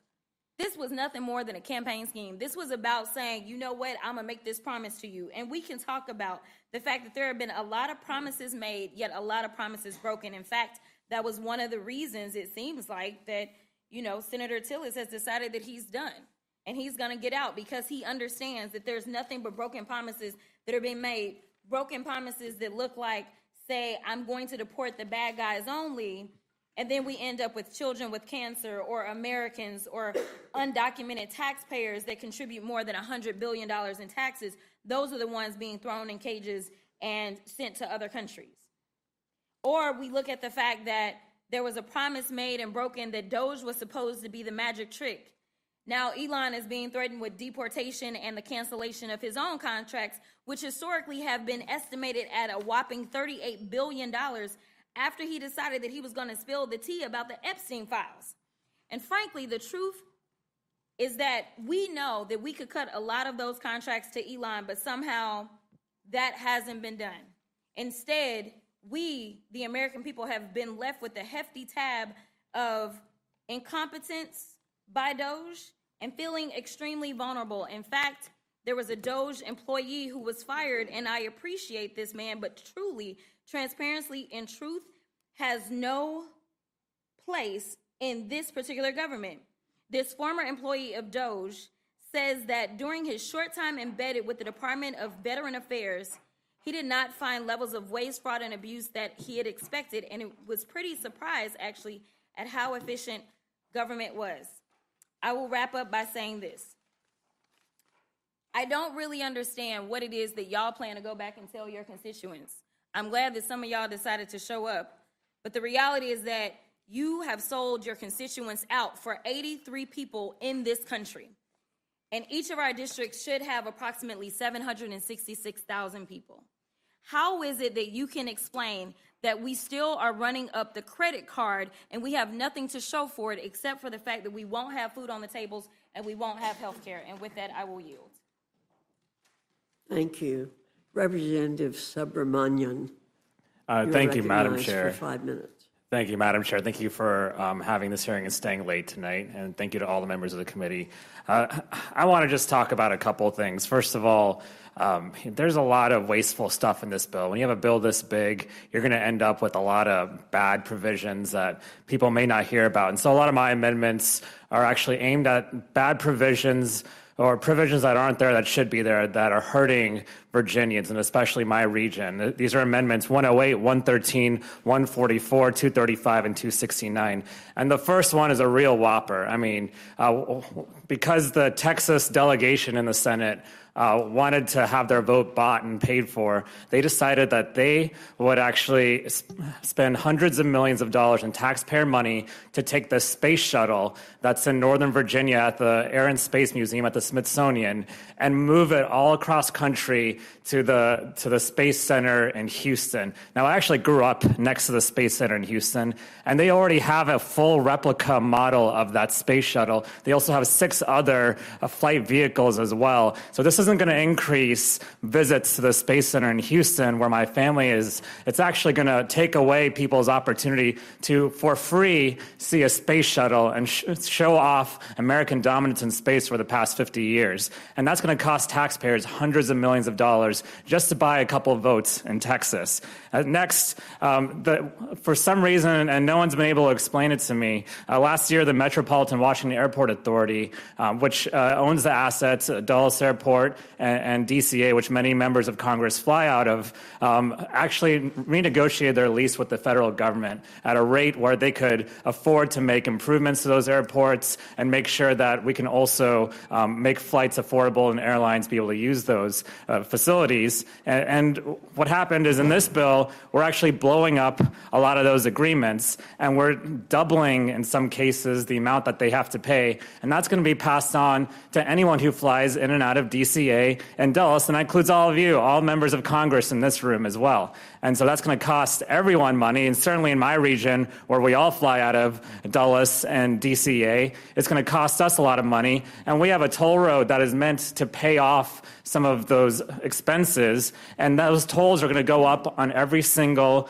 person who uses those tolls. I'm talking about the Dulles toll road. And so we have a lot of issues with the fact that we already have very high tolls in our region in Virginia, and they're just going to go up because of this bill, and no one's been able to explain to me why that is. And then finally, one of the president's branded golf courses is in my district, and he likes to come out there and golf, and that's fine, but then he golfs a lot, and I didn't realize this. He golfs almost more than 20% of his free time, his time actually, and not free time, his actual time, he's awake, is spent golfing. And he comes golfing so much that it's costing our region a lot of money, and it's costing our local sheriffs and local police a lot of money to make sure that that area is secure for his golf trips. And so what I'd really like to do is just make sure that we can at least reimburse my region for all the golf trips that the president is costing us. And so finally, there's a 9-figure slush fund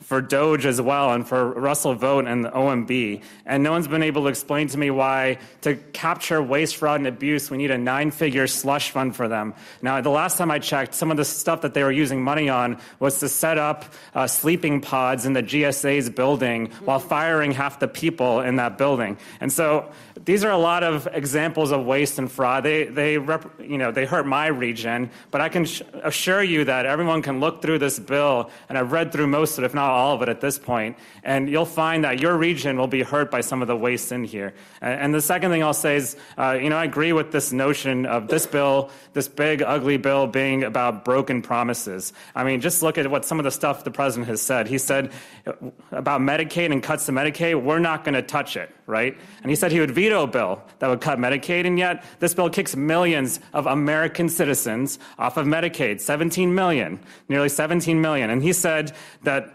cuts to food assistance program are going to give everybody more food, but this bill puts 5 million people at risk of losing some or all of their food assistance. That includes 300,000 children in Virginia.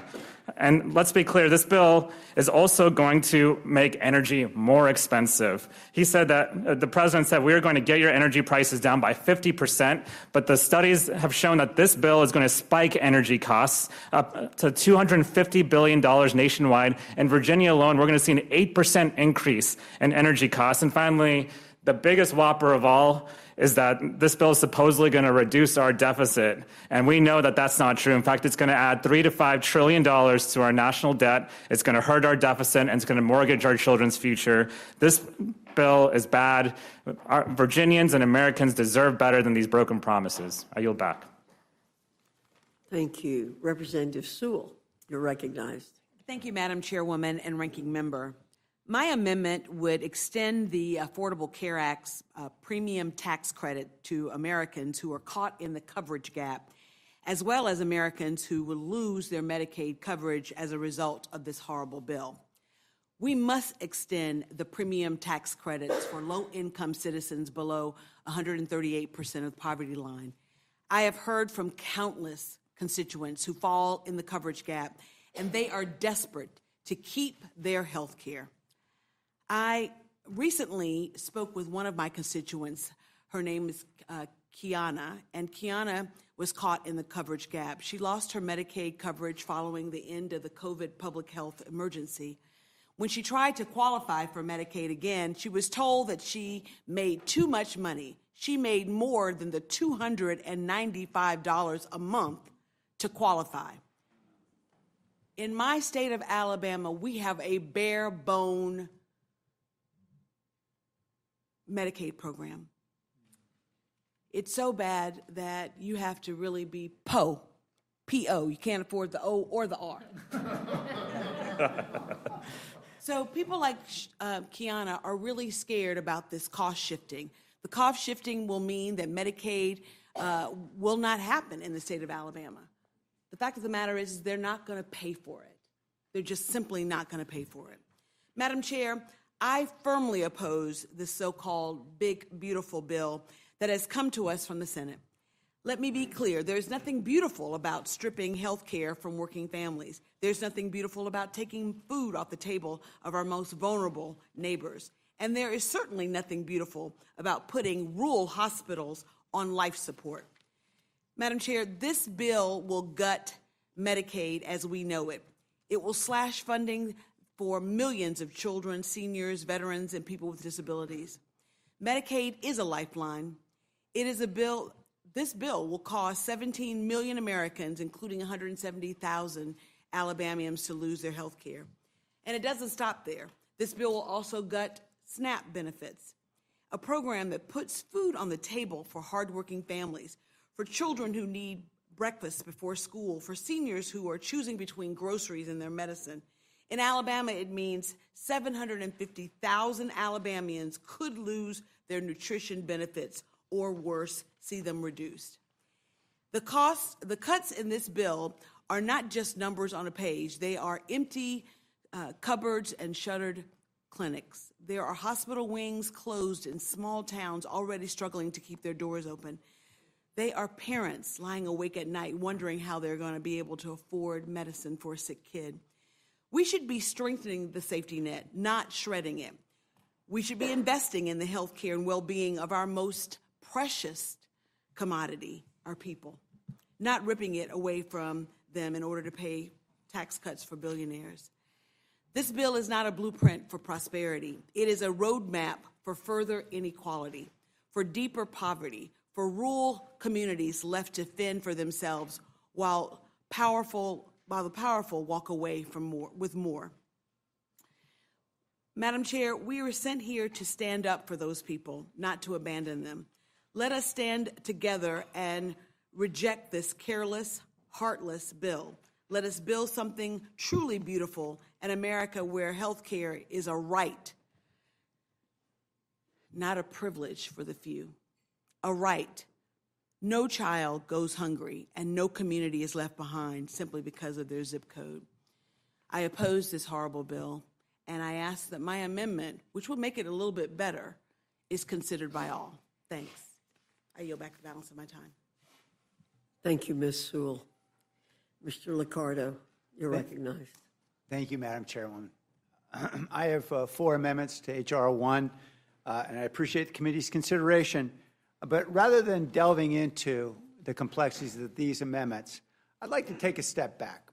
I'd like to step back from whatever we're going to tell the public in press releases tomorrow if this bill passes. I'd like to talk about what we'll tell our children and our grandchildren a decade from now if this bill passes. The children who count on us, not just the ones in our homes, but all of America's children, will suffer immensely under this one big bloated borrowing bill. We are the grown-ups, but under this budget proposal, we're not governing like grown-ups. Grown-ups look out for kids. Grown-up governance recognizes the moral priority of our progeny. It emphasizes the imperative of taking the long view, of saving, of sacrificing, and investing today for our children's tomorrow. We have a fiduciary duty, indeed a sacred duty, to act in their best interest. You've heard from my colleagues how this bill cuts lifeline programs for our youth, from their health care and Medicaid to their school lunches and SNAP to their student aid and Pell Grants. But we're doing much worse than even that to our children. That is, we are spending their money and borrowing from their future to pay for our present. Now, many Americans could be forgiven for believing that with all these cuts, the GOP leadership must be proposing a budget that will actually reduce our monstrous $1.9 trillion deficit. But they would be wrong. The one big bloated borrowing bill will accelerate America's accumulation of debt by $3.9 trillion over the next decade if we include the interest payments according to the Nonpartisan Committee for Responsible Budgeting. Add another $1.4 trillion in new debt when Congress inevitably makes several of the temporary provisions of this bill permanent. Now, while congressional leaders may gaslight the public about the bill's true cost, nearly every independent expert, from the Nonpartisan Congressional Budget Office to the Conservative Tax Foundation, knows better. The bill also hasn't fooled the markets. After we passed the less costly House version of this bill, only weeks ago, Moody's downgraded U.S. bonds in view of what they called, quote, current fiscal proposals. Wary bond investors have pushed bonds yields higher, and you can expect more of that in the years ahead, as we all pay a hidden tax from this bloated budget through higher interest rates. Now, I feel bad for my Republican colleagues. I know that President Trump painted each of them and all of Congress into a corner by publicly promising $5 trillion in tax giveaways he had no idea how to pay for. An even bigger problem is that Congress has no idea how to pay for those promises either. That's why this bill leaves, at best, $3.9 trillion of additional debt on the credit card. Now, I know that grown-up budgeting is hard. When I came into office as mayor for the 1 million residents of the city of San Jose, I faced nearly $4 billion in employee retirement debts that were crippling our city's budget, courtesy of politicians who were happy to make promises that they had no idea how to pay for. For more than a year, we spent hundreds of hours in difficult negotiations, but we forged an agreement that helped us save billions, helped us reactivate fire stations and hire police, and I left my successor with a $30 million surplus. We, Republicans and Democrats, could similarly negotiate a much better budget than this. Let's doge this bill. Let's sit down and let's negotiate. I'd like to help my Republican colleagues to do what they know is right. When he realized that the Senate just added another $670 billion to the House's already bloated budget bill, Speaker Mike Johnson today told the media that, quote, "I'm not happy with what the Senate did to our product." He shouldn't be happy, nor should any Republican member of this House. Let's fix this bill to make Speaker Johnson happier. Let's fix this bill for Republican Senator Murkowski, who today publicly urged us to do so. Let's fix it for Marjorie Taylor Greene, who today called it a shit show. Above all, let's fix this bill for our children. Thank you. I yield. Thank you very much. Representative Johnson, you're recognized. Thank you, Madam Chair. What has been called a big and beautiful bill is as cruel and ominous a piece of legislation as I have ever seen in my many years on this earth.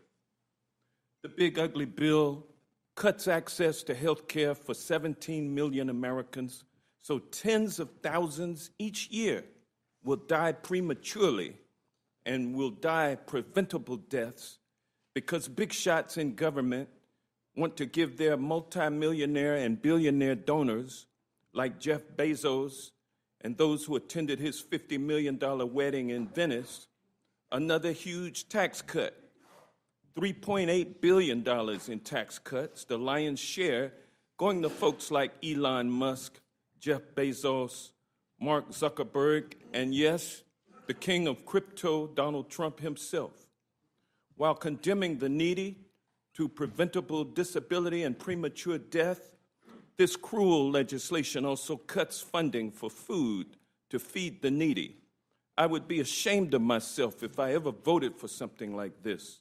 I would not be able to live with myself enjoying my $174,000 a year salary and government-subsidized health insurance, while 17 million of my brothers and sisters lose their access to medical care, and 3 million hungry children and senior citizens go without food just so that folks can buy another super yacht.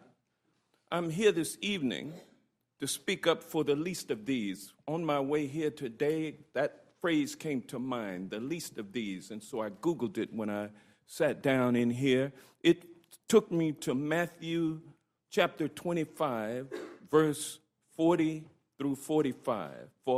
And to paraphrase verse 41, "For I was hungry, and you gave me nothing to eat, and I was sick, and you did not come look after me." I'm here this evening to speak up for the least of these. I'm here this evening because I'm deeply troubled by the big ugly bill which weaponizes the social safety net against those who need it most. Among its gravest failures is the omission of support for unaccompanied minors who are forced to navigate complex immigration proceedings without legal counsel, leaving kids, children, infants alone, frightened and unprotected in court. My amendment directly addresses this moral injustice by providing critical funding for appointed counsel, ensuring that children's rights are respected, their dignity is preserved, and justice is truly served. Through the crafting of this harmful Trump-appeasing bill, the Republicans, MAGA Republicans, have deliberately undermined Medicaid, with one senator dismissively claiming that concerned Americans would simply get over it. Such remarks reveal that they fully recognize how dangerous this bill weakens essential health care protections and will result in the unnecessary deaths of 500,000 people over the next 10 years. 500,000 of our brothers and sisters will lose their lives because of what MAGA Republicans are trying to do just so that their donors can get another tax cut. Section 71-102 removes critical safeguards against coverage lockouts and annual and lifetime coverage limits, jeopardizing children's long-term health. Additionally, Section 71-119 imposes an unnecessary 80-hour work requirement that has consistently stripped coverage rather than promoting employment. You want sick, poor people living in rural America? I'll talk about rural America, not about those inner city rats that Senator Tuberville talked about. I'm going to talk about my brothers and sisters in rural America who would be forced to get up from their sick beds and find a way to get to town or out to the fields so that they could find a job and work a minimum 20 hours a week, 4 hours a day, 5 days every week before they could become eligible for coverage that would enable them to get well so that they could work again. Healthcare should be a right and not a privilege in the wealthiest nation on earth, and access to a doctor must never be weaponized against the sickest of us. My amendments strike these harmful sections, restoring compassion, equity, and common sense to Medicaid. We watched as this bill rushed through under the cover of darkness, likely because it recklessly cuts critical funding without transparency. My amendment requires transparent public reporting, ensuring communities have visibility into how their resources are managed while protecting vital investments in climate resilience. Lastly, Madam Chair, whatever you did not do for one of the least of these, you did not do for me, is Matthew 25, verse 45. I think we should all keep that in mind as we go about our business today. And with that, I'll yield back. Thank you, Representative Johnson. I think most of us on our side of the aisle think about those verses and others every single day. Mr. Langworthy. Mr. McGovern. First, I request unanimous consent to insert a statement from Representative Houlihan in support of 4 amendments, number 8, 19, 28, and 37. Taken together, these amendments would make significant progress in ensuring that this legislation will not harm Americans across the country. Without objection. And I just want to thank all of the panelists for being here. I mean, I support all of your amendments. I share your concerns. I mean, I really am deeply disturbed by the fact that this is a bill that's going to hurt the most vulnerable in our country, and it could reward those who are well off and well connected. If we are lucky enough to be in the majority again, I hope one of the things that we will look seriously into is honest-to-goodness campaign finance reform, because there's too much damn money in politics. And you look at some of these provisions, and you can tie it directly to contributions. And I don't think that's what the American people want, and that's what has corrupted the system. But I have no questions. I just want to thank you all for being here. Thank you, Mr. McGovern. Mr. Scott.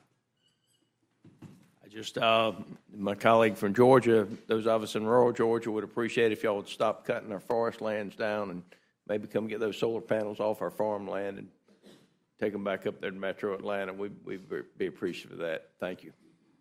I yield back. Ms. Scanlon, you're recognized.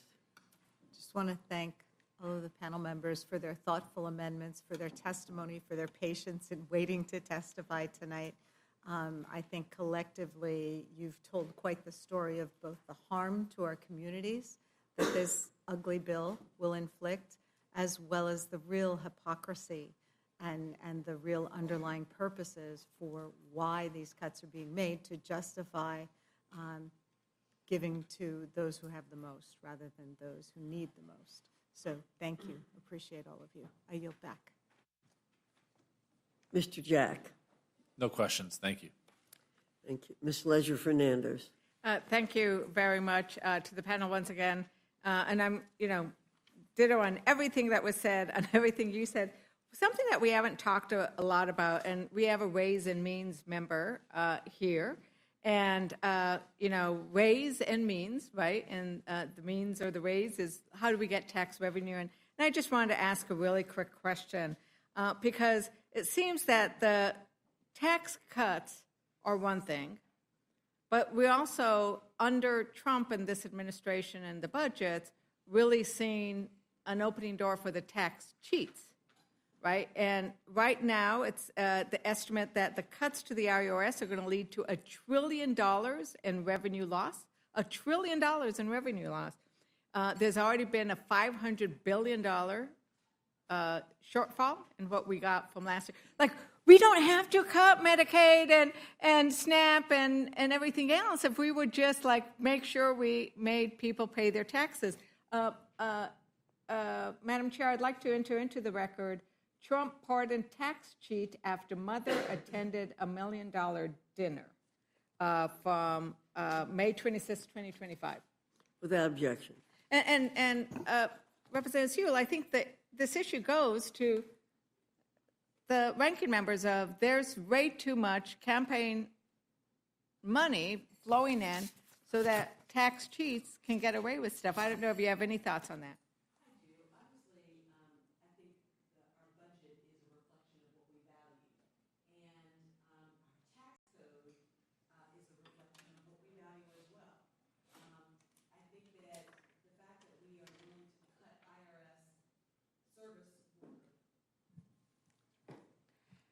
The fact that we would be willing to cut IRS service workers by such a big amount, I think it was $700 million they're going to take away, means that we don't have the agents to go in there to find these tax cheats. Instead, I've seen in my district, the low-hanging fruit is to question someone's child tax credit or earned income tax credit, not to go after all of the complicated tax, things that would really bring us a lot of money and a lot of revenue, to your point. We wouldn't have to cut so much of our Medicaid if we just taxed the very wealthy and then pay their tax, not figure out ways and loopholes not to pay their taxes. And so, in terms of campaign finance, I think that the article that you submitted to the record is really atrocious. It was a person who was convicted as a January 6th rioter and literally was able to get a pardon after his mother paid $1 million to go to Mar-a-Lago and attend a $1 million per person dinner with our president. And miraculously, 3 weeks later, that person was given a pardon. And this person not only was January 6th, but also defrauded the government, is what he did. He defrauded the government millions and millions of dollars. Medicaid, absolutely. Mm-hmm. So, look, I think that all of us here today have submitted amendments that we think will make this bill better, but the fact of the matter is it's a horrible bill. And the American people know it. Over 60% of them don't agree about the bill. And I think that we as lawmakers should really be putting the people first. And I think that the power of the people should be more important than the people with power. Thank you. I yield back. Thank you, and I yield back. Thank you, Ms. Leisure Fernandez. I thank our witnesses for being here, and I'm going to call up, you all are excused. Let's see if we can work this again. Mr. Ticano, you're in the first seat. Mr. Amo,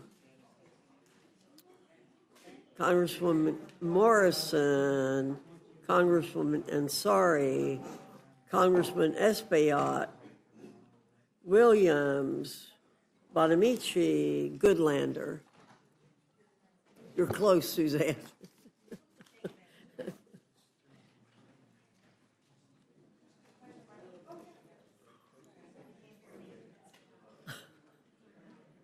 You didn't have to move far. You might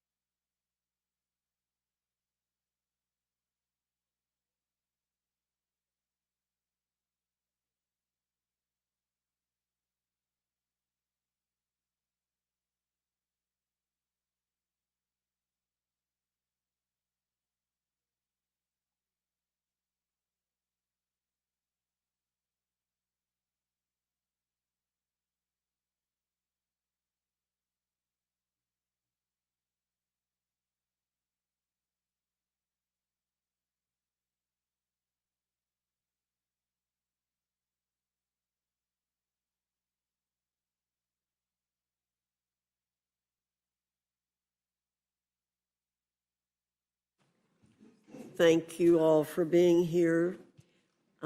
Your written comments may be submitted for the record, and I ask you to keep your spoken comments to 5 minutes. Mr. Takano, you're recognized. Thank you, Madam Chair. This 900-page bill is a travesty and a gut punch. It puts the interests of the richest and most connected billionaires, polluters, and tech companies over every other American who is just trying to get by. It decimates health care. It literally takes food off the table of the vulnerable, and it even stoops so low that it actively harms veterans. This big, ugly betrayal undermines our shared American values and allows this administration to continue its brazen efforts to strip our great nation for parts to be auctioned to the highest bidders. And it boggles the mind that the Republican Party wants to deny 17 million people health care. Republicans have chosen to decimate health care infrastructure in rural and underserved communities. Republicans have chosen to harm seniors by forcing them to choose between basic necessities and health care. Republicans have chosen to callously hurt disabled people who need long-term care. No one is spared from this monument to greed, and that includes veterans. To allow my colleagues a modicum of course correction, I'm offering several amendments to try and blunt the impact of this devastating billionaire handout, to blunt the impact on our veterans. First, I've introduced an amendment to exempt veterans from the new Medicaid work requirements. This is something that Senator Murkowski tried to achieve for all the people of Alaska. She only was able to achieve waivers of work requirements for SNAP recipients, but she did indeed she was concerned about both. And it was because of the obstrusities of the Byrd rule and the workarounds that they could not achieve that. But nevertheless, her concern is something that I think all Americans should also share, that these terrible work requirements that are really,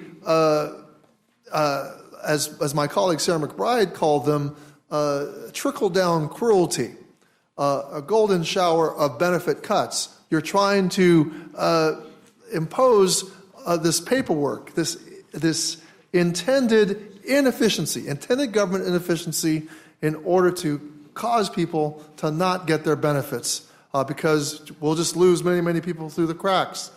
Currently, 1.6 million veterans rely on Medicaid. And while the bill may exempt veterans with 100% VA disability ratings, it would still subject as many as 1 million other veterans to bureaucratic red tape just to keep their health care. We shouldn't be doing this to our veterans. We shouldn't be doing this to anybody who is going through a complicated set of life experiences, whether it might be taking care of a loved one, being a caregiver, or any number of different things that we could imagine.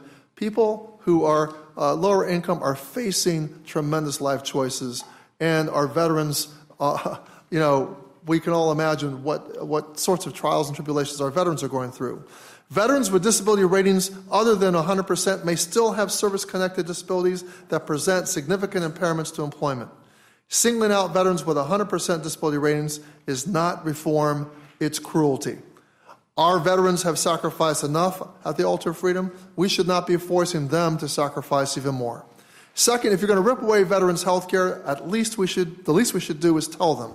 My amendment would require HHS to notify veterans who are losing Medicaid coverage due to this bill. Third, I've offered a similar amendment requiring USDA to notify veterans and service members if they're being kicked off of SNAP. Over 1.2 million veterans live in households that receive food assistance through SNAP. Again, this bill takes away from those who served and gives to those who stockpile wealth without sacrifice.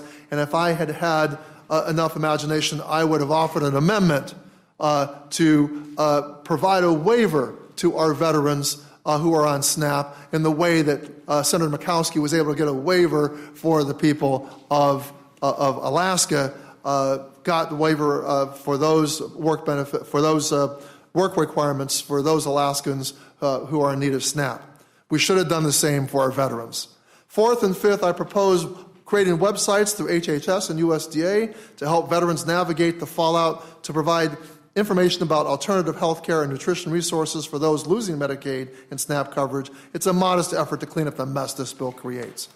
I also have an amendment that would strike the bill's decade-long delay of the 2023 Borrower Defense Rule implementation, a consumer protection rule that provides loan relief to borrowers who've been defrauded by their colleges. Student loan borrowers should not be forced to repay loans for classes or degrees from schools that have lied to, deceived, or misled them. This delay makes it significantly harder for student borrowers to make a successful claim when they are victims of misconduct and cuts predatory institutions and loan services a break instead of pushing students to and over the brink of default, which devastates individuals, their families, and taxpayers. We should not be paying for tax breaks for the wealthy by making students have to pay on their loans that they have been defrauded on by these for-profit monstrosities, Madam Chair. I yield back.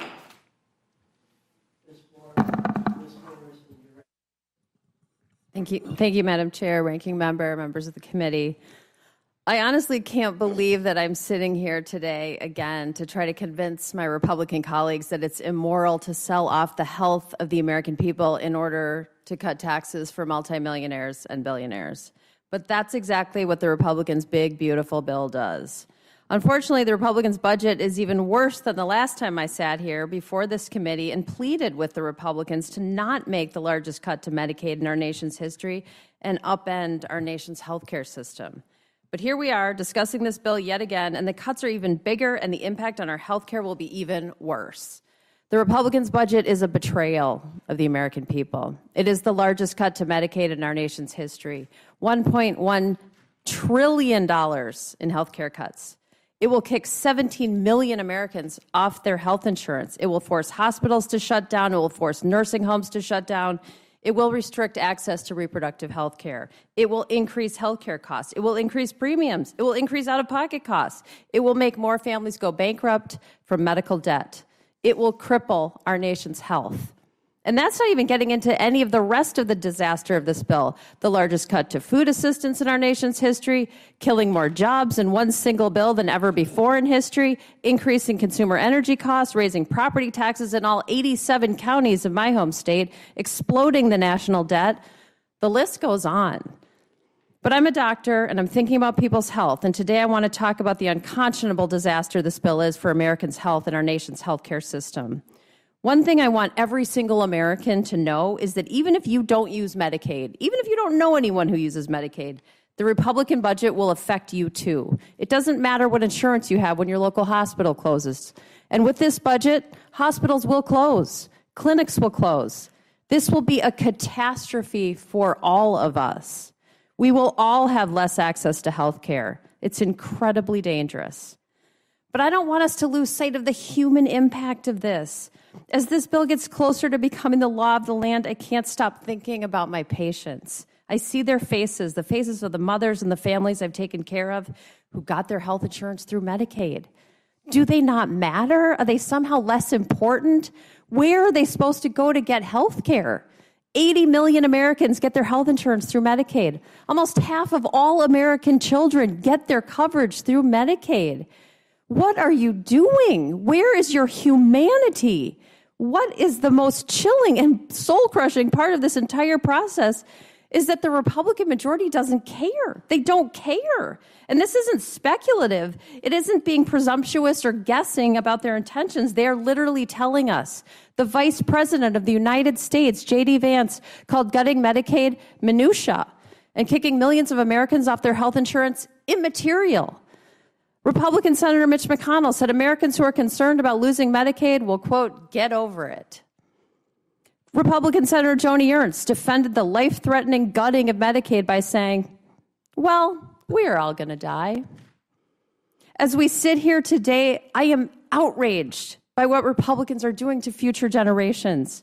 I never want to hear Republicans say that they are the party of families ever again. Half of all children in the United States of America get their health care coverage through Medicaid. 1 in every 4 children in the United States of America get food assistance through SNAP.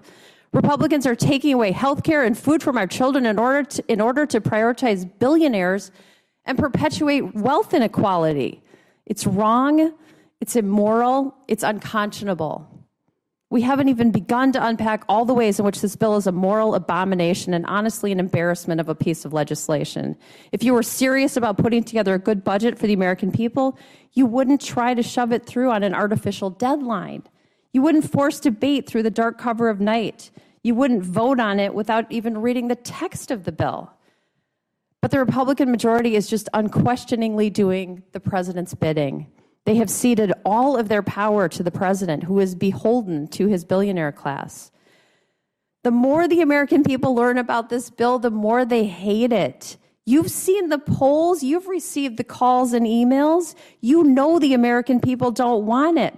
That's why I'm submitting an amendment to scrap the whole bill. Listen to the people you were sent here to represent. So let's start over, write a bill for the American people, not the billionaires.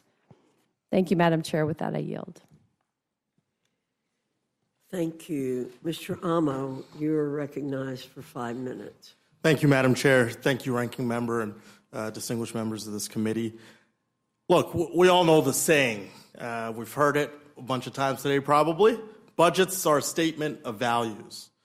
You know, this has guided me through this process, this long process that we've been on, and a big, bad process I think it's been. 126 days ago in February, 82 days ago in April, and 40 days ago in May, the House voted on some form of this Republican scheme that would take the health care and food assistance away from millions to pay for tax breaks for the rich. Republican members in this chamber have had opportunity after opportunity to debate how to avoid hurting millions of people. You've had a chance, countless chances to improve this bill, to state values. From the Budget Committee to the Rules Committee, I've been sounding the alarm alongside my Democratic colleagues. You know, we pulled a college-style all-nighter to demand Republicans listen to these values we share, values that I hear at home in Rhode Island. Yet, here we are, July 1st, 2025, once again voting on this big, bad bill for billionaires. Has it gotten any better? Nope. Republicans have undoubtedly made it worse. And every step of the way, every vote we've taken, every debate they've participated in, Republicans have been faced with a question. Does this budget reflect your values? And every single time, whether or not they've said it, they've answered with a resounding yes. Republicans value the wealthy over the working class. Republicans value tax breaks for billionaires over health care for the vulnerable. Time and time again, Republicans have refused to correct this reverse Robin Hood scheme. And I proudly voted no over and over in committee and on the floor, but Republicans refuse to join us. And we'll try, I guess, through this process to make this bad blueprint to bolster billionaires a little less bad. Republicans are stealing from the poor to give to the rich, period. It's immoral. And as such, I've introduced an amendment, Amendment 139, to raise the top tax rate back to 39.6%. This amendment fulfills a request from President Trump himself months ago. I'm not sure he knew what he was doing when he put it out there, but he called for raising taxes on millionaires. Let's do it. This bill also pushes the dream of higher education further out of reach for millions of Americans. So I introduced Amendment 130. I think it originally saw light in the Senate with one of my home state senators, Senator Sheldon Whitehouse, to index the maximum Pell Grant to inflation. This amendment honors the legacy of a great Rhode Islander, Senator Claiborne Pell, by ensuring vulnerable Americans and Rhode Islanders and students throughout the country can climb the ladder of success. This bill would rip away health insurance from nearly 17 million Americans. I introduced Amendment 96 to block implementation of these dangerous policies until we confirm and have certainty that Medicaid enrollees won't lose coverage. Pretty common sense. We've heard over and over and over again, this bill does not take Medicaid away from a single person. Well, after all of that insistence, if you pass this amendment, you will make it the case that not a single person will lose coverage. This is a common sense amendment. But let's be very clear. with no ambiguity. This bill takes 17 million Americans off of Medicaid, no matter how you slice it. Now, we also know that this bill would gut the tax policies that spurred a clean energy boom throughout the country. This will increase Rhode Islanders, people in the Northeast, people across this country already sky-high energy bills and eliminate thousands of jobs. So I introduced Amendment 106. I know this also was led in the Senate by another one of my senators, Jack Reed, and it blocks bad policies from taking effect until we confirm electricity prices will not be increased for any American household. Make a commitment to the American people that the priorities that Republicans have put forth for months and months and months that they've articulated actually have a potential of seeing the light of day. But I don't think that will be the case. And this bill would eliminate 2 taxes on gun silencers, short-barreled rifles and short-barreled shotguns. This would make Americans less safe from gun violence and cost $1.7 billion over 10 years. There is no better definition of a lose-lose. And yet, this found its way into this big, ugly bill. So I'm proud to co-lead Congressman Mike Thompson's Amendment 146, which would strike this dangerous and expensive provision. These amendments won't solve everything. They will blunt the brunt of the big, bad bill's betrayal for the American people. So I'll leave you with this. This bill is worse now. I'm an emphatic hell no, and I beg you, vote no. I yield back. Thank you. Representative Ansari, you're recognized. Thank you, Madam Chair. Since 8 a.m. this morning, I have been leading a read-in for our future, joined by students, joined by labor unions, joined by advocates, other members of Congress, to read the almost 1,000 pages of the big, ugly bill and expose just how cruel and egregious it is. I have spent all day hosting readers for this. We started outside the Capitol. Now people are still downstairs trying to get through this bill, and it still is going to take another couple of hours. So to my Republican colleagues, I have a genuine question for you. I'm sure all of your constituents would like to know, have you read this bill? I mean, have you taken the time to even try to look at it, try to skim it? I mean, new text came out today. And if you have, does all of us being here right now, sitting here, mean that you're okay with everything that's in it? Are you okay with millions of people losing their health care as a result of this bill? Are you okay with people losing their homes as a result of this bill? Are you okay with millions of jobs being lost because of the clean energy rollbacks? Are you okay with billions of dollars going to ICE to rip families away from one another, to allow and enable Donald Trump to continue to break the law and to cement himself as a dictator of what is now an authoritarian regime? Either way, honestly, I don't know which one is worse. But I know that either way, your constituents and Americans deserve so much better than this. I'm here today offering 9 amendments to mitigate the drastic impacts that this bill would have in this country. I would like to highlight 3 of those amendments. My first amendment would prevent the natural resources title of this bill from taking effect until all subsidies for the fossil fuel industry are eliminated from the federal government. By even the most conservative estimates, the federal government gives $20.5 billion of fossil fuel subsidies to big oil annually.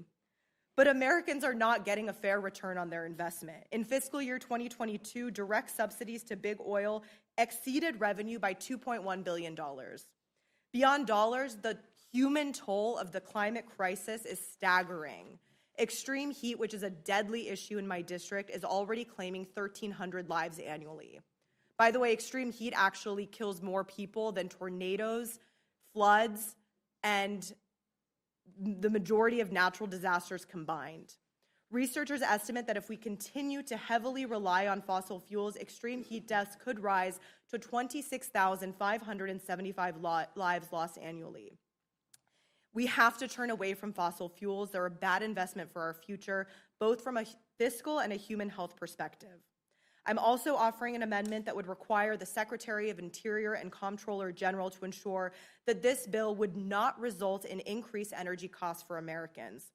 Instead of investing in clean, renewable energy, Donald Trump and Republicans in Congress are using this big, ugly bill to continue giving handouts to big oil and fossil fuel polluters at the expense of working families. I serve on the Natural Resources Committee. We have had a number of hearings titled Unleashing American Energy Dominance. But then when you get into the weeds of it, there's no discussion of renewable energy. There's all of this talk about unleashing oil and gas all across the country when we already produce more oil and gas than any country in the world at any point in our history.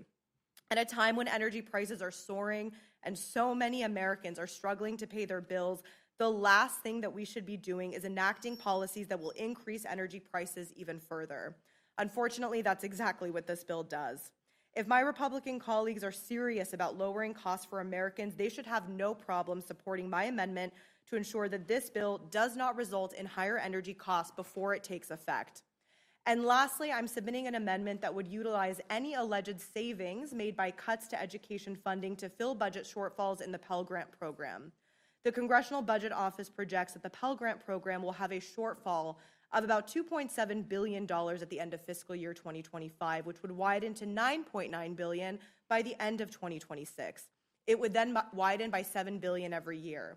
This big, ugly bill tries to solve this problem by stripping Pell Grant eligibility from single parents and workers who need to go to school part-time. Pell Grants make getting a degree possible for people, for rural families, working families, students who are the first in their families to ever be able to go to college. These are future teachers and nurses and doctors and innovators. We cannot make school even more unaffordable and out of reach for them. This bill is a massive step backward for our future. It sells out our communities, guts our healthcare, and slashes programs that millions of Americans depend on. Letting this bill pass will be a death sentence for many in this country. And the fact that you can all sit here so callously, not caring at all, and doing whatever it is that Donald Trump tells you to do is disgusting. I yield back. Representative Espaillat, you're recognized. Thank you, Chairwoman Fox, Ranking Member McGovern, and members of the committee. The American people will probably see this exercise and consider it to be an exercise in futility, that dozens of members of Congress come before this committee, they present meritorious amendments to make this bill better, and they're not heard. But in fact, I don't feel that. It is a collective testimony of where we stand on this bill. And this bill does not live up to the promises that Republicans made to the American people.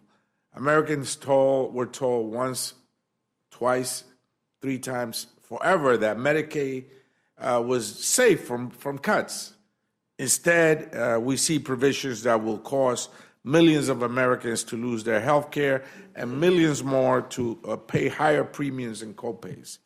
Americans were told that Republicans were putting power back in the hands of states, but we see policies that would attempt to control how states decide to use their own state funding. Americans were told that this bill will reduce the deficit and restore the middle class, and yet we see instead this bill would allow for millions in tax cuts to the very wealthy and add trillions of dollars to the national debt. So this is a collective testimony that we're putting forward today that shows how the Republican Party has failed the American people. And several hundred amendments have been brought forward, including 112 amendments from members of the Congressional Hispanic Caucus, which I'm proud to chair. I have introduced three amendments, Madam Chair. Amendment 312 will require a study on how Medicaid cuts will impact safety net hospitals and federally qualified health centers that provide services to medically underserved communities. And that's so important because they will get disproportionately hurt by these cuts. These safety net hospitals will potentially have to close. And so we must measure the level of hurt that this betrayal will perpetrate against the American people. Medicaid cuts are not just obviously harmful to patients, but they are also detrimental to healthcare facilities that predominantly serve Medicaid and Medicare recipients. Now, I have 488,000 Medicaid recipients in my district. This will severely hurt more than half, much more than half of the district. Many of them are seniors, children, women that relied on Medicaid and will see this program gutted. In the district, there are 18 funded healthcare centers, federally funded healthcare centers that provide services to over 1 million people every year. So this will devastate the district. This will devastate the country. But ultimately, this is a collective testimony that we're putting forward that en masse, the betrayal of the Republican Party to the American people on the pledges that you made, that you would not cut Medicaid. And in fact, we're seeing that you're devastating it. I've also introduced Amendment 282, which will require also a study on SNAP cuts, the biggest cuts in SNAP history. Yeah, this bill is big, all right. It's the biggest cut in health care in the history of our country. It's the biggest cut in food stamps in the history of our country. And it's the biggest transfer of wealth from the poor and the middle class to the richest in America. So this bill is big, all right, in those three categories. And the cuts in SNAP will not only hurt recipients, but it will hurt small businesses, grocery stores, bodega owners that rely, in many cases, 50% of their business is through food stamps, the SNAP program. So they will be hurt. Small businesses, grocers, not just in cities, but in rural areas as well. And finally, Madam Chair, I have Amendment 320, which will prohibit funds from being used to conduct immigration enforcement in houses of worship, in churches, in synagogues and temples across America. You should not be afraid to be arrested and deported when you go pray to your God. 65% of the American people believe so. These are the three amendments. People don't want this bill. I urge the adoption of the amendments. And I yield back. Representative Williams, you're recognized. Thank you, Madam Chair, and thank you, members of the committee, for being here to listen to us after a very long day. Y'all, I'm at the Rules Committee for the second time this Congress to try and fix the billionaire bailout budget, the most expensive single bill in American history, transferring wealth from working people to billionaires. I thought back in May that this bill just couldn't get any worse, but the Senate said, just wait, and they actually proved me wrong because the bill is actually worse. The first time the House debated and passed this bill, my Republican colleagues tried to hide it from the American people, debating it in the middle of the night, hoping that folks back home wouldn't notice what they were doing. This time, their cruelty has been on display in broad daylight all day long. My Republican colleagues are forcing a bill through that, Madam Chair, most of your colleagues haven't read this bill. They're voting to take food from the mouths of millions of families without even reading the bill. Democrats and Republican families alike who rely on SNAP, and y'all need to understand that the reliance on SNAP and the strain on food banks, they serve meals to millions across this country, not my constituents, but across all districts. When SNAP is slashed, food banks feel the pain in real time. Higher demand, increased strain on volunteers and donated supplies. This would make a bad situation worse for food banks across the country, including the Atlanta Community Food Bank in my district, which is already struggling after a $15 million funding cut following the defunding of local food purchase assistant cooperative agreement programs under this Republican administration. But I need to be clear, just because the Atlanta Community Food Bank is headquartered in my district, it serves 14 districts across the state. I was hoping that my colleagues from Georgia would have been here when I had an opportunity to speak, because in the 3rd Congressional District of Georgia, the Atlanta Community Food Bank serves people there. And I know that some of my other Republican colleagues in Georgia, 4 of them, also are served by the Atlanta Community Food Bank. Real people, like my constituent Denisha, will suffer, Madam Chair. Denisha is among the 1.4 million people who receive SNAP benefits in Georgia. She's a mother of 5, already struggling on SNAP just to make ends meet. I had an opportunity to talk with Denisha because she contacted my office after she discovered that her SNAP benefits were missing from her EBT card. Denisha says that she will do anything to feed her kids. That sounds like any and every mama that I know.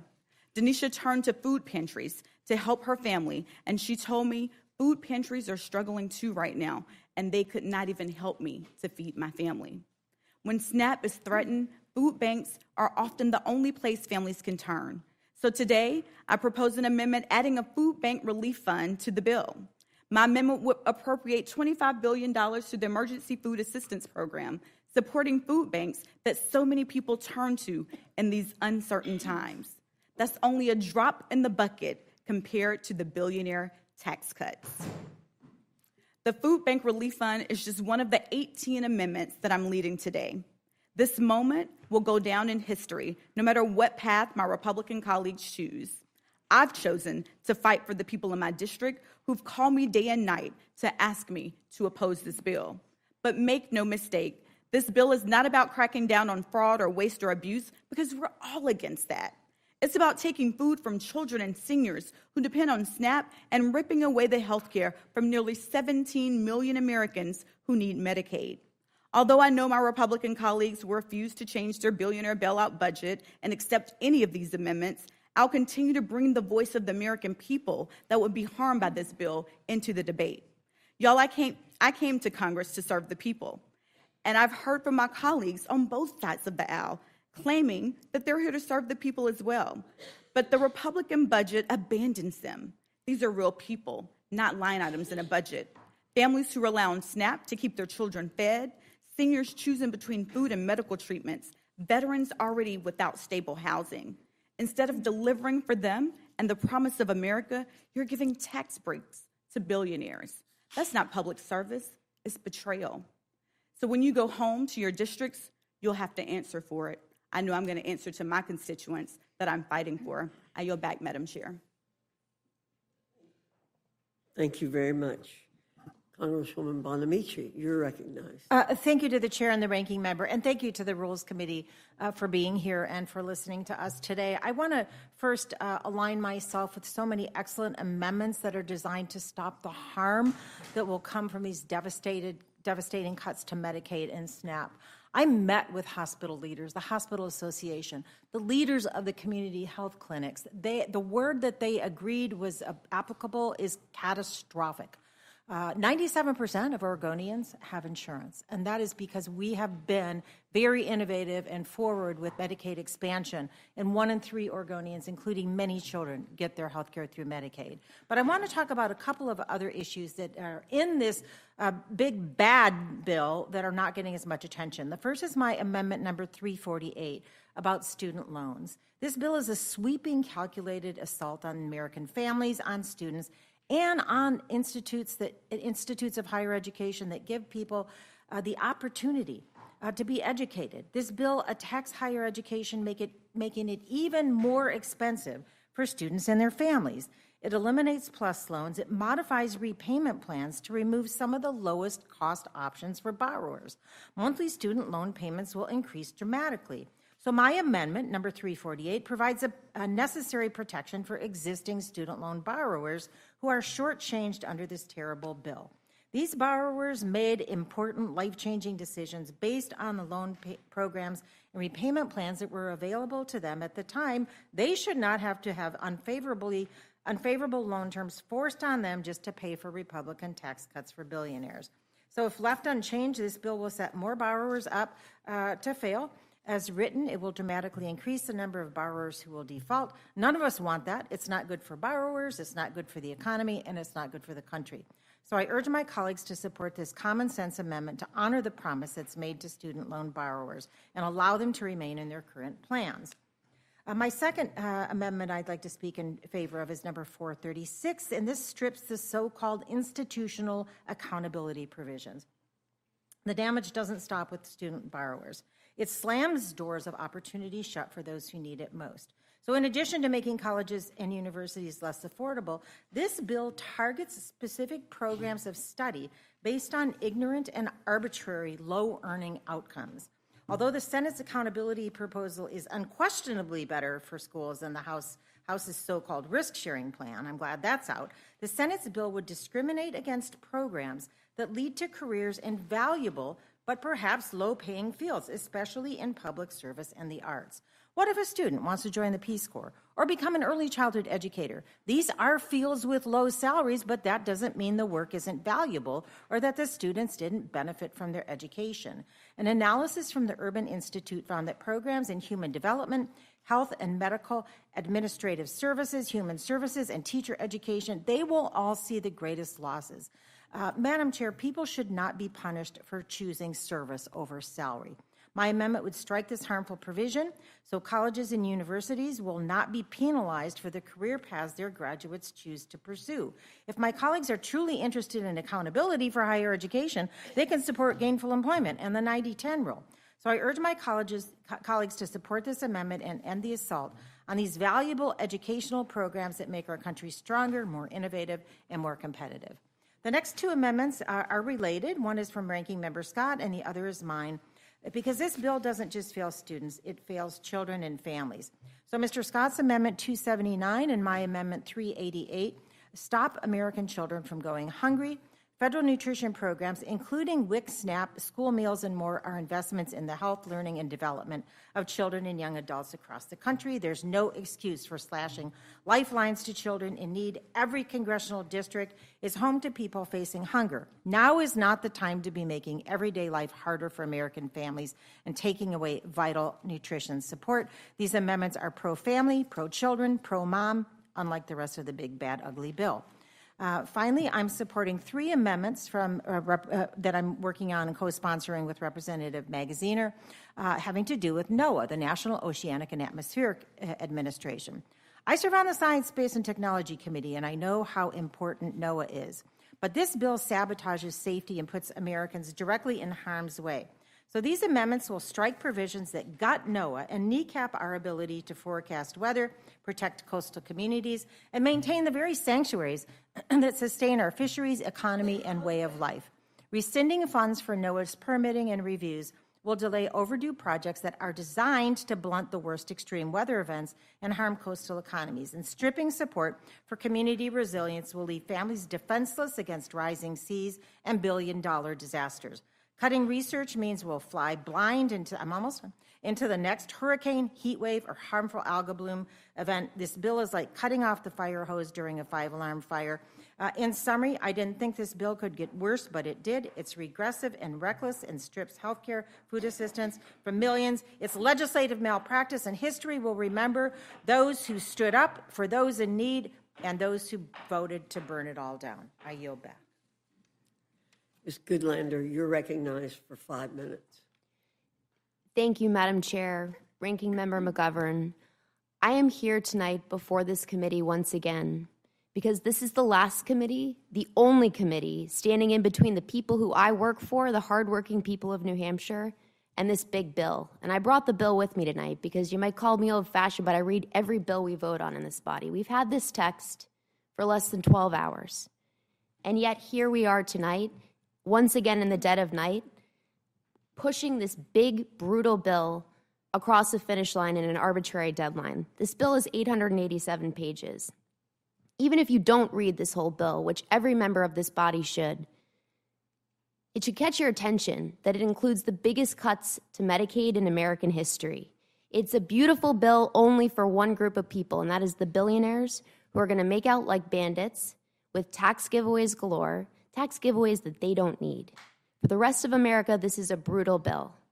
Its brutality is measured in the trillions of taxpayer dollars that this bill is going to add to our already sky-high national debt.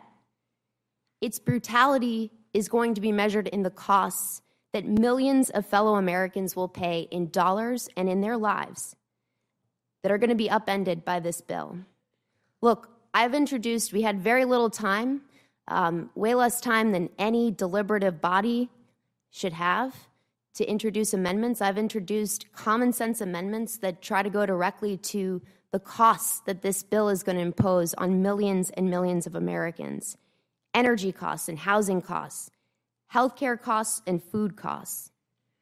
But what I want to say tonight is that when we vote on this bill, I hope every member of this body will keep in their minds and in their hearts the real costs, the real human beings who are going to pay the price. The little boy in the town of Boscawen whose life depends on Medicaid and on SNAP, and whose life is going to be forever changed by this bill. He will be in my heart and on my mind when we vote on this bill.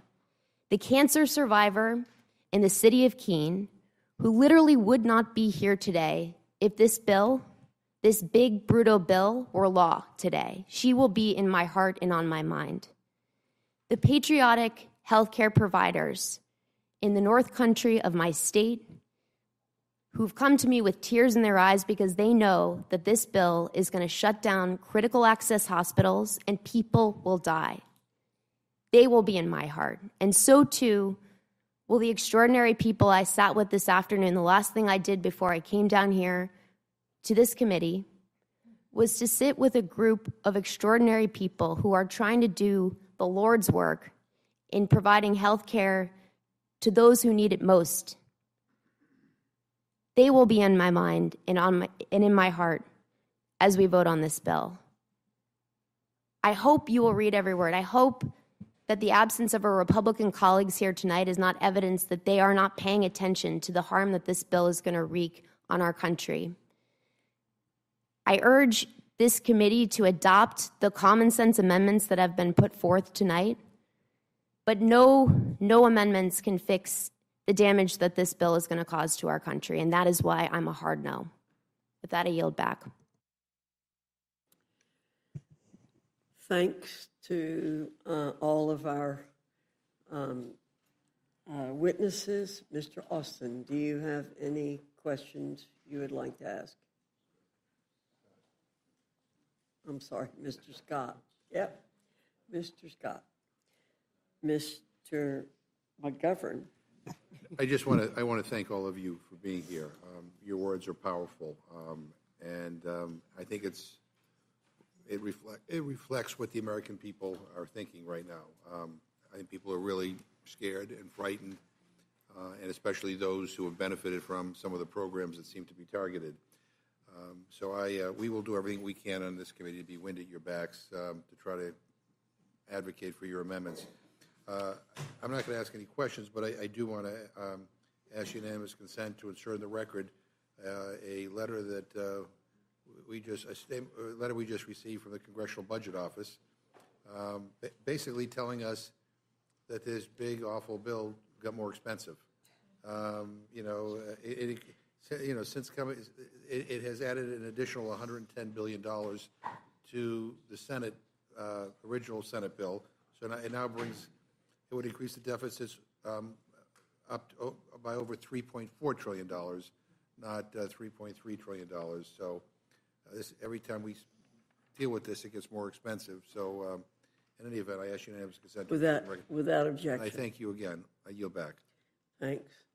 Mr. Griffith. Okay. Ms. Scanlon.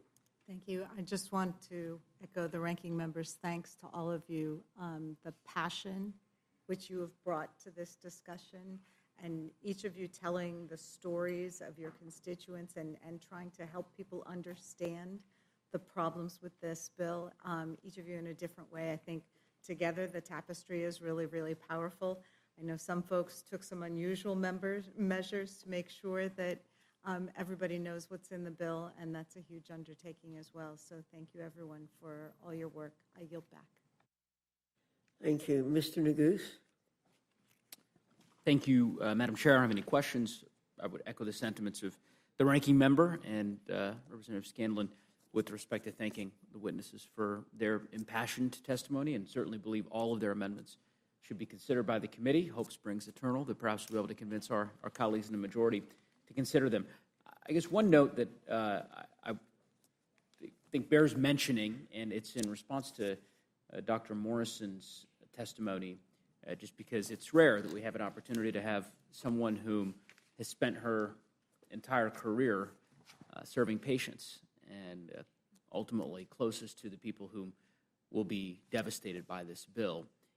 I'm curious if you've heard from hospitals in Minnesota in the last, I guess, 24 hours here, 12 hours since the passage of the Senate bill. And the reason I ask that question is I've certainly heard from Colorado hospitals, and we're kind of collating a lot of these statements that are now being issued this evening and earlier today from hospital associations across the country. I was just reading one from Virginia and just detailing the impacts to Southeast and Southwest Virginia, in particular the rural hospitals that are going to be closing if the Senate language ultimately is signed into law. So I wonder if that's consistent with what you're hearing?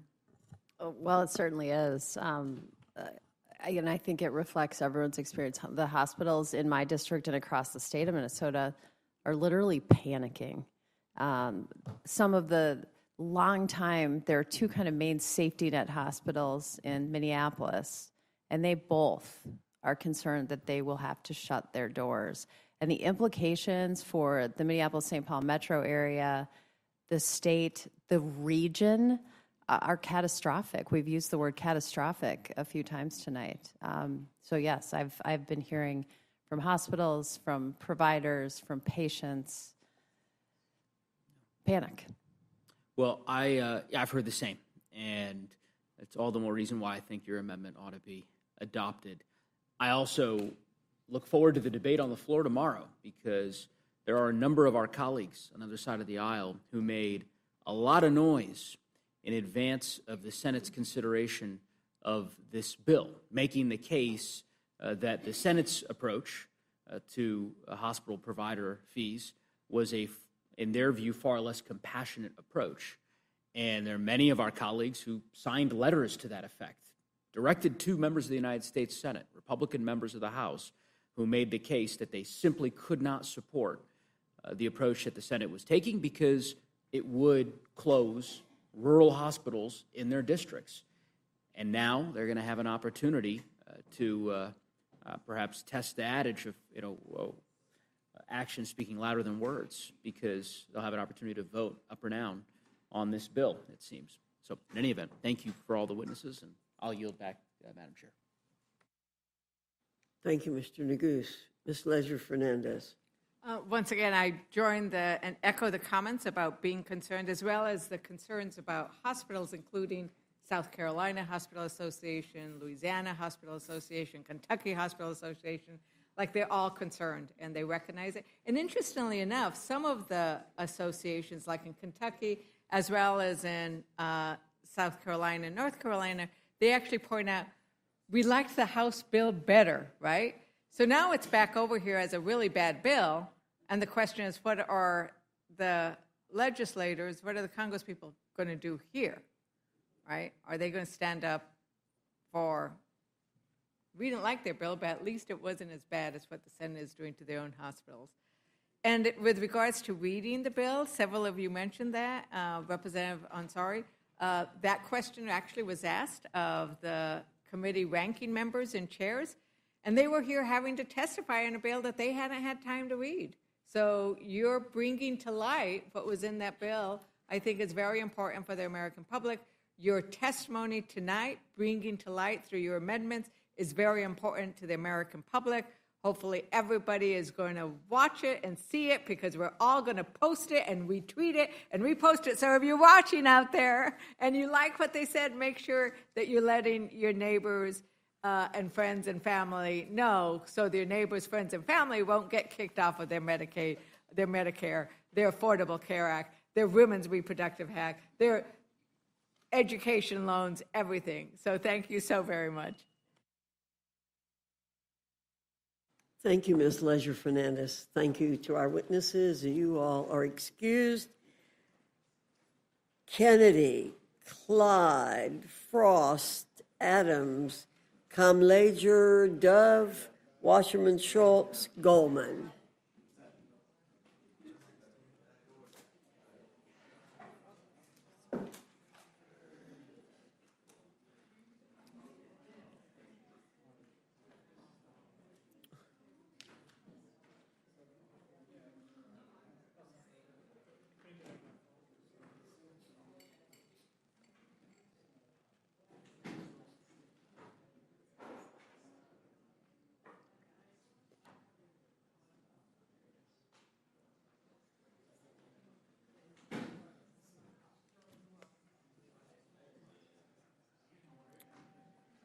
Alma?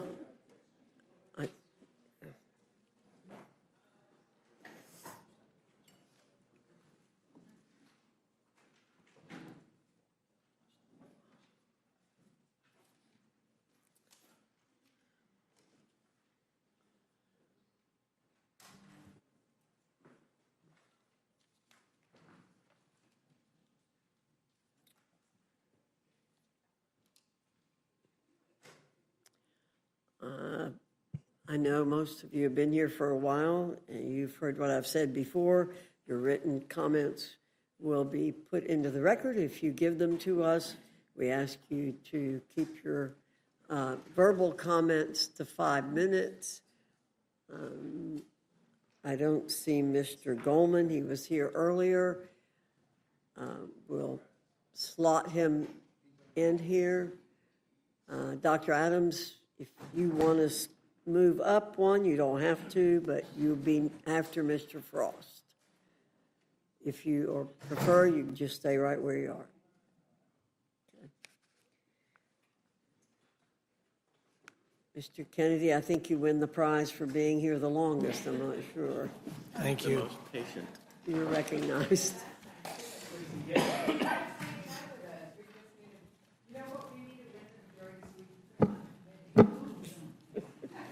Duly noted. Duly. He might have something to say about that after tonight. Well, I'll get right to it, Chairwoman. Thank you very much. Chairwoman Fox, Ranking Member McGovern, and members of the committee.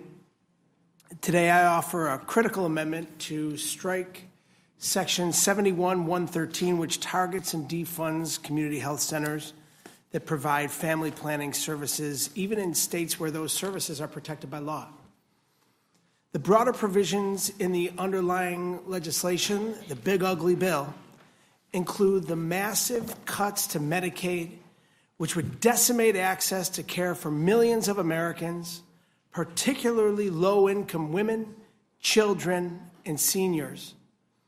In May, when we convened at 1 a.m. in this very room, I sat here the entire night and listened. I listened to my colleagues on both sides of the aisle talk about the implications of this bill. When it was finally my turn to speak around 11 a.m. that morning, I stood up and sounded the alarm, and one by one, so did my Democratic colleagues. We highlighted the consequences of moving forward with this dangerous legislation and exactly who would be harmed in all communities across the country. In response, the Republican majority shoved this legislation through anyway, with many members later claiming they were unaware of what was actually even in the bill. And now here we are again. After the Senate Republicans somehow managed to make this legislation worse. This isn't just the largest health care cut in American history, it's a direct attack on Americans. This legislation cuts more than $1 trillion from Medicaid, Medicare, and the Affordable Care Act, leaving nearly 17 million Americans uninsured. As a representative of a community with 285,000 people who depend on these services, including 110,000 children, let me focus on what's at stake with the Medicaid provisions outlined in this bill. Since the passage of the Affordable Care Act in 2010, nearly 25 million Americans nationwide have gained access to care through the Medicaid expansion. That means moms have access to prenatal and postnatal care, children can get regular checkups, and people struggling to put food on the table can still see a doctor before minor issues become emergencies. It means those in rural areas, often far from major hospitals, can visit clinics, access telehealth services, or get prescriptions filled without having to travel hours for basic preventative care. In New York, expanding Medicaid has given over 1 million people access to care. With this bill, New York will face billions of dollars in new costs, while other states could see their expansions repealed entirely. This will cost every single state in this country dearly, both financially and in the human cost. I cannot understand why members of this majority would rip life-saving care away from their constituents in the name of tax breaks for billionaires. It's unconscionable. As an occupational therapist myself, I've worked with patients, young and old, people who rely on Medicaid for necessary care. Without access to care, our healthcare system will become destabilized, and these same patients will suffer. And for those not on Medicaid, who can afford private health insurance, they'll be sent back to the bad old days, forced to deal with overcrowded emergency rooms, more expensive premiums, higher copays, and more costly deductibles. Everybody gets hurt. In the meantime, hospitals, nursing homes, and community health centers will close. Congressional Republicans are forcing families to choose between life-saving medicine and going hungry. And they're putting lives at risk. This Republican bill shifts the burden to states, to hospitals, and to the people who can least afford it. It's an attack on the American people. It makes Americans less safe and healthcare less accessible. Healthcare is a human right, not a luxury reserved for the few. I urge my colleagues to support my amendment, and I'll be voting no on this big, ugly bill. I yield back. Thank you, Mr. Kennedy. Representative Clyde, you are recognized.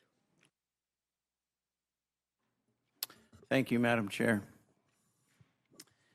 I appear before you today to testify in support of my amendment to eliminate the tax registration requirements for suppressors and short-barreled firearms under the National Firearms Act.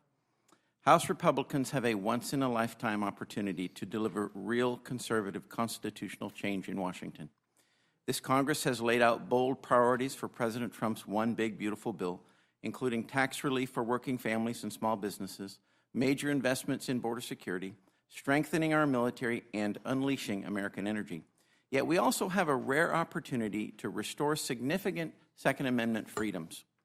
For 91 years, yes, 91 years, the National Firearms Act has unjustly subjected American gun owners to unconstitutional infringements on our Second Amendment freedoms. When I came to Washington, I promised to not only protect and defend my constituents' Second Amendment rights, but to restore these God-given freedoms that have been taken from us. Removing the National Firearms Act taxation and registration of suppressors and short-barreled firearms provides a tremendous step towards achieving this critical goal. That's why for months I've led the fight to ensure that we deliver as many pro-2A wins, pro-Second Amendment wins in the budget reconciliation as possible. I successfully added a provision to the House-passed bill to eliminate the unconstitutional taxation and registration for suppressors under the draconian National Firearms Act. I then worked closely with my Senate Republicans to go a step further by eliminating both the National Firearms Act taxation and registration requirements for short-barreled firearms as well. However, the unelected Senate parliamentarian struck this provision down, erroneously claiming that it violated the Byrd Rule. I vehemently disagree with her, and I believe many of her rulings prove she's incapable of making sound, nonpartisan decisions. Let me be perfectly clear. The taxation and registration under the National Firearms Act are inseparably linked. The registration database is the method used by the government to account for the tax paid on each firearm by the serial number of the firearm. And I'd like to show you something. This is an example right here of the tax stamp itself, for any of you who want to look at it, all right? This is a tax stamp from an actual Form 4, National Firearms Act, NFA, Bureau of Alcohol, Tobacco, and Firearms and Explosives, Form 4. And it says right here, submit the appropriate tax payment, and we will affix the National Firearms Act stamp. And this is the stamp right here. As you can see, it has a serial number on it. This is actually the serial number of the firearm for which the tax was paid. And you have the date, 9/11/2022, and then you have another one right here, a different serial number for a different transfer tax, and another one, and another one, and another one. All of them, you see, are a National Firearms Act tax. Now you have two taxes. You have one that's a $5 tax, and then you have one that's a $200 tax, depending upon the type of firearm. In this particular case, it's a $200 tax. Therefore, if you have no tax, you have no foundation for the registration database. Despite this fact, the unelected Senate parliamentarian determined that the pro-Second Amendment provision in the Senate bill was not budget-related and therefore violated the Byrd Rule. This is simply false. Her ruling was flat out wrong. The tax stamp right here is clear evidence that you have a serial number of a firearm used to document the registration and the tax on the form itself. While I still believe eliminating the taxation of these firearms takes an impressive chunk out of the infringement caused by the National Firearms Act and sets up a strong foundation to challenge the registration requirements in court, I never want to rely on the courts. I believe we can and must do more. That's why I've introduced this amendment, which reinserts the Second Amendment victories the American people demand and deserve. My amendment would ensure the Senate has another opportunity to consider my common sense provision to remove these firearms from the tax database of the National Firearms Act. This amendment gives us another chance to eliminate the 91-year-old taxation and registration of suppressors and short-barreled firearms, championing American Second Amendment liberties instead of tolerating the partisan, unelected Senate parliamentarians' illogical ruling. The American people are demanding that we fight, and my amendment ensures that the fight lives on. I urge this committee to make my amendment in order to restore Americans' Second Amendment rights, and I look forward to taking any questions. Thank you, and I yield back. Thank you, Mr. Clyde. Representative Frost, you're recognized. Thank you, Madam Chair. Thank you for the opportunity to testify. This is truly, I believe, an evil bill that should never become law. The single largest transfer of wealth from the working poor and the working class to the ultra-rich, billionaires, and mega corporations in this nation's history. And I don't understand why anyone would vote for it, at least anyone that's read it. And of course, after this passed the House last time, a few Republican members came out to admit that they didn't read the full bill. Well, I did, and this list of unacceptable policies I think are important to bring up, things that we should definitely strike. I mean, this bill is big and is evil, taking away health care coverage from nearly 17 million people, 11.8 million people who would lose their care due to cuts on Medicaid, approximately 5 million people who would lose their care due to Republicans sabotaging the Affordable Care Act. And in Florida alone, more than 1.9 million people could lose their health care. Children eligible for the Children's Health Insurance Program, CHIP, will be out of coverage and have annual and lifetime limits set on their care. Organizations Planned Parenthood is defunded, leaving many people with nowhere to go for cancer screenings and prenatal care. Hundreds of billions of dollars will be cut from Medicare, reducing access to care for seniors. States will be stripped of the ability to raise funding to provide health care to their lowest income residents. Hospitals and nursing homes will be closed, especially those in rural and underserved communities. In fact, studies show 1 in 4 nursing homes will be forced to shut down. Nursing homes will be less safe by dramatically reducing staffing and safety standards by closing 338 rural hospitals and 579 nursing homes. Co-pays for people on Medicaid will increase. Those able to stay on the marketplace coverage would see annual premiums nearly double to $1,300 or $3,000 for families. Monthly health insurance premiums for millions of families will spike by failing to extend the ACA enhanced premium tax credits that expire at the end of 2025, and as a result, 4.2 million more Americans will become uninsured. The Thrifty Food Plan, which helps people on tight budgets eat healthy, will shrink. Free school meals that are jeopardized by threatening SNAP eligibility for millions of children, literally taking the food out of children's mouths in schools. Food banks will be further strained, and they're already at a breaking point. Millions would lose their SNAP benefits, single mothers and families trying to feed themselves and their children. Grocery costs could rise for 40 million Americans. Energy bills will increase by up to $400 per year for families across the country and 10% for businesses. This puts nearly 400,000 jobs at risk. It can push mortgages to increase by more than $1,000 a year and small business loans by more than $800 a year.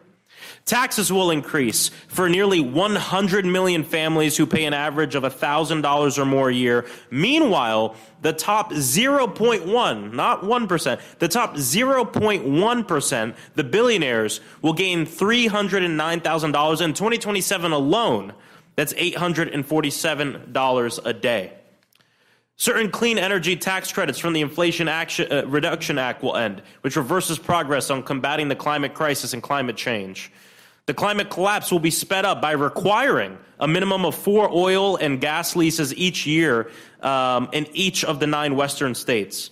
Support for our national parks and other federal recreation land will be cut.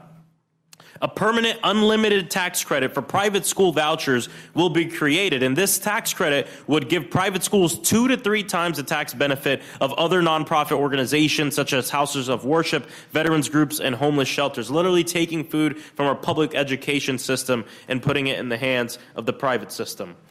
Borrowers, student loan borrowers' ability to pause student loan payments when experiencing unemployment or financial hardships will end.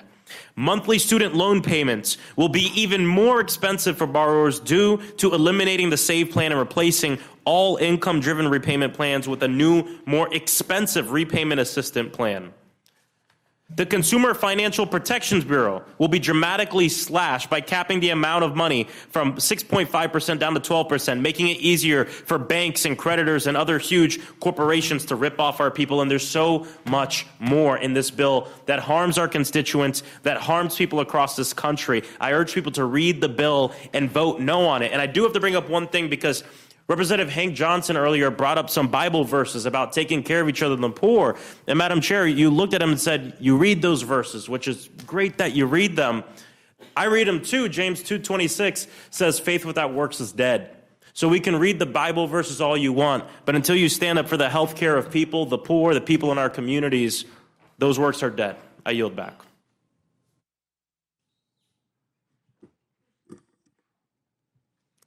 I know that scripture very well, too. Dr. Adams, you're recognized. Thank you, Madam Chair, and thank you to our ranking member and all the committee members. This is just not a beautiful bill. It's backwards. It's beyond beautiful. As a matter of fact, it's a betrayal to the American people, and it's going to hurt a lot of beautiful people. Just to give tax breaks to billionaires. And let me just speak about North Carolina, because 663,000 North Carolina Medicaid recipients would lose their health care. North Carolina would have to pay more than $500 million more in SNAP costs, and 238,000 North Carolina college students would see their student loan payments doubled or tripled. Now, this bill, which now has $1 trillion, it adds to the Medicaid cuts. It's going to cause Americans to die from lack of health care by being unable to seek medical care and access necessary medical equipment and afford life-saving prescriptions or manage chronic illnesses that require consistent treatment. And all of this just to give handouts to billionaires who can't afford medical care. Listen, you can't be healthy if you're hungry. We've got to be concerned about feeding our people, feeding our children in particular. This bill takes food out of the mouths of children to feed the pockets of people who never have to worry about where their next meal is coming from. Because, you know, if your stomach doesn't growl, you don't feel the pain that's coming from mine. The bill slashes financial aid to students working to realize the American dream, only to prioritize tax breaks for the wealthiest Americans who can already afford it.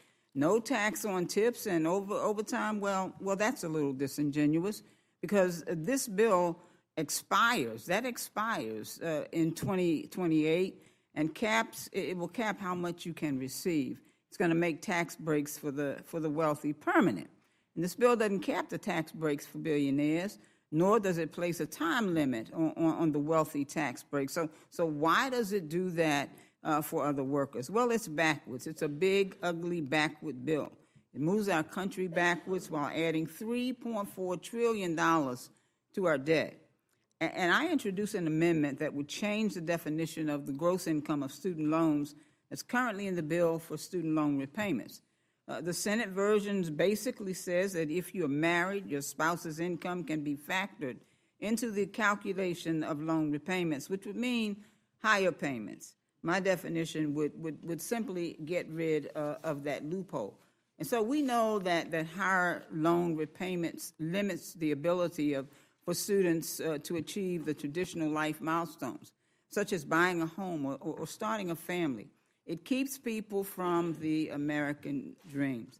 It's going to hurt a lot of beautiful people. Overall, this bill goes against our American values. It does not make America great. And with great fear and disgust of what this bill will mean for Americans across this country, I cannot support it. We've got to continue to make sure that we provide for the least, the lost, and the left behind. We've got to make sure that we do the right thing for the right people at the right time. Now is the time. This is a bad bill. It's ugly. It's mean. It's evil. And Madam Chair, I'm not going to support it. I yield back. Thank you, Dr. Adams. Ms. Kamlager Dove, you're recognized. Thank you, Madam Chair, and thank you, Ranking Member McGovern. You know, I too am going to start with some scripture. Deuteronomy 24, verse 14-15. Do not take advantage of a hired worker who is poor and needy. Pay them their wages each day. Otherwise, they may cry to the Lord against you, and you will be guilty of sin. You know, I started my day in my district, actually trying to protect constituents of mine from getting kidnapped by the federal government. And these are people who are working, these are people who own businesses, and they are also people who do not have criminal convictions. And while that was happening, the Senate passed this betrayal of a bill. And then I got a call from a working mother who has a child with special needs. And she is not on Medicaid, but she sees a really good doctor who is able to see her child and take care of her child because that doctor sees Medicaid patients. And then I went to the airport so that I could come here to this doom room and talk about this bill. And I ended up talking to a mother with a very young child, and the child had a leg lengthener. The child was also on Medicaid. And I couldn't help but think, what's going to happen to this child when these Republicans pass this bill? What is going to happen to this child's health care? What is going to happen to this child's future? I'm from California, Los Angeles, and in my district of 700,000, 410,000 of my constituents are on Medicaid. 7 out of the 10 highest Medicaid enrollment districts in this country are in my state. My district, Los Angeles, is number 4, but Republicans represent the top 1, 2, and 3 highest Medicaid enrollee districts in the country. And I'm wondering, what happens when you all pass this bill and those constituents get cut? I mean, and they die. Do they not matter? Do your constituents not even matter? Because trust me, if they don't show up in the morgue, they will show up in urgent care or in the emergency room, and that is going to cost all of us so much more. But this bill is not just about cutting Medicaid or SNAP or getting rid of baby formula for new mothers. This bill is also about cutting Pell Grants, access to student loans, deferment options for young people who are trying to get an education. This bill will eliminate jobs because, trust me, if hospitals and community clinics and doctors' offices close, jobs will go too. And this bill cheats working Americans by giving the richest of the rich permanent tax cuts while not doing the same for those who are just getting by. And that is why I am offering an amendment that does something my Republican colleagues claim they want to do, but apparently just can't bring themselves to the finish line, making the overtime tax exemption permanent. You see, Republicans have been busy tweeting about no tax on overtime as if it's some eternal gift from the heavens. But when you read the fine print, which I know isn't as fun as tweeting, you find out that their provision actually expires after just a few years. And this bill doesn't even include all overtime. If your hourly rate is $10 and your overtime rate is $15, then you're only allowed a deduction of $5, not the full $15 you've earned. So I have to ask, are no taxes even in the room with us? Yet again, their false god, Trump, fails to deliver for the American people. To be clear, they want workers to believe they're getting a forever tax break, but they quietly snuck in a sunset clause. That's not a real promise. That's a bait and switch. It's a cheap headline at the expense of hardworking Americans who deserve better, who deserve the truth. My amendment does the honest thing. It strikes the sunset clause and makes the overtime tax exemption permanent. Simple, straightforward, and without an expiration date. Because working people deserve more than tweeted out promises. They deserve to actually keep what they earn, all of it. If my colleagues really believe in honoring hard work, if they truly believe that every extra hour a worker puts in should be rewarded, not taxed away, then this is their chance to put their votes where their tweets are.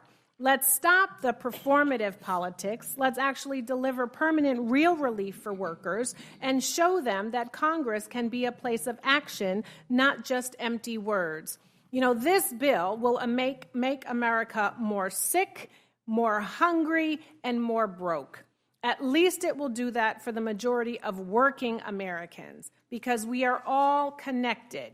If you close a hospital in somebody's district, it impacts those who are on Medicaid as well as those who are not. It impacts those people who have jobs there, and it will certainly constrict the economy in those districts because there will be fewer jobs to go around. I'm going to end the way I started, with Proverbs 13:5. The righteous hate what is false, but the wicked make themselves a stench and bring shame on themselves.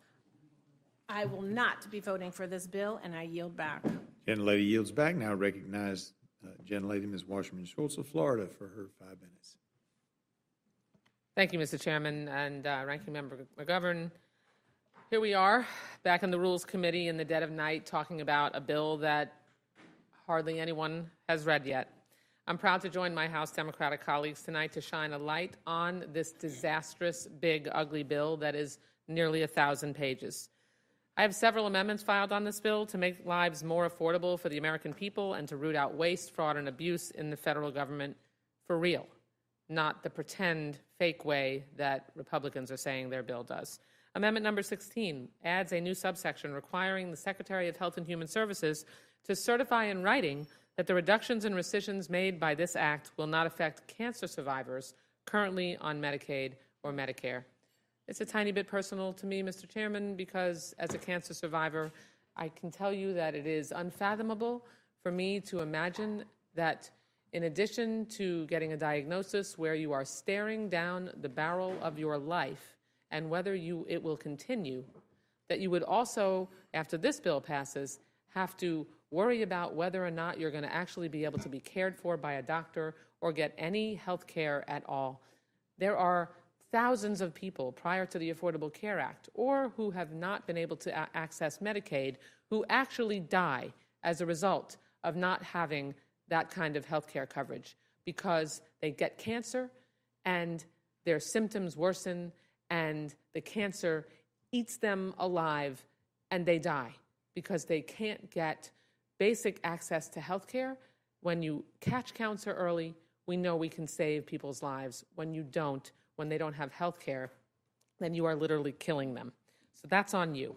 This amendment should be a non-controversial common sense policy, protect the health care of cancer survivors.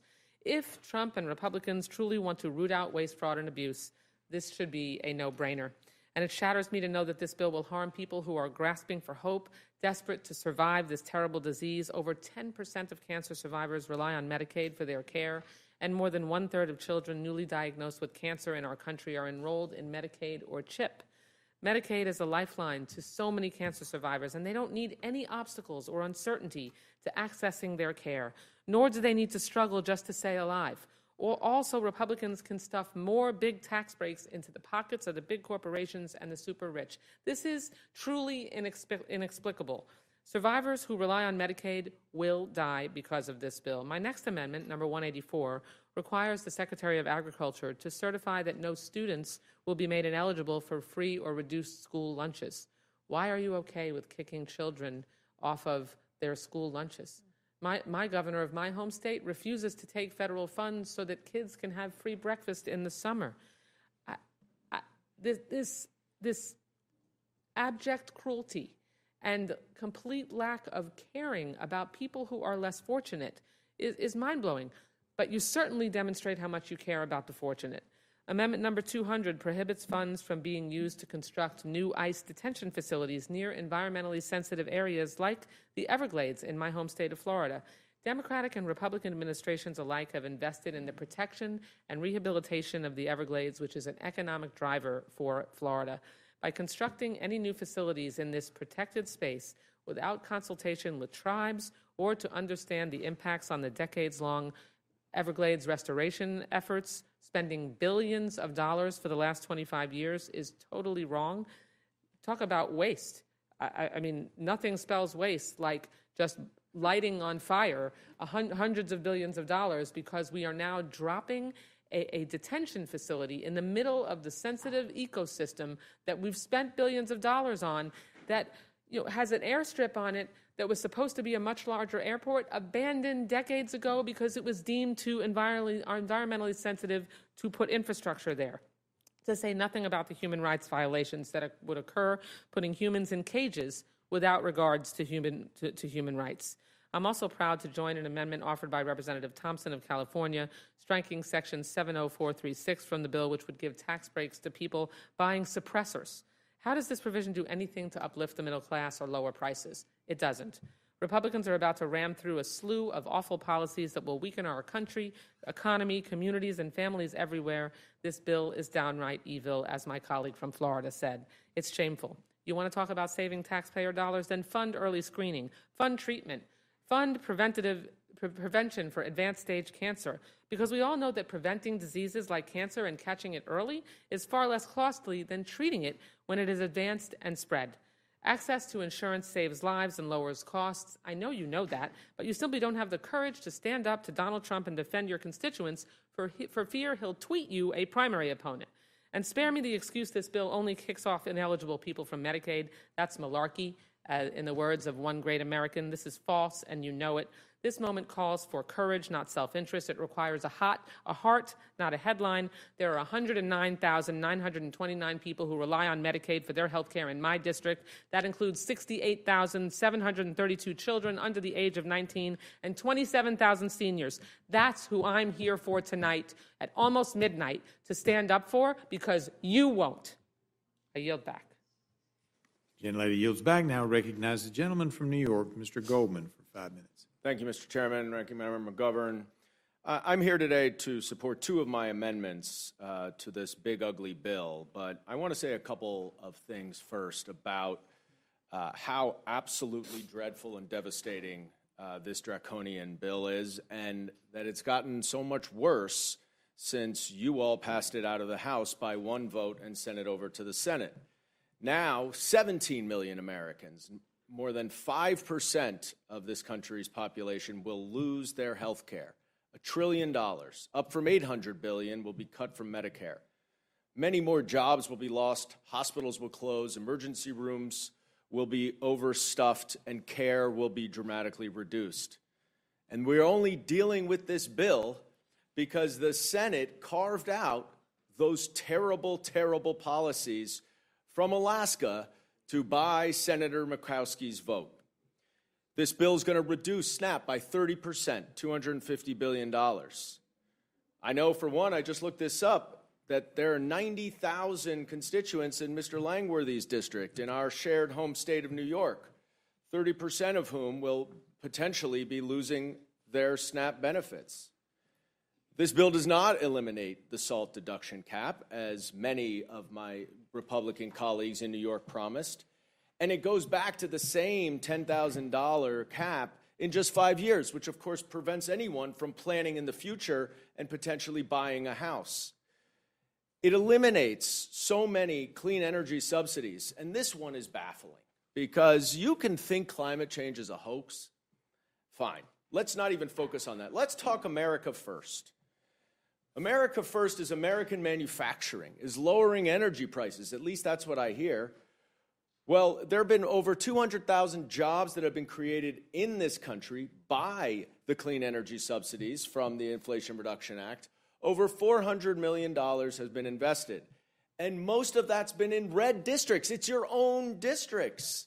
And Trump, as you will remember on the campaign trail, asked oil executives to give him $1 billion and he would take care of them.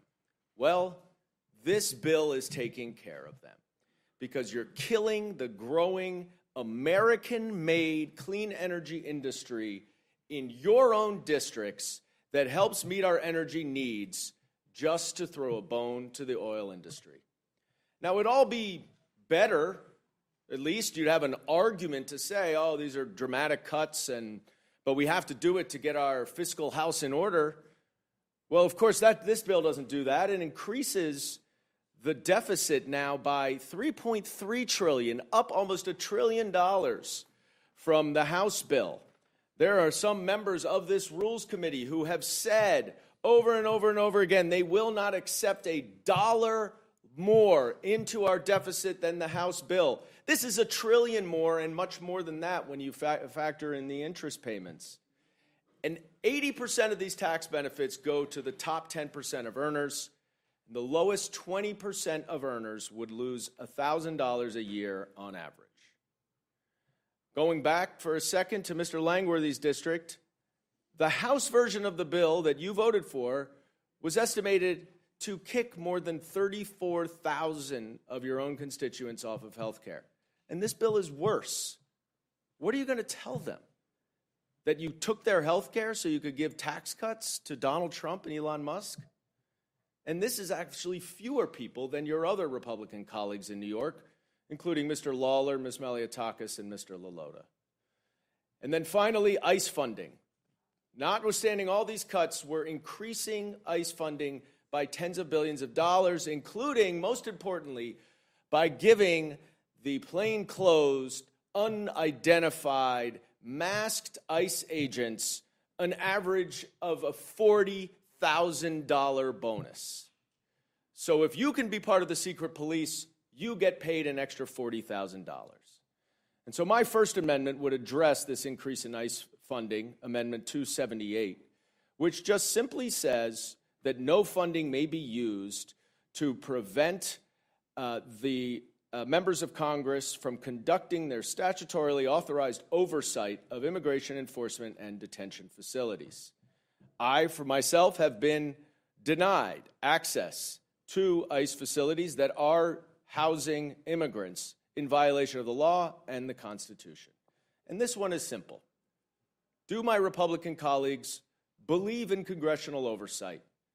Do you think that the Department of Homeland Security should be accountable for these billions?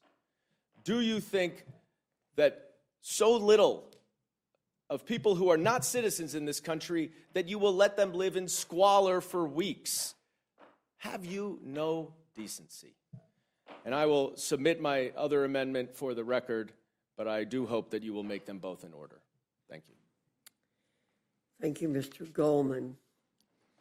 Ms. Fishbach, do you have any questions? I'll yield back. Thank you. Mr. McGovern. I want to thank you all for being here at this late hour, and I want to thank you again for your passion and for standing up for people, quite frankly, who don't have a lobby and who don't have a lot of money to come to Washington and go to fundraisers and hobnob with members of Congress and members of the Senate. So I thank you. I support all your amendments, with the exception of Mr. Clyde's. I don't support yours.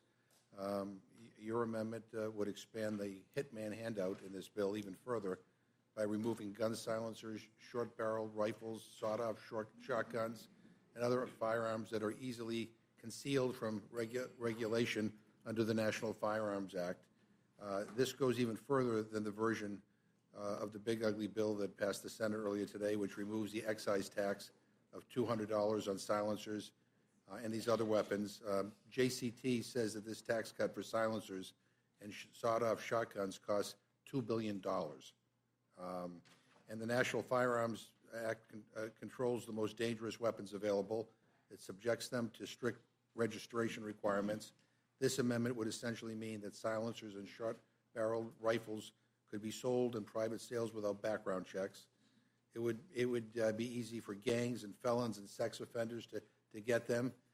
Combining a silencer and a concealable short-barreled rifle with easy-to-assemble and totally legal parts would allow people to convert them into untraceable, unregistered machine guns. This will make it easier to commit violent crimes and get away with it, plain and simple. And this provision was removed from the Senate, as you mentioned, because it violates the Byrd Rule. And the parliamentarian in the Senate, just for the record, it was originally appointed by Harry Reid, but then was kept on by Mitch McConnell. And the current leader, John Thune, said that he has no intention of removing her, but this is a dangerous and unserious proposal. Madam Chair, I'd like to ask unanimous consent to insert in the record a letter from a variety of law enforcement organizations for continued support of the National Firearms Act. Without objection. Ask unanimous consent to insert in the record an article in the New York Times from August 25th, 2023. A lawmaker hid one key fact as he fought checks on gun shops. And it talks about how Mr. Clyde did not disclose that one of the 2 gun stores he owns in Georgia was placed in the monitoring program in 2020 and 2021. I assume you still own those gun stores. Without objection. Basically, this makes it, I guess if you own a gun store, you could probably sell more guns if this became part of the law, it became law. And finally, I'd like to ask unanimous consent to insert into the record an article from CNN entitled, "A Republican House Member Just Described January 6th as a Normal Tourist Visit."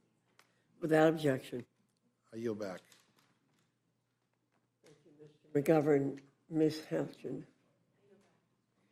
Ms. Scanlon. Thank you, Mr. Clyde. I think I agree with Mr. McGovern that I support the amendments except for yours. I understand you disagree with the Supreme Court and the parliamentarian and the various courts that have upheld the Firearms Act over almost a century, correct? You disagree? No, I don't disagree with the Supreme Court. I don't disagree with the Supreme Court. They have not ruled on that yet, especially after the Heller decision of 2008 that declared the Second Amendment to be an individual constitutional right. Okay, understood. I think we'll all disagree on that one. But you do own a couple gun shops, right, at least? I do. Taking in about $12 million a year? I believe in the constitutional right to keep and bear arms, But as I you think have a every couple- solitary person should believe in. Yes. Your business is selling guns and accessories, is that right? We are enabling the individual participation in the preservation of liberty. That's what we do. And I understand that the push to deregulate silencers and braces and other things is being led by the gun sales operations because there's a higher profit margin there, and sales of guns themselves tanked after the pandemic ended. So from what we understand here is this is yet another NRA gun manufacturer supported grift effort to make money. And I would just seek unanimous consent to introduce the Washington Post article from June 27th, Republicans' tax bill would water down a century-old gun law. Without objection. Thank you. I yield back. Thank you. Mr. Langworthy. Thank you. Mr. Neguse. Thank you, Madam Chair. Thank you to all the witnesses for your testimony. I certainly agree with the ranking member and Ms. Scanlon in supporting all of the amendments with the exception of yours, Mr. Clyde. But I appreciate everyone being here, and clearly you all are impassioned about the amendments that you've submitted. And I guess one question would be, and I'm going to start with you, Mr. Kennedy. I take it, you're here at midnight. As Chairwoman Fox said, you've been here perhaps longer than just about any other member. I think it's probably safe to assume you're prepared to use, every tool, legislative tool that you can to oppose this bill. Is that fair estimate? Yeah, I think this bill is the worst budget bill ever proposed in American history. It is a bill that creates the largest shift of wealth in American history. Some refer to it as the reverse Robin Hood, stealing from the poorest Americans to give to the richest Americans, increasing the debt by over $3 trillion, updated tonight by our ranking member to $3.4 trillion now. And that's just the tip of the iceberg. When you talk about the nearly over $1 trillion in Medicaid cuts and Medicare cuts and nutritional assistant benefits and cuts to the exchange that'll defund the Affordable Care Act, that'll cut 17 million Americans off of health care that they currently qualify for, that's going to increase emergency room wait times. It's going to strain our hospitals' finances. It's going to increase premiums and copays and deductibles for those that have the ability to afford health insurance. It's going to cut funding for education. It's going to cut funding for every aspect of our lives that make our economy run. People are going to be hurt. Jobs are going to be lost. The economy is going to suffer, all to give billionaires in this country a tax break. It's despicable. I certainly agree with you, Representative Kennedy.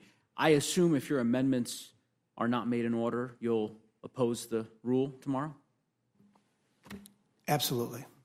Representative Wasserman Schultz, what about yourself? You've introduced a number of really important amendments, and I was very moved by your personal story, of course, as a cancer survivor. And if these amendments are ruled out of order, will you vote for the rule? This bill is an abomination, whether my amendments are made in order or not. I came to Congress not to destroy lives, but to build them and to lift people up. And there are apparently some people who came to Congress for a different reason. Mr. Clyde, I saw you tweeted out a statement that, I don't want to misstate your words, but something to the effect of you're fighting to the end to push this particular amendment, this provision that you're fighting for. It's constitutional. So I assume, I hear you. So given your passion for that, I assume you're going to vote against the rule when this amendment is excluded? How I vote, you'll find out when I vote, okay? But I'll tell you this, that my amendment would certainly make the bill much better. Well, but do you realize your amendment's not getting ruled in order? I mean, you don't actually think that it is getting ruled in order? We shall see. Well, I mean, I hope you'll stick around. So, because you've testified before this committee before, so I mean, I know you understand this. We're going to finish here in just about 5 minutes. That's fine. And then as the members depart the room, the chairwoman is going to call up the rule. There are going to be no amendments to this bill. So this is kind of theater here. Unless you're willing to vote against the rule tomorrow in 9 hours, I guess, if you feel so passionate about this amendment, you said it's constitutional. It is. You clearly are impassioned Well, about it. if you don't ask, the answer is no. What was that? If you don't ask, the answer is no. But you know the answer is no. Chairwoman, are you going to rule Mr. Clyde's amendment in order?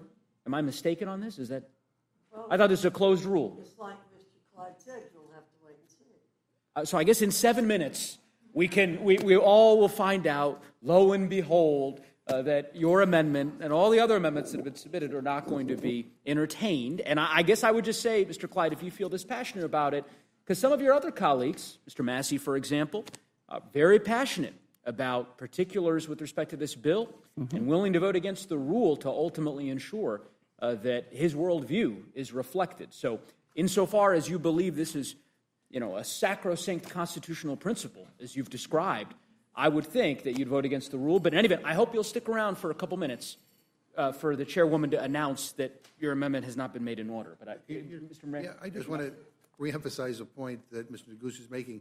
It's not just up to this committee. You have some power over this process. You can vote to block your own amendment, or you can vote against the rule that blocks your own amendment. And maybe Mr. Clyde knows something we don't know. After all, this is not a bill, his amendment is not about feeding hungry children or making sure people have health care or making sure people have access to monies to be able to get a good education. This is about restoring a guns constitutional and gun right. silencers and gun store owners making more money. So maybe that's more in line with what they might make in order. But in any event, you do have power over this. I thank the So I thank the ranking member. Well, thank you for acknowledging that Republicans have power over it. Yeah, I think he's in any event. We've belabored the point. As I said, I hope you and all the members will stick around for a couple minutes so that you can tweet out that your amendment that you fought so vigorously for here was not ruled in order, which we all knew was going to be the case. But in any event, I yield back. Thank you, Mr. Neguse. Mr. Scott. Yes, ma'am. Mr. Clyde, they're great at trolling. I'm glad you're smart enough not to take the bait that they try to wave in front of everybody where they, do these things. But I want to, many of us don't believe that any of the things that you talk about would be available to anybody in America without the Second Amendment. Right. And I know historically, before you ever became a member of Congress, the government illegally seized your assets. Right. And there's actually a law written that has your name on it. That's correct. That Doug Collins correct. wrote that went through the House, the Senate, was signed by the President because of the way you were treated by the federal government. That's correct? That's correct. And everyone here who was around in 2019 voted for it. So thank you very much. Because of the way Mr. Clyde was treated by abusive individuals in the federal government. If I did a Google search or an eBay search for solvent trap right now, what would it bring up, Mr. Clyde? Well, it would bring up something that screws onto the end of a rifle where you can clean a rifle with it, and it traps the solvent that drains out of the barrel of a rifle. And maybe it could hold a Napa 4003 or a Wix 24003. Perhaps. Not legally, but if I wanted to use something to suppress the sound of a rifle in a crime, if I was going to commit a criminal act, that would do it, wouldn't it? Well, pretty much the same thing that I pay $1,000 for, the same end result. If I go to a gun store, I go through the process of tax stamp and everything else, I'm going to have somewhere between $800 and $1,000 and a good suppressor. I can do it for $50 right now. Not legally. Correct. Not legally. Not legally. But you can still make your own suppressor legally. It's called an ATF Form 1. $200. That's correct. Right. I can do the filing fee. So you know more about this issue than pretty much anybody else out there in Congress. And now I want to get back to what Mr. McGovern said. He said it would allow you to make a machine gun. Is that correct? No, that is not correct. No. It doesn't say anything about select fire weapons. No. This amendment has nothing to do with select fire firearms. That's right. And that is, I want to make that very clear. This is not about, this has absolutely nothing to do with machine guns. It does not allow anybody to manufacture a machine gun, which requires a certain license. That's correct. Through the ATF to actually manufacture the license, manufacture the weapon, not just own it. If you've got anything else you want to say, Mr. Clyde, I'll give you the 2 minutes I got left, and then again, if you're still here watching this on TV, I appreciate it, but just understand this. If you're disabled, you're exempt from any of the changes that are made to Medicaid and SNAP.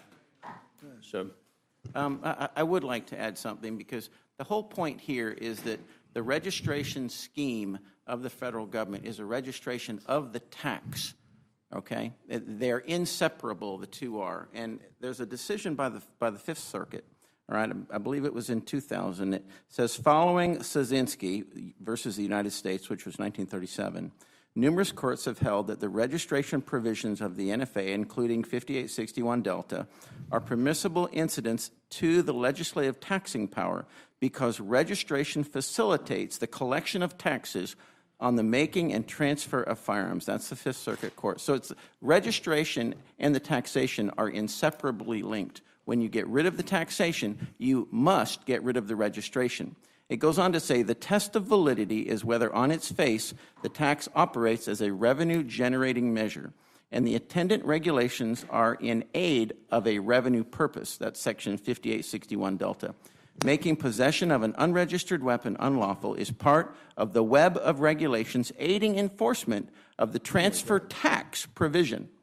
5811. Mr. Clyde, I've got 27 seconds. I just want to make this final point. The parliamentarian does play politics from time to time. They did that in the, what y'all call the horrible thing y'all did, the American Rescue Plan and the Inflation Reduction Act. When they allowed the Democrats to specify an old definition of socially disadvantaged farmers, and by allowing the Democrats to use the non-current definition of socially disadvantaged farmers, which did include women, it allowed the Democrats to exclude all white people from eligibility for the payments through their two pieces of legislation. The federal courts overturned that. The parliamentarian played politics with it. And with that, Madam Chair, my time's expired. And Thank you, Mr. Scott. Ms. Leisure Fernandez. I'll begin by yielding time to the ranking member. Two things. One is if you don't believe this violates the bird rule, then you can put it back in. You're on the Rules Committee, you can do that. Secondly, it just blows my mind that there's more passion and energy when it comes to talking about guns than about making sure people with cancer have access to health care. That tells you all you need to know about the difference between Republicans and Democrats on this. I thank the gentlelady, and I yield back. Thank you. And I'd also point out that Democrats, what we see a lot is the treat no, but vote yes, right? That you have these convictions. John Lewis had a conviction about civil rights, and he was willing to cross the bridge knowing he was going to get beat up, right? You have the ability, you don't even have to do that. You can just say, my amendment's not in order, this is a constitutional issue, and I'm voting no on this rule. It's not even that hard, right? And that is it's not a bait, it's an obligation, and it's a power we have. The vote is our power, and the vote is supposed to be our power exercised on behalf of the people we represent. And I wanted to ask Representative Frost a question about what we're hearing here, because I think it's important to bring the other perspective of what is it like to have been a victim and to have lived through and counseled and worked with so many other victims of gun violence, because they never acknowledge the number of people who are killed on a daily basis, on an hourly basis, utilizing guns often secured by those who should not be holding them. Yeah, I mean, I got involved in politics when I was 15 years old because I didn't want to get shot in my school. It was a Sandy Hook shooting that pushed me into this work. 3 years later, a gunman walked into Pulse nightclub a mile away from where I was working and murdered 49 people and injured another 49. He didn't like them because they were gay and Latino. 3 months after that, I survived an instance of gun violence in downtown Orlando on Halloween of 2016. Hundreds of us running away from the gunfire. And that's after I had been involved in this work for three and a half years. You never think it's going to hit you home, and then it hits your home. And then it hits the block you're on. 2 years ago, at the scene of 400 violent crimes, silencers were found. I just think it's despicable that the gun industry, the gun lobby, wants to push forth amendments like this that would result in more people dying just so they can sell more guns. No one on the Democratic side is advocating for anything crazy or radical. We want common sense gun reform that most Democrats, most Republicans, and most NRA members want. But it just goes to show you that organizations like the NRA don't even represent daily gun owners. They represent daily gun manufacturers and the people who sell the guns. They have no problems with more people dying as long as they can sell more guns. And if we want to talk about a safe America, over the last 3 years, because of the Bipartisan Safer Communities Act passed by Democrats, signed by Joe Biden, and the White House Office of Gun Violence Prevention, in the last 3 years, gun violence has gone down more than it has in our country's history. Cities of over 1 million people, gun violence has gone down 40%. This year, we're on track to have a reduction of 20% from last year.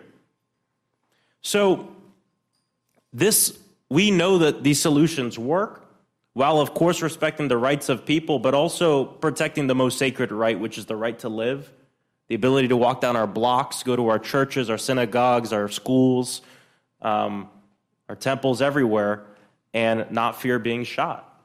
And this false notion that you gotta pick one, you gotta either be for the Constitution or you're okay with people dying. I mean, it's just false. We are for rights, but we're also for making sure that the right to live is preserved. And that's been the fight of my life. That's why I came to Congress. And that's why I'm proud to be a Democrat and oppose this horrible bill. Thank you. And I think that the theme that we are seeing is, you said it, a right to life versus their desire for profit. You just described that, and in this bill, that's what we see over and over again, the right to life, because you need the health insurance, versus the right for profit. Yeah, see, they say they're pro-life because they want the baby to be born, go to school, and get shot in the school. Die in the school, die on the streets. No, that is what they say. I move to strike his words. Over the cliff. Wait, you've gone over. We were going to be quiet, but you've gone over now. You didn't use any. I meant every word. We are going to strike your words. But on the other hand, it might be good to leave your words. It might be good to leave your words. Because that's how you feel. But you are not going to come into this room and impugn our integrity. You will not.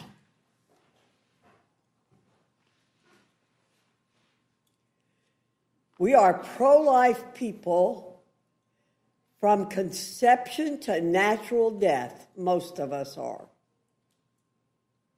And don't you come in here and say, we want to preserve life so people can get shot. That's what I've seen.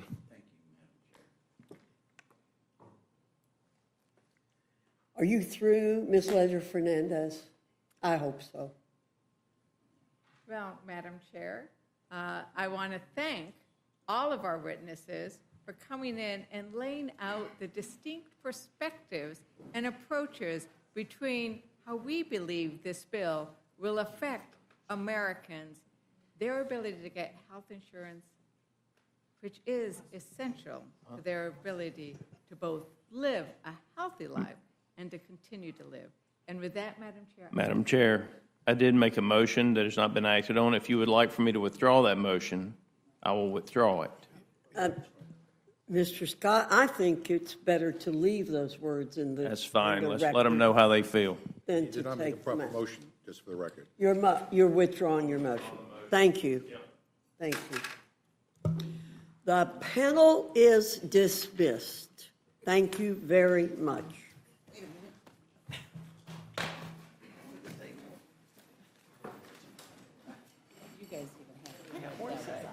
By the way, I might remind my Democrat colleagues of Proverbs 13:5. Democratic colleagues. What does it say? Of Proverbs 13:5, and you can add 14:5 to that too.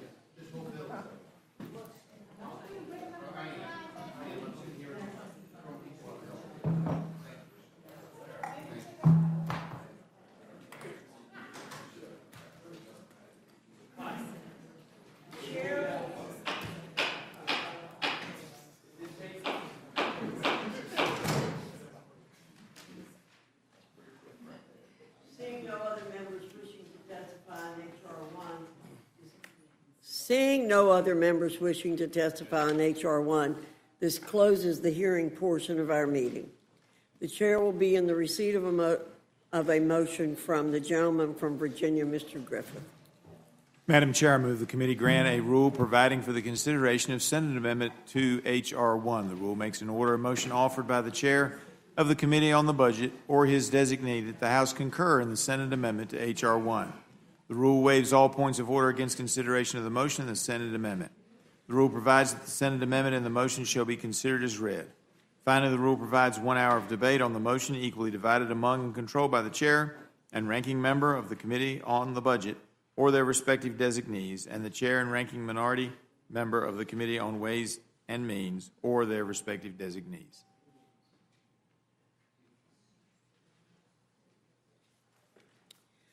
Thank you very much. You've now heard the motion. Is there any other discussion or Yes. amendment to the rule? Yes, Madam Chair.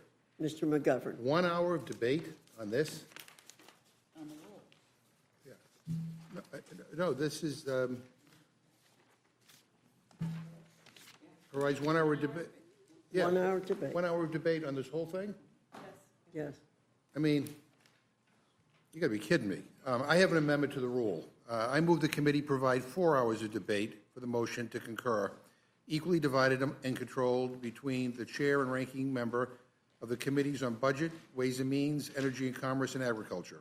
CBO says that 17 million people will lose their health care because of this bill. Shouldn't Energy and Commerce get at least an hour to debate that massively consequential policy on the floor?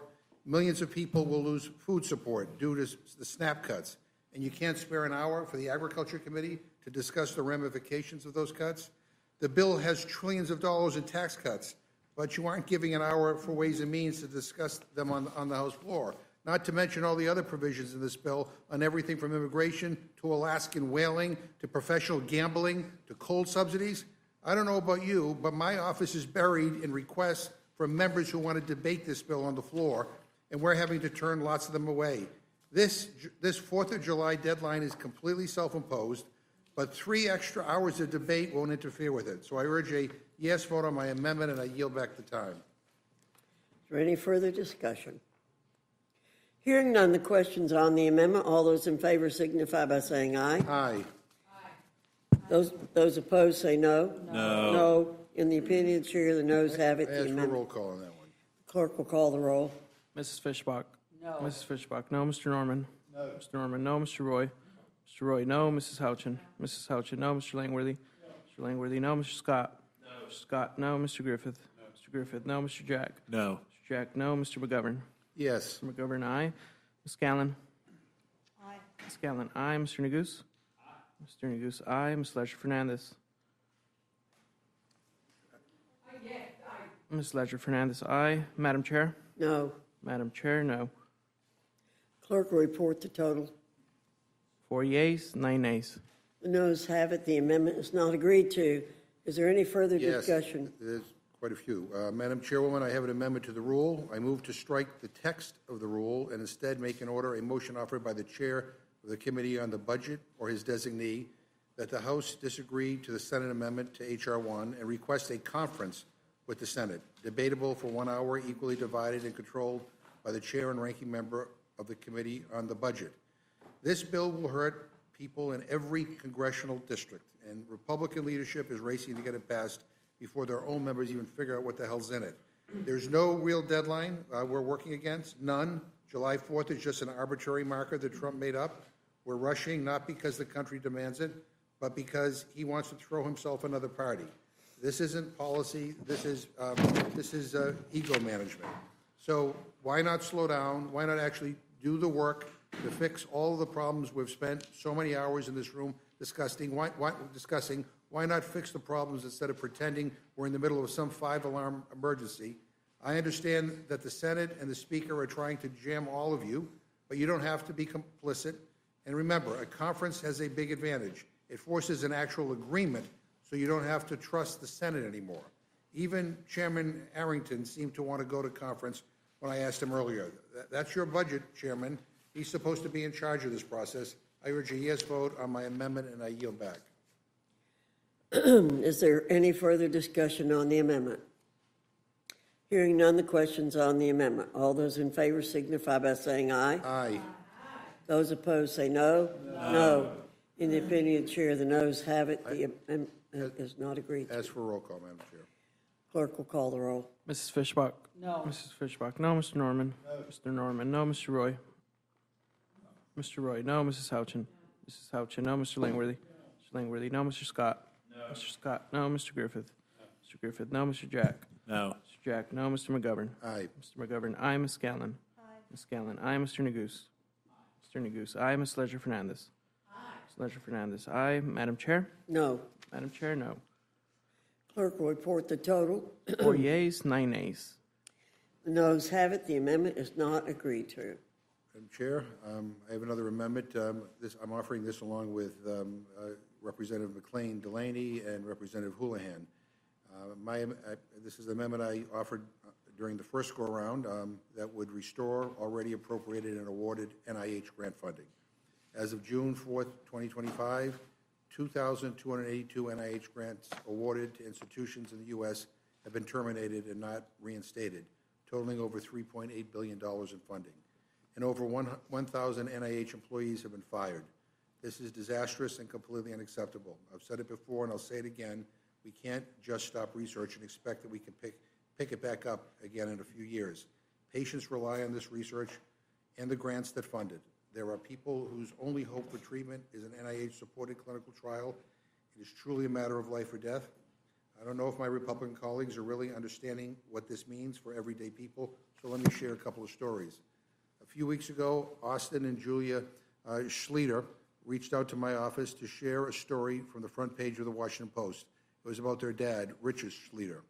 In June, as a part of an NIH clinical trial, Richard was supposed to receive a custom-made treatment for a cancer that has spread to his bones. Due to NIH staffing cuts, his treatment has been delayed at least a month. The researcher running his trial estimates that some patients may have to wait until as long as September. People with metastatic cancer do not have a few months to hang tight. We are talking about revolutionary treatments that can save people's lives. There is no time to waste. This past weekend, CBS Sunday Morning aired a segment on the potential impacts of staffing and budget cuts to NIH.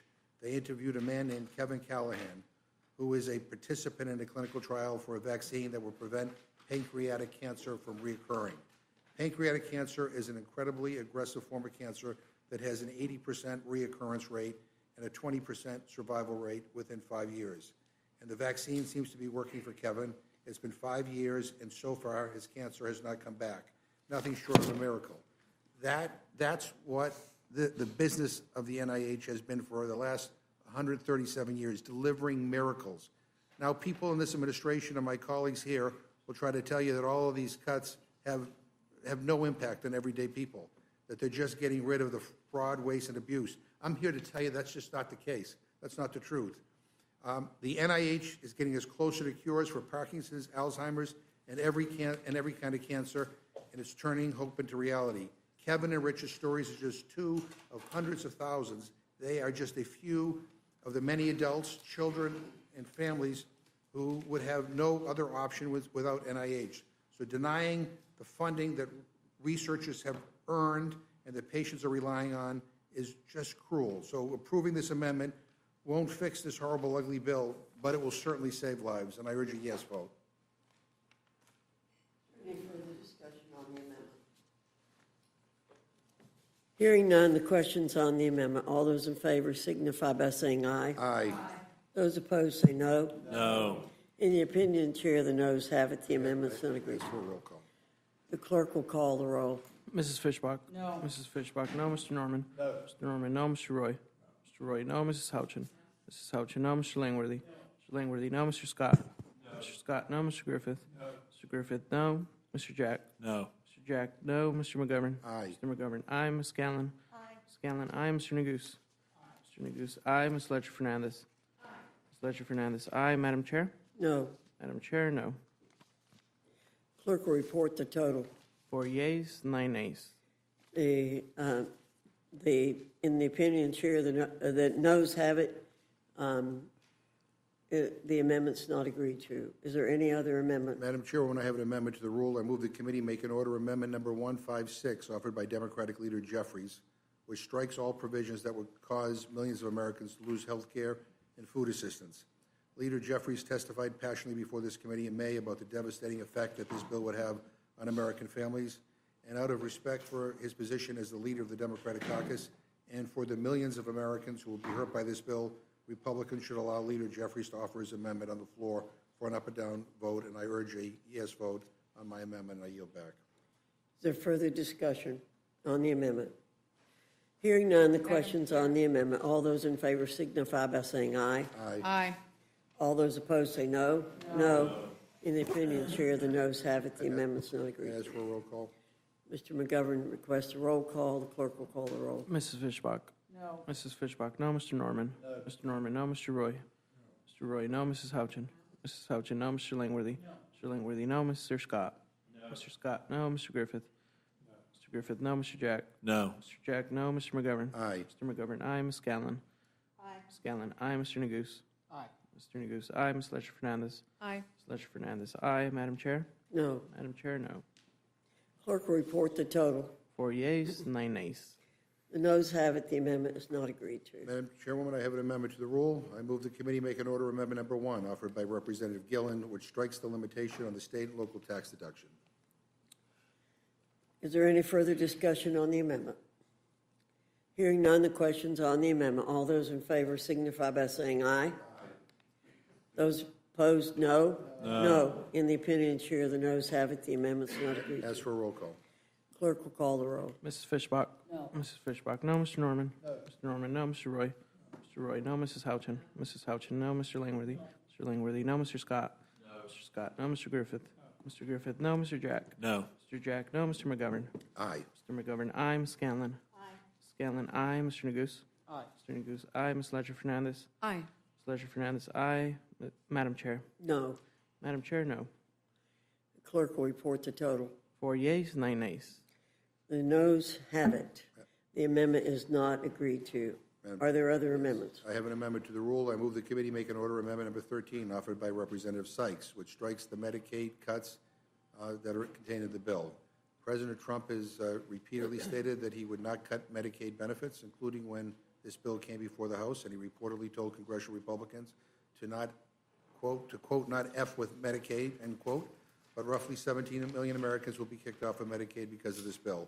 So this amendment would align the bill text with the president's stated desire not to cut Medicaid. I urge a yes vote. Is there further discussion on the amendment? Madam Chair.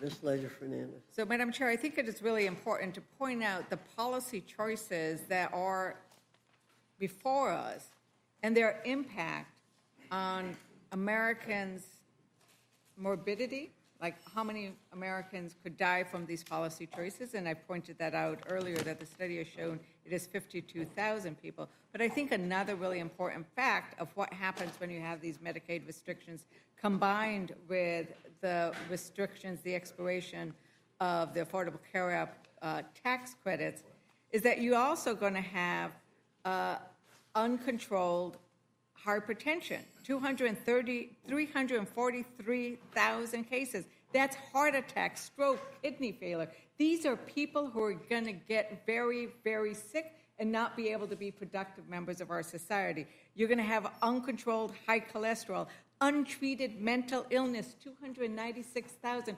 300,000 people will not get assistance, health care for their mental illness, untreated substance use disorder, excess cases of uncontrolled diabetes, 288,000 people. These are diseases that you know. Everybody around this dais knows somebody who has suffered from those. My brother just died from a heart attack. And these are the kinds of things that when you don't have health insurance, you do not get care for, and people die or they are severely disabled from it. And so it is not an attack on impugning anybody's integrity. It is the fact that people will get sick and people will die because they don't have access to health care. And for that, I support the amendment. Is there any further discussion on the amendment? Hearing none, the question's on the amendment. All those in favor signify by saying aye. Aye. Those opposed say no. No. No. In the opinion of the chair, the noes have it. As for The roll amendment's not agreed to. Mr. McGovern requests a roll call. The clerk will call the roll. Mrs. Fishbach? No. Mrs. Fishbach, no. Mr. Norman? No. Mr. Norman, no. Mr. Roy? Mr. Roy, no. Mrs. Houchin? Mrs. Houchin, no. Mr. Langworthy? Mr. Langworthy, no. Mr. Scott? No. Mr. Scott, no. Mr. Griffith? Mr. Griffith, no. Mr. Jack? No. Mr. Jack, no. Mr. McGovern? Aye. Mr. McGovern, aye. Ms. Scanlon? Scanlon, aye. Mr. Neguse? Aye. Mr. Neguse, aye. Ms. Ledger Fernandez? Aye. Ms. Ledger Fernandez, aye. Madam Chair? No. Madam Chair, no. Clerk will report the total. 4 yeas, 9 nays. The noes have it. The amendment is not agreed to. Madam Chair, I have an amendment to the rule. McGovern? I move the committee make an order amendment number 124 offered by Representative Hayes, which strikes harmful provisions that would slash food assistance for children, seniors, and veterans. This bill is a disaster. It's a disaster for the 16 million children, 8 million seniors, and 4 million people with disabilities, and over 1 million veterans who rely on SNAP to put food on the table. It will cut the modest food benefits of about $2 per meal for millions of people in this country who need a little help to get by. The SNAP cuts contained in this bill also threaten access to school meals, because if kids get kicked off of SNAP, they are no longer directly certified to receive school meals. So, again, you heard the case, why this is important. I hope my colleagues will vote to make this an order. I yield back. Is there further discussion on the amendment? Hearing none, the question's on the amendment. All those in favor signify by saying aye. Aye. Those opposed say no. No. No. In the opinion of the chair, the noes have it. As for a roll call. Mr. McGovern requests a roll call. Clerk will call the roll. Mrs. Fishbach? No. Mrs. Fishbach, no. Mr. Norman? No. Mr. Norman, no. Mr. Roy? No. Mr. Roy, no. Mrs. Houchin? Mrs. Houchin, no. Mr. Langworthy? No. Mr. Langworthy, no. Mr. Scott? No. Mr. Scott, no. Mr. Griffith? Mr. Griffith, no. Mr. Jack? No. Mr. Jack, no. Mr. McGovern? Aye. Mr. McGovern, aye. Ms. Scanlon? Aye. Scanlon, aye. Mr. Neguse? Aye. Mr. Neguse, aye. Ms. Ledger Fernandez? Ms. Ledger Fernandez, aye. Madam Chair? No. Madam Chair, no. The clerk will report the total. 4 yeas, 9 nays. The noes have it. The amendment's not agreed to. Madam Chair, I have an amendment to the rule. I move the committee make an order amendment number 2 offered by Representative Brown, which strikes the ineffective SNAP time limits. This big ugly bill strips food assistance from veterans, young people just aging out of foster care, homeless individuals struggling to get back on their feet, families, and older adults. It takes food away from families with kids and older adults who face incredible barriers to work. The new time limits in SNAP don't force people to work, they make people hungrier. What this bill does is especially cruel. It eliminates the time limit exemption that was put into place to protect the modest nutritional assistance for veterans, former foster youth up to age 25, and homeless individuals. As I mentioned before, and the chairman seemed to have forgotten this, but Chairman of the Ag Committee actually celebrated these exemptions at our committee's markup on this ugly bill. And now he's done a complete about-face, which I don't quite understand. If you want to protect veterans, former foster youth, homeless individuals, families, and older adults from losing access to SNAP, you should support this amendment. And again, if you lose access to SNAP, you lose it for 3 years. I urge a yes vote. Is there further discussion on the amendment? Madam Chair, we did not speak enough about the impact of these restrictions. I think we talked about veterans and everybody can relate, but on foster kids who are aging out. Think about it. These are kids, they don't have parents. And once they age out, they are all on their own. There's nobody who can catch them. And so to allow them to be able to have access to $6.16 a day worth of nutritional assistance as they go through Job Corps, some way to get to where they can be and should be, I think, is really important. And so for that reason, I'm very glad that this amendment has been proposed, and I urge its adoption. Is there any further discussion on the amendment? Hearing none, the question's on the amendment. All those in favor signify by saying aye. Aye. Those opposed say no. No. In the opinion of the chair, the noes have it. The amendment is not agreed to. As for a roll call. Clerk will call the roll. Mrs. Fishbach? No. Mrs. Fishbach, no. Mr. Norman? No. Mr. Norman, no. Mr. Roy? Mr. Roy, no. Mrs. Houchin. Mrs. Houchin, no. Mr. Langworthy. Mr. Langworthy, no. Mr. Scott. No. Mr. Scott, no. Mr. Griffith. Mr. Griffith, no. Mr. Jack. No. Mr. Jack, no. Mr. McGovern. Aye. Mr. McGovern, aye. Ms. Scanlon. Ms. Scanlon, aye. Mr. Neguse. Mr. Neguse, aye. Ms. Ledger Fernandez. Ms. Ledger Fernandez, aye. Madam Chair. No. Madam Chair, no. Clerk will report the total. 4 yeas, 9 nays. The noes have it. The amendment's not agreed to. Madam Chair, I have an amendment to the rule. I move the committee make an order amendment number 279, offered by ordered by Ranking Member Scott and myself, which prohibits the bill from going into effect unless cuts to Medicaid and SNAP would not result in fewer families being eligible for free school meals. Again, this awful bill becomes law. Millions of kids could lose access to free school meals because of the way SNAP interacts with school meals. Children who lose SNAP benefits also lose direct eligibility for free and reduced meals at school. And so, again, I urge a yes vote on this amendment, especially if you want to protect school meals for kids. Is there further discussion on the amendment? Yes, Madam Chair. Yeah, this provision has been a particular concern in my district. We have several schools that have the community feeding waivers so that they can provide free school lunches to everyone in the district. And if the SNAP cuts cut too many kids off this, then they won't be able to provide the school-wide lunches, and that means more kids will go hungry, which means they will not learn as well in school. So I think this is a really important amendment, and I'd urge everyone to support it. Is there further discussion? Hearing none, the question's on the amendment. All those in favor signify by saying aye. Aye. Those opposed say no. No. In the opinion of the chair, the noes have it. The amendment's not agreed to. That's for roll call vote, please. Clerk will call the roll. Mrs. Fishbach? No. Mrs. Fishbach, no. Mr. Norman? No. Mr. Norman, no. Mr. Roy? Mr. Roy, no. Mrs. Houchin? Mrs. Houchin, no. Mr. Langworthy? Mr. Langworthy, no. Mr. Scott? No. Mr. Scott, no. Mr. Griffith? Mr. Griffith, no. Mr. Jack? No. Mr. Jack, no. Mr. McGovern? Aye. Mr. McGovern, aye. Ms. Scanlon? Aye. Ms. Scanlon, aye. Mr. Neguse? Aye. Mr. Neguse, aye. Ms. Ledger Fernandez? Ms. Ledger Fernandez, aye. Madam Chair? No. Madam Chair, no.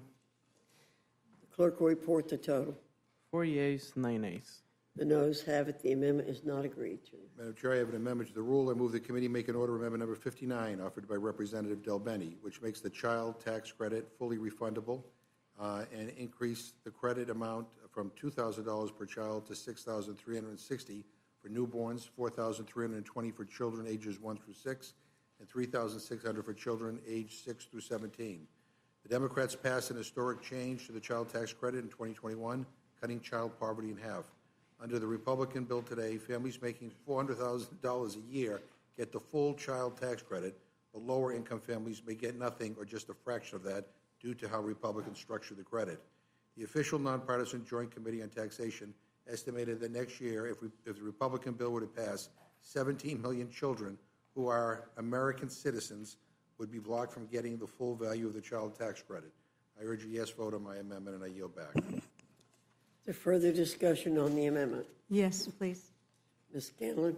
Thank you. I mean, we've heard a lot of testimony today about the fact that this bill is going to result in a wealth transfer from our poorest Americans to the wealthiest. The bill does not provide meaningful tax relief for working families in the middle class. It slashes benefits that millions rely upon to make ends meet. So one thing that we can do, and that we know to be a really effective policy to reduce poverty and help families with the cost of living, is to reinstate the expanded child tax credit that was issued as part of the American Rescue Plan. That expansion nearly eradicated child poverty in the U.S. We had historic lows as a result. So instead of giving tax breaks to millionaires and billionaires who don't need it, let's give families a real tax cut that will actually benefit kids by reinstating the expanded child tax credit. I yield back. Thank you, Ms. Scanlon. Is there further discussion? Hearing none, the question's on the amendment. All those in favor signify by saying aye. Aye. Those opposed say no. No. In the opinion of the chair, the noes have it. The amendment's not agreed to. Ask for a roll call, Madam Chair. Clerk will call the roll.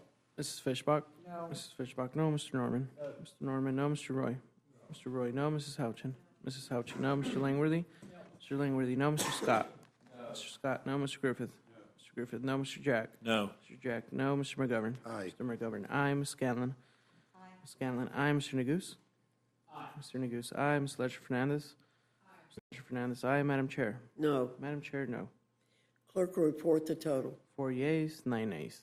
Noes have it, the amendment's not agreed to. Madam Chair, I have an amendment to the rule. I move the committee make an order amendment number 146, offered by Representative Mike Thompson, which strikes Section 70436 of the bill, which eliminates the transfer and manufacturing tax on silencers, short-barrel rifles, and short-barrel shotguns.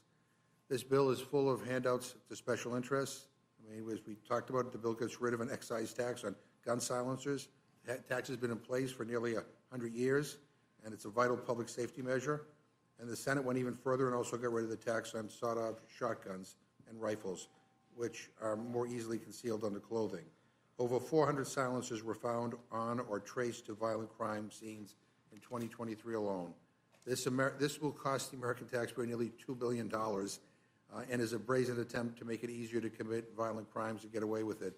I mean, we're talking about cost savings, and you're adding $2 billion to the deficit and the debt by eliminating this tax, and you're cutting food, from SNAP for families. I mean, anyway, I urge a yes vote on this, and I hope we'll make it in order. Is there further discussion on the amendment? Hearing none, the Madam questions Chair, I on would the just tell you, amendment. if there were that many suppressors found, they were probably homemade suppressors and not those that were actually manufactured from somebody that is actually licensed to manufacture suppressor. Thank you, Mr. Scott. The question is on the amendment. All those in favor signify by saying aye. Aye. Those opposed say no. No. In the opinion of the chair, the noes have it. The amendment is not agreed to. For a roll call on that one. The clerk will call the roll. Mrs. Fishbach? No. Mrs. Fishbach, no. Mr. Norman? No. Mr. Norman, no. Mr. Roy? No. Mr. Roy, no. Mrs. Houchin? Mrs. Houchin, no. Mr. Langworthy? Mr. Langworthy, no. Mr. Scott? No. Mr. Scott, no. Mr. Griffith? Mr. Griffith, no. Mr. Jack? No. Mr. Jack, no. Mr. McGovern? Aye. Mr. McGovern, aye. Ms. Scanlon? Aye. Ms. Scanlon, aye. Mr. Neguse? Aye. Mr. Neguse, aye. Ms. Ledger Fernandez? Aye. Ms. Ledger Fernandez, aye. Madam Chair? No. Madam Chair, no. Clerk will report the total. 4 yeas, 9 nays. The noes have it. The amendment's not agreed to. Madam Chair, I have an amendment to the rule. I move the committee make an order, amendment number 102, offered by Representative Chu, which prevents federal contributions to Trump accounts for children of taxpayers who earn at least $1 million. I mean, this is, her amendment would place a very modest guardrail around the Trump accounts proposed in this bill. Again, I think this is the right thing to do, and I would urge a yes vote. Is there further discussion on the amendment? Hearing none, the question is on the amendment. All those in favor signify by saying aye. Aye. All those opposed say no. No. In the opinion of the chair, the noes have it. The amendment's not agreed As for a to. roll call. Clerk will call the roll. Mrs. Fishbach? No. Mrs. Fishbach, no. Mr. Norman? No. Mr. Norman, no. Mr. Roy? Mr. Roy, no. Mrs. Houchin? Mrs. Houchin, no. Mr. Langworthy? Mr. Langworthy, no. Mr. Scott? No. Mr. Scott, no. Mr. Griffith? No. Mr. Griffith, no. Mr. Jack? No. Mr. Jack, no. Mr. McGovern? Aye. Mr. McGovern, aye. Ms. Scanlon? Aye. Ms. Scanlon, aye. Mr. Neguse? Aye. Mr. Neguse, aye. Ms. Ledger Fernandez? Aye. Ms. Ledger Fernandez, aye. Madam Chair? No. Madam Chair, no. Clerk will report the total. 4 yeas, 9 nays. The noes have it. The amendment's not agreed to. Madam Chair, I have an amendment to the rule. I move the committee make an order, amendment number 42, offered by Representative Doggett, which reduces the cost of the bill by about half by ensuring only the 98% of taxpayers earning $400,000 or less each year receive a tax break, and the 2% of taxpayers earning over $400,000 do not receive any new tax breaks. And again, if Republicans want to put their money where their mouth is and provide tax relief for working families, not millionaires or billionaires, they should support this amendment. And again, this alone would save the American taxpayers trillions of dollars, and I urge a yes vote on my amendment. Is there any further discussion on the amendment? Hearing none, the question's on the amendment. All those in favor signify by saying aye. Aye. Those opposed say no. No. No. In the opinion of the chair, the noes have it. The amendment's not agreed to. Madam Chair, I have an amendment to the rule. I move the committee make an order amendment number 83 offered by Representative Chu, which ensures that no one earning more than $10 million per year receives a tax cut. So Republicans just voted down a motion to protect tax relief for families making under $400,000 a year. This new amendment would ensure that those making over $10 million per year would not get a tax cut.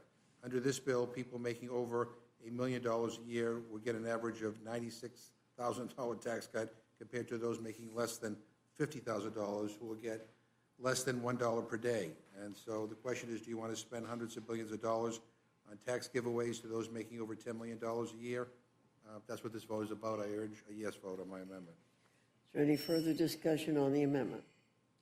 Hearing none, the question's on the amendment. All those in favor signify by saying aye. Aye. Those opposed, no. No. In the opinion of the chair, the noes have it. The amendment's not agreed to. Roll call on that. Mr. McGovern asked for a roll call. The clerk will call the roll. Mrs. Fishbach? No. Mrs. Fishbach, no. Mr. Norman? No. Mr. Norman, no. Mr. Roy? Mrs. Houchin? Mrs. Houchin, no. Mr. Langworthy? No. Mr. Langworthy, no. Mr. Scott? No. Mr. Scott, no. Mr. Griffith? Mr. Griffith, no. Mr. Jack? No. Mr. Jack, no. Mr. McGovern? Aye. Mr. McGovern, aye. Ms. Scanlon? Aye. Ms. Scanlon, aye. Mr. Neguse? Mr. Neguse, aye. Ms. Ledger-Fernandez? Aye. Ms. Ledger-Fernandez, aye. Madam Chair? No. Madam Chair, no. Clerk will report the total. 4 yeas, 8 nays. Madam Chair, The noes have it. The amendment is not agreed to. I have an amendment to the rule. I move the committee make an order amendment number 304 offered by Representative Gomez, which establishes a 39.6% tax bracket for income over $1 billion. Okay, so for those following along at home, Republicans have voted down our amendment to limit tax cuts to those making under $400,000 per year, and they blocked another amendment to ensure people making over $10 million a year won't get a tax cut. So we'll see how this goes. This amendment would block Republicans from giving another tax cut to Americans making over $1 billion per year in income. That's a billion with a B. Republicans are kicking millions of Americans off their health care and SNAP benefits in order to finance tax cuts for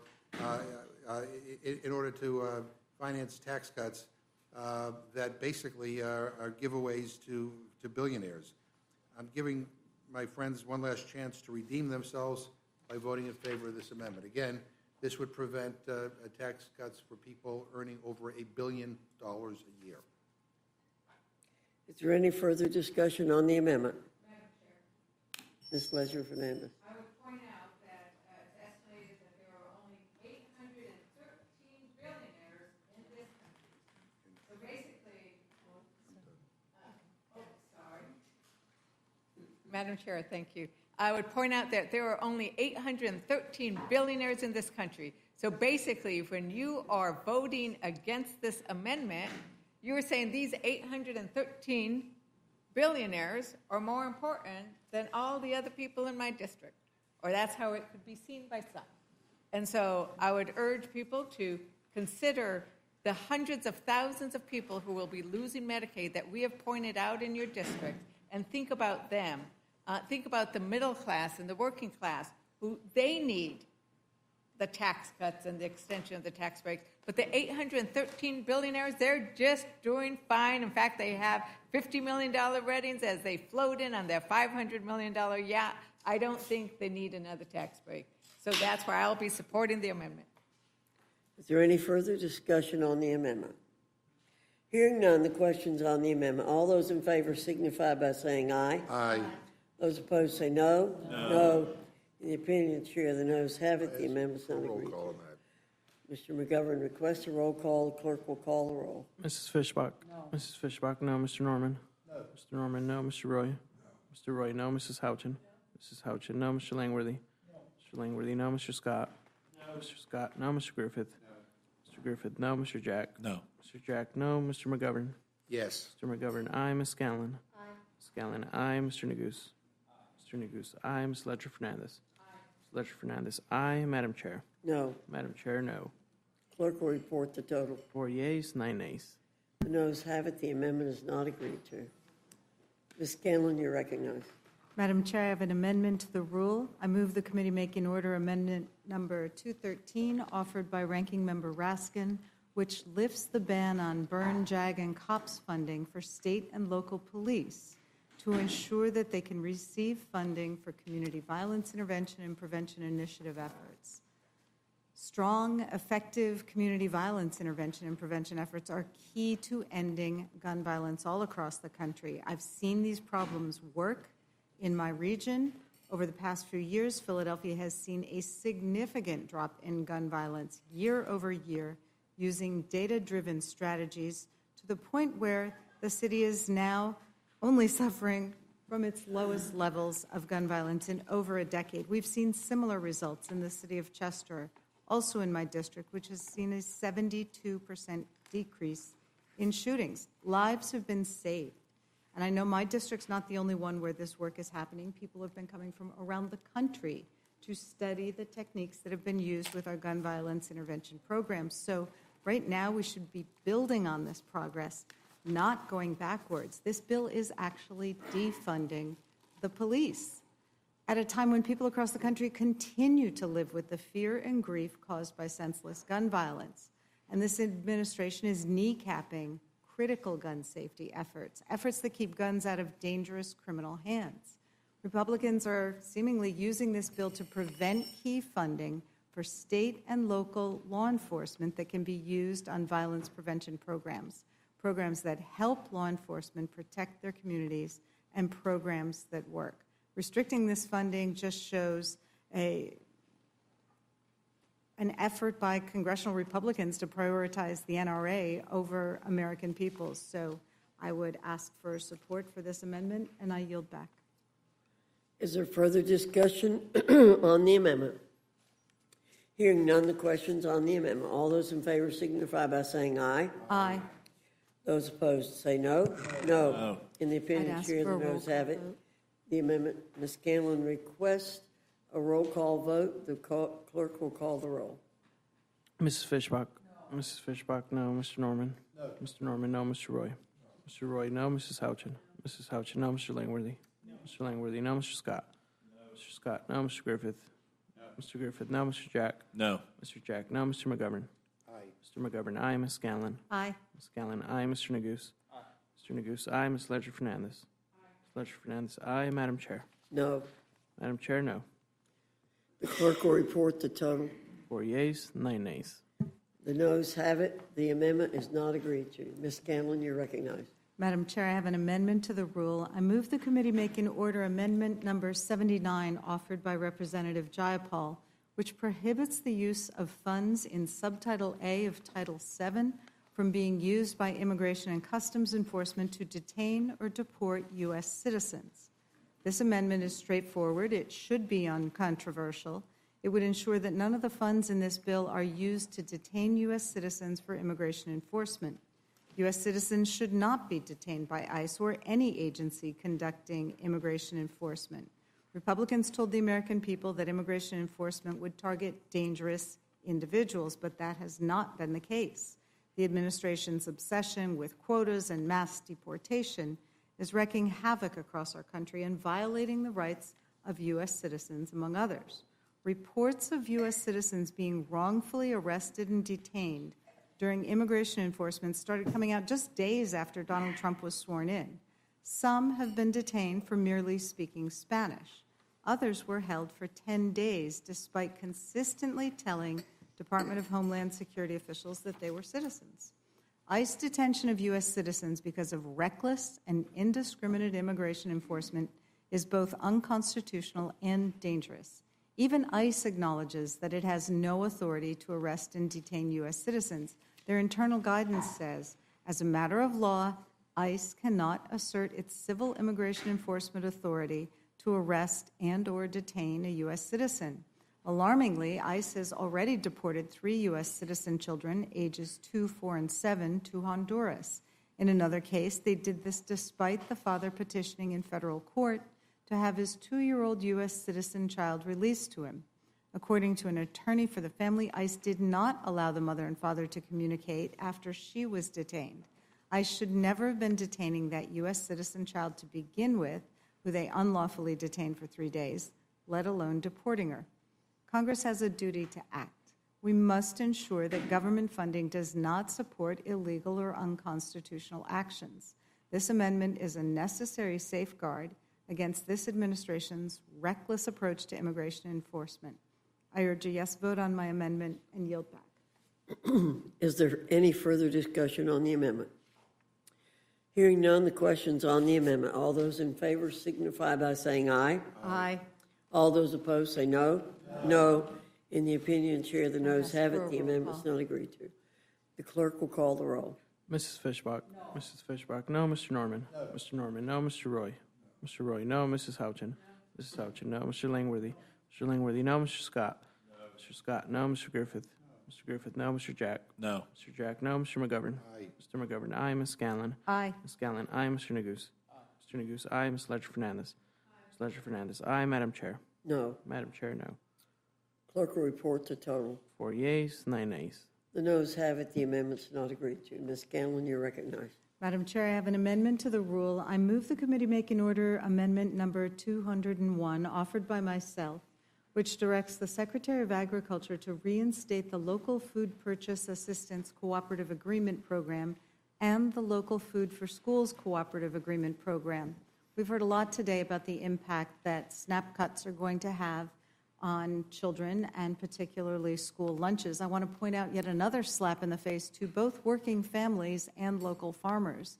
The Trump administration canceled $1 billion in funding for two critical programs that do exactly what Republicans like to claim they're in favor of, supporting our communities, our farmers, and our kids. First, the White House gutted $470 million from the Local Food Purchase Assistance Program, which helps states, tribes, and territories buy fresh local food from nearby farmers and get it to food banks and hunger relief programs. This isn't a case of waste, fraud, and abuse. It's real food from real farmers going to real people in need. Then the administration went after the Local Food for Schools program, which helps schools buy healthy local food for school meals from small and underserved producers. Cutting this program hurts both kids and farmers. Let's be clear, this wasn't about saving money. It was about pushing an agenda that leaves families hungry and small farmers behind. That's why I've introduced this amendment to reinstate these critical programs, because the health of our children and the strength of our local food systems should not be up for grabs. I yield back. Is there further discussion on the amendment? Hearing none. The question is on the amendment. All those in favor signify by saying aye. Aye. Those opposed say no. No. In the opinion of the chair, the I'd noes ask for have a it. roll call. Ms. Scanlon requests a recorded vote. The clerk will call the roll. Mrs. Fishbach? No. Mrs. Fishbach, no. Mr. Norman? No. Mr. Norman, no. Mr. Roy? No. Mr. Roy, no. Mrs. Houchin? Mrs. Houchin, no. Mr. Langworthy? Mr. Langworthy, no. Mr. Scott? No. Mr. Scott, no. Mr. Griffith? No. Mr. Griffith, no. Mr. Jack? No. Mr. Jack, no. Mr. McGovern? Aye. Mr. McGovern, aye. Ms. Scanlon? Aye. Ms. Scanlon, aye. Mr. Neguse? Aye. Mr. Neguse, aye. Ms. Ledger-Fernandez? Ms. Ledger-Fernandez, aye. Madam Chair? No. Madam Chair, no. Clerk will report the total. 4 yeas, 9 nays. The noes have it. The amendment is not agreed to. Ms. Scanlon? Madam Chair, I have an amendment to the rule. I move the committee make in order amendment number 210 offered by myself, which prohibits funds from Title 10, Subtitle A from being used to implement or defend Executive Order 14160 entitled Protecting the Meaning and Value of American Citizenship. Thus far, 4 district courts and 3 courts of appeal have all found President Trump's executive order trying to end birthright citizenship to be a clear violation of the 14th Amendment, because for more than a century, there have been few legal questions as open and shut as whether being born in the United States makes someone a U.S. citizen. And to suggest otherwise is nothing but an un-American attempt to rewrite both our history and our Constitution. Now this president and some of his allies are claiming victory because Trump's Supreme Court refused to confront the merits of this attempt to undo birthright citizenship. But the legal challenges are not over, and the blatant unconstitutionality of this executive order remains exactly the same. So my amendment would make clear that no funds in this bill can be used to enact or defend the Trump administration's unconstitutional effort to end birthright citizenship. I yield back. Is there any further discussion on the amendment? Hearing none, the question's on the amendment. All those in favor signify by saying aye. Aye. All those opposed say no. No. No. In the opinion of the chair, the noes have it. Ms. Scanlon requests a recorded vote. The clerk will call the roll.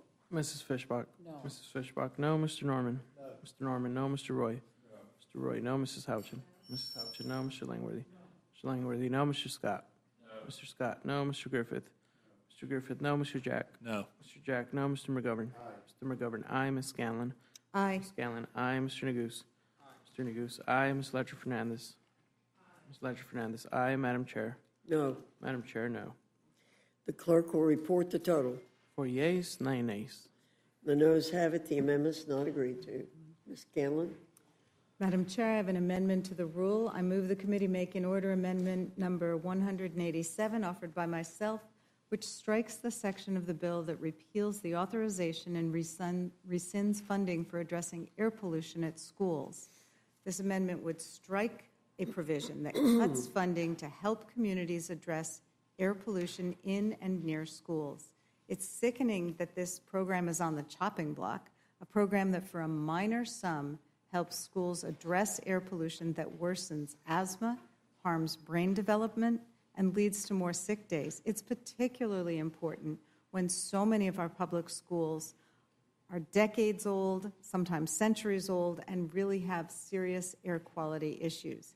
In the region that I represent, 1 in 4 kids suffers from childhood asthma, so it's even more important. Our children spend nearly 1,000 hours a year at school. If their air isn't safe, their learning suffers and their health is at risk. This program is just common sense. I would hope we could agree that nothing is more important than the health of our children. So please support this amendment, protect our kids, and keep our air clean. I yield back. Thank you. Is there any further discussion on the amendment? Hearing none, the question's on the amendment. All those in favor signify by saying aye. Aye. Those opposed say no. No. In the opinion of the chair, the noes have it. The amendment's not agreed to. The clerk will call the roll. Mrs. Fishbach? No. Mrs. Fishbach, no. Mr. Norman? No. Mr. Norman, no. Mr. Roy? No. Mr. Roy, no. Mrs. Houchin? Mrs. Houchin, no. Mr. Langworthy? No. Mr. Langworthy, no. Mr. Scott? No. Mr. Scott, no. Mr. Griffith? Mr. Griffith, no. Mr. Jack? No. Mr. Jack, no. Mr. McGovern? Mr. McGovern, aye. Ms. Scanlon? Aye. Ms. Scanlon, aye. Mr. Neguse? Aye. Mr. Neguse, aye. Ms. Ledger Fernandez? Aye. Ms. Ledger Fernandez, aye. Madam Chair? No. Madam Chair, no. Clerk will report the total. 4 yeas, 9 nays. The noes have it. The amendment's not agreed to. Madam Chair? Ms. Ledger Fernandez, you're recognized. I have an amendment to the rule. I move the committee make an order amendment number 474 offered by myself, which would strike section 70101 as presently written and replace it with section 70101, maintain middle-class tax rates and increase rates on the rich. We had discussion earlier today about how Democrats stand with the importance that we will support the extension of the middle-class tax cuts. But we are not in favor of providing additional tax cuts and tax breaks to the wealthiest people and richest corporations who funded many Republican campaigns. They say a budget reflects your values, and a budget reflects who you prioritize. With this bill, Republicans are prioritizing those wealthiest corporations and people. But they're not just prioritizing billionaires. They're also throwing working and middle-class families under the bus. The top 0.01% will receive $309,000 in tax breaks under this bill. That's more than $847 a day. My amendment makes clear that Democrats support tax cuts for working and middle-class Americans, but it just asks the richest Americans to pay their fair share. Very straightforward, the amendment. If you're in favor of tax cuts and tax breaks for middle Americans, support this amendment. If you, out there, anybody listening, if you make less than $600,000 a year, your tax rates would not go up under my amendment or under this bill. If you make more than that, your tax rate's just going to go back to what it was in 2017. So with that, Madam Chair, I urge a yes vote on my amendment and for the middle class. Is there any further discussion on the amendment? Hearing none, the question's on the amendment. All those in favor signify by saying aye. Aye. Those opposed say no. No. In the opinion of the chair, the noes have it. The amendment is not agreed to. On behalf of middle class Americans, I request a recorded vote. The clerk will call the roll. Mrs. Fishbach? No. Mrs. Fishbach, no. Mr. Norman? No. Mr. Norman, no. Mr. Roy? No. Mr. Roy, no. Mrs. Houchin? No. Mrs. Houchin, no. Mr. Langworthy? No. Mr. Langworthy, no. Mr. Scott? No. Mr. Scott, no. Mr. Griffith? No. Mr. Griffith, no. Mr. Jack? No. Mr. Jack, no. Mr. McGovern? Aye. Mr. McGovern, aye. Ms. Scanlon? Aye. Ms. Scanlon, aye. Mr. Neguse? Aye. Mr. Neguse, aye. Ms. Ledger-Fernandez? Aye. Ms. Ledger-Fernandez, aye. Madam Chair? No. Madam Chair, no. Clerk will report the total. 4 yeas, 9 nays. The noes have it. The amendment is not agreed to. Madam Chair, Ms. Leisure-Fernandez. I have an amendment to the rule. I move the committee make an order amendment number 167 offered by Representative Chu, which strikes the provisions that make Affordable Care Act coverage more expensive. This bill doubles down on cruel and dangerous cuts to Medicaid coverage by closing off the ACA marketplace coverage for eligible individuals. You're going to stick people in the middle. You're going to kick them out of Medicaid and then not let them get on the Affordable Care Act. It is insanity. And this is what leads to, when you go visit your rural hospitals and they worry about this, they say, oh, these are the private pay, which means no pay. And when you don't get any pay at your rural hospitals, that's what leads to having them go under. It's a purgatory of no health care insurance. This bill also removes year-round enrollment for low-income families. This means a family of 3 making less than $39,970 a year would be disqualified from reduced premiums. Now, that's not a lot of money for a family of 3. In 2025, enrollees with an income of less than 150% of the federal poverty, which is that $39,000, made up the largest share of all marketplace enrollees, 47%. So you are basically harming almost half of the people on the Affordable Care Act. Now, my suggestion is actually very popular among Republicans. Trump pollster John McLaughlin found that even most Trump voters oppose shortening the open enrollment period. In fact, 56% of Trump voters oppose it. So if you're listening to your Republican voters, and I listen to mine in my district, I urge you vote for this amendment to make sure that the Affordable Care Act is affordable. Is there any further discussion on the amendment? Hearing none, the question is on the amendment. All those in favor signify by saying aye. Aye. Those opposed say no. No. In the opinion of the chair, the noes have it. The amendment is not agreed to. Recorded vote, Madam Chair. The clerk will call the roll. Mrs. Fishbach? No. Mrs. Fishbach, no. Mr. Norman? No. Mr. Norman, no. Mr. Roy? No. Mr. Roy, no. Mrs. Houchin? No. Mrs. Houchin, no. Mr. Langworthy? No. Mr. Langworthy, no. Mr. Scott? No. Mr. Scott, no. Mr. Griffith? No. Mr. Griffith, no. Mr. Jack? No. Mr. Jack, no. Mr. McGovern? Yes. Mr. McGovern, aye. Ms. Scanlon? Aye. Ms. Scanlon, aye. Mr. Neguse? Aye. Mr. Neguse, aye. Ms. Ledger-Fernandez? Aye. Ms. Ledger-Fernandez, aye. Madam Chair? No. Madam Chair, no. Clerk will report the total. 4 yeas, 9 nays. The noes have it. The amendment is not agreed to.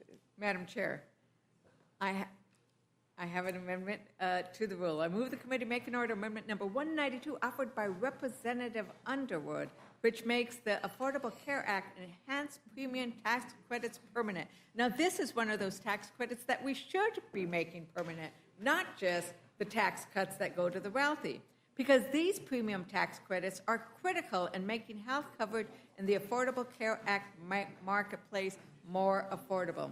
And they're going to expire at the end of 2025. About 22 million people, including 5 million small business owners and self-employed workers, will see their coverage costs skyrocket, or they'll lose coverage altogether because they can't afford it. They'll make the decision that when their health insurance goes up, if you are a 60-year-old couple and you're making $82,000 a year, your health insurance is going to go up from $581 to $2,364. And that's if you live in Wisconsin. Wisconsin Congress people might be worried about this. If Pennsylvania, Arizona, these are serious numbers. And if you're a 40-year-old, it's also very scary. It triples. So it's really bad if you're a 60-year-old. It's really bad if you're a 40-year-old. So without this, the extension of this valuable credit, an estimated 4.2 million people will be uninsured in 2034. 4.2 million. These are the kind of people we're talking about that we need to make sure we get covered. I want to inform my colleagues that the expiration of these health care subsidies are widely unpopular, once again, even among Republican voters. In fact, Trump pollster John McLaughlin found that 77%, including 73% of Trump voters, would likely vote for a candidate who voted to preserve those premium tax credits, which help low and middle income Americans pay for the Affordable Care Act plans. Most Americans and Trump voters are also less likely to vote for congressional candidates whose vote causes more than 17 million people to lose their health insurance. Once again, what you guys are doing is widely unpopular, even among Republicans, but here is an opportunity to help 4.3 million people continue to get their health covered. I urge a yes vote on my amendment. Is there any further discussion on the amendment? Hearing none, the question's on the amendment. All those in favor signify by saying aye. Those opposed say no. No. In the opinion of the chair, the noes have it. The amendment is not agreed to. The clerk, A recorded vote. and clerk will call the roll. Mrs. Fishbach? No. Mrs. Fishbach, no. Mr. Norman? No. Mr. Norman, no. Mr. Roy?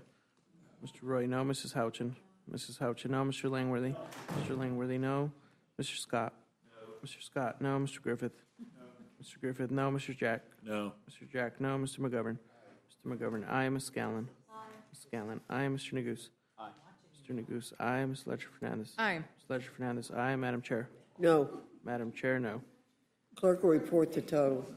4 yeas, 9 nays. The noes have it. The amendment is not agreed to. Madam Chair, Ms. Leisure-Fernandez. I have an amendment to the rule. I move the committee make an order amendment number 125 offered by Representative Morrison, which will restore funding for Planned Parenthood. This bill will force the closure of 1/3 of Planned Parenthood clinics. That cuts access to not just essential reproductive health care, but prenatal care. So if you care about making sure that women who are pregnant get the kind of prenatal care they need so they can have healthy babies, you want to support the Planned Parenthood centers that often operate in deserts. Yet the Yale School of Public Health today, they have provided us with the information that says that these closures will lead to about 100 additional maternal deaths every year. 100 women who would not have to die except for this bill. I'd also point out that they noted that there were going to be 42,952 uninsured births. Now, when you have an uninsured birth, it means that likely that woman hasn't gotten the kind of prenatal care that will lead to a healthy baby. And let's think about where these Planned Parent centers are at worst. Greeley Health Center in Congressman Gabe Evans' district in Colorado 8, Flemington Health Center in Congressman Keene's district, New Jersey 7, Allentown's Health Center in Congressman Ryan McKenzie's district in Pennsylvania, and then clinics in Eau Claire, Las Croix, and Wisconsin Rapids in Congressman Derek Van Orden's district. These clinics are also in places where there are not other facilities close by. Defending Planned Parenthood really means more women with undiagnosed cancers, more STIs going untreated, and fewer options for birth control. This is a backdoor attempt to get abortion banned, but you are hurting women's health in the process. So if you care about women's life, about women's health, and you want to make sure there is access in underserved areas. I encourage you to vote for my amendment, and I yield back. Is there further discussion on the amendment? Hearing none, the question's on the amendment. All those in favor signify by saying aye. Aye. Those opposed say no. No. In the opinion of the chair, the noes have it. The amendment is not agreed to. Madam Chair, Ms. Leisure Fernandez, a recorded vote. the clerk will call the roll. Mrs. Fishbach? No. Mrs. Fishbach, no. Mr. Norman? No. Mr. Norman, no. Mr. Roy? No. Mr. Roy, no. Mrs. Houchin? Mrs. Houchin, no. Mr. Langworthy? Mr. Langworthy, no. Mr. Scott? No. Mr. Scott, no. Mr. Griffith? No. Mr. Griffith, no. Mr. Jack? No. Mr. Jack, no. Mr. McGovern? Mr. McGovern, aye. Ms. Scanlon? Aye. Ms. Scanlon, aye. Mr. Neguse? Mr. Neguse, aye. Ms. Ledger Fernandez? Aye. Ms. Ledger Fernandez, aye. Madam Chair? No. Madam Chair, no. Clerk will report the total. 4 yeas, 9 nays. The noes have it. The amendment is not agreed to. Madam Chair. Ms. Leisure Fernandez. So since we will be likely passing this rule in the dead of night, in the next morning, we are really relying on this electricity. In fact, we have relied it on all day, and that's why I have an amendment to the rule to move the committee to make an order amendment number 38 offered by Representative Thompson to strike section 70501 through 70515 that repeal the clean energy tax credits. Repealing these tax credits is a hike on working families. You're going to have them pay more for their energy costs. The bill would raise energy bills by an average of $120 a year just from repealing these electricity credits. In some states, it's worse. It's going to be $403 more in Texas, $310 more in Kentucky, $274 more in Missouri, and $163 more in Pennsylvania. Nationwide, families will pay $25 billion more for their energy per year by 2040. That's not reducing costs. That's just a whopper of a price increase for our Americans. And in the repeal of energy efficiency, home solar, clean vehicle credits, the cost to families are going to skyrocket. But you know, Republicans don't oppose all energy subsidies. They only like subsidies that go to big oil. In 2022, fossil fuel companies received $3 billion in direct subsidies, and we heard earlier today that it is actually higher when you consider all the subsidies. I think the figure was about $22 billion. Clean energy supports lots of jobs, too, 3.5 million jobs. And it's backed, another very popular thing that Americans like, it's backed by 60% of Americans. And while we debate and Republicans move to kill it, China is leaving us behind in the race to lead the $2 trillion global clean energy economy. If you vote against this amendment, don't pretend it's about energy dominance. It's about picking winners. And you're picking billionaires and dirty fossil fuels over working families. And with that, I yield back. Is there further discussion on the amendment? Hearing none, the question's on the amendment. All those in favor signify by saying aye. Aye. Those opposed say no. No. In the opinion of the chair, the noes have it. The amendment is not agreed to. The clerk will call the roll. Mrs. Fishbach? No. Mrs. Fishbach, no. Mr. Norman? No. Mr. Norman, no. Mr. Roy? Mr. Roy, no. Mrs. Houchin? Mrs. Houchin, no. Mr. Langworthy? No. Mr. Langworthy, no. Mr. Scott? No. Mr. Scott, no. Mr. Griffith? No. Mr. Griffith, no. Mr. Jack? No. Mr. Jack, no. Mr. McGovern? Aye. Mr. McGovern, aye. Ms. Scanlon? Aye. Ms. Scanlon, aye. Mr. Neguse? Mr. Neguse, aye. Ms. Ledger Fernandez? Aye. Ms. Ledger Fernandez, aye. And Madam Chair? No. Madam Chair, no. Clerk will report the total. 4 yeas, 9 nays. The noes have it. The amendment's not agreed to. Is there any other amendment or discussion? Hearing no further discussion, the question is on the motion from the gentleman from Virginia. All those in favor signify by saying aye. Aye. Aye. In the opinion, all those opposed say no. No. In the opinion of the chair, the ayes have it. The motion is not agreed Madam to. Chair, I ask for a roll call on this. A recorded vote has been requested. The clerk will call the roll. Mrs. Fishbach. Aye. Mrs. Fishbach, aye. Mr. Norman. Mr. Norman, aye. Mr. Roy.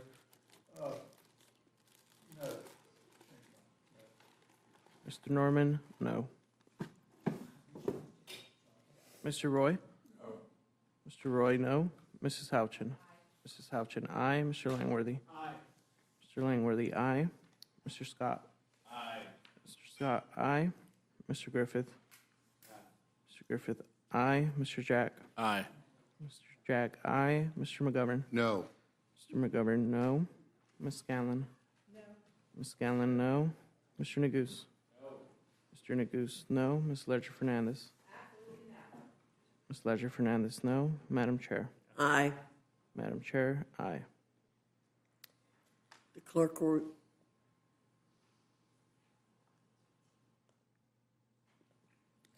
will report the total. 7 yeas, 6 nays. The ayes have it. The motion to report is agreed to. Accordingly, I'll be managing this rule for the majority. And I'll be doing it for the Mr. McGovern will read for the minority.